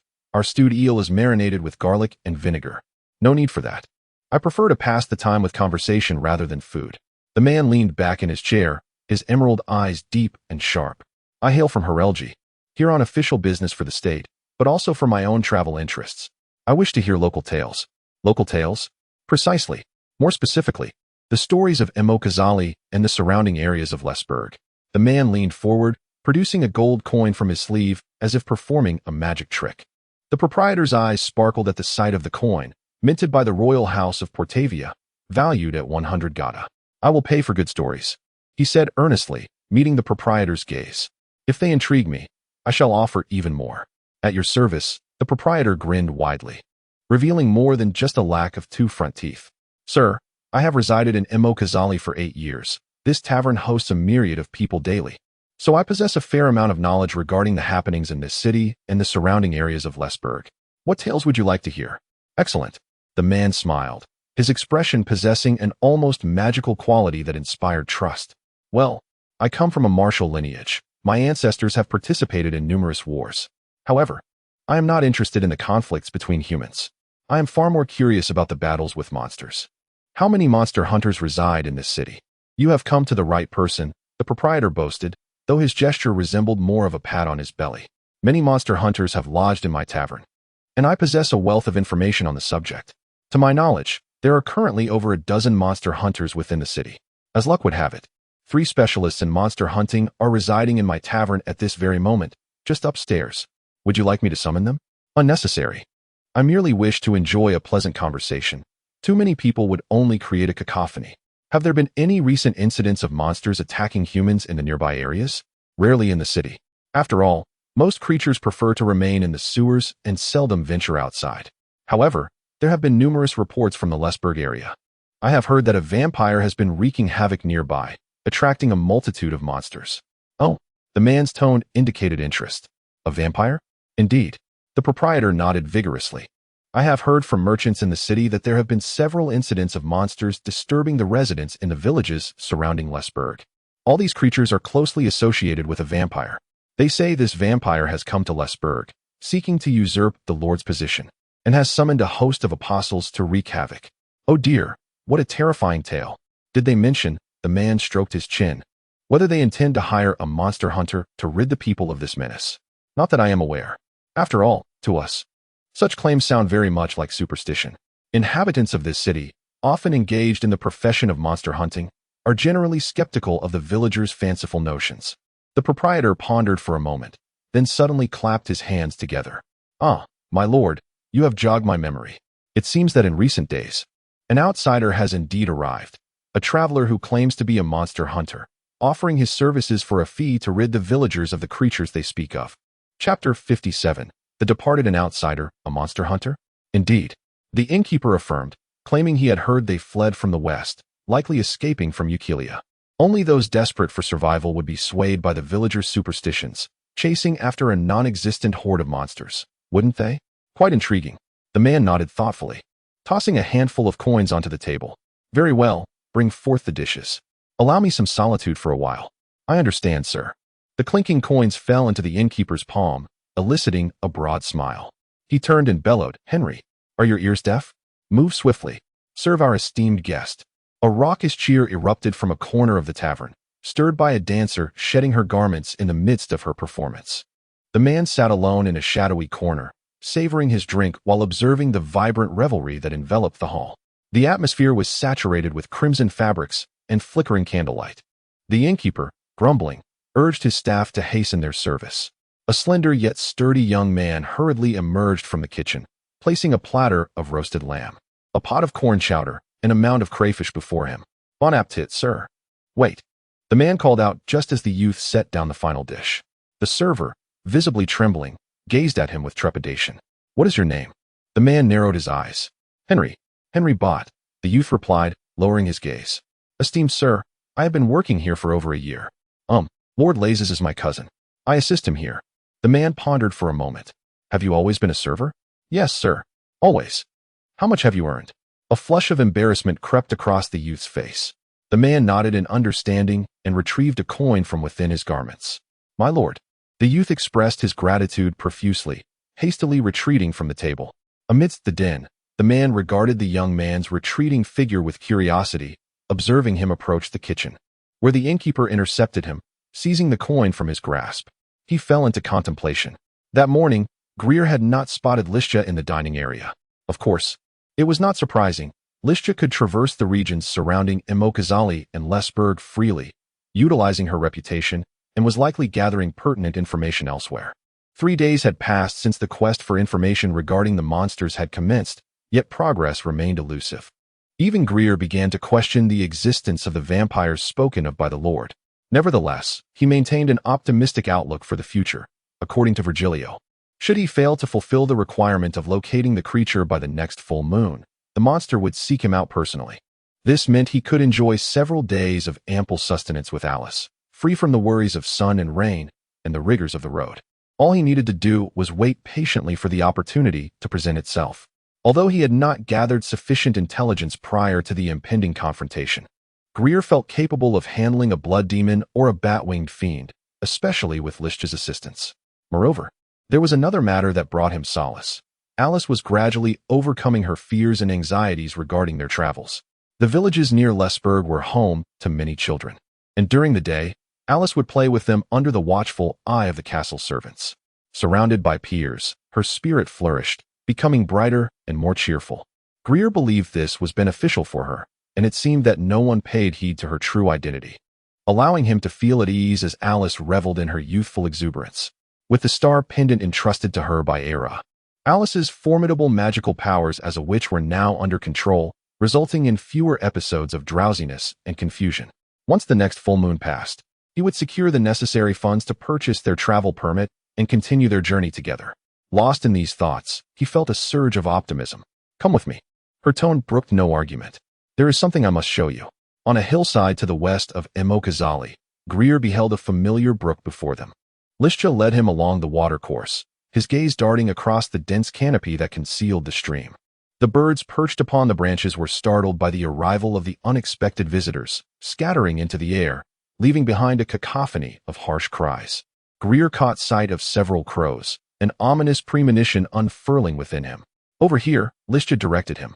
Following her lead, Gai'er's eyes quickly fell upon the first corpse, its white jacket and blue shawl stark against the parched yellow grass. He galloped forward, soon discovering another body nearby.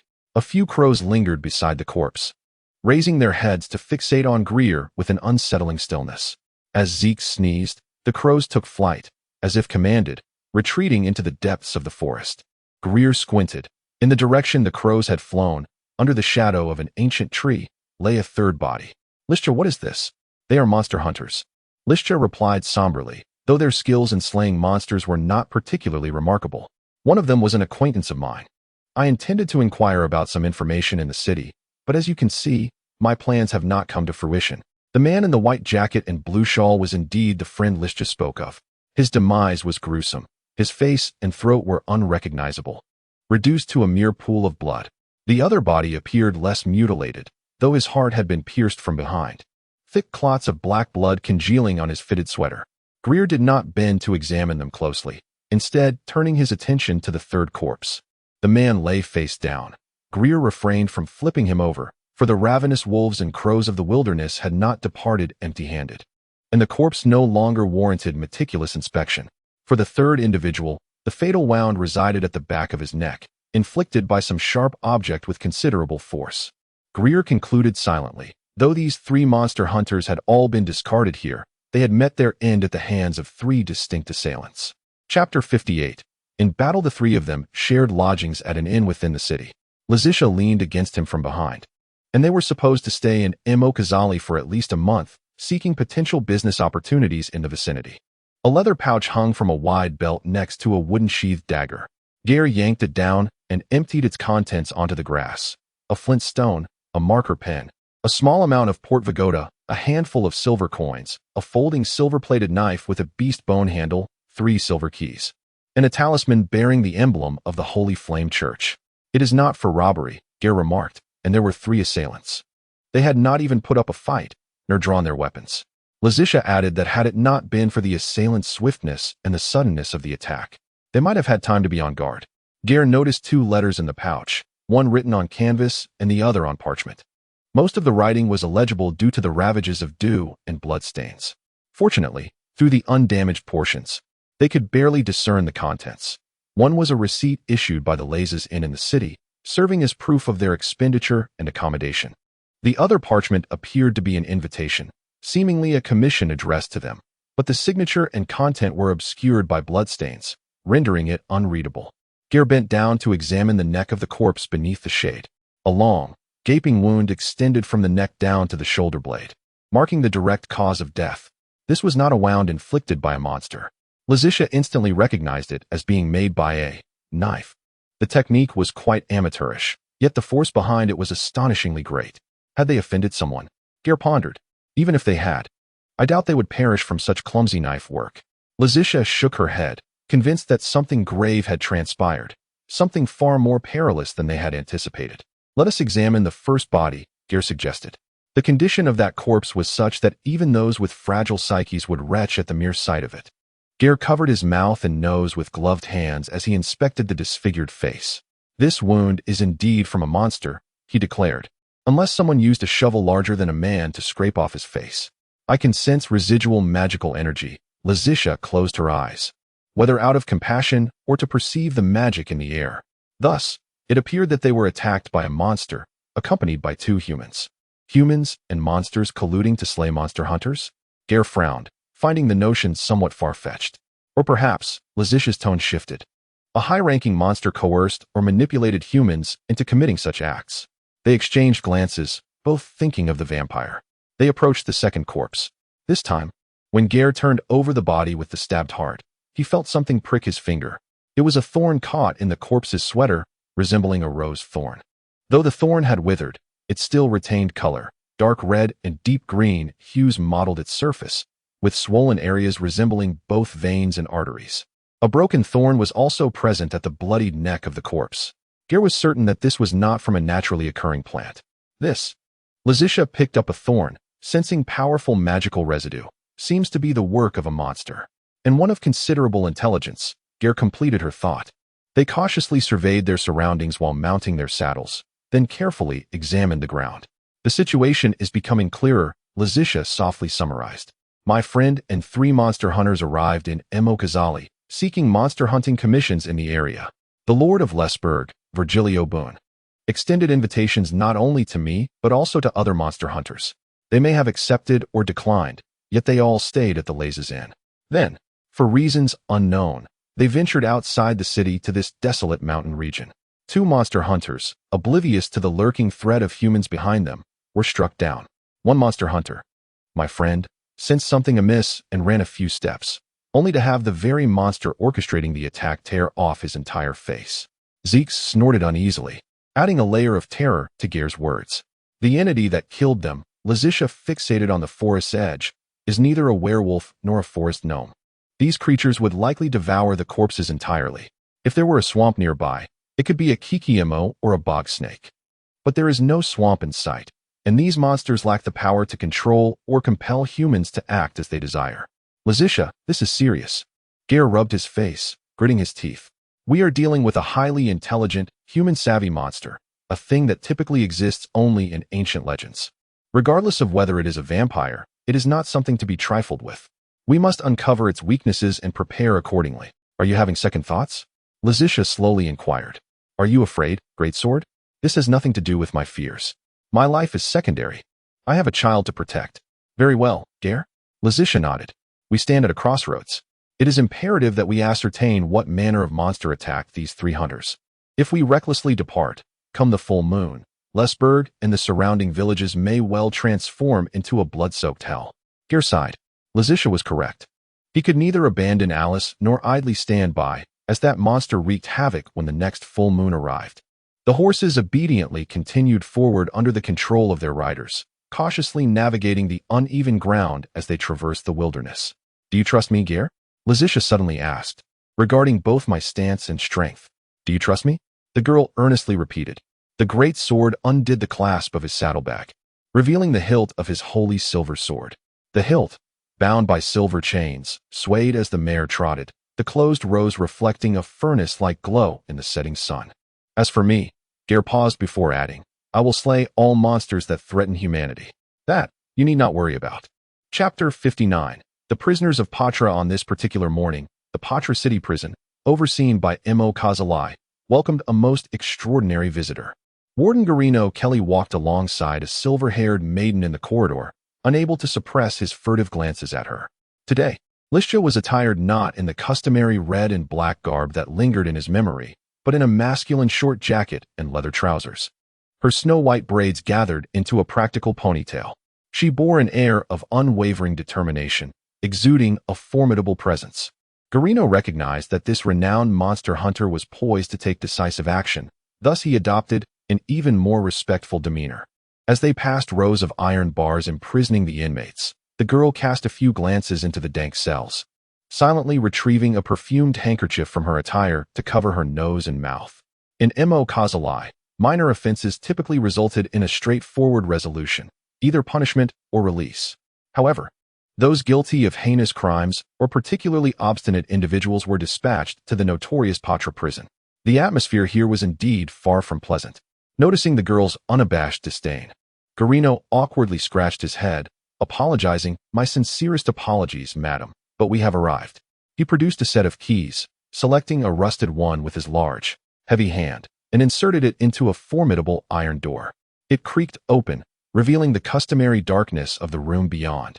Garino ignited a candle, illuminating two individuals bound to chairs.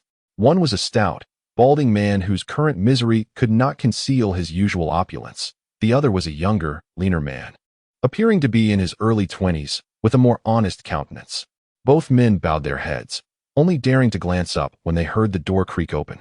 Listia approached the two with purpose, seating herself backwards on a chair, her hands clasped atop its backrest, chin resting upon them. She scrutinized the pair from her elevated position, enveloped in silence. Yet the portly man could no longer endure the tension. "Madam," he began. "I am not madam," Listia retorted coldly. "You may call me miss. Are you the proprietor of the Lazes Tavern?" "Yes, miss," the tavern owner stammered. I swear, I truly know not what has transpired. Speak plainly of what you know. Avoid metaphors, and provide me with the facts." "Why, yes, at once." The rotund man hurriedly complied, seemingly perceiving this striking young lady as a more congenial interlocutor than the prison guards.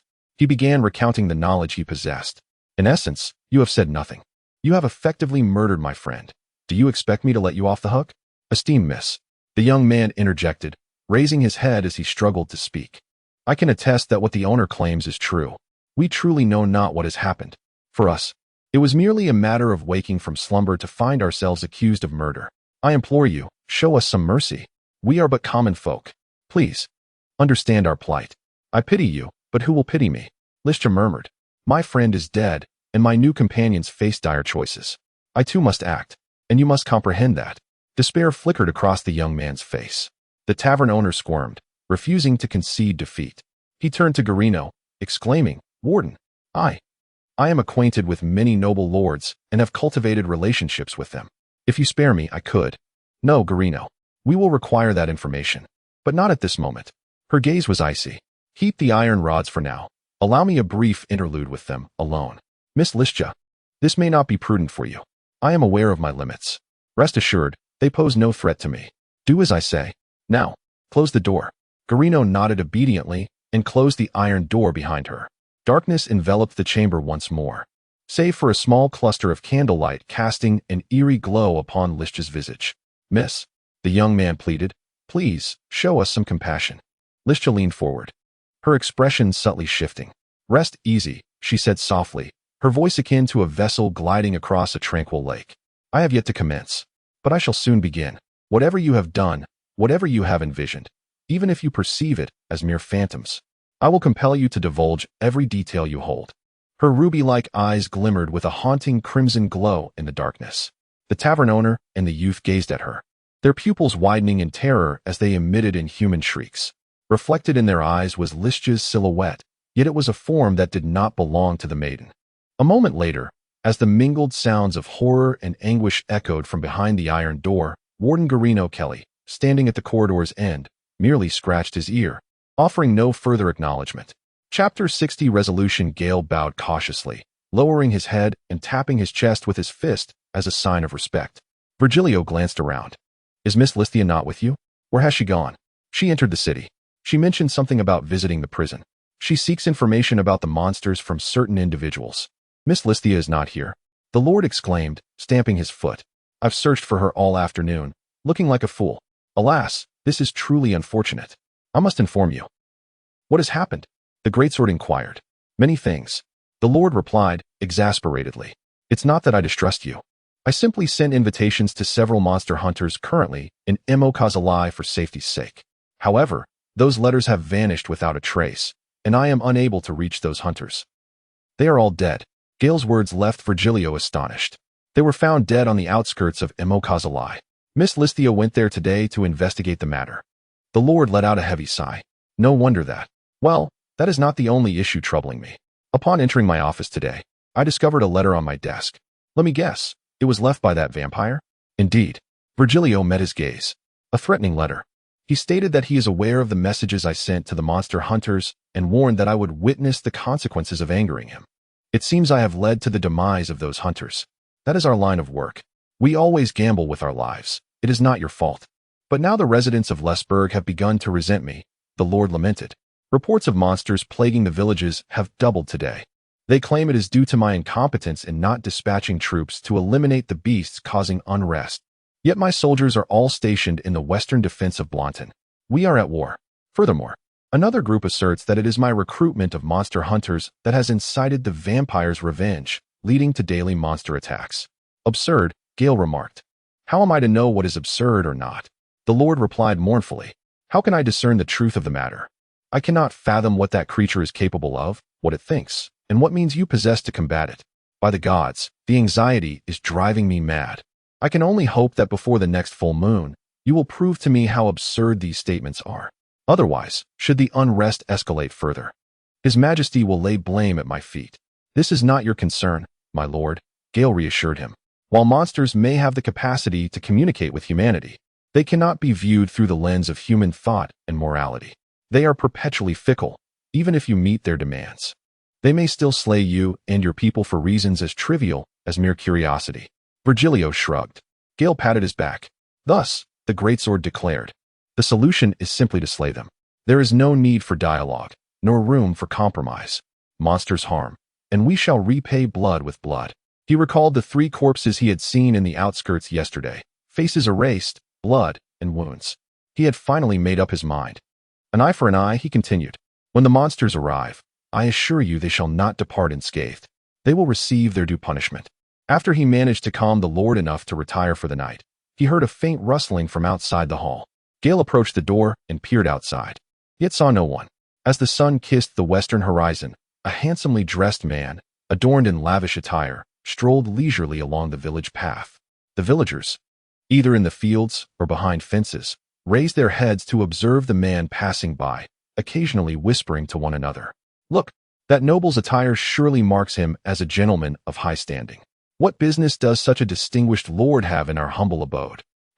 Surely the absurdities of our lord have reached the ears of the gentlemen in Embarking, prompting them to send someone to interrogate our lord.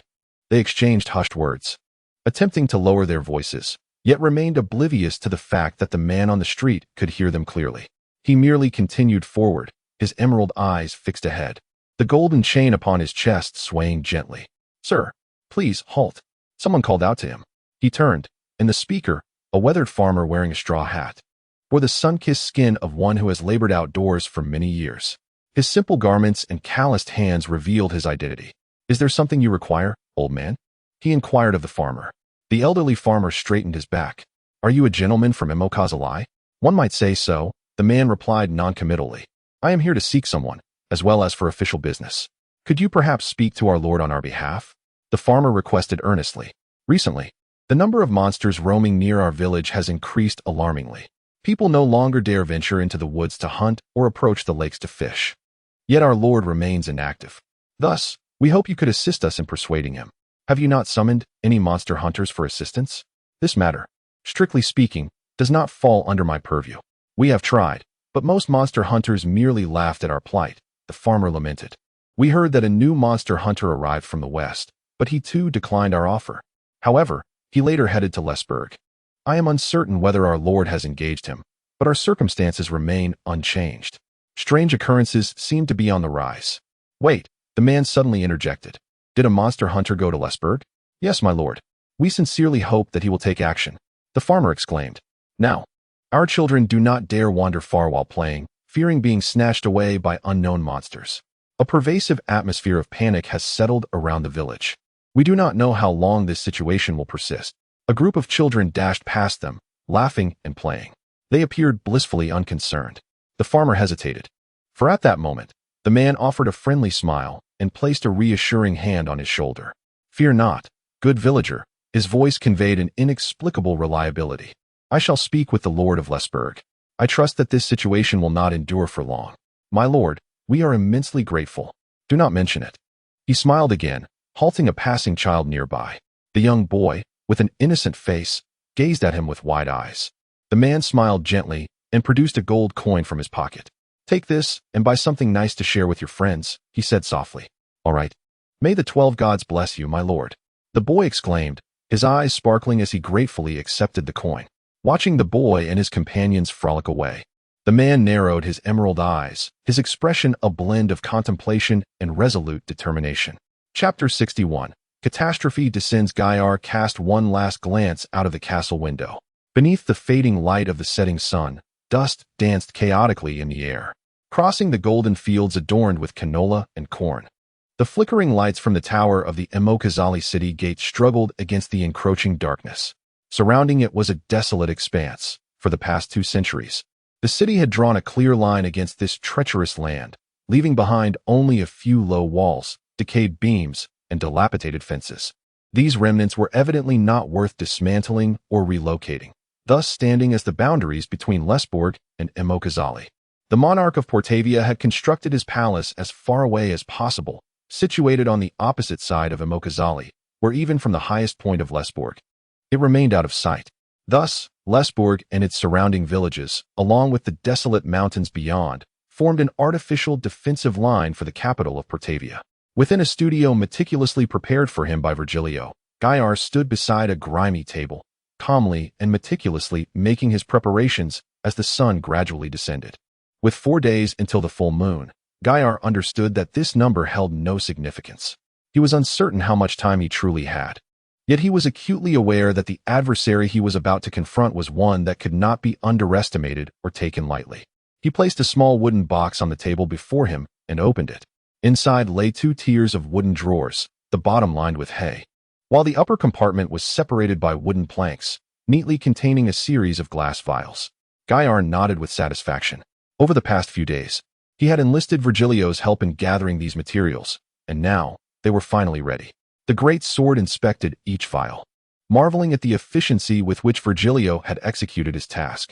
The materials he required met both the purity and quantity he sought, indicating Virgilio's genuine commitment to the assignment. Perhaps because it pertained to Gai'er's very life. Perhaps it was tied to the conviction of the great sword as well. If what he had to confront was indeed that kind of thing, he mused self-deprecatingly, it might not be enough. Mixing these natural herbs, magical ingredients, and alchemical substances in the proportions and methods etched in his memory, he placed the completed potion vials inside the inner lining of his clothing, then picked up a robust rectangular leather bundle from the table. The silver hilt and the rose motif peeked out from one end, glimmering with a cold light. He unwrapped it and drew the longsword from its sheath. The blade radiated a fierce silver light, filling the room, adorned with the distinct runes and symbols of the dwarven race. This longsword, forged from meteoric iron and holy silver, possessed the resilience of steel and the lethal potency against magical beasts, making it the ideal weapon to confront that entity. So be it, he thought to himself. I do not fight for the people, he reassured himself.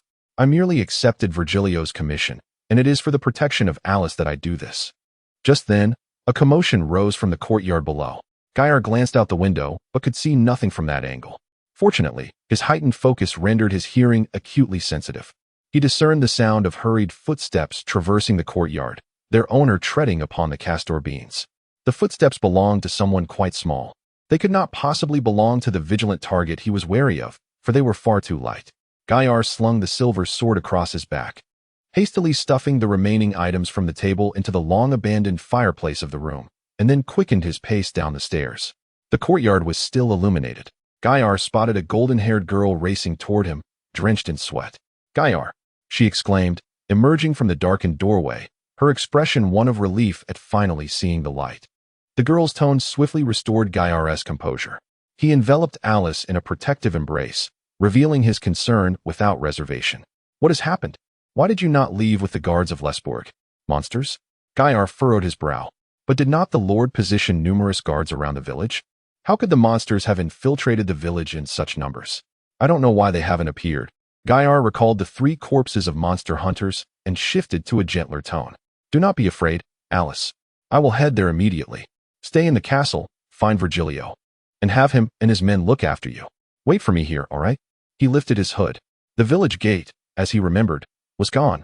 More accurately, it had been shattered. Wooden planks lay strewn upon the ground, and the path was marred with chaotic traces. The fields had been trampled beyond recognition. He dismounted. The air was thick with the scent of blood and rust. The acrid odor of smoke assaulted his senses, provoking a cough. The atmosphere was uneasy. Most people seemed to have fled, yet horrifying screams and piercing cries echoed from within the village. A fleeing villager had inadvertently knocked over a torch, sending wisps of black smoke rising from a barn. Gai'er sidestepped to let a horse gallop past him. This panicked steed bore a saddle and reins, likely belonging to a traveler who had halted here. Gai'er noticed a boot hanging from the stirrup and connecting it to the bloodied scent wafting as the horse rushed by.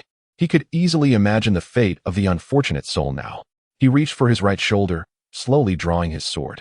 The holy silver blade gleamed with a brilliant white hue, its pommel intricately carved with a closed rose, while the blade itself was inscribed with dwarven runes that shimmered brightly. The cries of humanity had nearly faded within the village, yet the voices of the monsters grew ever clearer. From the cacophony of cries that reached his ears, Gai'er could distinguish no fewer than 5 types of vampiric creatures. The horses had taken refuge, while he, the young great sword and monster hunter, ventured against the tide. Gripping his sword, he stepped into the village, unhurried, like a vigilant wolf stalking its prey. Liscia was still missing, but the entity threatening Virgilio could no longer remain patient. It had launched its assault prematurely. Chapter 62, Blood Battle, Part 1. The flames in the barn grew increasingly fierce, the wooden supports succumbing to the inferno with a deafening crash. Sparks flew, igniting the nearby thatched cottage and stable, and the fire spread like a plague between the reeds and timber, gradually engulfing the entire village. The trajectory of the flames melded with the crimson hues of the setting sun. Gai'er lifted the hem of his garments and cloak, retrieving a glass vial from the inner pocket of his attire. The elongated container held a dark potion, within which tiny black particles could be discerned settling in the liquid. Gai'er uncorked the vial and consumed its contents. A monstrous shriek pierced the air. A chilling cry abruptly ceased, replaced by the horrific sound of flesh being torn apart. Gai'er lowered his head, exhaling softly. He seldom resorted to the power of potions revered by numerous monster hunters and some sorcerers, as their side effects were distasteful to him. Moreover, he scarcely had the time or financial means to concoct each potion, the costs being substantial. However, this time was different. He knew he had to give it his all. Should he fall as he did in Carina, there would be no Alira to ensure his and Alice's safe departure this time, whether he admitted it or not. Relying solely on his own strength would not suffice to confront such a threat. Likewise, whether he liked it or not, the potency of the potion could indeed increase his chances of battling the monstrosities. Gai'er consumed only half of the dark potion, pouring the remainder over the blade of his sword before casting the glass vial into the nearby fire. The taste of the potion was not bitter, but the overwhelming medicinal and hormonal stimulation surged through his entire being. Gai'er gasped, vowing never to ingest such a concoction again. The potion evaporated rapidly upon contact with the blade, leaving behind barely visible particles. The silvery sword reflected the roaring flames, the runes engraved upon its surface gleaming with radiance. The movements of the monster drew nearer. He was approaching his target, a creature. A trembling curse echoed in his ears. Gai'er raised his gaze, and through the blazing thatched roof, a bizarre beast came into view.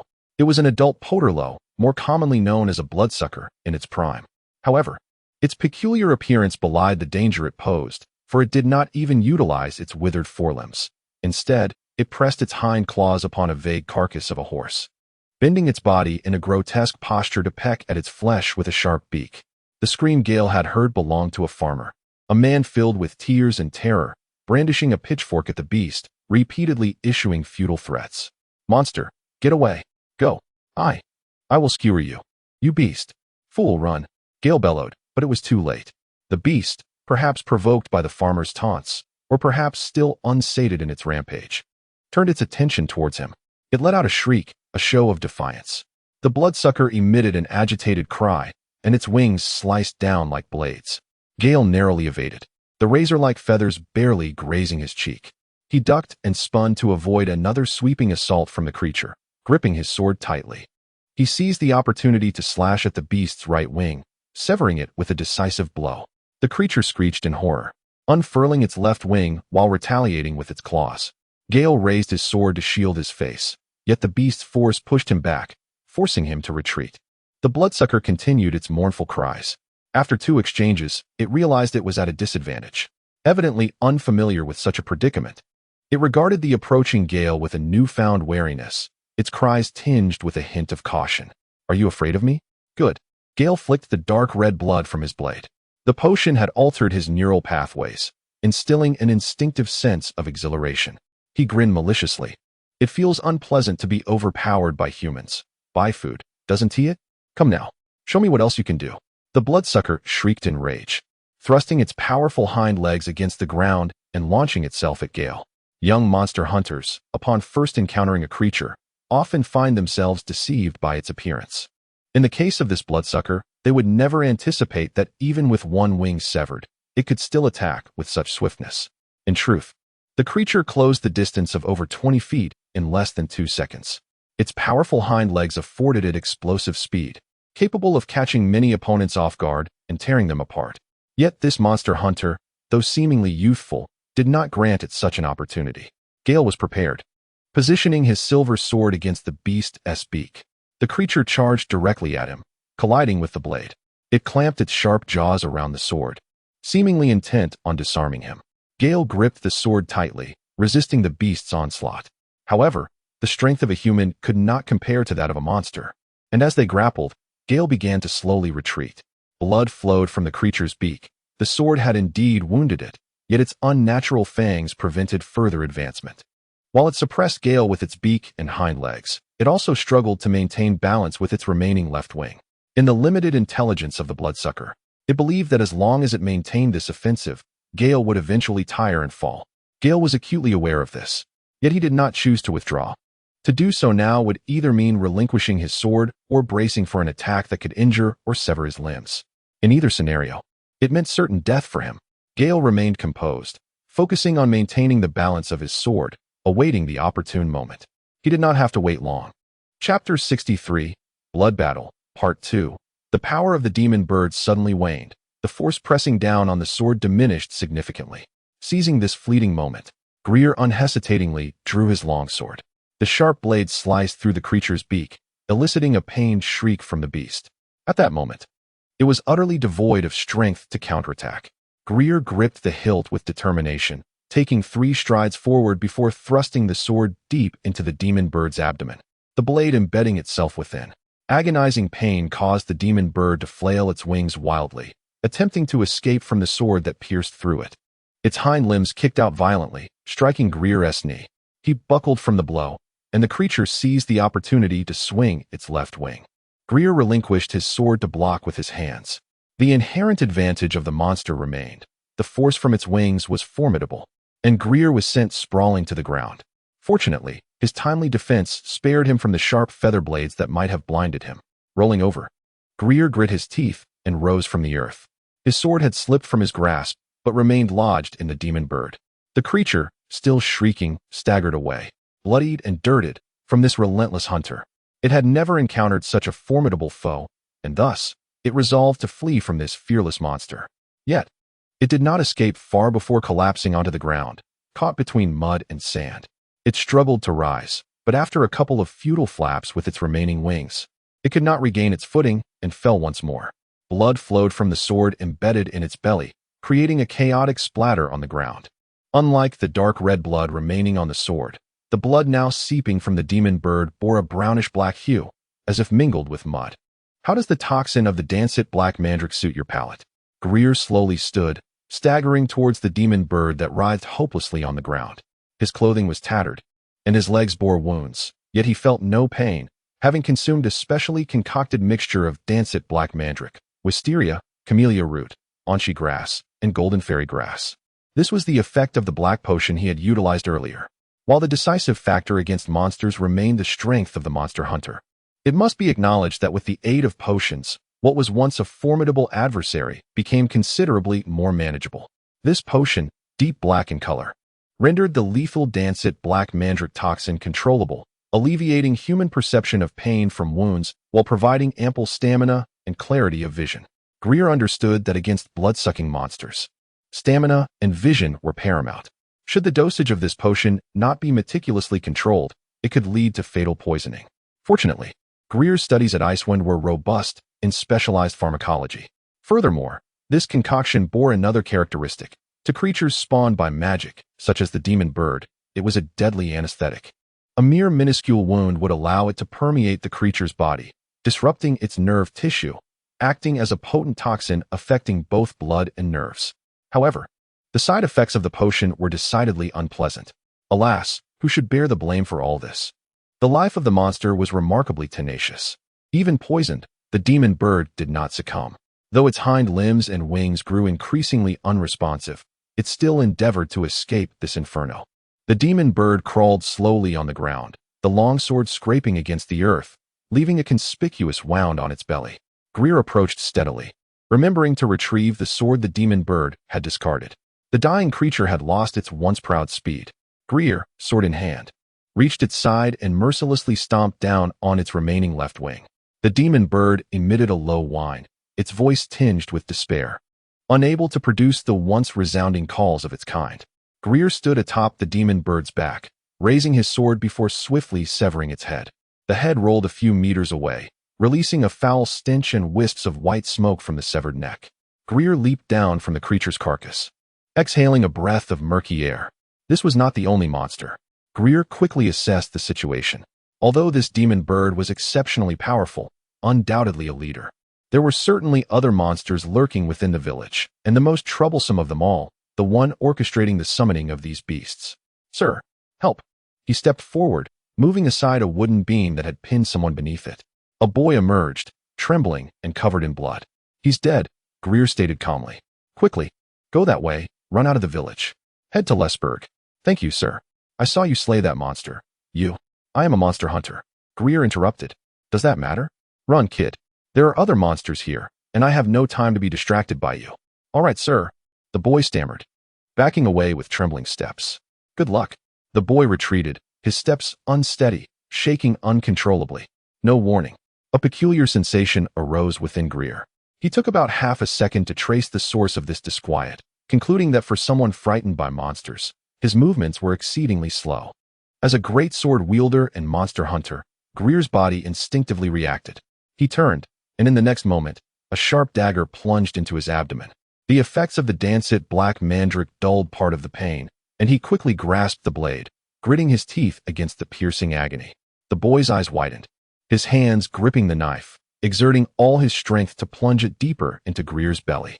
Gai'er seized the boy's wrist, attempting to push him away, but could barely maintain his position. The child's strength was astonishing. "This is a greeting from Riga Flora," the boy rasped in a voice uncharacteristic of his own, his eyes glowing with an eerie green light. "Go to hell, cursed monster hunter." Gai'er swept his leg, and the boy fell to the ground. Seizing the opportunity, he extracted the dagger and tossed it aside into the sand. "You need to sleep for a while." He crouched down, pressing a hand against the boy's wildly thrashing arms. "Breathing heavily, because you are having a very long nightmare, and your sleepwalking symptoms are quite severe." The boy ceased his struggles. Gai'er stood, slowly backing away, using the sword to support his weight. He clutched his abdomen, yet blood continued to seep through his fingers from the gruesome wound inflicted by the dagger, gushing forth like a spring. He tore his cloak, wrapping it around his midsection. The sand was scorched by the flames. The strength in his body gradually ebbed away. The world around him began to sway, a ringing echoed in his ears, and his consciousness descended into chaos. Nonetheless, Gai'er did not relinquish his sword. His body remained taut, like a drawn bowstring, for he knew that something was watching him. "How curious. You are the first opponent I have encountered who could not be ambushed. As a mark of respect, I shall personally bring your end, monster hunter." The vampire lifted his head, his eyes glowing with a chilling green light.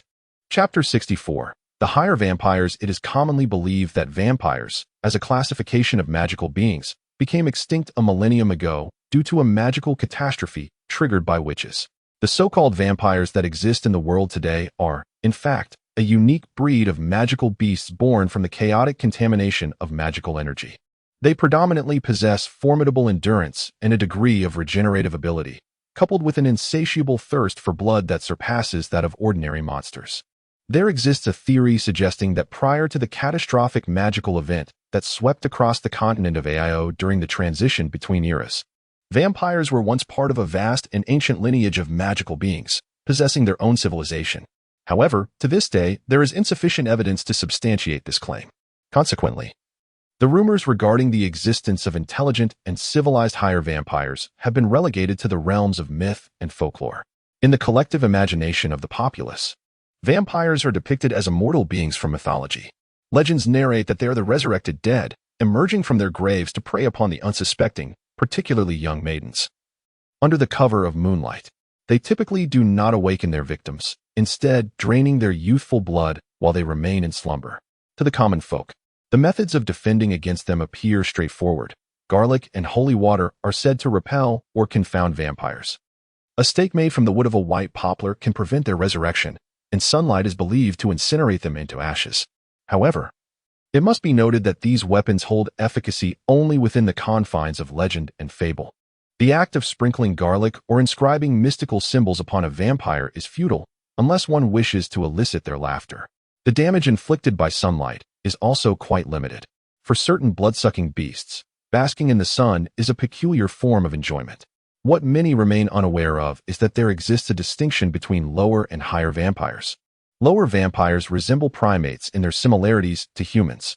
They act solely on instinct and are predominantly born from the chaos unleashed by the magical disaster, lacking in intelligence. These creatures often exhibit characteristics of other animals, such as the blood-sucking bird, and follow the typical logic of monsters, an unquenchable thirst for blood. Conversely, higher vampires, depicted in myth as possessing unique civilizations and cultures, indeed exist. In the old era, they thrived within small, flourishing civilizations and communities, yet like many magical beings, their civilization was largely decimated by the magical disaster instigated by the witches of the Diamonyat tribe. After the transition between eras, the likes of humanity ceased to encounter vampires. However, unbeknownst to humankind, akin to shapeshifters, a scant number of higher vampires continue to survive. They conceal themselves in various corners of the world, either living in seclusion or altering their appearances to blend into human society, leading discreet lives.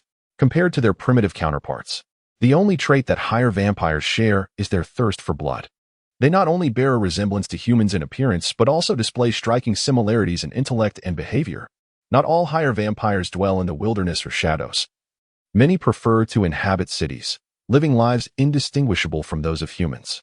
Gai'er had learned about such matters under the tutelage of other great swords, and had heard tales of swordsmen who had encountered higher vampires. Yet those were mere whispers of rumor, as he had never truly laid eyes upon one. Their existence is exceedingly rare, yet each higher vampire possesses unparalleled power, capable of living for millennia, rendering them virtually immortal in the eyes of humanity. Furthermore, the passage of time bestows upon them wisdom and magical prowess beyond human comprehension. They can manipulate magical energy directly, unencumbered by the limitations faced by human sorcerers. The understanding and information possessed by humanity regarding higher vampires is woefully scant and overly generalized. The only certainty for Gai'er is that higher vampires are unique and extraordinary creatures. Rumors suggest their powers are remarkably formidable, with each type and individual harboring distinct abilities. They possess varied desires, personalities, and motivations that extend beyond mere bloodlust. They can conceal their true identities, living undetected among humans for decades. They are exceptionally long-lived and possess immense regenerative capabilities, able to survive even decapitation. Though the restoration of their severely damaged bodies requires an extensive duration, they can transform into bats at specific times, among other abilities. Upon seeing me, the approaching vampire, removing his gloves, remarked, "You must be pondering numerous unrealistic legends and tales. The speculations you humans harbor about us are plentiful, yet I cannot divulge how many are true or false." However, his eyes shimmered with a verdant hue. I shall allow you to personally experience the superiority we vampires hold over your kind. My name is Knighton de Dracula Henriksen Osh Regaflova. The vampire with emerald eyes continued. Please do not misunderstand. As a being that is biologically superior to you humans, out of tradition and compassion, I will divulge my true name to you. But that is all. My name is Gai'er. The great sword coolly interjected, please do not misunderstand. As a monster hunter, out of compassion and mercy, I will allow you to know the name of the one who will slay you. Ah, it seems this is a common folly among your kind. Arrogant, self-indulgent, and incapable of recognizing reality. I utilize individuals of your species to assist me in my endeavors. Do you deem that an ignoble act? The self-styled Knighton sneered. Do you not also enslave horses to toil and sacrifice for your wars? In the matter of subjugating inferior species, we are merely engaging in similar practices. And you humans, more adept at enslaving your fellow beings than animals, just as a master exploits servants, or a lord employs hunters, much like how the Lord has hired you to kill me. Pray tell, do you not find that despicable? Clearly, you are aware of my purpose for seeking you. Gai'er remarked nonchalantly. Of course, Knighton narrowed his eyes. I am a vampire, and you are a monster hunter. There is indeed little for us to discuss. I have controlled those wretched souls to assist me in eliminating adversaries. You, under the Lord's commission, have come to extinguish my life. Ah, what a dramatic scene this is. Is it not? Gai'er fell silent. Knighton, bored, curled his lips and opened his arms. Enough of this idle chatter. Allow me to conclude your life. I wish to convey to your kind that those who dare defy my will and obstruct my quest for her shall pay with their lives. Chapter 65. Maneuvering Gai'er stepped back a few paces, gripping his sword with increased intensity while regulating his breath. The corners of the vampire's mouth curled upwards, rising ever higher before suddenly parting to reveal his fangs. Gai'er was prepared. He swiftly pivoted to evade. A sonic wave surged through the spot where he had been standing, stirring up clouds of dust and shattering a burning hut at the end of the road, causing it to collapse with a thunderous crash. Nitante's laughter echoed ominously, his pale lips revealing sharp, glinting fangs. Do not attempt to hinder me, monster hunter. As Gai'er shielded himself from the swirling dust, he promptly retrieved a second potion from his attire and consumed it in haste. Discarding the vial, he glanced at the spot where Nitante had stood, only to find it vacant. The sound of rushing wind surged from above, prompting him to look up and catch sight of a shadowy figure cloaked in black mist. Resembling a bat, the vampire unfurled his arms, revealing rows of needle-like claws, soaring silently like a bat with membranous wings, propelling himself towards Gai'er like a bolt from a crossbow. Despite the numbing sensation in his abdomen, Gai'er shouted, swinging his sword. The claws scraped against the blade, sending the vampire flying away with a hissing cry. Suddenly, the creature veered upward, circling before darting towards the back of Gai'er's neck. Gai'er sidestepped and countered with a sword strike that narrowly missed the vampire's wings. With an elegant sweep of his dark wings, Nitante adjusted his form, baring his gleaming jaws once more to unleash another sonic wave. The sound crashed into Gai'er's sword like a ferocious tiger, battering against his chest with a weighty surge of magical force. He recalled the roar of Fenrir he had once heard in his homeland. Yet, the intensity of the magical wolf's roar paled in comparison to the piercing shriek emitted by the high-ranking vampire before him. The sound waves crafted by the vampire were swifter, heavier, and more penetrating. Gai'er staggered back a few steps, barely managing to withstand the onslaught. The potion he had consumed significantly enhanced his physical strength, allowing him to endure the pain of his wounds while partially absorbing the impact of the magical wave. However, the potion's side effects dulled his perception and reaction time, leaving him feeling disoriented and gasping for breath. The vampire had vanished, and as he steadied himself, Gai'er remained vigilant for threats that could emerge from all directions. I had no intention of causing such a commotion, Nitante's voice echoed from the void, eluding Gai'er's grasp of his exact location. But since you humans are so fond of meddling, very well. I have yet to hunt a human. Lin Saria Lokenard, Gai'er proclaimed, his eyes darting about. Is the one you seek, or rather, the high-ranking vampire you desire to find, is it not? You have rejected my request. The vampire's voice dripped with malice and resentment. I have afforded you opportunities. Yet, not only do you refuse to assist me, but you also attempt to slay me. Nitante, know this. Humans cannot trace the whereabouts of vampires. No matter where the vampire you seek may hide, the lord of this land will never find her. You are imposing an impossible burden. They say high-ranking vampires are an intelligent race, Gai'er scoffed. Yet you behave like a petulant child deprived of a toy, Nitanti. You are selfish and arrogant, coercing all to submit to your whims. But you shall not have your way. To Gai'er's surprise, his words did not provoke the vampire. Nitante's laughter resonated with a chilling darkness, evoking a sense of bloodthirst and cruelty. If I were to slaughter this region, the vampire mused, and host a grand feast composed of thousands of lives, surely she would be drawn out? After all, it has been ages since we last feasted on blood. You are truly deranged. Perhaps so? Once more, the rush of wind signaled the vampire's rapid movement. Gai'er awaited his moment, gripping his sword tightly. The instant he sensed the murderous intent, he spun and kicked off the ground, his sword slicing through the air with a sharp whistle. A harsh clash echoed, followed by the splatter of blood. Nitanti let out a shriek as his bat-like wings collided with the blade. Gai'er rolled several times on the ground, barely managing to halt himself by embedding his sword into the earth. Nitanti landed not far from him, cradling his palm, which bore a wound smoking with the essence of holy silver. You possess some skill, monster hunter, he said with a sinister smile. I must admit, I underestimated you. Silence enveloped them. Initially uncertain, Gai'er felt a surge of confidence upon seeing the vampire's expression. All the monster hunters of Mo Karzali would respond to the call for aid. Gai'er rose to his feet, stating, I have heard that the Lord here is the brother of Finance Minister Metalio Boone, and I sought his assistance 3 days ago. With this connection, it will be a simple task to summon part of Mo Karzali's garrison. Your tide of monsters no longer poses a threat, Nitanti.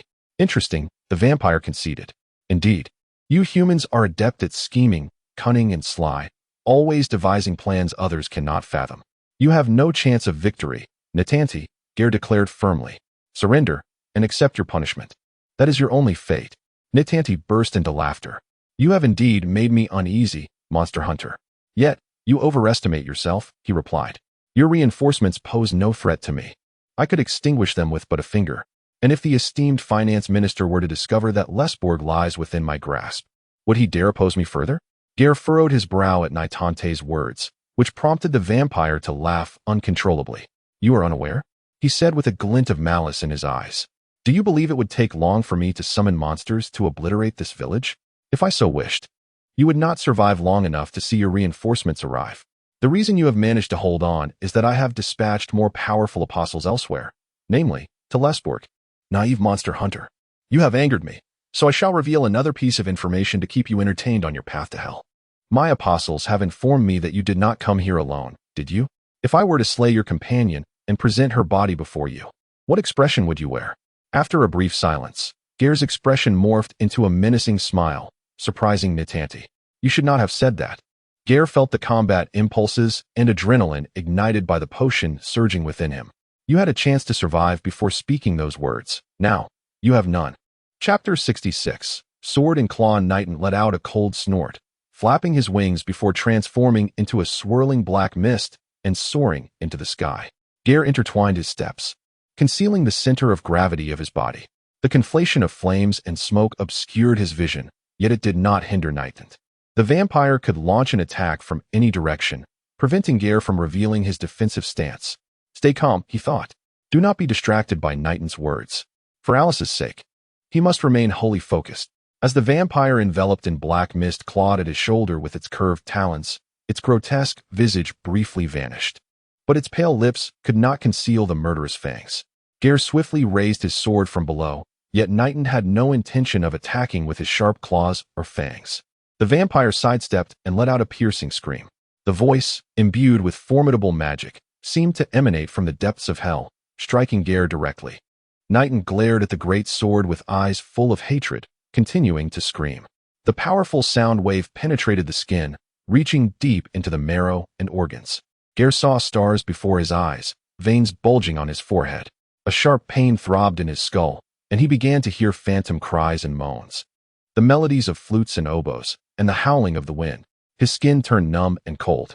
He knelt on one knee, shaking his head to suppress the intense nausea rising from his stomach. He reached into his garment and pulled out 3 silver needles, throwing them forward without a moment's thought. Sparing no time for aim, 2 needles were deflected by the sound wave, while one passed through the black mist left by Nitan's disappearance, striking nothing. The vampire transformed once more into a black bat, its maw filled with fangs. This time, he remained silent. He glided toward the great sword, akin to a venomous serpent lurking in the underbrush, slowly approaching Gai'er's neck. Gai'er, still not fully recovered from the ringing in his ears and dizziness, instinctively reacted. He leaped up and darted forward 3 steps, matching his speed with the vampire's glide, narrowly evading the bat's assault aimed at the back of his neck. He then spun halfway around, wielding his sword with incredible swiftness and delivering a strike. The silver sword encountered almost no resistance. Almost. He saw the silver blade strike the black mist while simultaneously hearing a shriek. The black mist, infused with magic and sound, erupted, and Gai'er gritted his teeth and retreated, nearly losing his long sword. Tom was not on his side. Had that strike been deeper, piercing the vampire's heart, Knighton clutched the wound on his chest, the properties of the holy silver stifling his self-healing ability as he let out an enraged howl. Gai'er twirled his sword at his side and spat blood onto the ground. "Scream, vampire!" he roared, wiping the blood from his cheek with a ferocity that matched the vampire's. "Scream until your insides are laid bare. Howl until your strength is spent. Then allow me to sever that noble yet hideous head from your body. You shall tire first, monster hunter. I will kill you." Knighton's eyes glimmered ominously with a green light, the bones of his wings creaking ominously. "Just wait and see," Gai'er retorted through clenched teeth, lowering his stance and moving towards the building. "I will kill you. Dare to impede my path, and I shall end you. I say, just wait and see." Knighton lowered his head, his claws gripping the edge of the rooftop, his resentful gaze fixed upon the battered great sword. Gai'er advanced step by step, blood soaking his collar and gloves, raising his gaze, his blue eyes fixed intently on the vampire. A crow flew across the sky, stained red by flames and the setting sun. The vampire suddenly flapped against the eaves, gliding down. The great sword showed no fear, raising its long blade and striking forward. Their forms intertwined, each feeling their weapon tear through the other's flesh. Knighton was struck in the abdomen, causing him immense pain, while Gai'er lost a chunk of flesh from his shoulder, bloodied and mangled. They collided forward, burdened by their injuries, crashing to the ground. Knighton shielded himself with his bat wings, rolling twice in the dust before roaring and taking to the air once more. He no longer shrieked nor transformed into black mist. Gai'er understood that both he and the vampire were utterly exhausted. Claws descended, and Gai'er swung his sword. The clash of sword and claw sparked and produced a chilling hissing sound. Knighton exerted force with his arms, deflecting Gai'er's long sword, while simultaneously sweeping down with his rake-like claws. Gai'er sidestepped, using his shoulder to strike the vampire, seizing the opportunity to deliver a horizontal slash as Knighton lost his balance. Knighton bent low to evade, sweeping his claws, while Gai'er leaped to avoid, elegantly spinning in midair, maneuvering to Knighton's side, and thrusting the holy silver sword downward.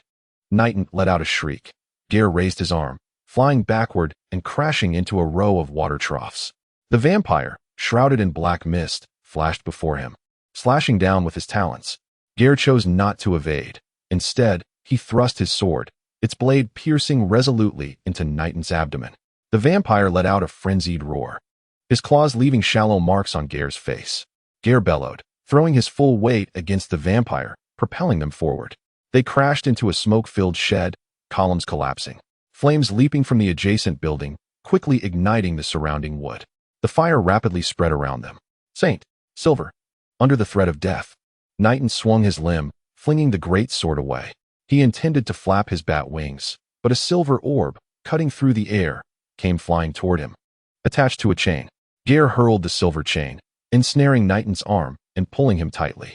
The creature let out a pained cry, slashing at the chain to sever it. But that fleeting moment had bought him time. Gai'er advanced resolutely, closing the distance. He recalled that winter's day in Iswand, remembering the great sword in a black coat taking 3 steps. His movements were undeterred. His gaze was fierce, each action honed and deadly precise. Now it was his turn to demonstrate.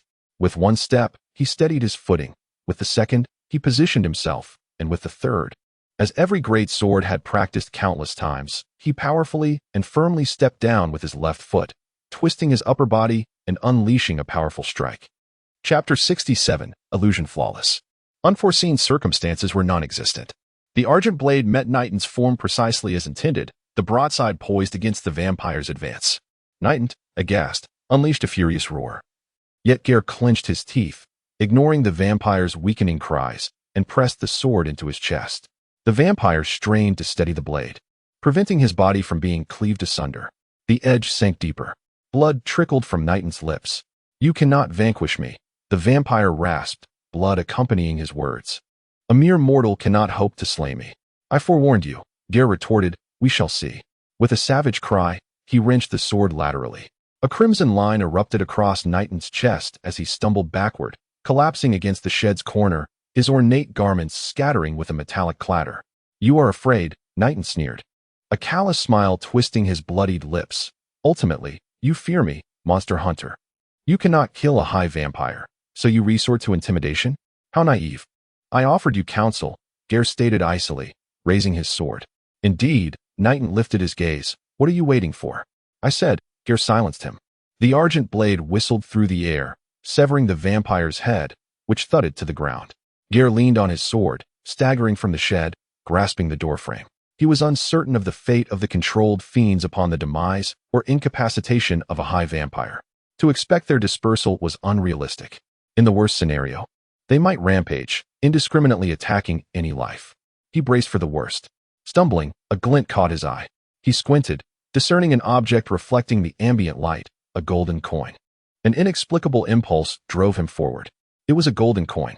The coin ensnared his gaze, a singularity, shimmering, swelling, like a deep-sea vortex. Light and phantoms enveloped him. A torrent of noise and fractured images assaulted his senses. The scenery morphed. Gai'er massaged his temples, surveying his surroundings. The inferno-scorched village had vanished, replaced by a vast forest. The sun had descended, leaving the stars and moon twinkling in the sky. "Why am I here?" Gai'er mused, bewildered. "I recall embarking on a journey to Cannernel in the east, but I cannot recall the purpose of my journey, nor the reason for my destination." He ventured into the woods. A gale howled beneath a sky of sparse stars. Withered leaves spiraled past his boots, and the branches overhead swayed like drunken dancers. His cloak billowed, and he reached to adjust it, finding his hand gripping his sword, stained with blood he could not explain. Wolves stirred in the shadows, and a banshee's wail echoed in the distance. Torchlight painted the night, and a dense fog crept through the forest, an oppressive omen. "Where must I go?" Flames crackled, casting flickering warmth. Gai'er watched as a throng of figures and steeds traversed the trees, shouting jubilantly. Someone shoved him, and a horse thundered past. He sidestepped, yielding to the rider, a burly man with a cruel, murderous gaze. Behind him were countless others, mounted or on foot, uttering incomprehensible words. Witch, destiny, nation, world. They were wounded. Gai'er froze, noticing gashes and sword wounds. He looked down, seeing blood on his blade. "I killed them," he thought numbly. "They are dead." The banshee lamented, calling their names, summoning them to the afterlife, the farthest journey of all. "They are dead." "Why?" The banshee's cry mixed with the wind, eerie and chilling. Gai'er walked, watching the forest sway and the firelight flicker. The crowd's voices faded, angry, coarse, ignorant, foolish, hoarse, fearful. Then, faint and delicate. Gai'er's pupils constricted. He heard a soft cry amidst the crowd, a cry that compelled him forward. Someone called to him, and the banshee wailed that person's name.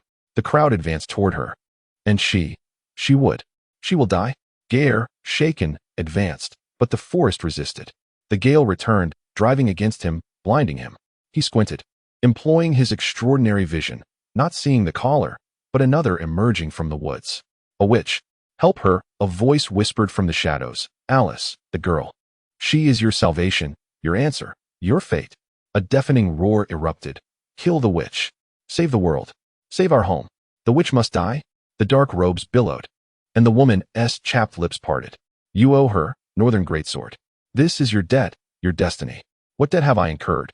"Do not seek direction in a starless night. Gai'er, a sorceress with irises like violets cautioned, you chase phantoms. Awaken. This is a dream, your delusion. The girl needs you. The witch must die." He knelt, the veins in his temples throbbing, threatening to burst. "Alice, the girl. She is your salvation. Your answer." He gritted his teeth, blood trickling from his lips. "This is illusion," Gai'er murmured, a sign. Lightning rent the sky, igniting the forest. Rows of faces stared at him. Wizards, priests, elves, kings, vampires, wood nymphs. "The witch must die? If justice exists, she will claim her due. This is my wager. My challenge to fate." Gai'er clutched his head, sinking to his knees. A gale howled beneath a sky of sparse stars. Prey hid in the shadows. Their verdant eyes like will-o'-the-wisps, razor claws locked onto him. Chapter 68. Reinforcements. Alice was startled awake by a sudden, thunderous noise. She climbed out of bed and strained to listen, but the sound did not repeat. The sun had fully set, concealed behind the mountains, and the evening glow was soon replaced by the encroaching darkness. Leaning against the window, Alice could faintly see the distant village still flickering with the ominous glow of fire. The night breeze brushed against her face, lifting her golden hair, yet she felt no coolness. Gray had instructed her to remain in her room, while the Lord summoned all the servants to the castle, shutting the doors tight.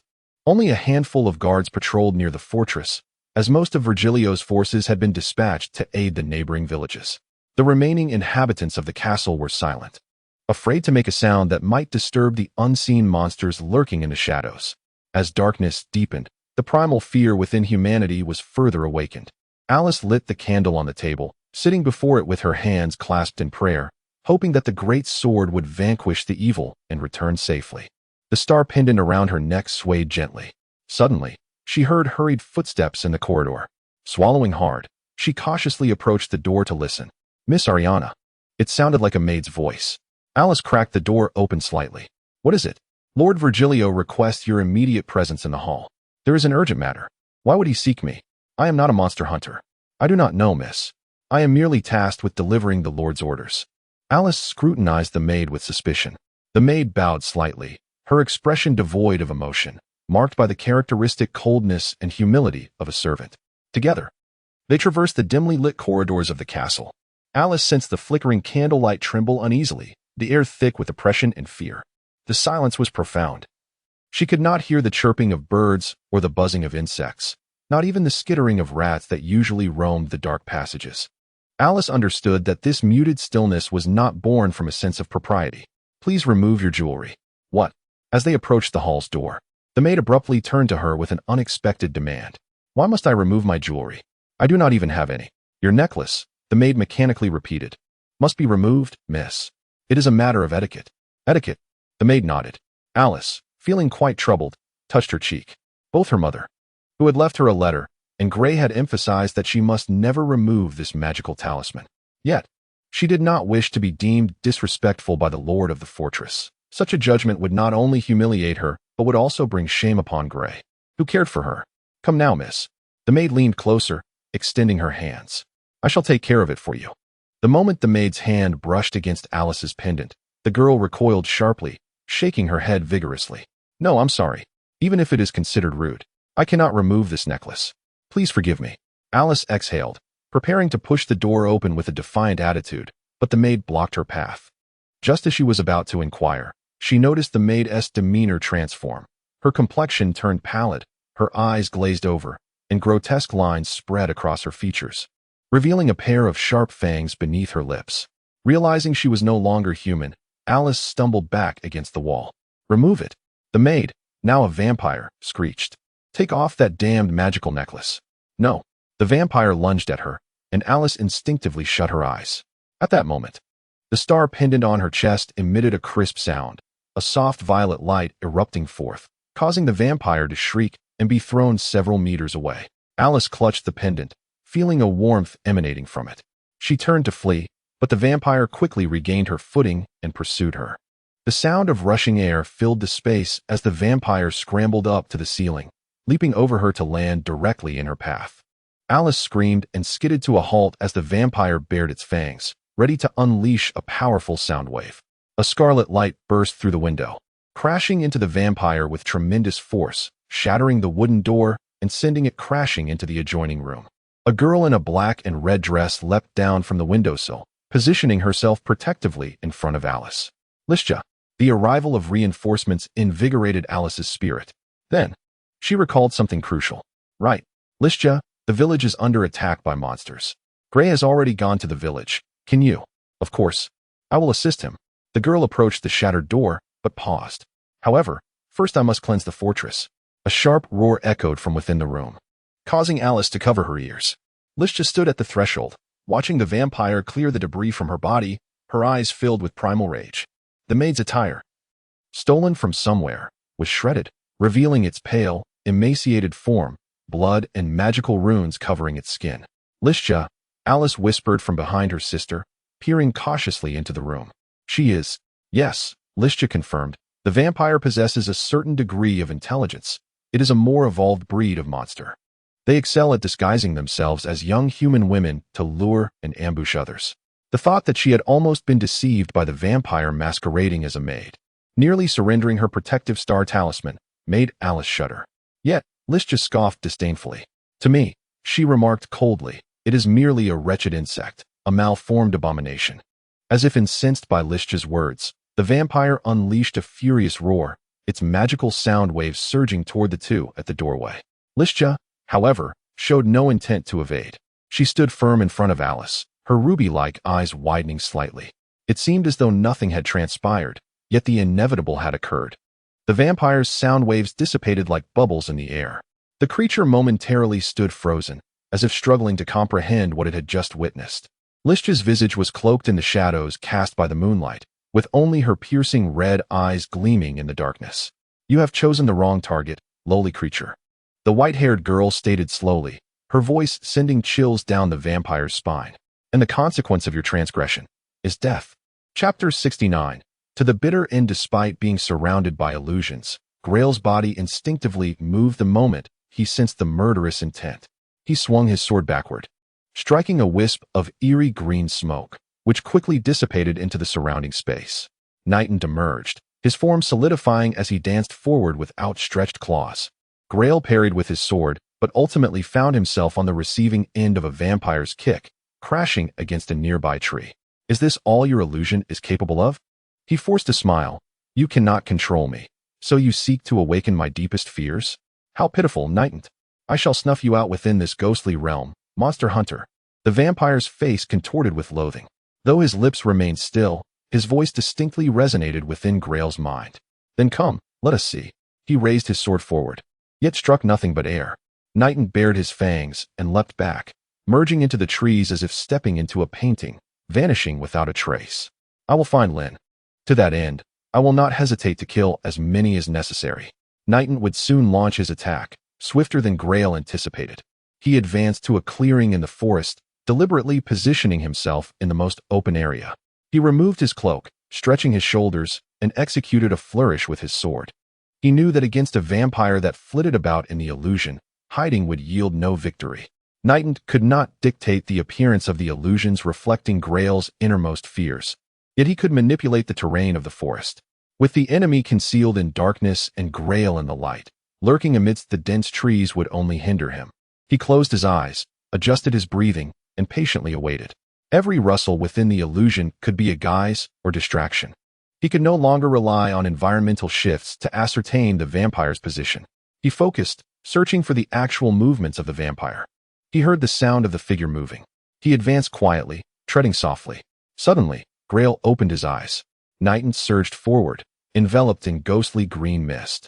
Claws aimed directly for his eyes. The vampire's head was matted with tangled, filthy gray hair, and his eyes glimmered like a nocturnal beast in the dark. Gai'er stood resolute, his gaze fixed upon the gaping maw that emerged from the black mist of outstretched bat wings. Nightingale opened his mouth wide, seemingly proud of his sharp fangs. And with a snap, it closed with a sound akin to a box shutting. He lifted his arm, bloodied claws swiping toward Gai'er.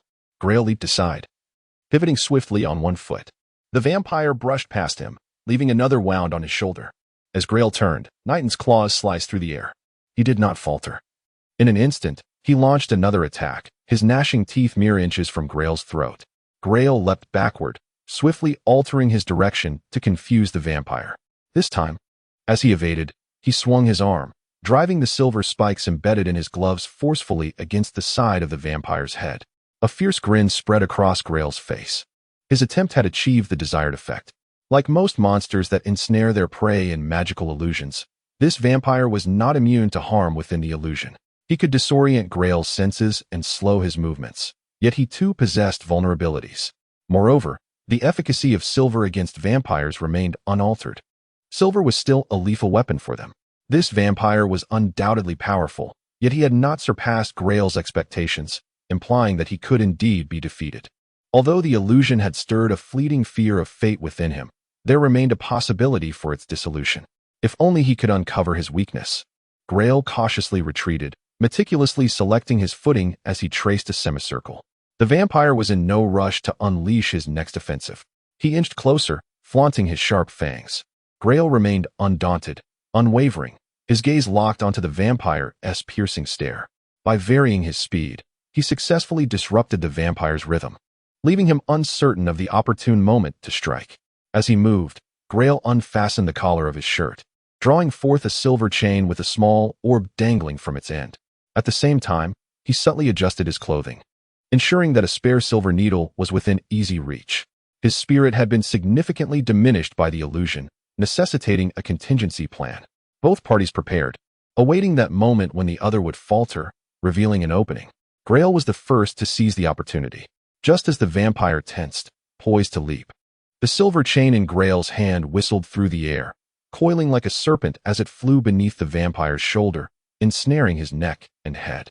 Shifting his weight, Gai'er yanked forcefully, sending the vampire crashing to the ground, his furious roar nearly piercing Gai'er's eardrums. The creature writhed and struggled, emitting a terrifying howl, whether from rage or the excruciating burn of silver against a monster. Gai'er felt a sense of satisfaction at this outcome. If the vampire remained constrained by silver even within the illusion, defeating him would be a matter of simplicity. However, Gai'er did not grow complacent. He retreated to a safe distance, taking a deep breath and concentrating, his eyes never leaving the writhing creature in torment. Nighton let out a thunderous roar, unleashing a wave of sound. The silver chain snapped. The silver links scattered across the forest floor like raindrops, clattering against Gai'er's body with a crisp sound. Nighton was nearly driven to madness. He howled, transforming into black mist once more, lunging forward. Gai'er lowered his right hand, biding his time. Then, as the vampire approached within 5 meters, he unleashed several silver needles from beneath his clothing. The vampire staggered back as if struck by a wooden stake, but quickly regained his footing, extending his sharp claws and revealing his white fangs. His long hair billowed, as if caught in a tempest. Each step he took resonated with a piercing noise, a surge of eerie green magic closing in on Gai'er. Yet, he did not falter. He grasped his long sword and advanced to meet it. This was his misstep. The vampire feigned a furious assault but employed a more sinister tactic. Just as he was about to clash with Gai'er, he once again transformed into black mist, vanishing. This time, he did not circle behind Gai'er, who remained vigilant of his back. In the instant Gai'er was left momentarily stunned, the vampire reappeared beneath him, claws slashing upward, shredding Gai'er's shirt and leaving a crimson mark across his torso. "I will kill you. I will kill you. You shall forever be lost in the illusion, eternally," Nighton bellowed, clutching his bloodied neck, swiftly and silently merging into the surrounding environment once more. Gai'er knelt, pressing against his abdomen, which gushed blood. The boy previously controlled by the vampire had inflicted a wound, and now the vampire had reopened it. Despite his rapid evasion, the compounded injuries sent a chill of death coursing through him. "If this continues, I will lose," Gai'er spat blood, contemplating silently. Chapter 70. Linsaria. Gai'er slowly propped up his faltering body. Naturally, he did not expect to fully subdue the vampire with merely 2 iron chains and a handful of silver needles. Yet he was taken aback by how effortlessly the vampire countered his efforts. Nitanti once again concealed his form. Gai'er recognized that the next assault could very well mark the end of their confrontation. He could not pinpoint the vampire's exact location, but it was likely less than 10 steps away, perhaps even closer. Should the adversary launch a sudden attack, given his current state, he would find it exceedingly difficult to withstand. Malice surged anew. Gai'er abruptly relaxed his defensive stance and leaped aside. The vampire, caught off guard, stumbled forward into the thicket. He could hear the vampire's furious howls echoing through the woods, as if emanating from a demon of hell. He sprang onto a sturdy branch of a tree to buy himself more time. Yet, barely halfway up, the vampire transformed into a colossal bat and surged forth from the shadows of the forest. Gai'er exhaled a cloud of frustration, remaining rooted to the spot. And when the vampire neared him, he vaulted over the treetop and leaped down. The pitch-black bat followed closely, descending from the 10-meter-high canopy to pounce upon him. This time, Nitanti was not deceived by Gai'er's feint. He left 2 distinct claw marks upon Gai'er's great sword. However, the silver spike Gai'er had thrown struck true, forcing the vampire to retreat once more. A growing fury welled within Gai'er as he leaned back and delivered a fierce kick, sending the vampire sprawling to the ground. The vampire bared his claws and unleashed the loudest roar since their battle began, causing leaves above to rain down. Nitanti sprang up, his rage completely clouding his senses. For him, the prospect of tearing apart the monster hunter before him was tantalizingly close. Gray gripped the hilt of his sword, waiting. He understood that their conflict was nearing its conclusion. Gray sensed that the vampire was plotting another insidious maneuver akin to his previous ones. Hence, he suddenly halted, raising his long sword in a motionless stance. His action successfully bewildered the vampire, causing him to pause. In that moment, Gray's sword slowly traced a semicircle before he took a step forward, then another. He then leaped, feigning an attack toward the vampire's crown, ultimately deciding to strike first. The vampire could afford to wait, but Gray had no time to spare. The illusions of the forest swayed once more, as both their spirits and bodies reached their limits. This time, Lady Luck did not favor the northern greatsword. Their shadows passed each other, as long sword and sharp claws tore into flesh. The illusions of the forest began to shatter, and Gray collapsed to the ground, the tip of his sword embedding into the earth. Ultimately, I emerged victorious. Nitante's voice resonated from behind him. In the end, I have triumphed. Monster Hunter. Gray lifted his head, his blurred vision catching sight of the complete dissolution of the illusions. As darkness enveloped the horizon, he and the vampire had somehow battled beyond the village, now at the forest's edge. Gradually, he could no longer hear the vampire's exultant roars of victory. The pain dulled his senses, rendering him unable to muster the energy to concern himself with anything else. To stand shoulder to shoulder with a superior vampire in human form is already a commendable feat. Nitante's footsteps approached from behind, and he imagined the vampire raising his claws. Thus, let it all come to an end here. He was uncertain whether to unleash his power, for once control was lost. Die, Gray! Nitanti roared, his claws swinging toward the nape of Gray's neck. Yet Gray pressed down on the hilt of his sword, the rose clasping it closed. In that fleeting moment, Gray was unsure if he heard the whisper of the wind. In an instant, a crimson mist surged past his body, charging toward the enraged vampire. Nitante's eyes widened, first in disbelief, then in a fury beyond measure. Gray lacked the strength to rise or to call out. He caught a glimpse of a terrifying scene, two monstrous beings, one adorned with bat wings and the other with razor-sharp claws, howling at each other from a mere distance apart. Their dark mists flickered through the woods, ultimately, the crimson overpowering the emerald. One creature sent the other tumbling through the air, and Nitanti was hurled backward by the force of the red mist, crashing into 3 trees. A brief silence enveloped the surroundings. For a moment, only the whisper of the evening breeze rustling through the forest could be heard. Gray's senses had not fully returned. Yet he detected the air becoming suffused with the scents of red wine, roses, green plums, and blood. He muttered a barely audible curse. Listja, it is I.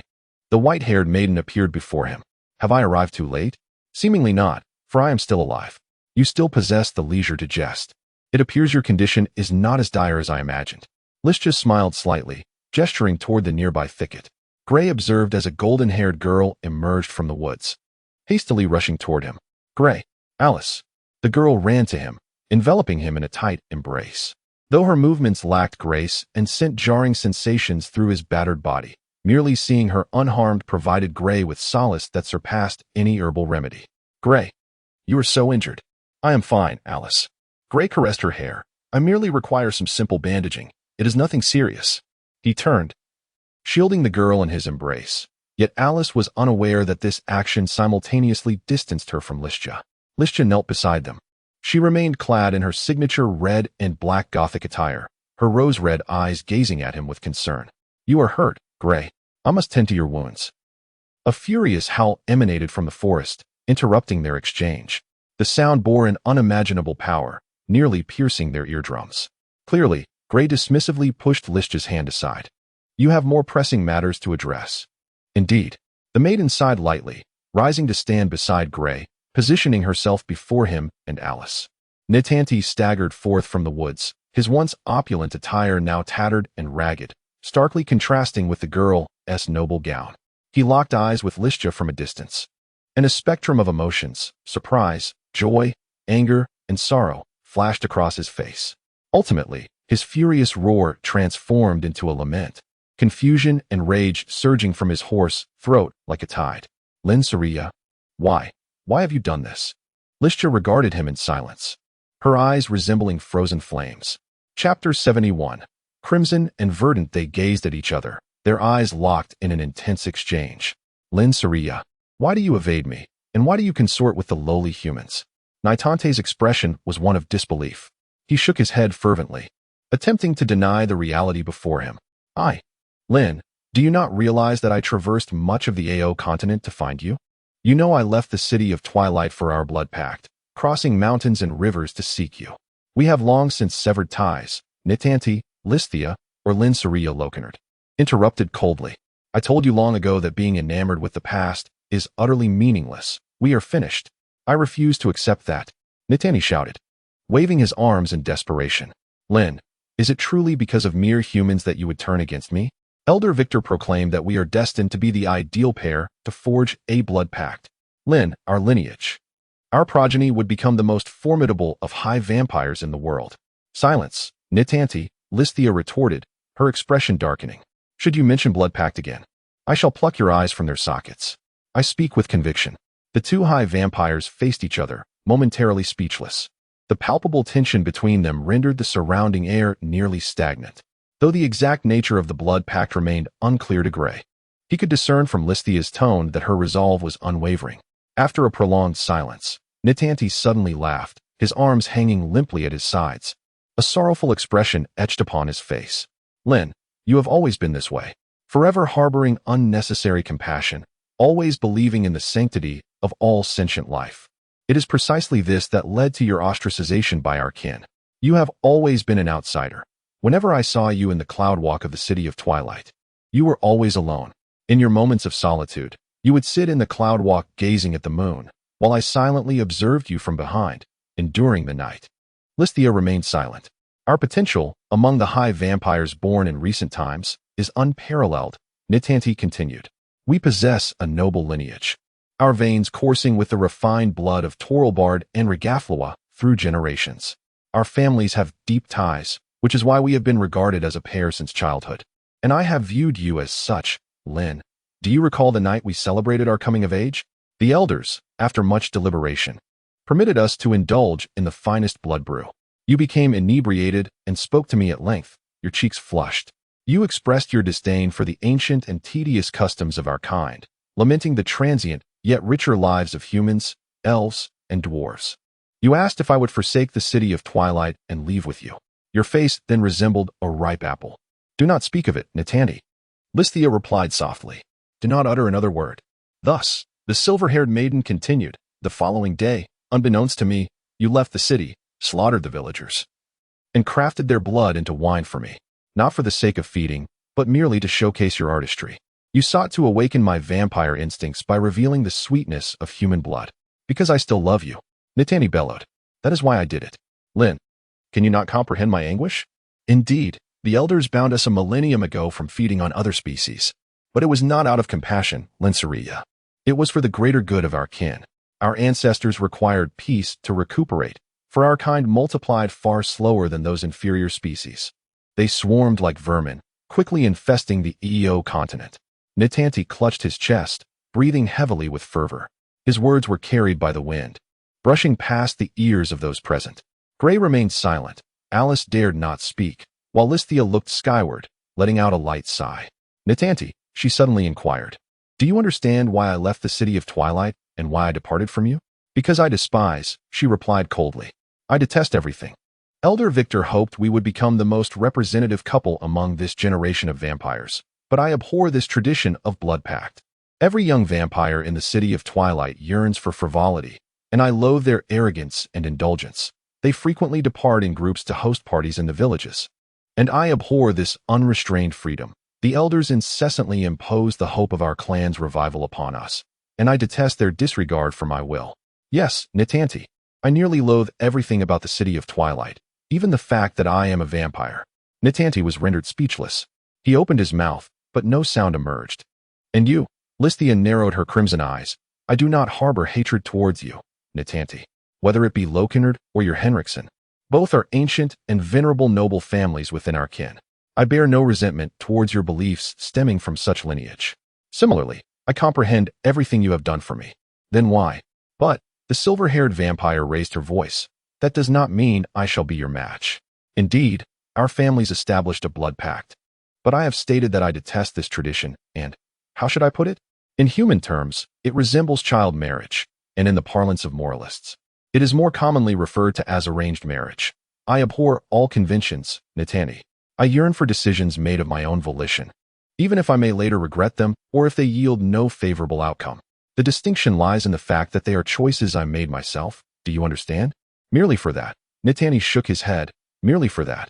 You would forsake the blood pact? Perhaps, she replied, but it is far more profound than that. Just as a seed requires soil, rain, warmth, and sunlight to grow into a mighty tree, my departure from the City of Twilight was spurred by more than a single reason. But is any of this significant to you? You have never truly sought to comprehend my thoughts. To you, my choices are merely impulsive actions characteristic of youth, whims of the moment. Nitani fell silent. The crimson and verdant hues of their eyes reflected one another. They say we are a destined pair, yet that is not the case, Nitanti. Our blood pact is etched into our very essence, a curse binding us like an iron chain, suffocating my breath. You too are ensnared. You revel in it yet refuse to acknowledge it, and thus, our relationship is doomed to end in bitterness and loss. Yes, much like wine. In the depths of Nitante's despairing gaze, Listia articulated each word with precision. You merely wish to tether me to your side, Nitanti. You have never respected me. Your love is but a veiled possessiveness, Nitanti Dracula, and I shall not tolerate such an affront. That is the reason I left you. Chapter 72. The Law of Blood. Different races possess distinct cultures and customs, whether they belong to the common realms of humanity, elves, dwarfs, or even to the ancient magical species. Regardless of the race in question, there exists a profound reverence for venerable and sacred traditions. Consequently, when an individual arises within a community who violates these traditional laws, it is hardly surprising that they become the target of collective disdain. Such indulgences persisted for an extended period until the formidable magical race known as the Daimoniad expanded across the continent of Aio, establishing an empire. The heedless behaviors of the vampires provoked the ire of the demon kin. A conflict erupted between the factions, culminating in the triumphant victory of the Amidst demon empire. Despite the vampires' formidable prowess and millennia-long lifespans, they harbored a critical vulnerability: their exceedingly low reproductive capacity. Contrary to popular belief, high-ranking vampires do not arise from the reanimation of the deceased. They are born through natural reproduction. However, the female vampires face tremendous challenges in conceiving. The union between male and female vampires necessitates a blood bond, and a female vampire often requires decades of preparation to achieve even the slightest possibility of conception. Nature seems to adhere to a fundamental principle: the longer the lifespan of a species, the lower its fertility rate. The mother of nature, in bestowing certain privileges upon certain beings, simultaneously deprives them of more fundamental rights. This is both a manifestation of fairness and unfairness, or, perhaps, a delicate balance. The leaders of the vampires, known as elders, could not disregard this so-called balance. The protracted conflict with the demon kin, despite their equal strengths, led the vampires to realize a steady decline in their numbers. By the war's end, fewer than 50,000 high-ranking vampires remained in the world. Recognizing their inability to sustain a prolonged struggle, the elders opted for reconciliation, establishing a series of ancient laws known as the Law of Blood for the benefit of their kind. Among these laws was the edict that henceforth, vampires were prohibited from wantonly plundering the blood of other species. The Law of Blood stands as the supreme code of conduct for high-ranking vampires, and even for some lesser vampiric beings. Its binding force upon vampires is akin to the laws of a king over humanity, with even greater implications and consequences. For high-ranking vampires, the Law of Blood established by the elders is sacred and must be adhered to. Transgressors face exile and annihilation at the hands of their entire community. The cataclysm brought forth by the witches in the old era exacerbated the plight of the vampire race. In the new era, the rampant chaos magic led to a dramatic increase in the number of lesser vampiric creatures, yet the population of high-ranking vampires dwindled to fewer than 1,000. After more than a millennium of recuperation, the vampire population grew to over 3,000.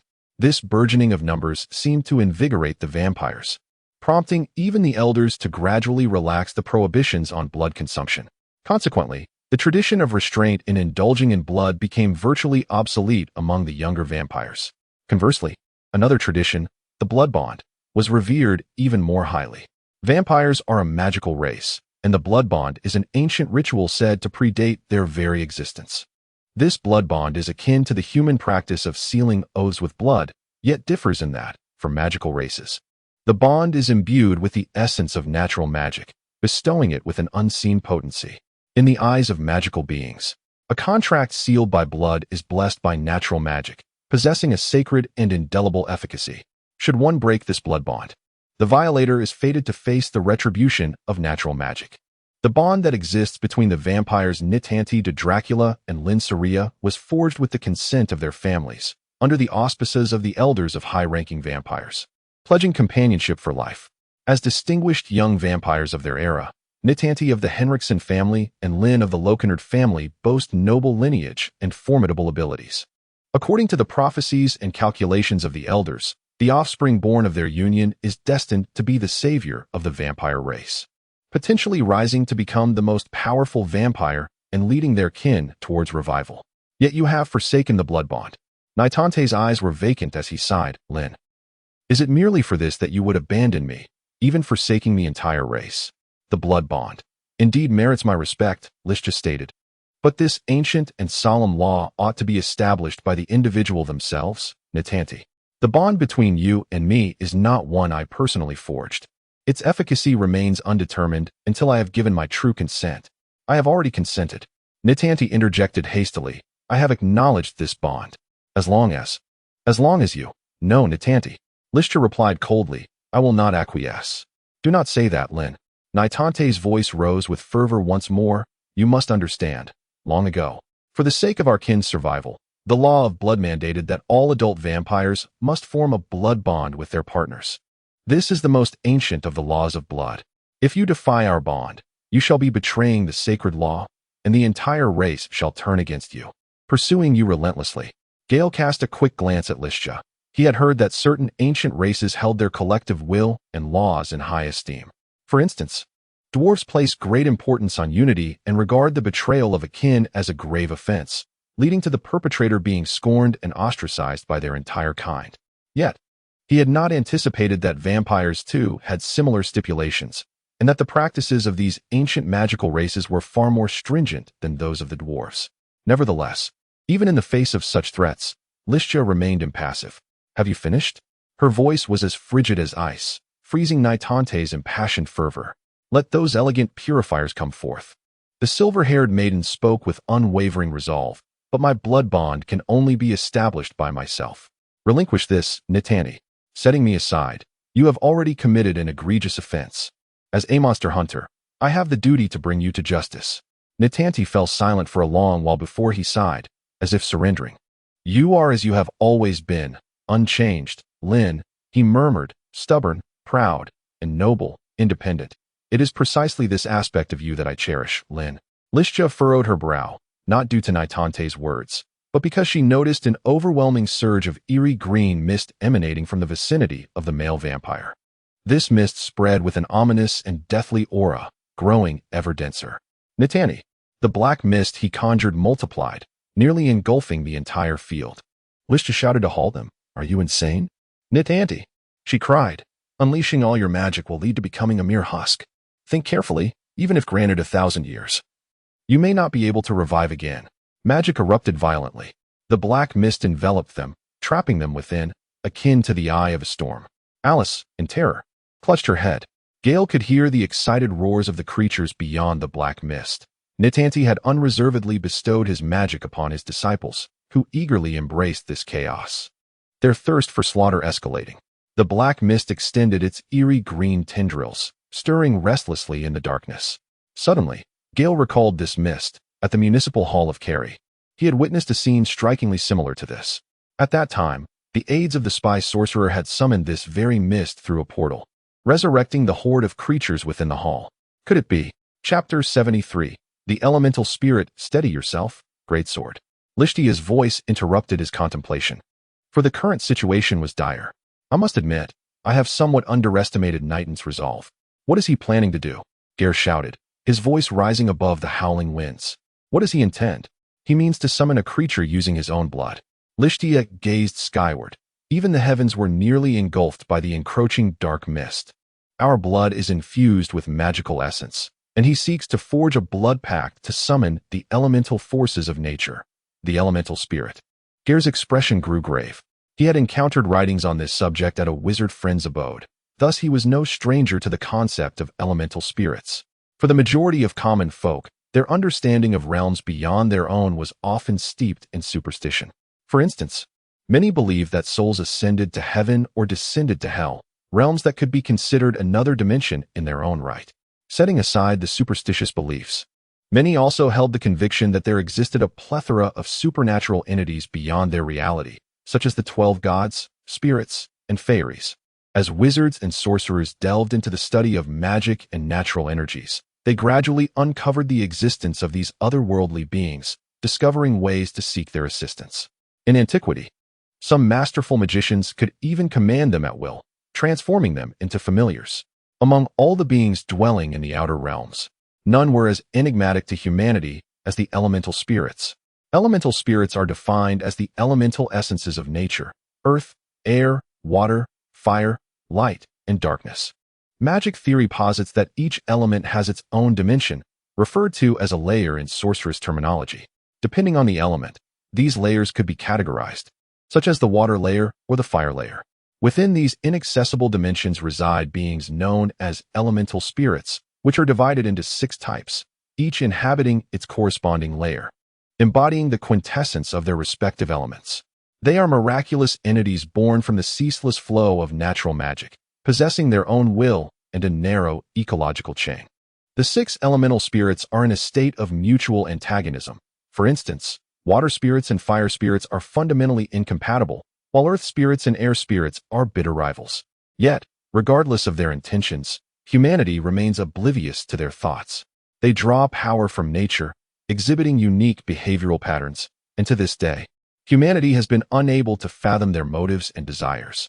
It is said that only true masters of magic can, through years of study and perilous experimentation, master the art of capturing and controlling elemental spirits to wield formidable power, nearly achieving omnipotence. Legend has it that the author of Magic in Progress, Hapit Morford, once tamed an earth spirit and used its power to move a mountain. The rationale is straightforward. Elemental spirits are embodiments of elemental magical energy, often containing immense magical power within their forms. Their masters can draw upon this power to cast spells without needing to extract natural energy from the surrounding environment. However, few mages succeed in taming elemental spirits, as each spirit is remarkably intelligent, employing every means to evade capture. To subdue an elemental spirit, one must possess an iron will, nerves of steel, formidable strength, and exceptional skill. Throughout human history, numerous similar cases have been recorded. In the year 420 of the New Era, in Cantoner, a wrongfully convicted prisoner, moments before his execution, uttered a curse, proclaiming that the king would come to regret his actions. Remarkably, his wish was fulfilled, half a month later. An unprecedented storm ravaged the capital, Eriu, even sparing the king's palace from devastation. Wizards speculated that the condemned man had unwittingly opened a gateway to the elemental realm, allowing an air spirit to hear his wish, thus provoking the tempest. Subsequently, such phenomena were superstitiously labeled as curses or retribution. Some scholars even proposed a laughable notion that people respected the deceased out of fear that their souls might exact vengeance in another realm. For magical beings, the power they relinquish and their death undoubtedly hold greater value and significance for elemental spirits. He approaches me with a heart resigned to death, Lishtia murmured. Like myself, he has made his peace. In resonance with the magical energies, Alice's body slackened, collapsing into Gai'er's embrace. The greatsword hastily examined the girl's protective charm, the star pendant shimmering with a faint violet light, indicating that her own magical essence was in turmoil. Just as Nighton's powerful magic surged through the air, the witch's power within her sought to join the frenzy ignited by the elemental spirit. Kneeling before the heavens, Nighton spread his arms wide, gazing upward as if in fervent worship. Dark mist coalesced into tendrils of power, swirling around him, transforming into a tempest in the sky. You must leave this place, Lishtia urged, casting a glance at the girl in Gai'er's arms. Alice's condition is precarious. I understand I should not concern myself with her true identity. Yet I must offer my counsel. Take her away, great sword. This scene is beyond your Silverblade's capacity. And what of you? Gai'er inquired, recalling the municipal hall of Carrie and the memories of Erila. What do you intend to do? This is a matter between Nightingale and me, she sighed softly. A habit unique to Listia. It must be resolved between him and myself. You are merely a hapless bystander, Northern Greatsword. She gathered her hair, resembling a collection of snowflakes. Her back split open, revealing two sharp, bat-like wings. No, Gai'er muttered, staring at her hands. Listia's fingers were slender and elongated, yet her nails had grown disproportionately long. I do not feel afraid. That is splendid, Listia replied, arching an eyebrow. I hope you maintain that sentiment when I must lift you and little Alice. We may embark on an exhilarating and unforgettable low-altitude flight, possibly traversing storms and swarms of vampiric birds. But you can endure it, cannot you? Listen, Listia. You need not. I must. The white-haired vampire suddenly roared, her crimson eyes ablaze with intensity.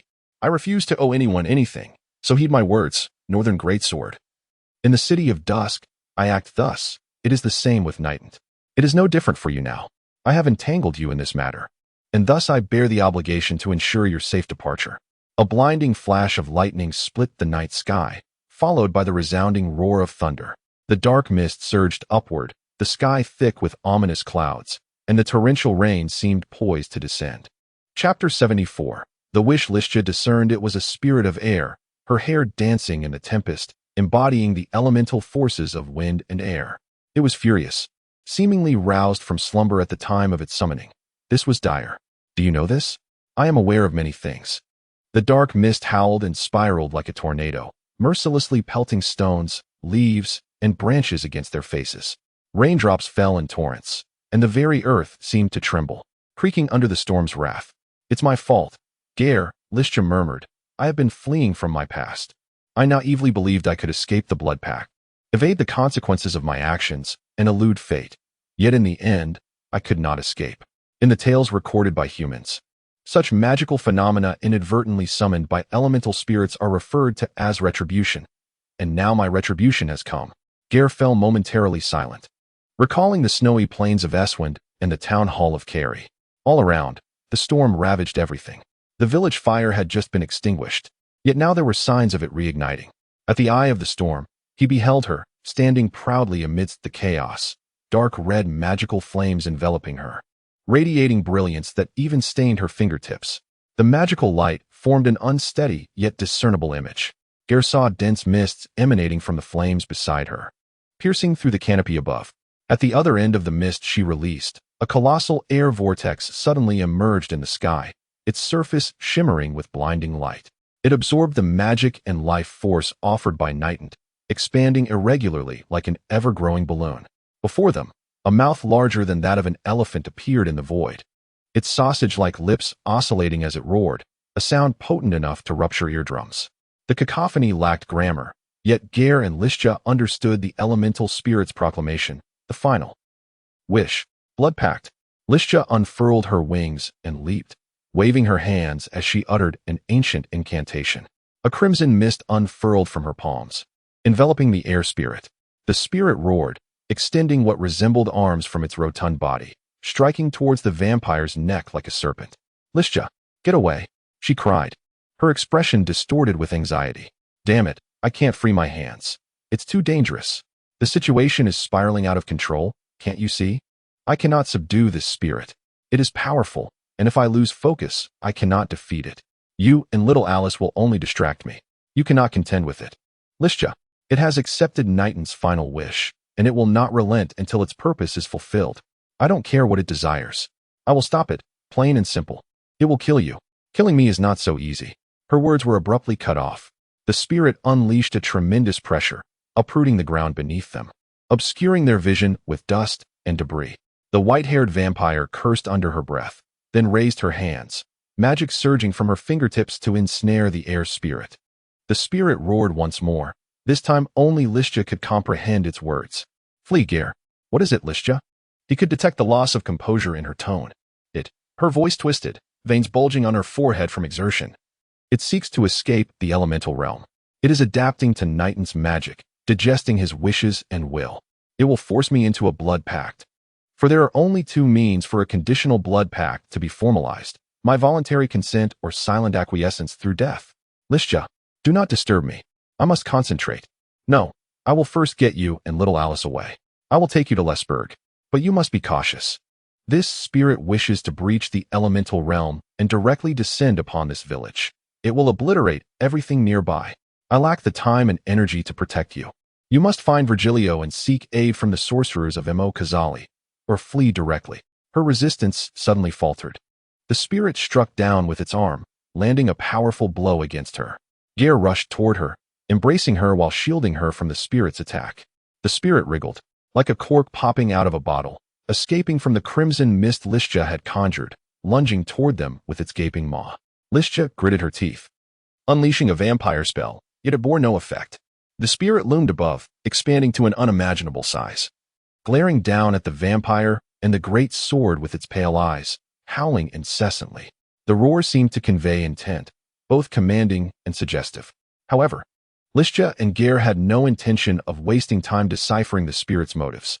Listja unleashed another wave of crimson mist, her eyes flickering with ominous magical light. At that moment, Gai'er, holding Alice, grasped Listja's hand, pulling her in the opposite direction. Don't worry about me. Listja wriggled free from his grasp, shouting, I told you, escape on your own. Together, the torrent of magic transformed into a kaleidoscope of light, refracting around the air vortex, cascading outward. The spirit spun like a great wasp, tightening the magical currents in the air before releasing them. The gust hurled Gai'er and Alice away, while Listja barely stabilized herself with her wings, reaching out once more, attempting to exert some control over the chaotic situation. Gai'er leaped toward her, deftly wrapping an arm around her waist. Listja cursed in surprise, elbowing him repeatedly. Yet Gai'er did not relent. The black mist storm gradually swept them away from the field, lifting them aloft until they crashed into a nearby pile of straw. Despite the ferocity of the wind, Gai'er caught the delicate fragrance of rose petals and green apples wafting from the girl. The spirit pursued, swinging its arms, each motion conjuring a tempest of magic that propelled them from the straw heap. Their bodies soared above the rooftops, entangled as they fell into the muddy ground. Alice's pendant glimmered with violet light, creating a small buffer field that spared them from a jarring impact. They were thrust into a barn, landing in the center. The white-haired girl collapsed on Gai'er's chest, coughing violently. You fool. Listja, forced to shed her vampire form, exclaimed with a flushed face. You imbecile. You hindered me. I was so close to gaining control. This is the consequence of defying the blood pact, of opposing the will of my lineage. The destruction summoned by breaching the laws of blood is my fate. Why must you? Whether to evade fate or confront it is not solely your prerogative. The girl fell silent. Gai'er paused, feeling his wounds split painfully from the vigorous actions, taking a sharp breath before continuing. I have escaped, not once, but twice. I fled from the north, and I escaped from Alice's homeland. Now, I protect her to no longer flee from fate, for 3 times is a charm. Suddenly, the ceiling was torn asunder. Bricks, beams, and wooden planks scattered amidst smoke and sparks as a spirit, nearly as large as the barn itself, burst forth from the haze, hovering above them, roaring in a way incomprehensible to humanity. The tempest whipped through the barn, encircling them in a whirlwind of straw, stones, and wood shavings, resembling a vast ocean. And what, pray tell, is left to be done? Listja's demeanor shifted to calm, her breath labored. Accept this as your confrontation with fate. But how can you compel the elemental spirit to cease? It heeds Nighton's wish and will force me into a blood pact. Now it has followed us to the village. And if we do not stop it, this village will face utter destruction. The power of the spirit of the realm emanates from the majestic forces of nature, and the calamities it can unleash far surpass those of the apostles summoned by Nitani. However, Gray suddenly fell silent. He uttered not a word, merely gazing intently into Listja's eyes. He could see that her eyes sparkled like precious gems, drawing one in irresistibly, as if one were adrift in a sea of floating rose petals. Her hair evoked images of winter snow upon the peaks of Iceland. The scent that enveloped her was akin to fine red wine, intoxicating and utterly captivating. The blood pact. That was Nightonte's final wish, to compel Listja to adhere to the laws of blood and establish a covenant with her other half. But what of her desires? What did she wish for? The wooden walls of the barn began to crack. The remaining red mist surrounding the spirit dissipated entirely, swirling and roaring above them, each growl laden with lethal intent. Chapter 75. Blood-pact love at first sight? Quite commonplace and romantic. To sacrifice everything for it? That would be sheer madness. A fitting theme for a ballad, mused the troubadour, Gamit. Listia, what is the ritual you perform for the blood-pact? In the midst of a tempest, as the elemental spirit sought to invade the barn, he gazed into her eyes and posed the question. The girl's pupils constricted slightly, her face betraying a flicker of uncertainty. Is this what you had in mind? Gai'er remained unresponsive to the vampire's retort. Listia fell silent for a moment before suddenly breaking into a derisive laugh. Gai'er continued to say nothing. The entire barn trembled, lime and fragments raining down from the rafters like droplets. Tools lay scattered on the ground, vibrating intermittently. He recalled a night suffused with red wine and the evening breeze. He remembered Listia's words, that the essence of human relationships is a form of constraint. Blood ties connect individuals, yet simultaneously restrict them, leaving no one truly liberated. Her disheveled hair danced in the air, reminiscent of the frost in the gnarled forest. Her eyes evoked the ocean of red wine and roses, swirling with waves of emotion, ruby-like, pulsating, hesitant, anticipation, anxiety, yearning, restraint. Innocent yet alluring. If you feel regret, she had said, then push me away. Suddenly, she leaned in, peering into Gai'er's eyes. He sensed the fragrance of roses and plums brush against his cheek, trailing toward his neck. A sharp pain pierced his throat as Listia sank her teeth into his skin, her bat-like wings poised like blades. Magic surged through his veins as her fangs pierced flesh, spreading throughout his body. Veins in his face and upper body stood out against his skin, faintly glowing with arcane energy. In that moment, myriad visions flashed before his mind's eye. He witnessed many events from Listia's past. Lin, don't touch me. Lin, please, don't do this. You understand? We are doing this for your own good. Why? What have you done? You have. They are just humans, a group of the most ordinary people. If they die, so be it. What is there to pity? But they are lives. And you know well that I enjoy visiting that village and interacting with them. I promised them this morning that I would bring the children to see the performance of the wandering artist tonight. Human art is trivial, unworthy of mention. Why do you care so much? Lin, are you all right? I told you not to touch me. Lin Silvera, come here. How can you speak to the scion of the Henriksen family in such a manner? You are to forge a blood pact. How can you lose your temper over such a trivial matter? Trivial? Father, it is clearly, what is it? Just a handful of humans. They are my friends. Enough. Lin Silvera. Associating with humans? Absurd. I shall confine you in the tomb for 6 months. Reflect on your actions. Uncle Vladimir, I believe such treatment of Lin is unnecessary. Lin already understands her mistakes. Please forgive her. Lin, where did you go afterward? Did Nightingale and the family vampires not try to stop you? They did attempt to intervene. Have you forgiven them? I forgave them long ago, after you toppled the Blood Moon statue, a symbol of the vampire clan's collective will in the city of Dusk, and smashed the castles of Lokenard and Henriksen, ultimately severing the heads of other vampires who attacked the village alongside Nightingale. Indeed, yet your heart has never truly let go. You harbor resentment, clinging to this matter, still filled with hatred. Yes, who do you resent? Myself. This is I, the Northern Greatsword. I am Lin Silvera Lokenard Vladimir Torelbard, the blood daughter of the esteemed Lokenard family among the High Vampires, raised in the city of Dusk. Silvera is my blood pact name, Vladimir is my father's name, and Torelbard represents the lineage of my blood. I have relinquished many things and cast aside numerous matters. Lin Silvera slumbers in the city of Dusk. Now traversing the continent is not she, but Listia, a monster hunter. I know that defying the laws of blood and disregarding the blood pact invites retribution from my kin. Yet I naively believed that day would not come so swiftly. However, I erred. I never anticipated Nightingale's obsession would run so deep that he would personally seek me out, which also implies that those sent after him would be the purifiers under the Elder's command. They are tasked with eliminating traitors within the vampire clan to maintain harmony, unity, and the sanctity of the laws of blood. When I first heard Virgil's words, I still held on to a sliver of hope. At that moment, I could have urged you to withdraw, but I ultimately chose to exploit you, for I wished to preserve Lesburg and the villages surrounding Kazalai. I did not want the memories of that day to resurface before my eyes. Yet in the end, my actions resulted in the deaths of many other monster hunters. Failing to safeguard the village, and placing both you and little Alice in peril. This is not the composed, calm, and proud version of myself you encountered. This is the selfish, foolish, and cowardly me. Not a human, but a high vampire, possessing a lengthy lifespan yet hopelessly immature. Chapter 76. Conclusion. Lystia released her grip on his neck. After a brief moment, Gaius opened his eyes to find Lystia's visage mere inches away, her cheeks aglow like ripe apples. Gaius made his resolution. He had come to understand her past, even if many details remained obscured.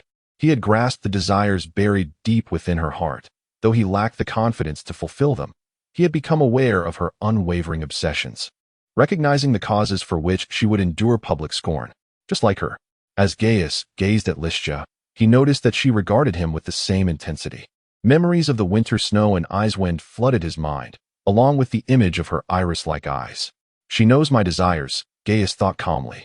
The blood pact, being an ancient magical rite, allowed me a glimpse into her soul, which meant that, in that very moment, she had also glimpsed into mine. She understands why I was exiled from the Northern Territories, knows of my ties with Alice, and is aware of the trials that lie ahead on our journey. A shiver ran down his spine. Fear began to grip him for his own actions. Lystia, are you not frightened of repeating the past? I have entwined my fate with that of a witch, and the blood pact will inevitably drag you into the maelstrom of calamity. Aurelia once said that engaging with a witch is akin to racing against death. Such a fate would be far more treacherous than contending with a mere spirit or even an entire clan of high vampires. Yet, are you truly resolute? Indeed. The words that emerged from her delicate lips were unmistakably clear. She can hear my heart's whispers, Gaius mused, and I can hear hers as well. If this is your wish, if this is what you desire, then let us proceed. For, on this night of the full moon, such an opportunity shall not present itself again. A thunderous sound erupted overhead. A hurricane roared towards them as the spirit tore through the barn, its gaping maw and vicious claws reaching out. Gazing at her petal-like lips, Gaius suddenly felt a sense of relief wash over him. He had reached a conclusion. Thus, he kissed her. Sir Virgilio, the disaster relief supplies from Lord Materian have been arranged, and our personnel are currently restoring order. Very well. The Lord of Lesburg interjected, his face weary as he interrupted the report from the official dispatched from the capital. What concerns me more is how many men my brother has sent. The Chancellor has mobilized 500 guards from the capital to handle the extermination of the monsters. The official, aware of the Lord's specific concerns, only reported the number of soldiers. 500. Virgilio calculated, a smile creeping onto his face. Hey, not bad. Though they are far less skilled than monster hunters, at least we can drown those beasts in sheer numbers. The Lord's optimistic assessment lifted the spirits of those gathered in the hall. Servants and soldiers alike either sighed in relief or were elated. Although the night grew deeper, assistance from Emokazali was steadily arriving in Lesburg and the surrounding villages. Under the direction of Virgilio Boone's brother, Materian Boone, the kingdom's chancellor, emergency measures for the monster disaster had been initiated. Emokazali has also dispatched a priest from the Holy Order. I can introduce him to you, the official said. If the soldiers cannot handle the monsters, he will cast exorcism spells to drive them away. Damn the priest. In my opinion, only steel can slay monsters. My lord, a seemingly invisible priest stepped from the shadows, angrily tapping his staff. You may disrespect me, but you shall not insult my faith in my presence. Oh, by all means. Seek an opportunity to prove your piety is not mere bluster. The Lord turned away, clearly unwilling to waste further breath on the cleric. I must attend to matters of greater significance. Gather everyone and have them report on their respective situations. We need to assess casualties and damages. Wait, why are you running in such haste? Virgilio frowned, observing a breathless maid who burst through the large door. Did I not instruct you to fetch the guests to the hall? Where is that lovely blonde lady now? Cursed. Oh gods. Before Virgilio could finish his exclamation, a soldier interjected, leaning against the window, his eyes wide as saucers. My lords, look over there. What is that? They all rushed to the window in unison. Good heavens. Virgilio wiped the sweat from his neck. What on earth is that? An oversized balloon? A spirit? The priest shouted. It is an air elemental. It is moving. Above the fields. The official cried. It's heading towards the village. There appear to be others nearby. One of the soldiers leaned too far out and nearly fell. My lords, do you see the magical glow? Someone is using magic against that spirit. It is a spirit, not a balloon, the priest corrected. Yet you are correct. That ominous aura undoubtedly emanates from the evil magic of chaotic energies. There must be a sorcerer involved, perhaps one from the capital. It is Listia. Virgilio recognized the crimson glow, shouting, regardless of whether it's called a balloon or a spirit or any other cursed thing. That entity is wreaking havoc upon my territory. It will destroy the village. Ha ha. The priest, fixated on the flickering magical lights in the distance, laughed heartily. It seems evenly matched. Elementals are the masters of magical realms, and that is a rather powerful air elemental. I wonder who will prevail in the end, the sorcerer subduing the spirit or the spirit obliterating the sorcerer. Huh. No matter who that sorcerer is, the elemental shall tear her to shreds. Very well. I have a name. Please refer to me as Master Nershad. The priest disdainfully glanced at the lord. Secondly, we can do nothing at this moment, my lord. Given your ignorance of mysticism and magic, allow me to explain. The birth of an elemental requires immense magical power and will. It will not easily relent until the summoner's objectives are met.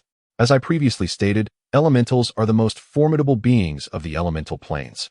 It is exceedingly difficult for us to oppose them. I need extensive preparation, and while you leisurely prepare, my village will be reduced to ruins. A thunderous blast echoed from afar. Virgilio craned his neck, but the darkness and rain obscured his view of the scene. What is happening over there? He squinted. That damned elemental is heading towards the village?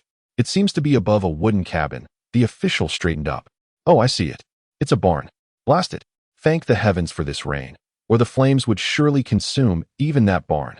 Wait, the soldier, possessing keen eyesight, caught sight of a cluster of tiny shadows beneath the spirit, those silhouettes briefly appearing in the air before plummeting into the barn. There seems to be more than one person. It is Listia and Gaius. Virgilio quickly deduced. They must have joined forces. They are working together against the vampires and the demons he summoned. Hey, wait a moment. The official pointed in the distance, shouting, that spirit. It's vanishing. I have yet to do anything. The priest said slowly, I fear. This is because the elemental's purpose has been fulfilled. Meaning, Listia, and that monster hunter named Gaius. Virgilio shook his head in disbelief. No. How is that possible? They are all formidable. I have witnessed their prowess. Indeed, it must have been they who vanquished the spirit of the realm. I had informed you, my lord, that the spirit is the most powerful entity in the elemental plane. At best, they could only have driven it away. However, judging by the commotion during its departure, it appears the spirit left of its own volition. Virgilio let out a long sigh, mournfully tugging at his hair. It seems we must accept the grim reality. The officer concluded with a calm demeanor, yet we can at least retrieve their remains and assist the remaining survivors in the village. It is time for us to take action, my lords. Chapter 77. Connection. The spirit circled the barn 6 times, first turning to the right thrice, then to the left thrice.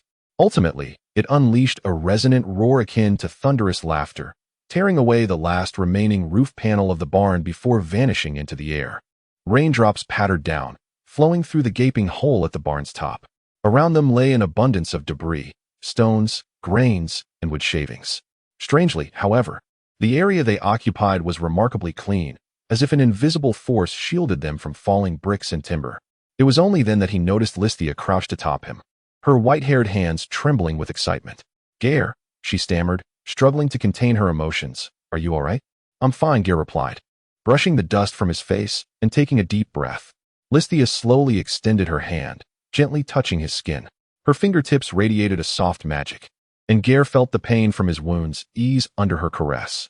He relished her touch, as her delicate fingers finally reached his palm. Listia turned her hand and grasped his. I am sorry. It's in the past. Do you not harbor any hatred towards me? Not really. That is a relief. And what about you, Listia? Do you have regrets? Not particularly. Wonderful. Could you assist me in sitting up? My legs have gone numb. Wait, she said softly, her cheeks flushed. The method you contemplated for expelling the spirit was to fulfill the condition of let me establish a blood bond, correct? I am utterly astonished, profoundly astonished. I never imagined you would bind yourself to me with a blood contract for life. You did not foresee it? Do not mock me. I had thought of it, but until the very last moment, I dared not believe it. For, you see, I am a vampire, regarded as a monster, a high-ranking vampire by your kind. I understand. We have known each other for merely 10 days. Prior to this, we were strangers. Indeed, I exploited you and little Alice for my own desires, placing you in peril and causing you grave injury. Just a minor injury. Moreover, protecting the village was my own decision. Because you are the Northern Greatsword? Not solely for that reason. Do you know? Listia whispered.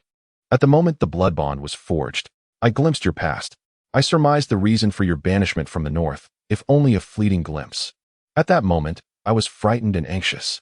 For I saw my own shadow. I feared you would, because of that. I have mentioned it. He spoke gently. It is in the past. I only fear that some matters may remain unresolved. Perhaps. Does it matter? It does not. They shared a brief silence. Like wine, Listia sighed, passionate, impulsive, and then, perhaps cold and regretful?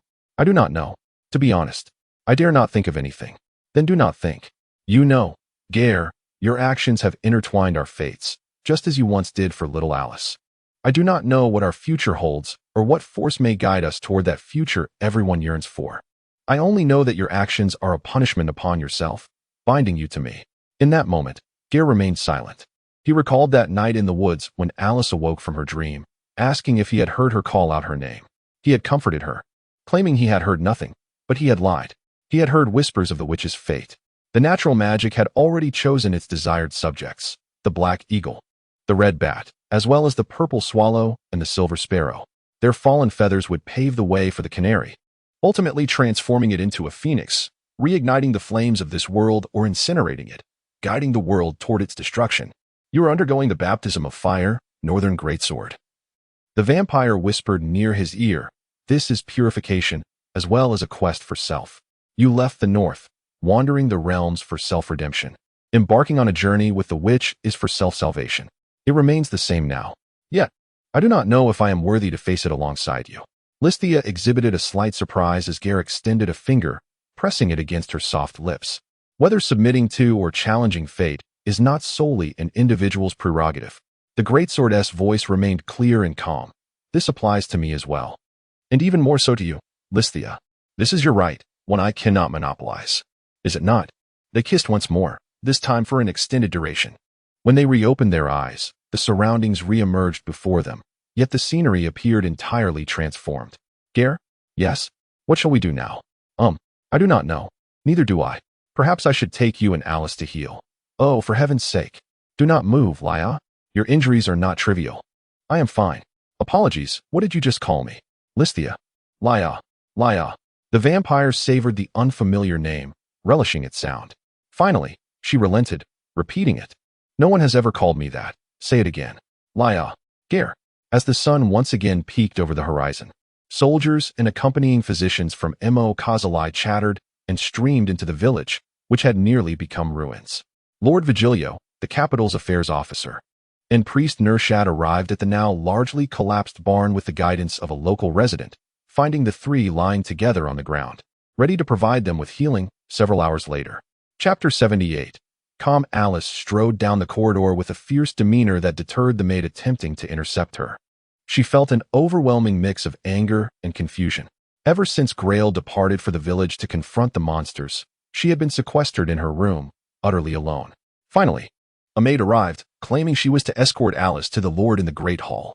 To her dismay, the maid turned out to be a vampiress in disguise, who tried to coax her into removing the magical talisman entrusted to her by her mother.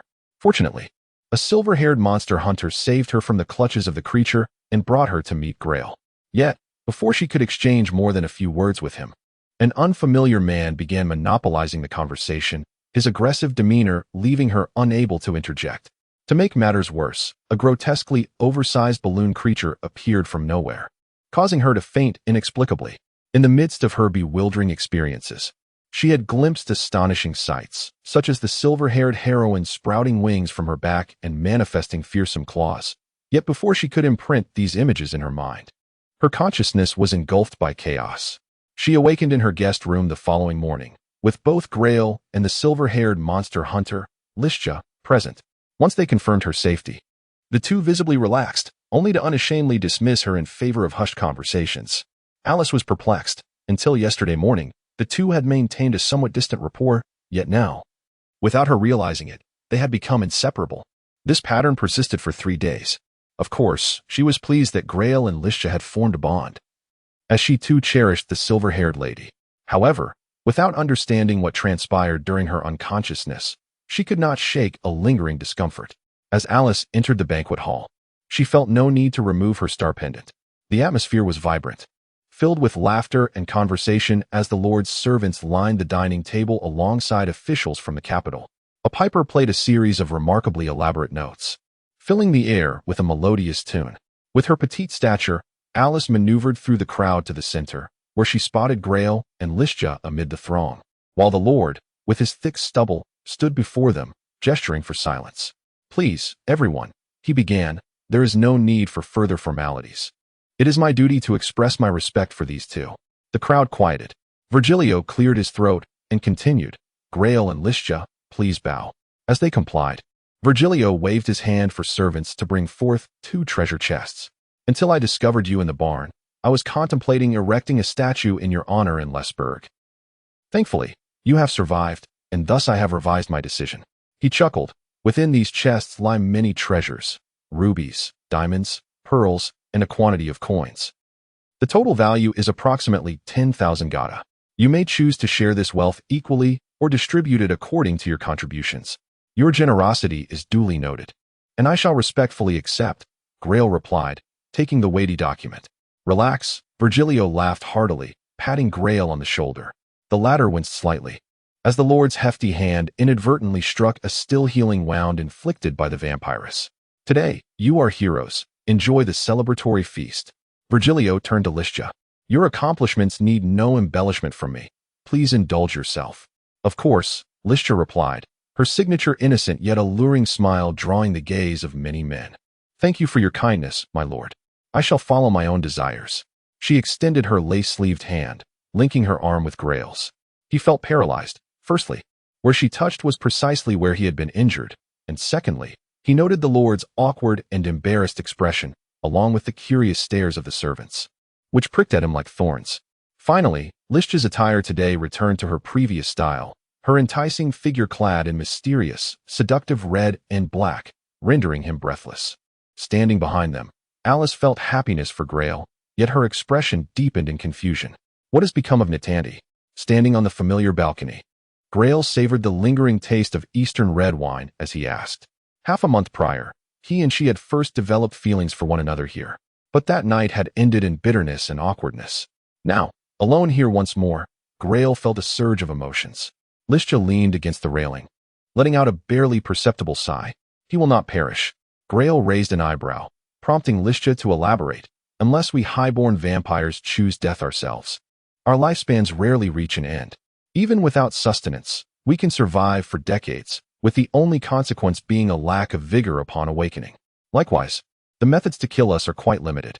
Our physiology differs from yours. As long as either our brain or heart remains intact, we can attempt regeneration.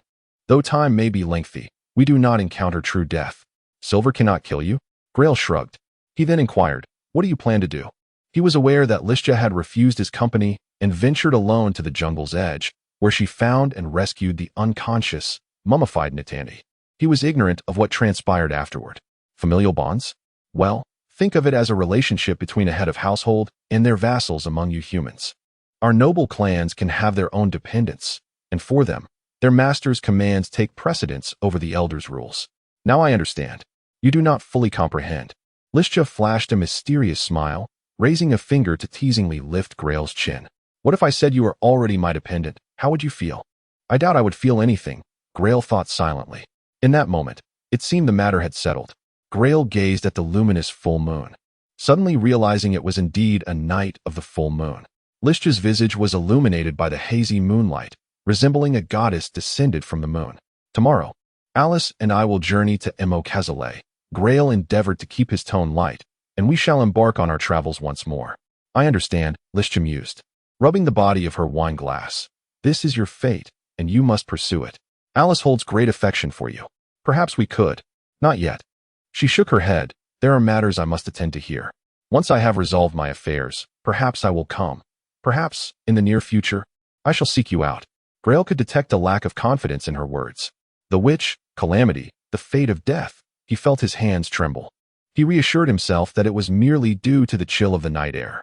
Noticing his unease, Lystia smiled gently, taking his hand in hers. Do not dwell on future concerns. We must focus on the present. Tonight is a full moon. For us vampires, it is a sacred day. Do you know what we do to celebrate such occasions? A small drink? Grail half-joked, raising a glass of red wine. Listia turned to him, her gaze imbued with dreamy affection, making her rose-colored eyes shine even more brightly. Her expression instilled in him the belief that, even across mountains and seas, they would surely reunite one day. I am not so easily satisfied. Chapter 79 Interlude. Vampires and their kin. This transpired a fortnight later. Riding her beloved chestnut horse, Listia traversed the bustling streets, ultimately halting before the Horntime Tavern. Aptly named, the tavern bore a sign wrought of copper and iron, adorned with a pair of horns. Though the city streets were relatively deserted, the tavern thrummed with life, its business flourishing since the closure of its formidable rival, the Laze's Tavern. However, Listia seldom frequented this establishment. After securing her horse in the stable, Listia cautiously entered the tavern. As she pushed open the door, the cacophony within surged towards her ears. Travelers from distant lands and well-versed locals engaged in boisterous discourse, each striving to outshout the other. The young woman disregarded their gazes, removed her gloves, and proceeded directly to the bar. At that moment, the proprietor emerged from the kitchen, brandishing a cloth. Whether rag or towel was uncertain. What can I get you? Just vodka, she replied, pausing before adding, the dark kind. Rye vodka, please. One moment, he said, busying himself while his eyes remained fixed on her. He scrutinized the girl, her burgundy dress, tall leather boots, flowing white hair, black cloak, and strikingly bright red eyes. Her appearance was so remarkable that she seemed to stand apart in the raucous tavern like a crane among chickens. Is there a problem? Listia inquired with a smile. The proprietor, realizing he had been staring, quickly apologized and returned to his tasks. While the proprietor prepared her drink, Listia activated her vampiric hearing, attentively eavesdropping on the travelers' conversations. The topics varied widely, yet they served as the most effective and direct source of information. Listia learned that the conflict between Nausicaa and the southern realms continued to escalate. In the Ainuberg region, clashes had reignited between the cavalry of Codas and the horsemen of Nausicaa. It was rumored that the Emperor of Nausicaa had extended an olive branch to the southern nations, asserting that if they acknowledged Nausicaa's legitimate rule over the Clawvale Mountains and the Western Territories, he would be amenable to fostering amicable relations. Conversely, Queen Lenata of Codas vociferously condemned Nausicaa's latest provocation in Ainuberg and publicly sought assistance from King Warwick of Portavia. Consequently, armed skirmishes ensued in the Clawvale Mountains. With both sides now poised along the banks of the Yalzhong River, their focus on the Ainuberg Pass. Beyond the nations bordering the Yalzhong River, unrest plagued other southern realms. In Ialu, a Cantonor baron was publicly executed for allegedly colluding with spies of Emperor Yans of Nausicaa. In Blania, elves and dwarves protested against discrimination that had morphed from opposing wizards and magical races to a broader disdain for all non-human races, openly refuting clerics' claims that all non-humans were mere pawns of chaotic magic, which sparked small-scale riots and conflicts, resulting in fatalities. In Binmian, King Iris announced restrictions on trade with the West, igniting widespread discontent among merchants, leading to the forced replacement of mayors in 4 cities. Your drink, milady. Thank you. Listia accepted the ceramic cup the proprietor offered, taking a sip. The cold liquid slid down her throat, quenching her parched vocal cords while imparting the distinctive fiery sensation of rye vodka. She coughed lightly, continuing to sip, seeking relief. War, religious strife, racial discord, trade blockades. What comes next? The chaos would only intensify. The world's order was gradually unraveling. Perhaps the end of days truly approached, she mused, as foretold in Anivia's prophecies, where fire and blood would spread across the continent, followed by mutual disdain and contempt among people. Ultimately, the complete awakening of the witch's bloodline would spell doom for this world. The tavern patrons continued their chatter, but aside from the discussions regarding current affairs, the remainder consisted of matters that eluded Listia's comprehension. For instance, clerics reported that several individuals had prayed to the sacred flame, claiming to have shared a dream. They envisioned a silver-tailed sparrow soaring through the air, plunging into flames conjured by a sorcerer on the night of the full moon. Many heard a mourning banshee weeping in the woods. Ranchers discovered their cattle and lambs afflicted with a mysterious infertility disease. and some claim to have spotted a grim reaper in black garb riding a black phantom steed near Emokazali, purportedly there to harvest the souls of those who perished in war. Lady, do you require a room for the night? No, thank you, Listia replied. I am awaiting someone. I prefer to remain undisturbed. As you wish, the proprietor acquiesced, falling silent. Listia found herself in a state of ennui for a while longer. The tavern door swung open once more. This time, a diminutive boy clad in a black cloak entered. The proprietor mistook him for a beggar and was about to reprimand him when Listia raised her hand, indicating that this was the person she had been expecting. The boy took a seat beside Listia, revealing dark red eyes beneath his cloak. Master, he began, deliberately positioning himself so that those around could not easily see him. His small fangs were too conspicuous, marking his identity.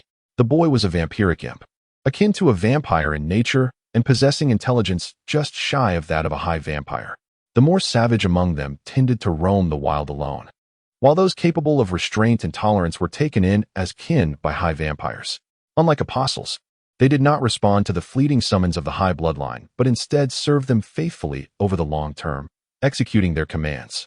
My kin, what have you gleaned from the palace? Listia inquired.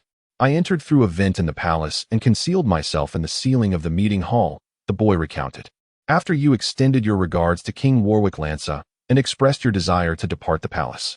He did not instruct his ministers to retain you, but merely advised his subordinates to respect your wishes, although he would request that you undertake further duties for Emokazali. I anticipated as much. Warwick is one to exploit every opportunity for gain. It aligns with his usual conduct. Listia tapped her fingers on the table, continuing.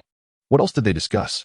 At the Royal Council, Warwick revealed a letter from Queen Lenata of Kodas, outlining a series of military and trade assistance agreements, promising mutual support in times of war. They engaged in lengthy and convoluted discussions, yet the conclusion remained unchanged. An alliance, fittingly rational. Listia mused.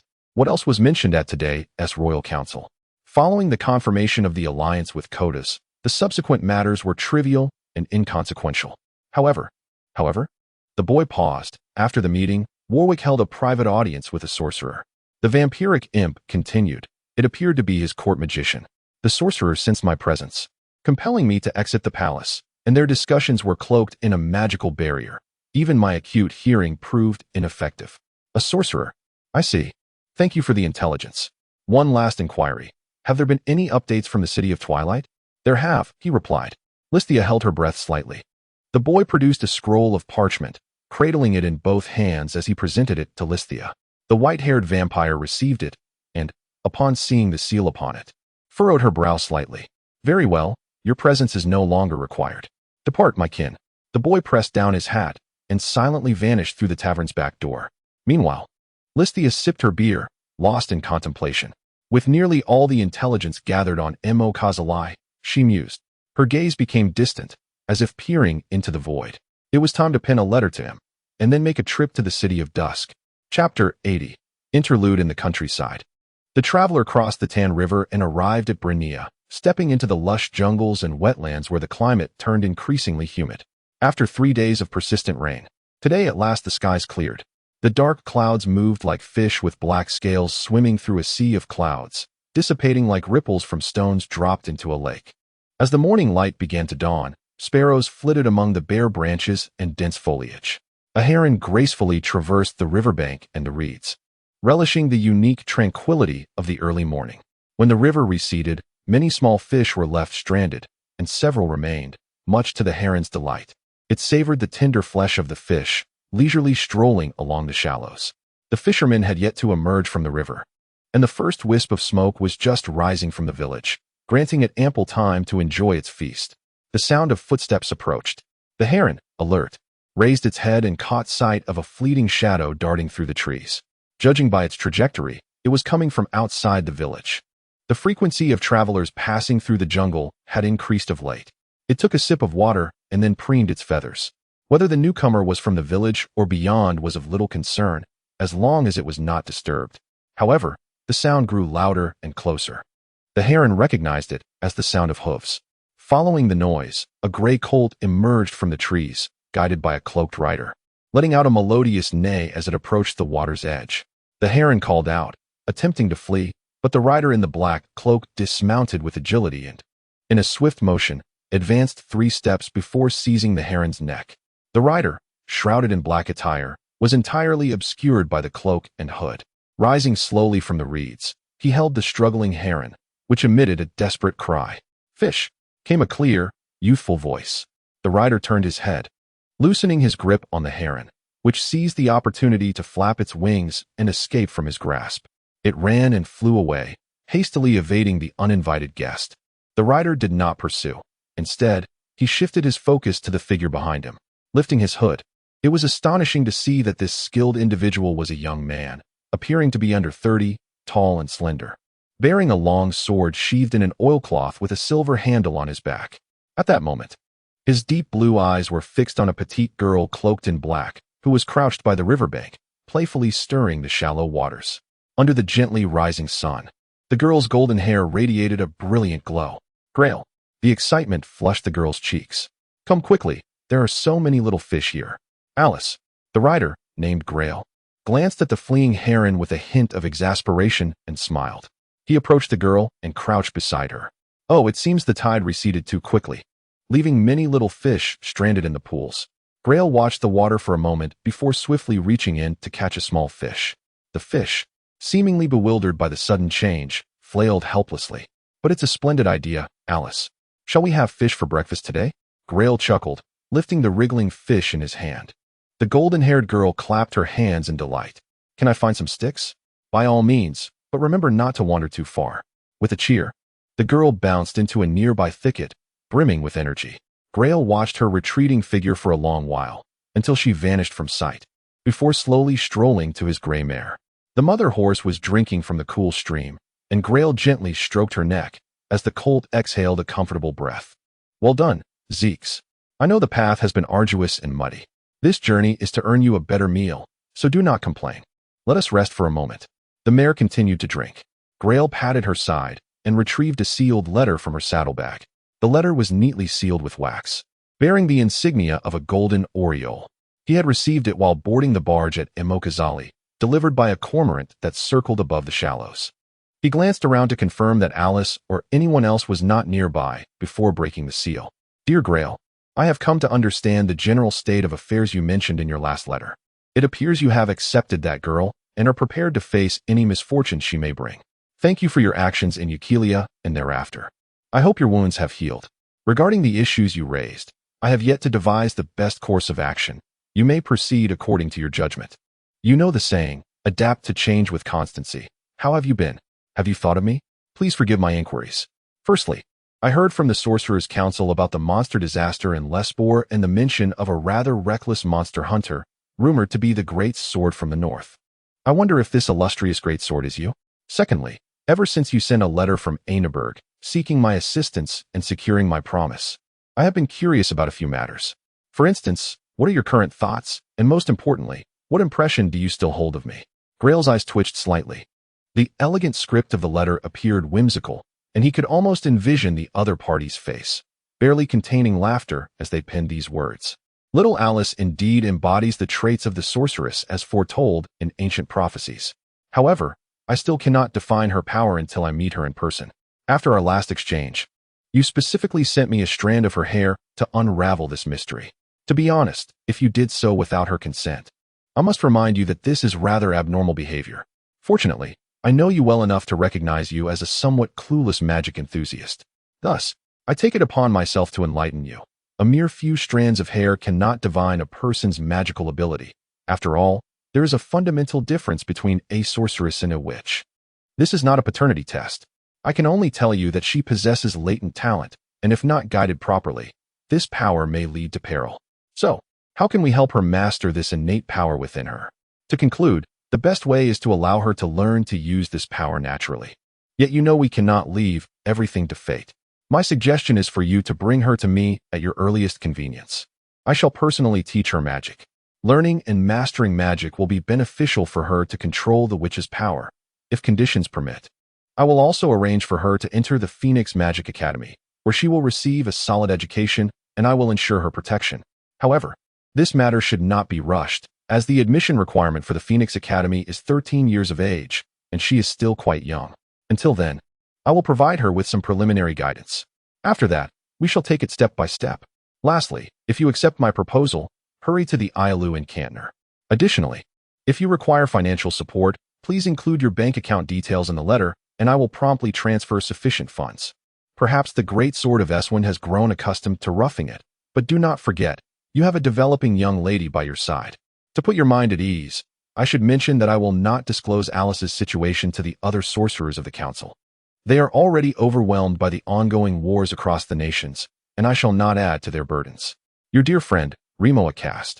If I discover that you have squandered the money I entrusted to you on disgraceful pursuits, such as excessive drinking, gambling, or other unsavory activities, you shall experience the sensation of a laboratory mouse laid bare upon the dissection table. Of course, any earnings of your own are of no concern to me, as long as you do not impart any negative influence upon little Alice. With a snap of his fingers, Gai'er ignited a corner of the letter, and the flames gradually ascended, consuming the entire missive. He brushed off the trivial remnants of ash. Turning around, he saw the golden-haired girl clutching a bundle of wood, with 2 leaves caught in her hair. Are you referring to conjuring flames? That can only be deemed a mere trick utilizing a minuscule amount of magic, hardly worthy of the term sorcery. When will you teach me? Alice's eyes sparkled with anticipation. Next time, Gai'er pondered for a moment before smiling. It won't be long, trust me. But it has been over a month since we departed from Einberg. Alice pouted, clutching her star pendant. You only wish to teach me gymnastics. I want to wield a sword and learn magic. You keep saying next time, but when will I truly learn to wield a sword and master magic? Give me a definitive time frame. Are we still far from that city, named Elu? Further than you might think. We must first traverse the marshlands, then cross the Rain River, and subsequently navigate through the swift stream valley. Alice, before you grasp a sword, I must ensure you possess the aptitude to wield it. The magic within you is equally perilous, Alice. It is certainly not child's play. But we shall undoubtedly encounter greater dangers along the way, Alice argued obstinately. And we have faced numerous threats already. If I could fight and harness my powers, I could alleviate Gai'er's burdens. I do not wish for him to bear danger alone. Let your concern be reserved for later. Opportunities shall abound. Gai'er bent down, gently patting her head, brushing away the dust and leaves. For now, leave these matters to me. Your responsibility is to remain adorable. Agreed? Uh-huh. Alice's cheeks flushed. Enough of this. Are you hungry? Let us roast some fish. But first, I shall clean the leaves off you, and then gather this firewood. Oh, Alice. Gai'er extracted a branch or perhaps a piece of wood from Alice's arms.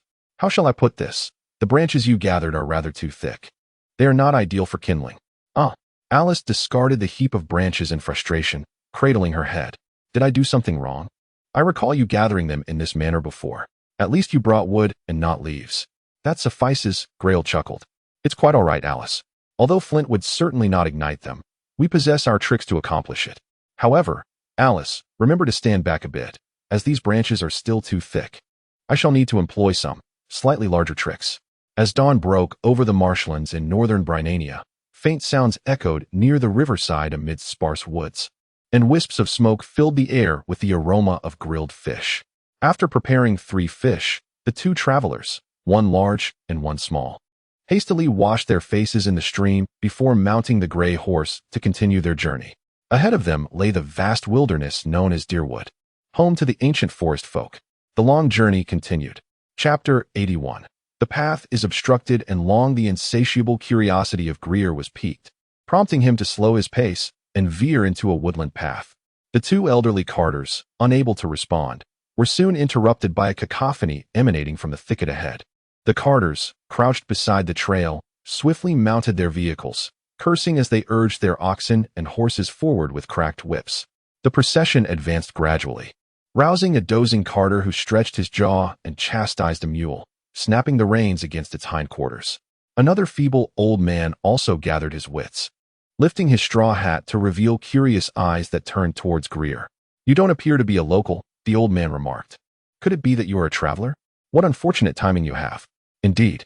Has something occurred up ahead? Gai'er inquired. Unfortunate timing, indeed, replied the other carter, adjusting his scraggly chin while urging the mules onward. We've been stalled here for an entire day. If you wish to traverse the wetlands, you must pause with us and await passage. We are all anxious, yet we have no choice but to wait. When the roads are blocked, One cannot rush, can they? Blocked? Why is that? Gai'er pressed. Because a congregation of druids is staging a sit-in protest on the main road. Lord Philippus has engaged in numerous discussions with them. Yet no resolution has been reached. Druids? Alice interjected with intrigue. What manner of people are they? They hail from a naturalistic sect also named Druids, Gai'er elucidated.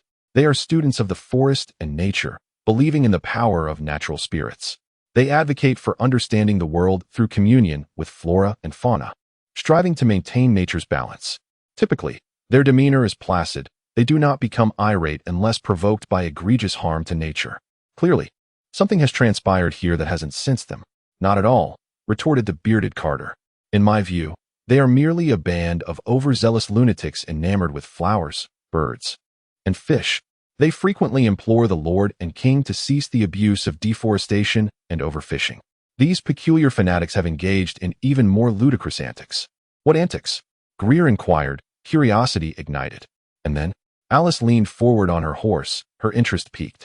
I only wish those druids would lower their pretensions, another carter lamented. I have encountered druidic practitioners before. Believe me, they are obstinate, taciturn, aloof, and eccentric recluses. They may not even deign to speak with us, let alone grant us passage. What, pray tell, incited this druidic protest? Gai'er pressed further. It appears to be related to Deerwood, he responded. Gai'er's curiosity intensified. Deerwood, also known as sylvan fauna, is an expansive primeval forest encircled by the kingdoms of Briannia, Portavia, Cantner, and Budden. It is said that since the Old Era, the woods have been home to tree spirits, fairies, and various magical beings. For humans, the most renowned inhabitants are the elves of our NCO, the forest spirits.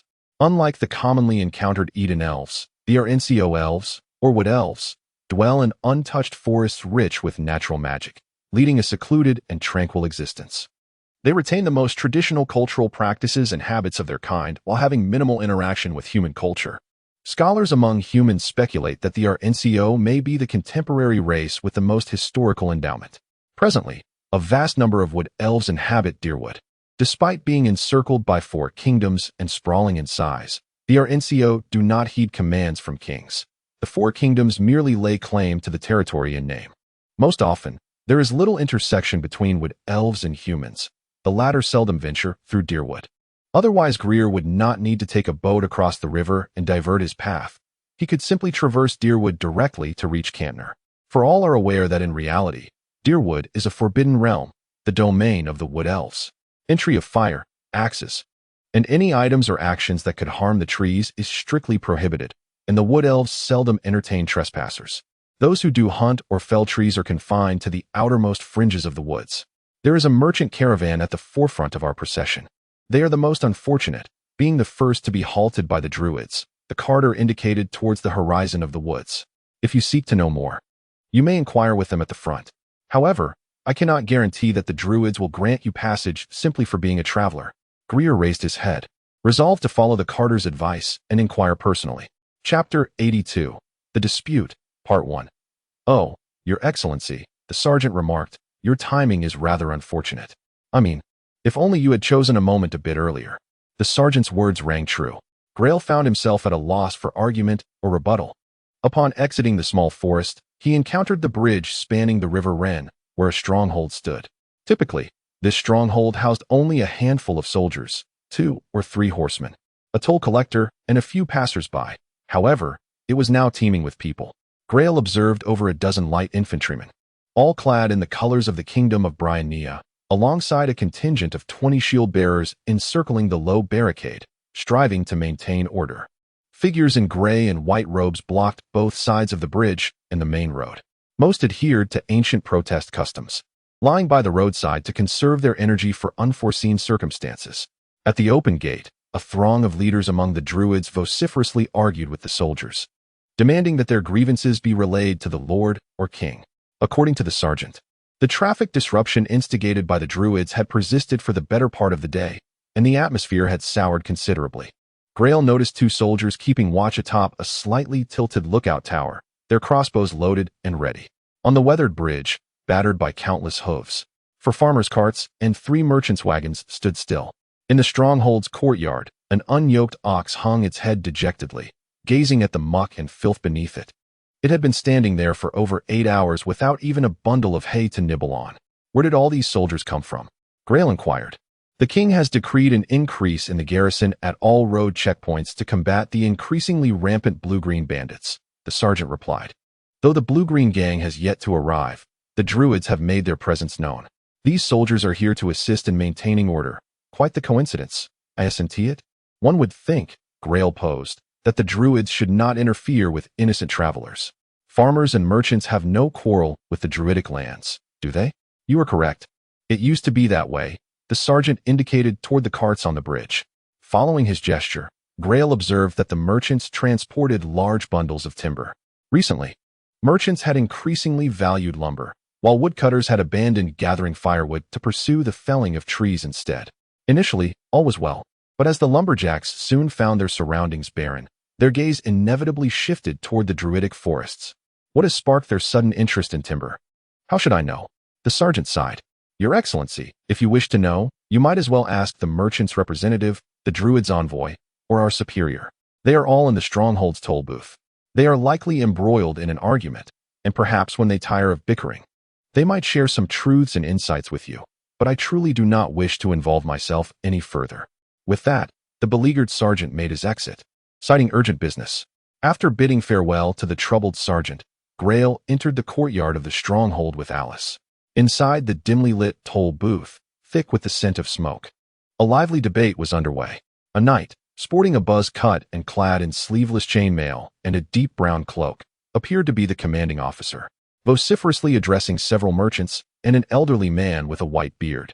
The toll collector stood nearby, observing with a bandaged head and a countenance marked by cold indifference. But you have destroyed the beautiful natural environment of the druidic lands, the elderly man shouted, thrusting a short staff adorned with ancient runes toward the knight's face. Sir Knight, all you and your men do is make noise. Your reckless deforestation and the arrival of so many soldiers here. Are you seeking war with the wood spirits? Infringing upon the sacred druidic lands?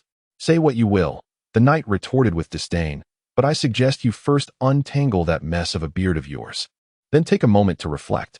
Were it not for my brave lads stationed here, the blue-green gang would have long since incinerated your druidic lands and all surrounding villages. Do you comprehend my words, esteemed druid sage?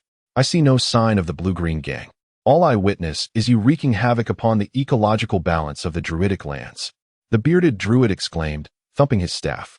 You have dispatched a horde of soldiers into the marshlands, and every day, brown-clad ruffians armed with axes invade the druidic territory, heedless of the wood spirit's warnings. What is your intention? We are merely executing the king's orders. It is well known that King Mislant is the lord of Briannia in the southwestern domain of Linwafana. He holds legitimate authority over the southwestern druidic lands. Whether the wood spirits acknowledge that is another matter, wise druid, the knight interjected. Now, gentlemen. A merchant who had been quietly listening suddenly stood, raising his hands for calm. We are here to discuss a resolution, not to complicate matters further with political boundaries. Let us clarify. The knight must have valid reasons for his presence and use of druidic resources, while the druids wish to see their lands protected. These aims are not inherently contradictory.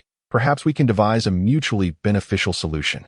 Perhaps the knight ought to have been more cautious. After all, many are prone to speak with an air of frivolity and a penchant for ornate language. Narrowing the scope to merchants within Briannia, it is likely that there are many such individuals. However, at that moment, the knight's words compelled Gai'er to step into the toll booth. Silence, Offriel, you know nothing. Greetings.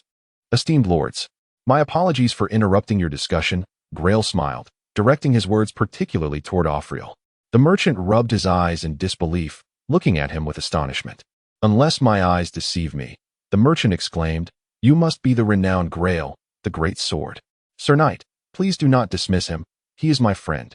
The knight crossed his arms, clearly unimpressed. I can see that you share a similar aura, by which I mean the characteristic of idle folk. Idleness is not without merit.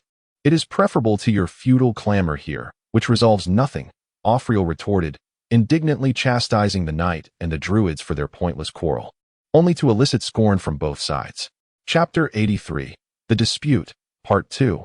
In the midst of ignorance and selfishness, the merchant spoke, dismissing the druid leader's concerns as he sarcastically noted, the timber you transport is equally a precious treasure.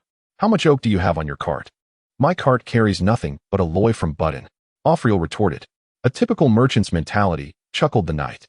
We are executing the king's will. Why should we heed the advice of an old man who merely shouts? Ah, we must cherish flowers and trees, for we only consume meat. You recklessly devastate nature, yet fail to comprehend that without foresight for the future, when these natural resources are depleted, your descendants will have nowhere to dwell. You speak of foresight yet grasp not the essence of strategy. Allow me to enlighten you. The war is upon us. Our king has forged a mutual assistance treaty with Portavia and Codas. We require vast quantities of timber to transport more warships to the Tan River and even the Yalzhong River. Should we neglect this, when the Nosecans advance, your dear forest will be reduced to ashes. We care not whether you or the Nosecans are the ones destroying the forests. I have stated before that any wanton destruction of the natural environment is a grievous sin. You have relentlessly oppressed other races and even nature itself, and punishment is inevitable. Indeed, interjected the bandaged clerk, I do not care whether it is a wood spirit or a bandit that pierces my heart with an arrow. What difference does it make who set fire to the thatched cottage above me that night? Your Grace, you claim we arbitrarily destroy the deer forests? Nonsense. We act solely in self-defense. We fell trees to construct more warships to protect our homes, while the wood spirits, the blue gang, and the Nosecans only wish to see us bleed. And as for punishment, have you forgotten the unrest among the non-human races that occurred just days ago in Jude? The lumberjack shot down in the clearing, the tar worker dismembered in the beech forest, the village burned, and the farmers fleeing for their lives. Did they harm the elves or their trees? They lived side by side, toiling together daily, only to suddenly find arrows in their backs. And what of me? I have never harmed an elf in my life. Yet look, my head has been cleaved by an elf's curved blade. Were it not for the soldiers you so vehemently denounce, I would have long since found my eternal rest underground. Quite right. The brown-clad knight slammed his fist on the table again. We are protecting your wretched skin, your Grace, shielding you from the harm of those so-called oppressed elves. However, I must counter that we have indeed been too lenient with them. We have tolerated them, viewed them as humans, as our kin, only for them to stab us in the back. I would bet my life that Nosecans are funding them, supplying arms to those with spirits from the forests just as they do for the Blue Gang. The Nosecans excel at undermining nations from within. They fund the Blue Gang, incite the elves to resist us, and bolster their ranks. Not entirely, another merchant interjected. He was slender, with a noble and refined visage, hardly resembling a merchant. My lord knight, many non-human races mourn the recent acts of violence. They wish to have no part in the Nosecans or the Blue Gang. Most remain loyal to the human king, sometimes paying dearly for their allegiance. Let us not forget the captain of the guard during the Jude riots. He was a half-elf who often advocated for peace and cooperation between humans and elves, yet he still fell victim to the arrows of the rioters. And the one who loosed that arrow was undoubtedly one of his neighbors, perhaps a deceitful elf or a dwarf, the brown-clad knight scoffed. I say, not a single one of them is absolutely loyal. Each one harbors ambitions to overthrow our king's rule, and the war instigated by the Nosecans suits their desires perfectly. Hey, Offriel, do you have any new friends? The merchant shrugged. Gai'er scanned the surroundings. Alice had stealthily slipped into the toll booth, hiding behind his cloak, her emerald eyes surveying everyone in the room. In terms of her ability to move quietly, she was nearly on par with Gai'er, showing remarkable improvement. She is with me, the greatsword wielder explained. Ah, the knight scrutinized Alice before turning back to the noble-faced merchant, evidently dismissing the little girl as inconsequential. Indeed, my lord. Do not mention the elves' loyalty to me again. In my view, all elves are our hidden enemies. Some merely possess greater skills in disguise.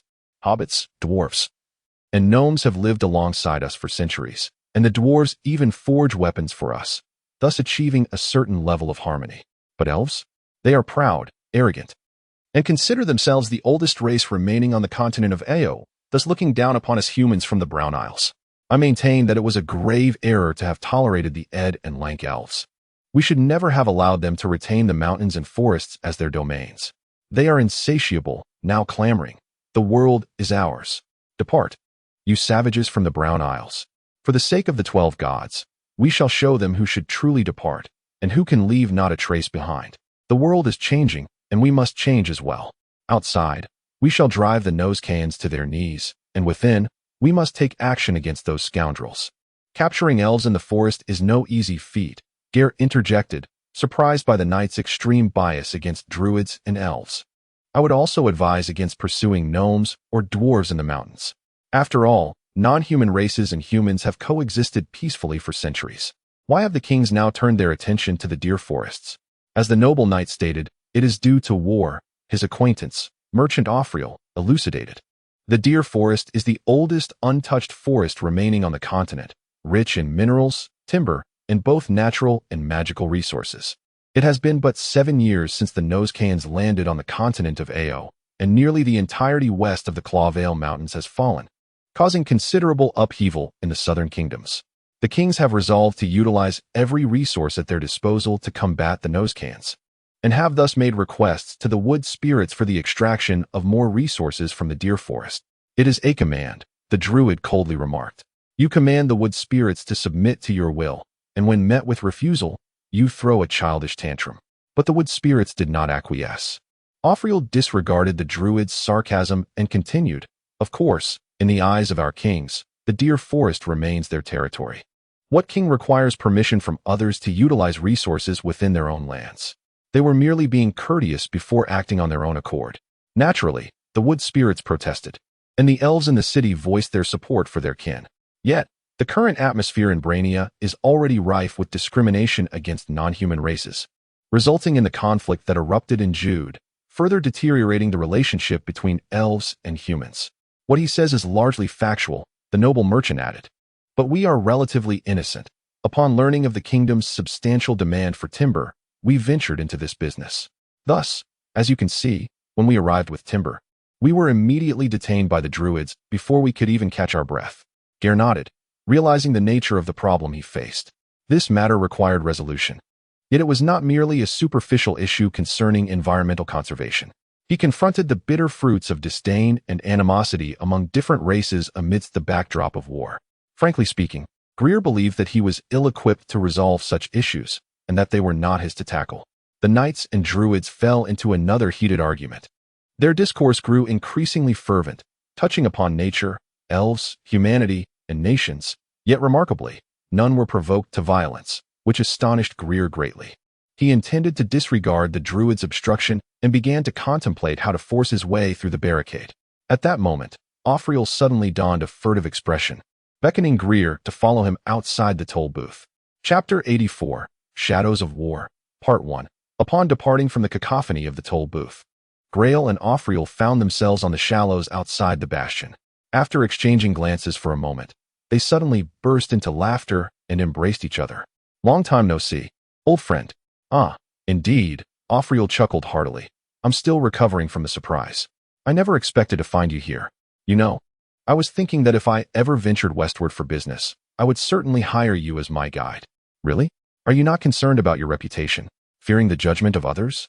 In my heart, you are the quintessential northern blade, Offriel said earnestly. This matter bears no relevance to the opinions of others. Besides, as long as you refrain from incessantly referring to yourself as the exile, who would know of it? You are simply too honest for your own good, which is why you often find yourself at a disadvantage. Do you merchants not conduct business grounded in integrity? Gai'er retorted. Lies constitute a breach of trust, while the choice to withhold certain truths is wisdom. The merchant puffed his chest with pride.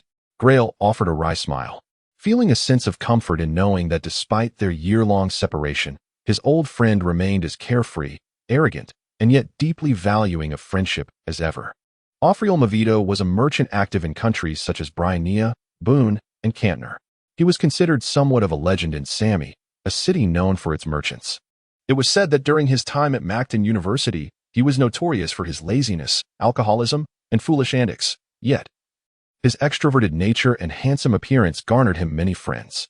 Although the faculty contemplated failing this idler, his performance in the final examinations astonished everyone, as he nearly achieved perfect scores, creating quite a stir.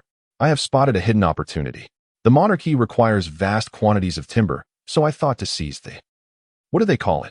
Opportunity of the era. Yet, I never anticipated being stuck here. If this matter remains unresolved, I stand to lose at least 20,000 Delarin. It seems your perception of opportunity is rather flawed, Gai'er replied, crossing his arms. To be frank, Offriel, have you considered an alternative route? The frequency of warfare is escalating, and trade restrictions among nations are bound to increase. I have indeed contemplated it, Offriel sighed, for rumors abound, and the situation is becoming increasingly dire. Do share, as long as it is not a secret. Things have felt off for the past month. There have been peculiar fluctuations in tax policies. Why am I even telling you this? You are surely uninterested. Nay, Offriel, I am very much intrigued. Gai'er spoke truthfully.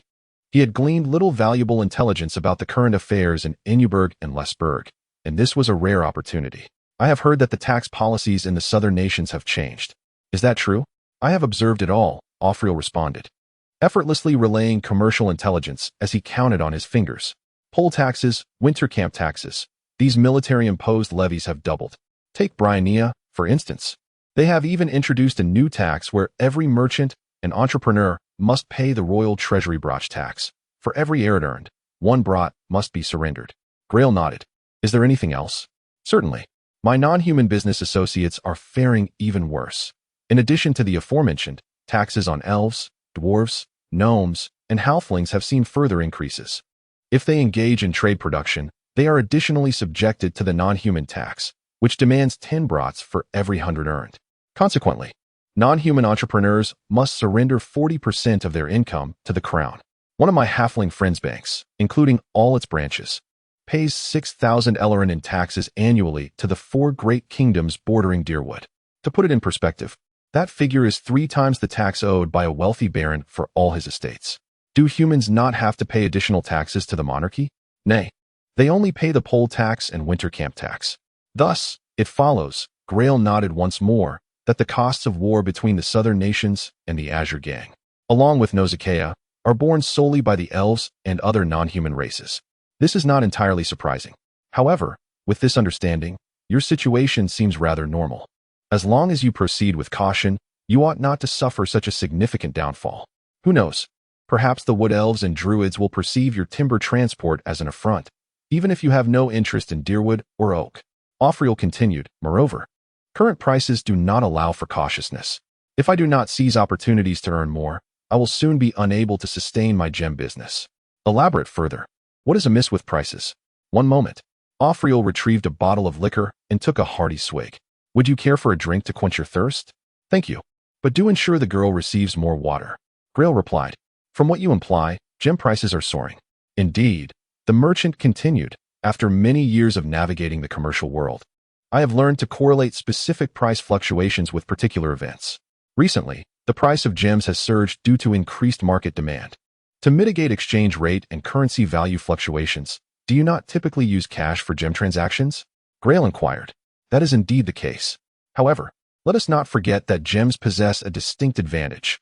A bag of diamonds weighs only a few hundred grams, easily fitting into a pocket, and is worth approximately 500 Ellerin.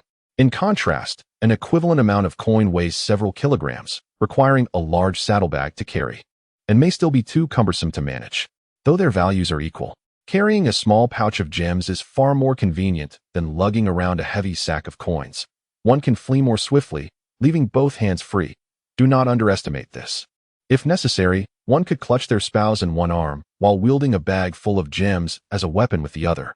Oh, I assure you, that impact is no less formidable than that of a morning star. Thus, Gai'er remarked with a knowing smile, before the war has officially commenced. Some are already preparing to flee. I wonder where those nobles intend to escape to. The most likely destination would be the distant north, Beamian, Maddel, or Hendal. Perhaps even Liesel, who knows?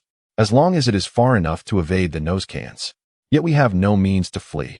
So our only option is to remain here and strive to prevent the nosecans from advancing. The merchant shrugged, adopting a demeanor of acceptance. Chapter 85. The Shadow of War, Part 2. Gai'er recalled the intelligence he had overheard at the toll booth and continued to inquire. Surely, there must be more to it, right? Let me guess, with such a large quantity of timber being transported, the prices must also include. You are correct. It pertains to ships, Offriel replied, spreading his hands. The timber on my cart is precisely for that purpose, as the knight at the toll booth informed you. All shipwrights along the coastal regions are currently occupied with shipbuilding, fulfilling orders from military procurement officers of the various kingdoms. The crown is rather generous in this regard, and new orders for timber and vessels are steadily on the rise. If you have some spare coin, Gai'er, Why not join me in investing in the shipbuilding industry or assist me in transporting this wretched timber? It's a veritable goldmine. You could build ships using birch bark and reeds, and then sell them to the military at the price of fine pine sailing vessels, splitting the profits 50-50 with the procurement officer. These ships are being dispatched to the west. The merchant gazed absently at the heron preening its feathers on the sandbank. They are destined for Cordis and Portovaya, to the Yarbong River. But I trust you are aware these ships are not fishing vessels hidden in the forests of the eastern shore. Rumor has it the army is dedicating considerable time to practicing boarding and landing, though for now, it remains merely practice. Why there? Gai'er asked. The southern kingdoms in Nozikia are currently obstructing the Clovile Mountains, and the Yarbong River lies to the east of those mountains. The army's concerns are not unfounded, Offriel whispered. Though everyone knows war is imminent, and there have been several skirmishes in the Clovile Mountains, outwardly, everyone continues to pretend all is peaceful. If Emperor Yansdar Aloma of Nozikia hears of warships being launched from the southern kingdoms, he surely would not be pleased. Some believe he would be furious. Thus it would be prudent to conduct trials as far from Nozikia's borders as possible. I mean, the border of the Nozikia-occupied territories. Damn it. At least wait until the harvest season is over. It's only July now. If the crops are harvested, we can breathe a sigh of relief. Alas, if anything were to occur, it would surely happen before the harvest season, before the grain is stored away. Indeed, Gai'er replied slowly. Leftover stocks cannot satiate the horses. A fortress with ample provisions can withstand a siege for a longer duration. This year's climate is quite favorable, and the yield should be abundant. Yes, extraordinarily so. The sun is scorching, and the rain plentiful. And the water levels of the Yarbong River in the Einberg region are shallow, making it easy to cross from either side, if you catch my drift. The merchant fell silent, while Gai'er's expression darkened. War was on the brink of eruption. Now do you understand? Whether it concerns wood spirits or deer forests. This matter transcends a mere discussion of ecological balance and cultural sensitivity. It is a political hot potato birthed in the shadow of war. Offriel retrieved a water flask from his pack and handed it to the girl. Alice expressed her gratitude as she accepted it and took a sip. Setting aside my own affairs, are you not also standing at a crossroads, Gai'er? The merchantess' tone shifted. Are you still clinging to your traditional and rather rigid principles? With long-distance trade dwindling, I assume the opportunities for escorting caravans have become scarce as well? Have you considered changing your line of work? Change my line of work? Gai'er chuckled bitterly. What could I possibly do? Anything you wish. In my opinion, you should consider becoming a priest in the church. With your moral compass and understanding of people and matters, you would not fare poorly in that role. The issue of belief is hardly a problem. Aside from the central church of the Holy Law, few priests I know are true believers. Go be a priest. The church is quite esteemed in Blania. Far better than toiling under the sun outdoors. And as you know, religion often manages to remain independent of war. Thank you for your suggestion. Who knows? Perhaps one day I will give it serious thought.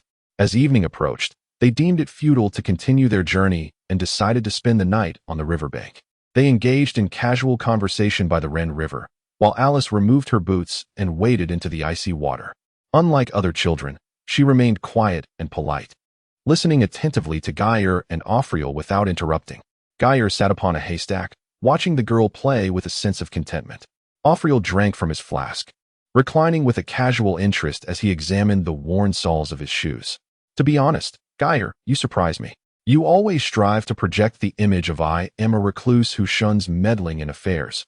Yet whether it was your initial act of rescuing me or your current act of adopting this girl, you cannot escape the fervor within your heart. In my view, you are ill-suited for the profession of monster hunting because your compassion may lead you to work for nothing. You often tell me you are not a northern greatsword, but in my eyes, no one embodies the essence of a northern greatsword more than you. Those words were once spoken to me by a merchant, which is why I always charged him an extra 50 Ellerin for escorting his caravans. Stop being stubborn. Do you truly believe that charging extra would make you more diligent in your work? Admit it. You have never been genuinely indifferent. You speak as if you see right through me. Please, you are a merchant, while I am a monster hunter. Even if you were to abandon commerce, your wit and eloquence could earn you a position as an advisor or an accountant. But what of me? I possess naught but my swordsmanship. I cannot truly become a mercenary for war, though that profession will undoubtedly become highly lucrative soon. Your tone reminds me of an aged fisherman on the brink of despair, discovering that the fish have all gone foul, and the sea breeze causes his bones to ache, filled with resentment and helplessness. Be resolute. I learned long ago that lamenting one's fate serves no purpose. If I find no one wishes to purchase my wares, I shall cast aside my ledger and become a farmer. I would grow a great deal of turnips, perhaps even cabbages. Nonsense, Gai'er interjected. You could never abandon the life of wandering. You yearn for the vastness of the world, not a mere patch of vegetable garden. Well, the merchant conceded, fixating on his shoe soles. Perhaps you are right. Ultimately, our professions differ significantly. The demand for goods and trade will never cease. Yet your line of work diminishes day by day. In the end, whether as a greatsword or a monster hunter, you are slowly but surely bringing your career to a close. The more proficient and dutiful you become, the less work remains. After all, your goal is a world devoid of evil, a realm where monsters are hunted to extinction, a world that requires no greatsword to uphold justice, no monster hunters to thrive. It is indeed a paradox, is it not? Quite so. Long ago, in the western lands of Andamel, there existed a group of professional rat catchers. With but a tune from their pipes, they could ensnare all the rats, and thus many sought their services. However, as medicine and alchemy progressed, people found it far more convenient and practical to purchase poison for exterminating rats, leading to the decline of rat catchers. For poison was readily available and did not indulge in drunkenness. Oh, I have also heard that in the days before unicorns were extinct, many young women preserved their chastity to attract and capture them. But today's girls, are we not delving into an impractical topic? How did we stray into superstitious myth? My apologies. I mention this merely as an example. You grasp my metaphor, do you not? Gai'er reluctantly conceded, I do understand. Thus, let us learn from the experiences of those before us. The rat catchers, after losing their profession, invariably succumbed to alcoholism and despair. It seems the time may be fast approaching for greatswords or monster hunters as well. I have grown weary of this topic. Gray lifted the river water and washed his face. Each time I engage in discussions of this nature, I am enveloped by the shadow of war, as if I too were affected by its grim realities. Yet, this conflict bears no relevance to me, and it is likely that the monsters will not be eradicated in the coming decades. Instead, I would be wiser to ponder where I shall rest my head tonight. Well, the merchant swiftly composed himself and rose to his feet. I am aware that there is an inn on this side of the river. They offer mattresses stuffed with hay, far more comfortable than camping. Besides, my vehicle at the outpost is unlikely to be lost. I intend to head over now to reserve a room. What say you? Will you join me? You are eager? Huh, I knew it. Chapter 86. The turning point. It is said that long ago, it was the elves who constructed these uniquely styled edifices, enhancing the surrounding environment. Even now, there remain elven households, though the majority of the inhabitants have transformed into humans. The town's liveliest tavern, the splendid Sylvan, continues to be bustling and boisterous today. The patrons within, whether locals or visiting travelers, engage in a myriad of activities, each dictated by their race and profession. Diligent merchants haggle over product prices and loan interests with local elves and dwarves, while less scrupulous traders brazenly fondle the serving maids. Local simpletons strive to appear worldly, conversing with the visiting travelers. The serving girls endeavor to please affluent customers, while deriding those who lack funds. And the mountain hunters and fishermen, having concluded their day's labor, now indulge recklessly in drink. Think hard, mate, Avril said to the tavern owner, leaning over the bar in an attempt to elevate his voice above the surrounding clamor, where men and women of various ages donned oversized, heavy gray-white robes. I spotted them on the main road. I also know that a group of druids frequently visits Mogu village, so I wonder if they are in the tavern or have gone elsewhere. The tavern owner's brow furrowed as he wiped a large beer mug with his apron. To be frank, I've never seen them come here, he replied. The druids are here to protest, not to drink. However, I have heard that these sacred followers of the oak can survive without food or drink. Perhaps they do not require a tavern to rest. Superstition, Avril scoffed. Druids are people too, not deities. They have been sitting in silence all day.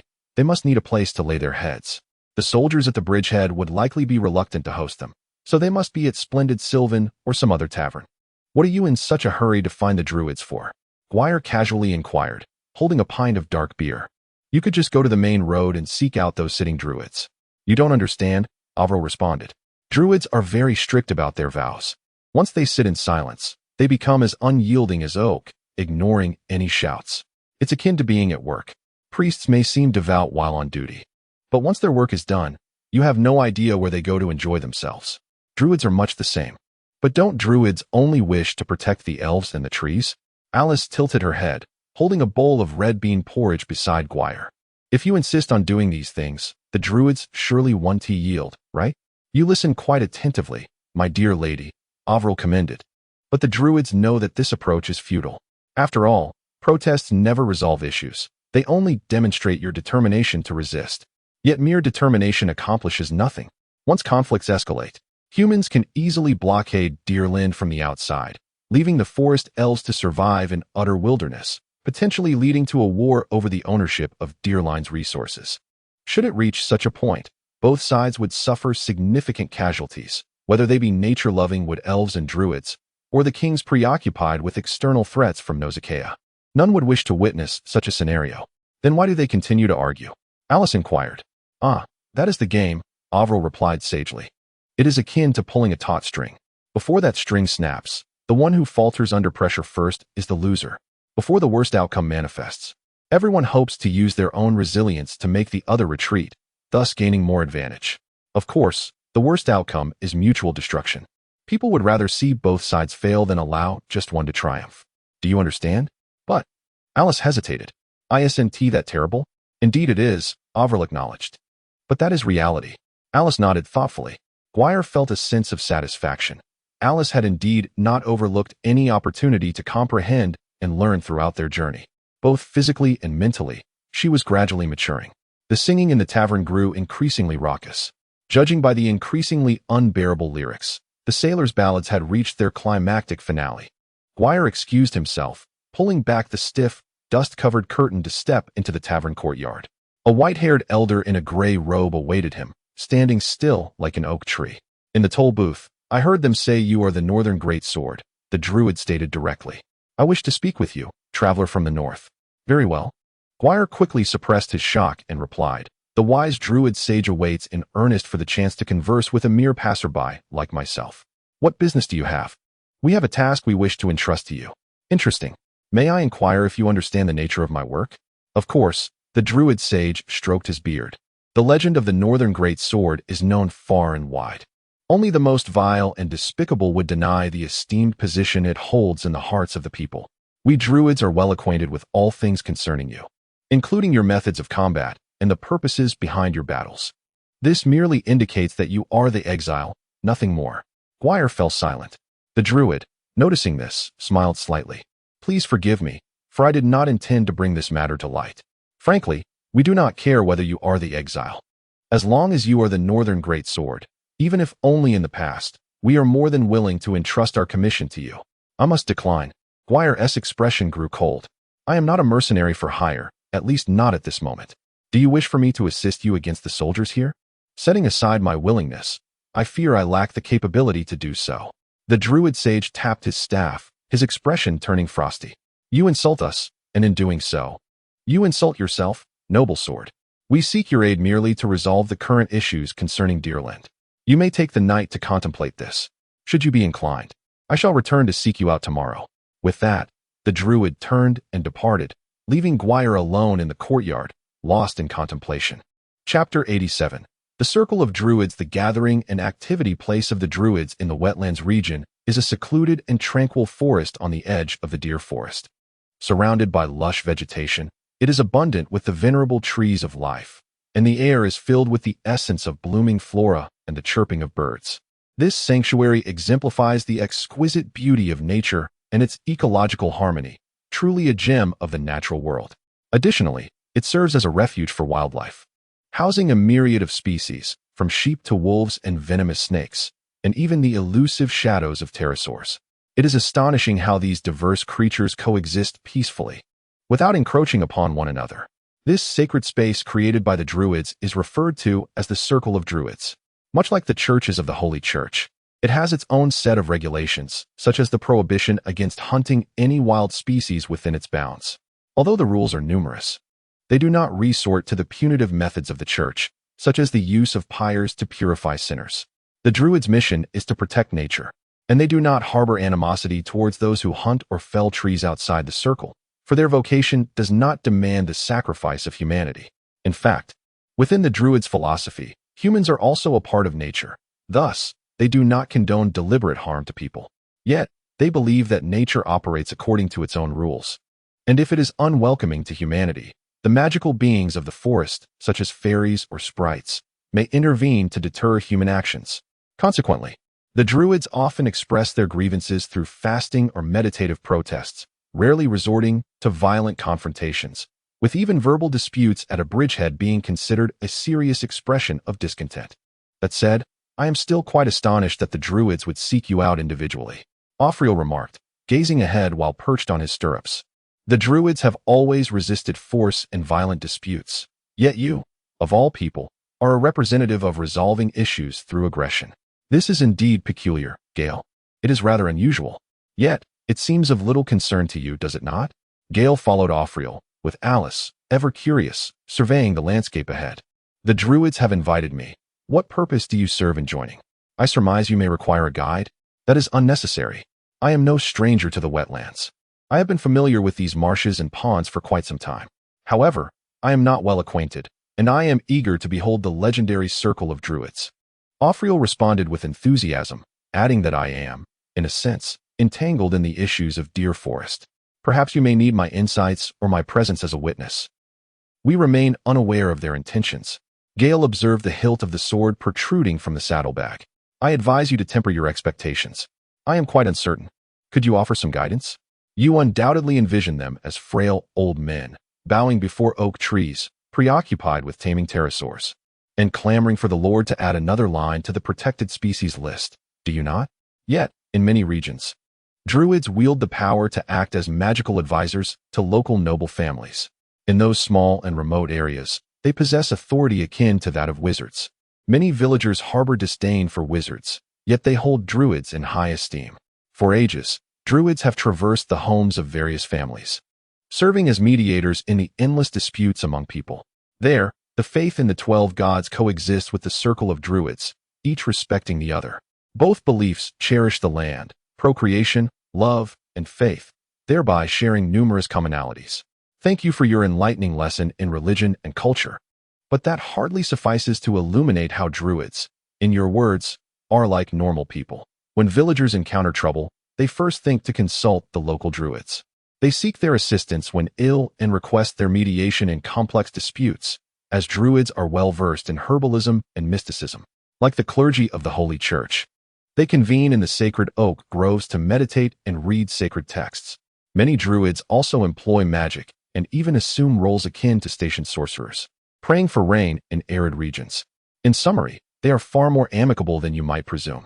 Why persist in viewing matters through a lens of prejudice? Gai'er is not as dreadful as you think. Alice interjected, overhearing their conversation. If he truly believed that, he would not have accepted the Druid's invitation. Huh. Offriel chuckled heartily. Look, even a child sees through your facade more clearly than you do, Gai'er. Ultimately, this matter bears little relevance to you.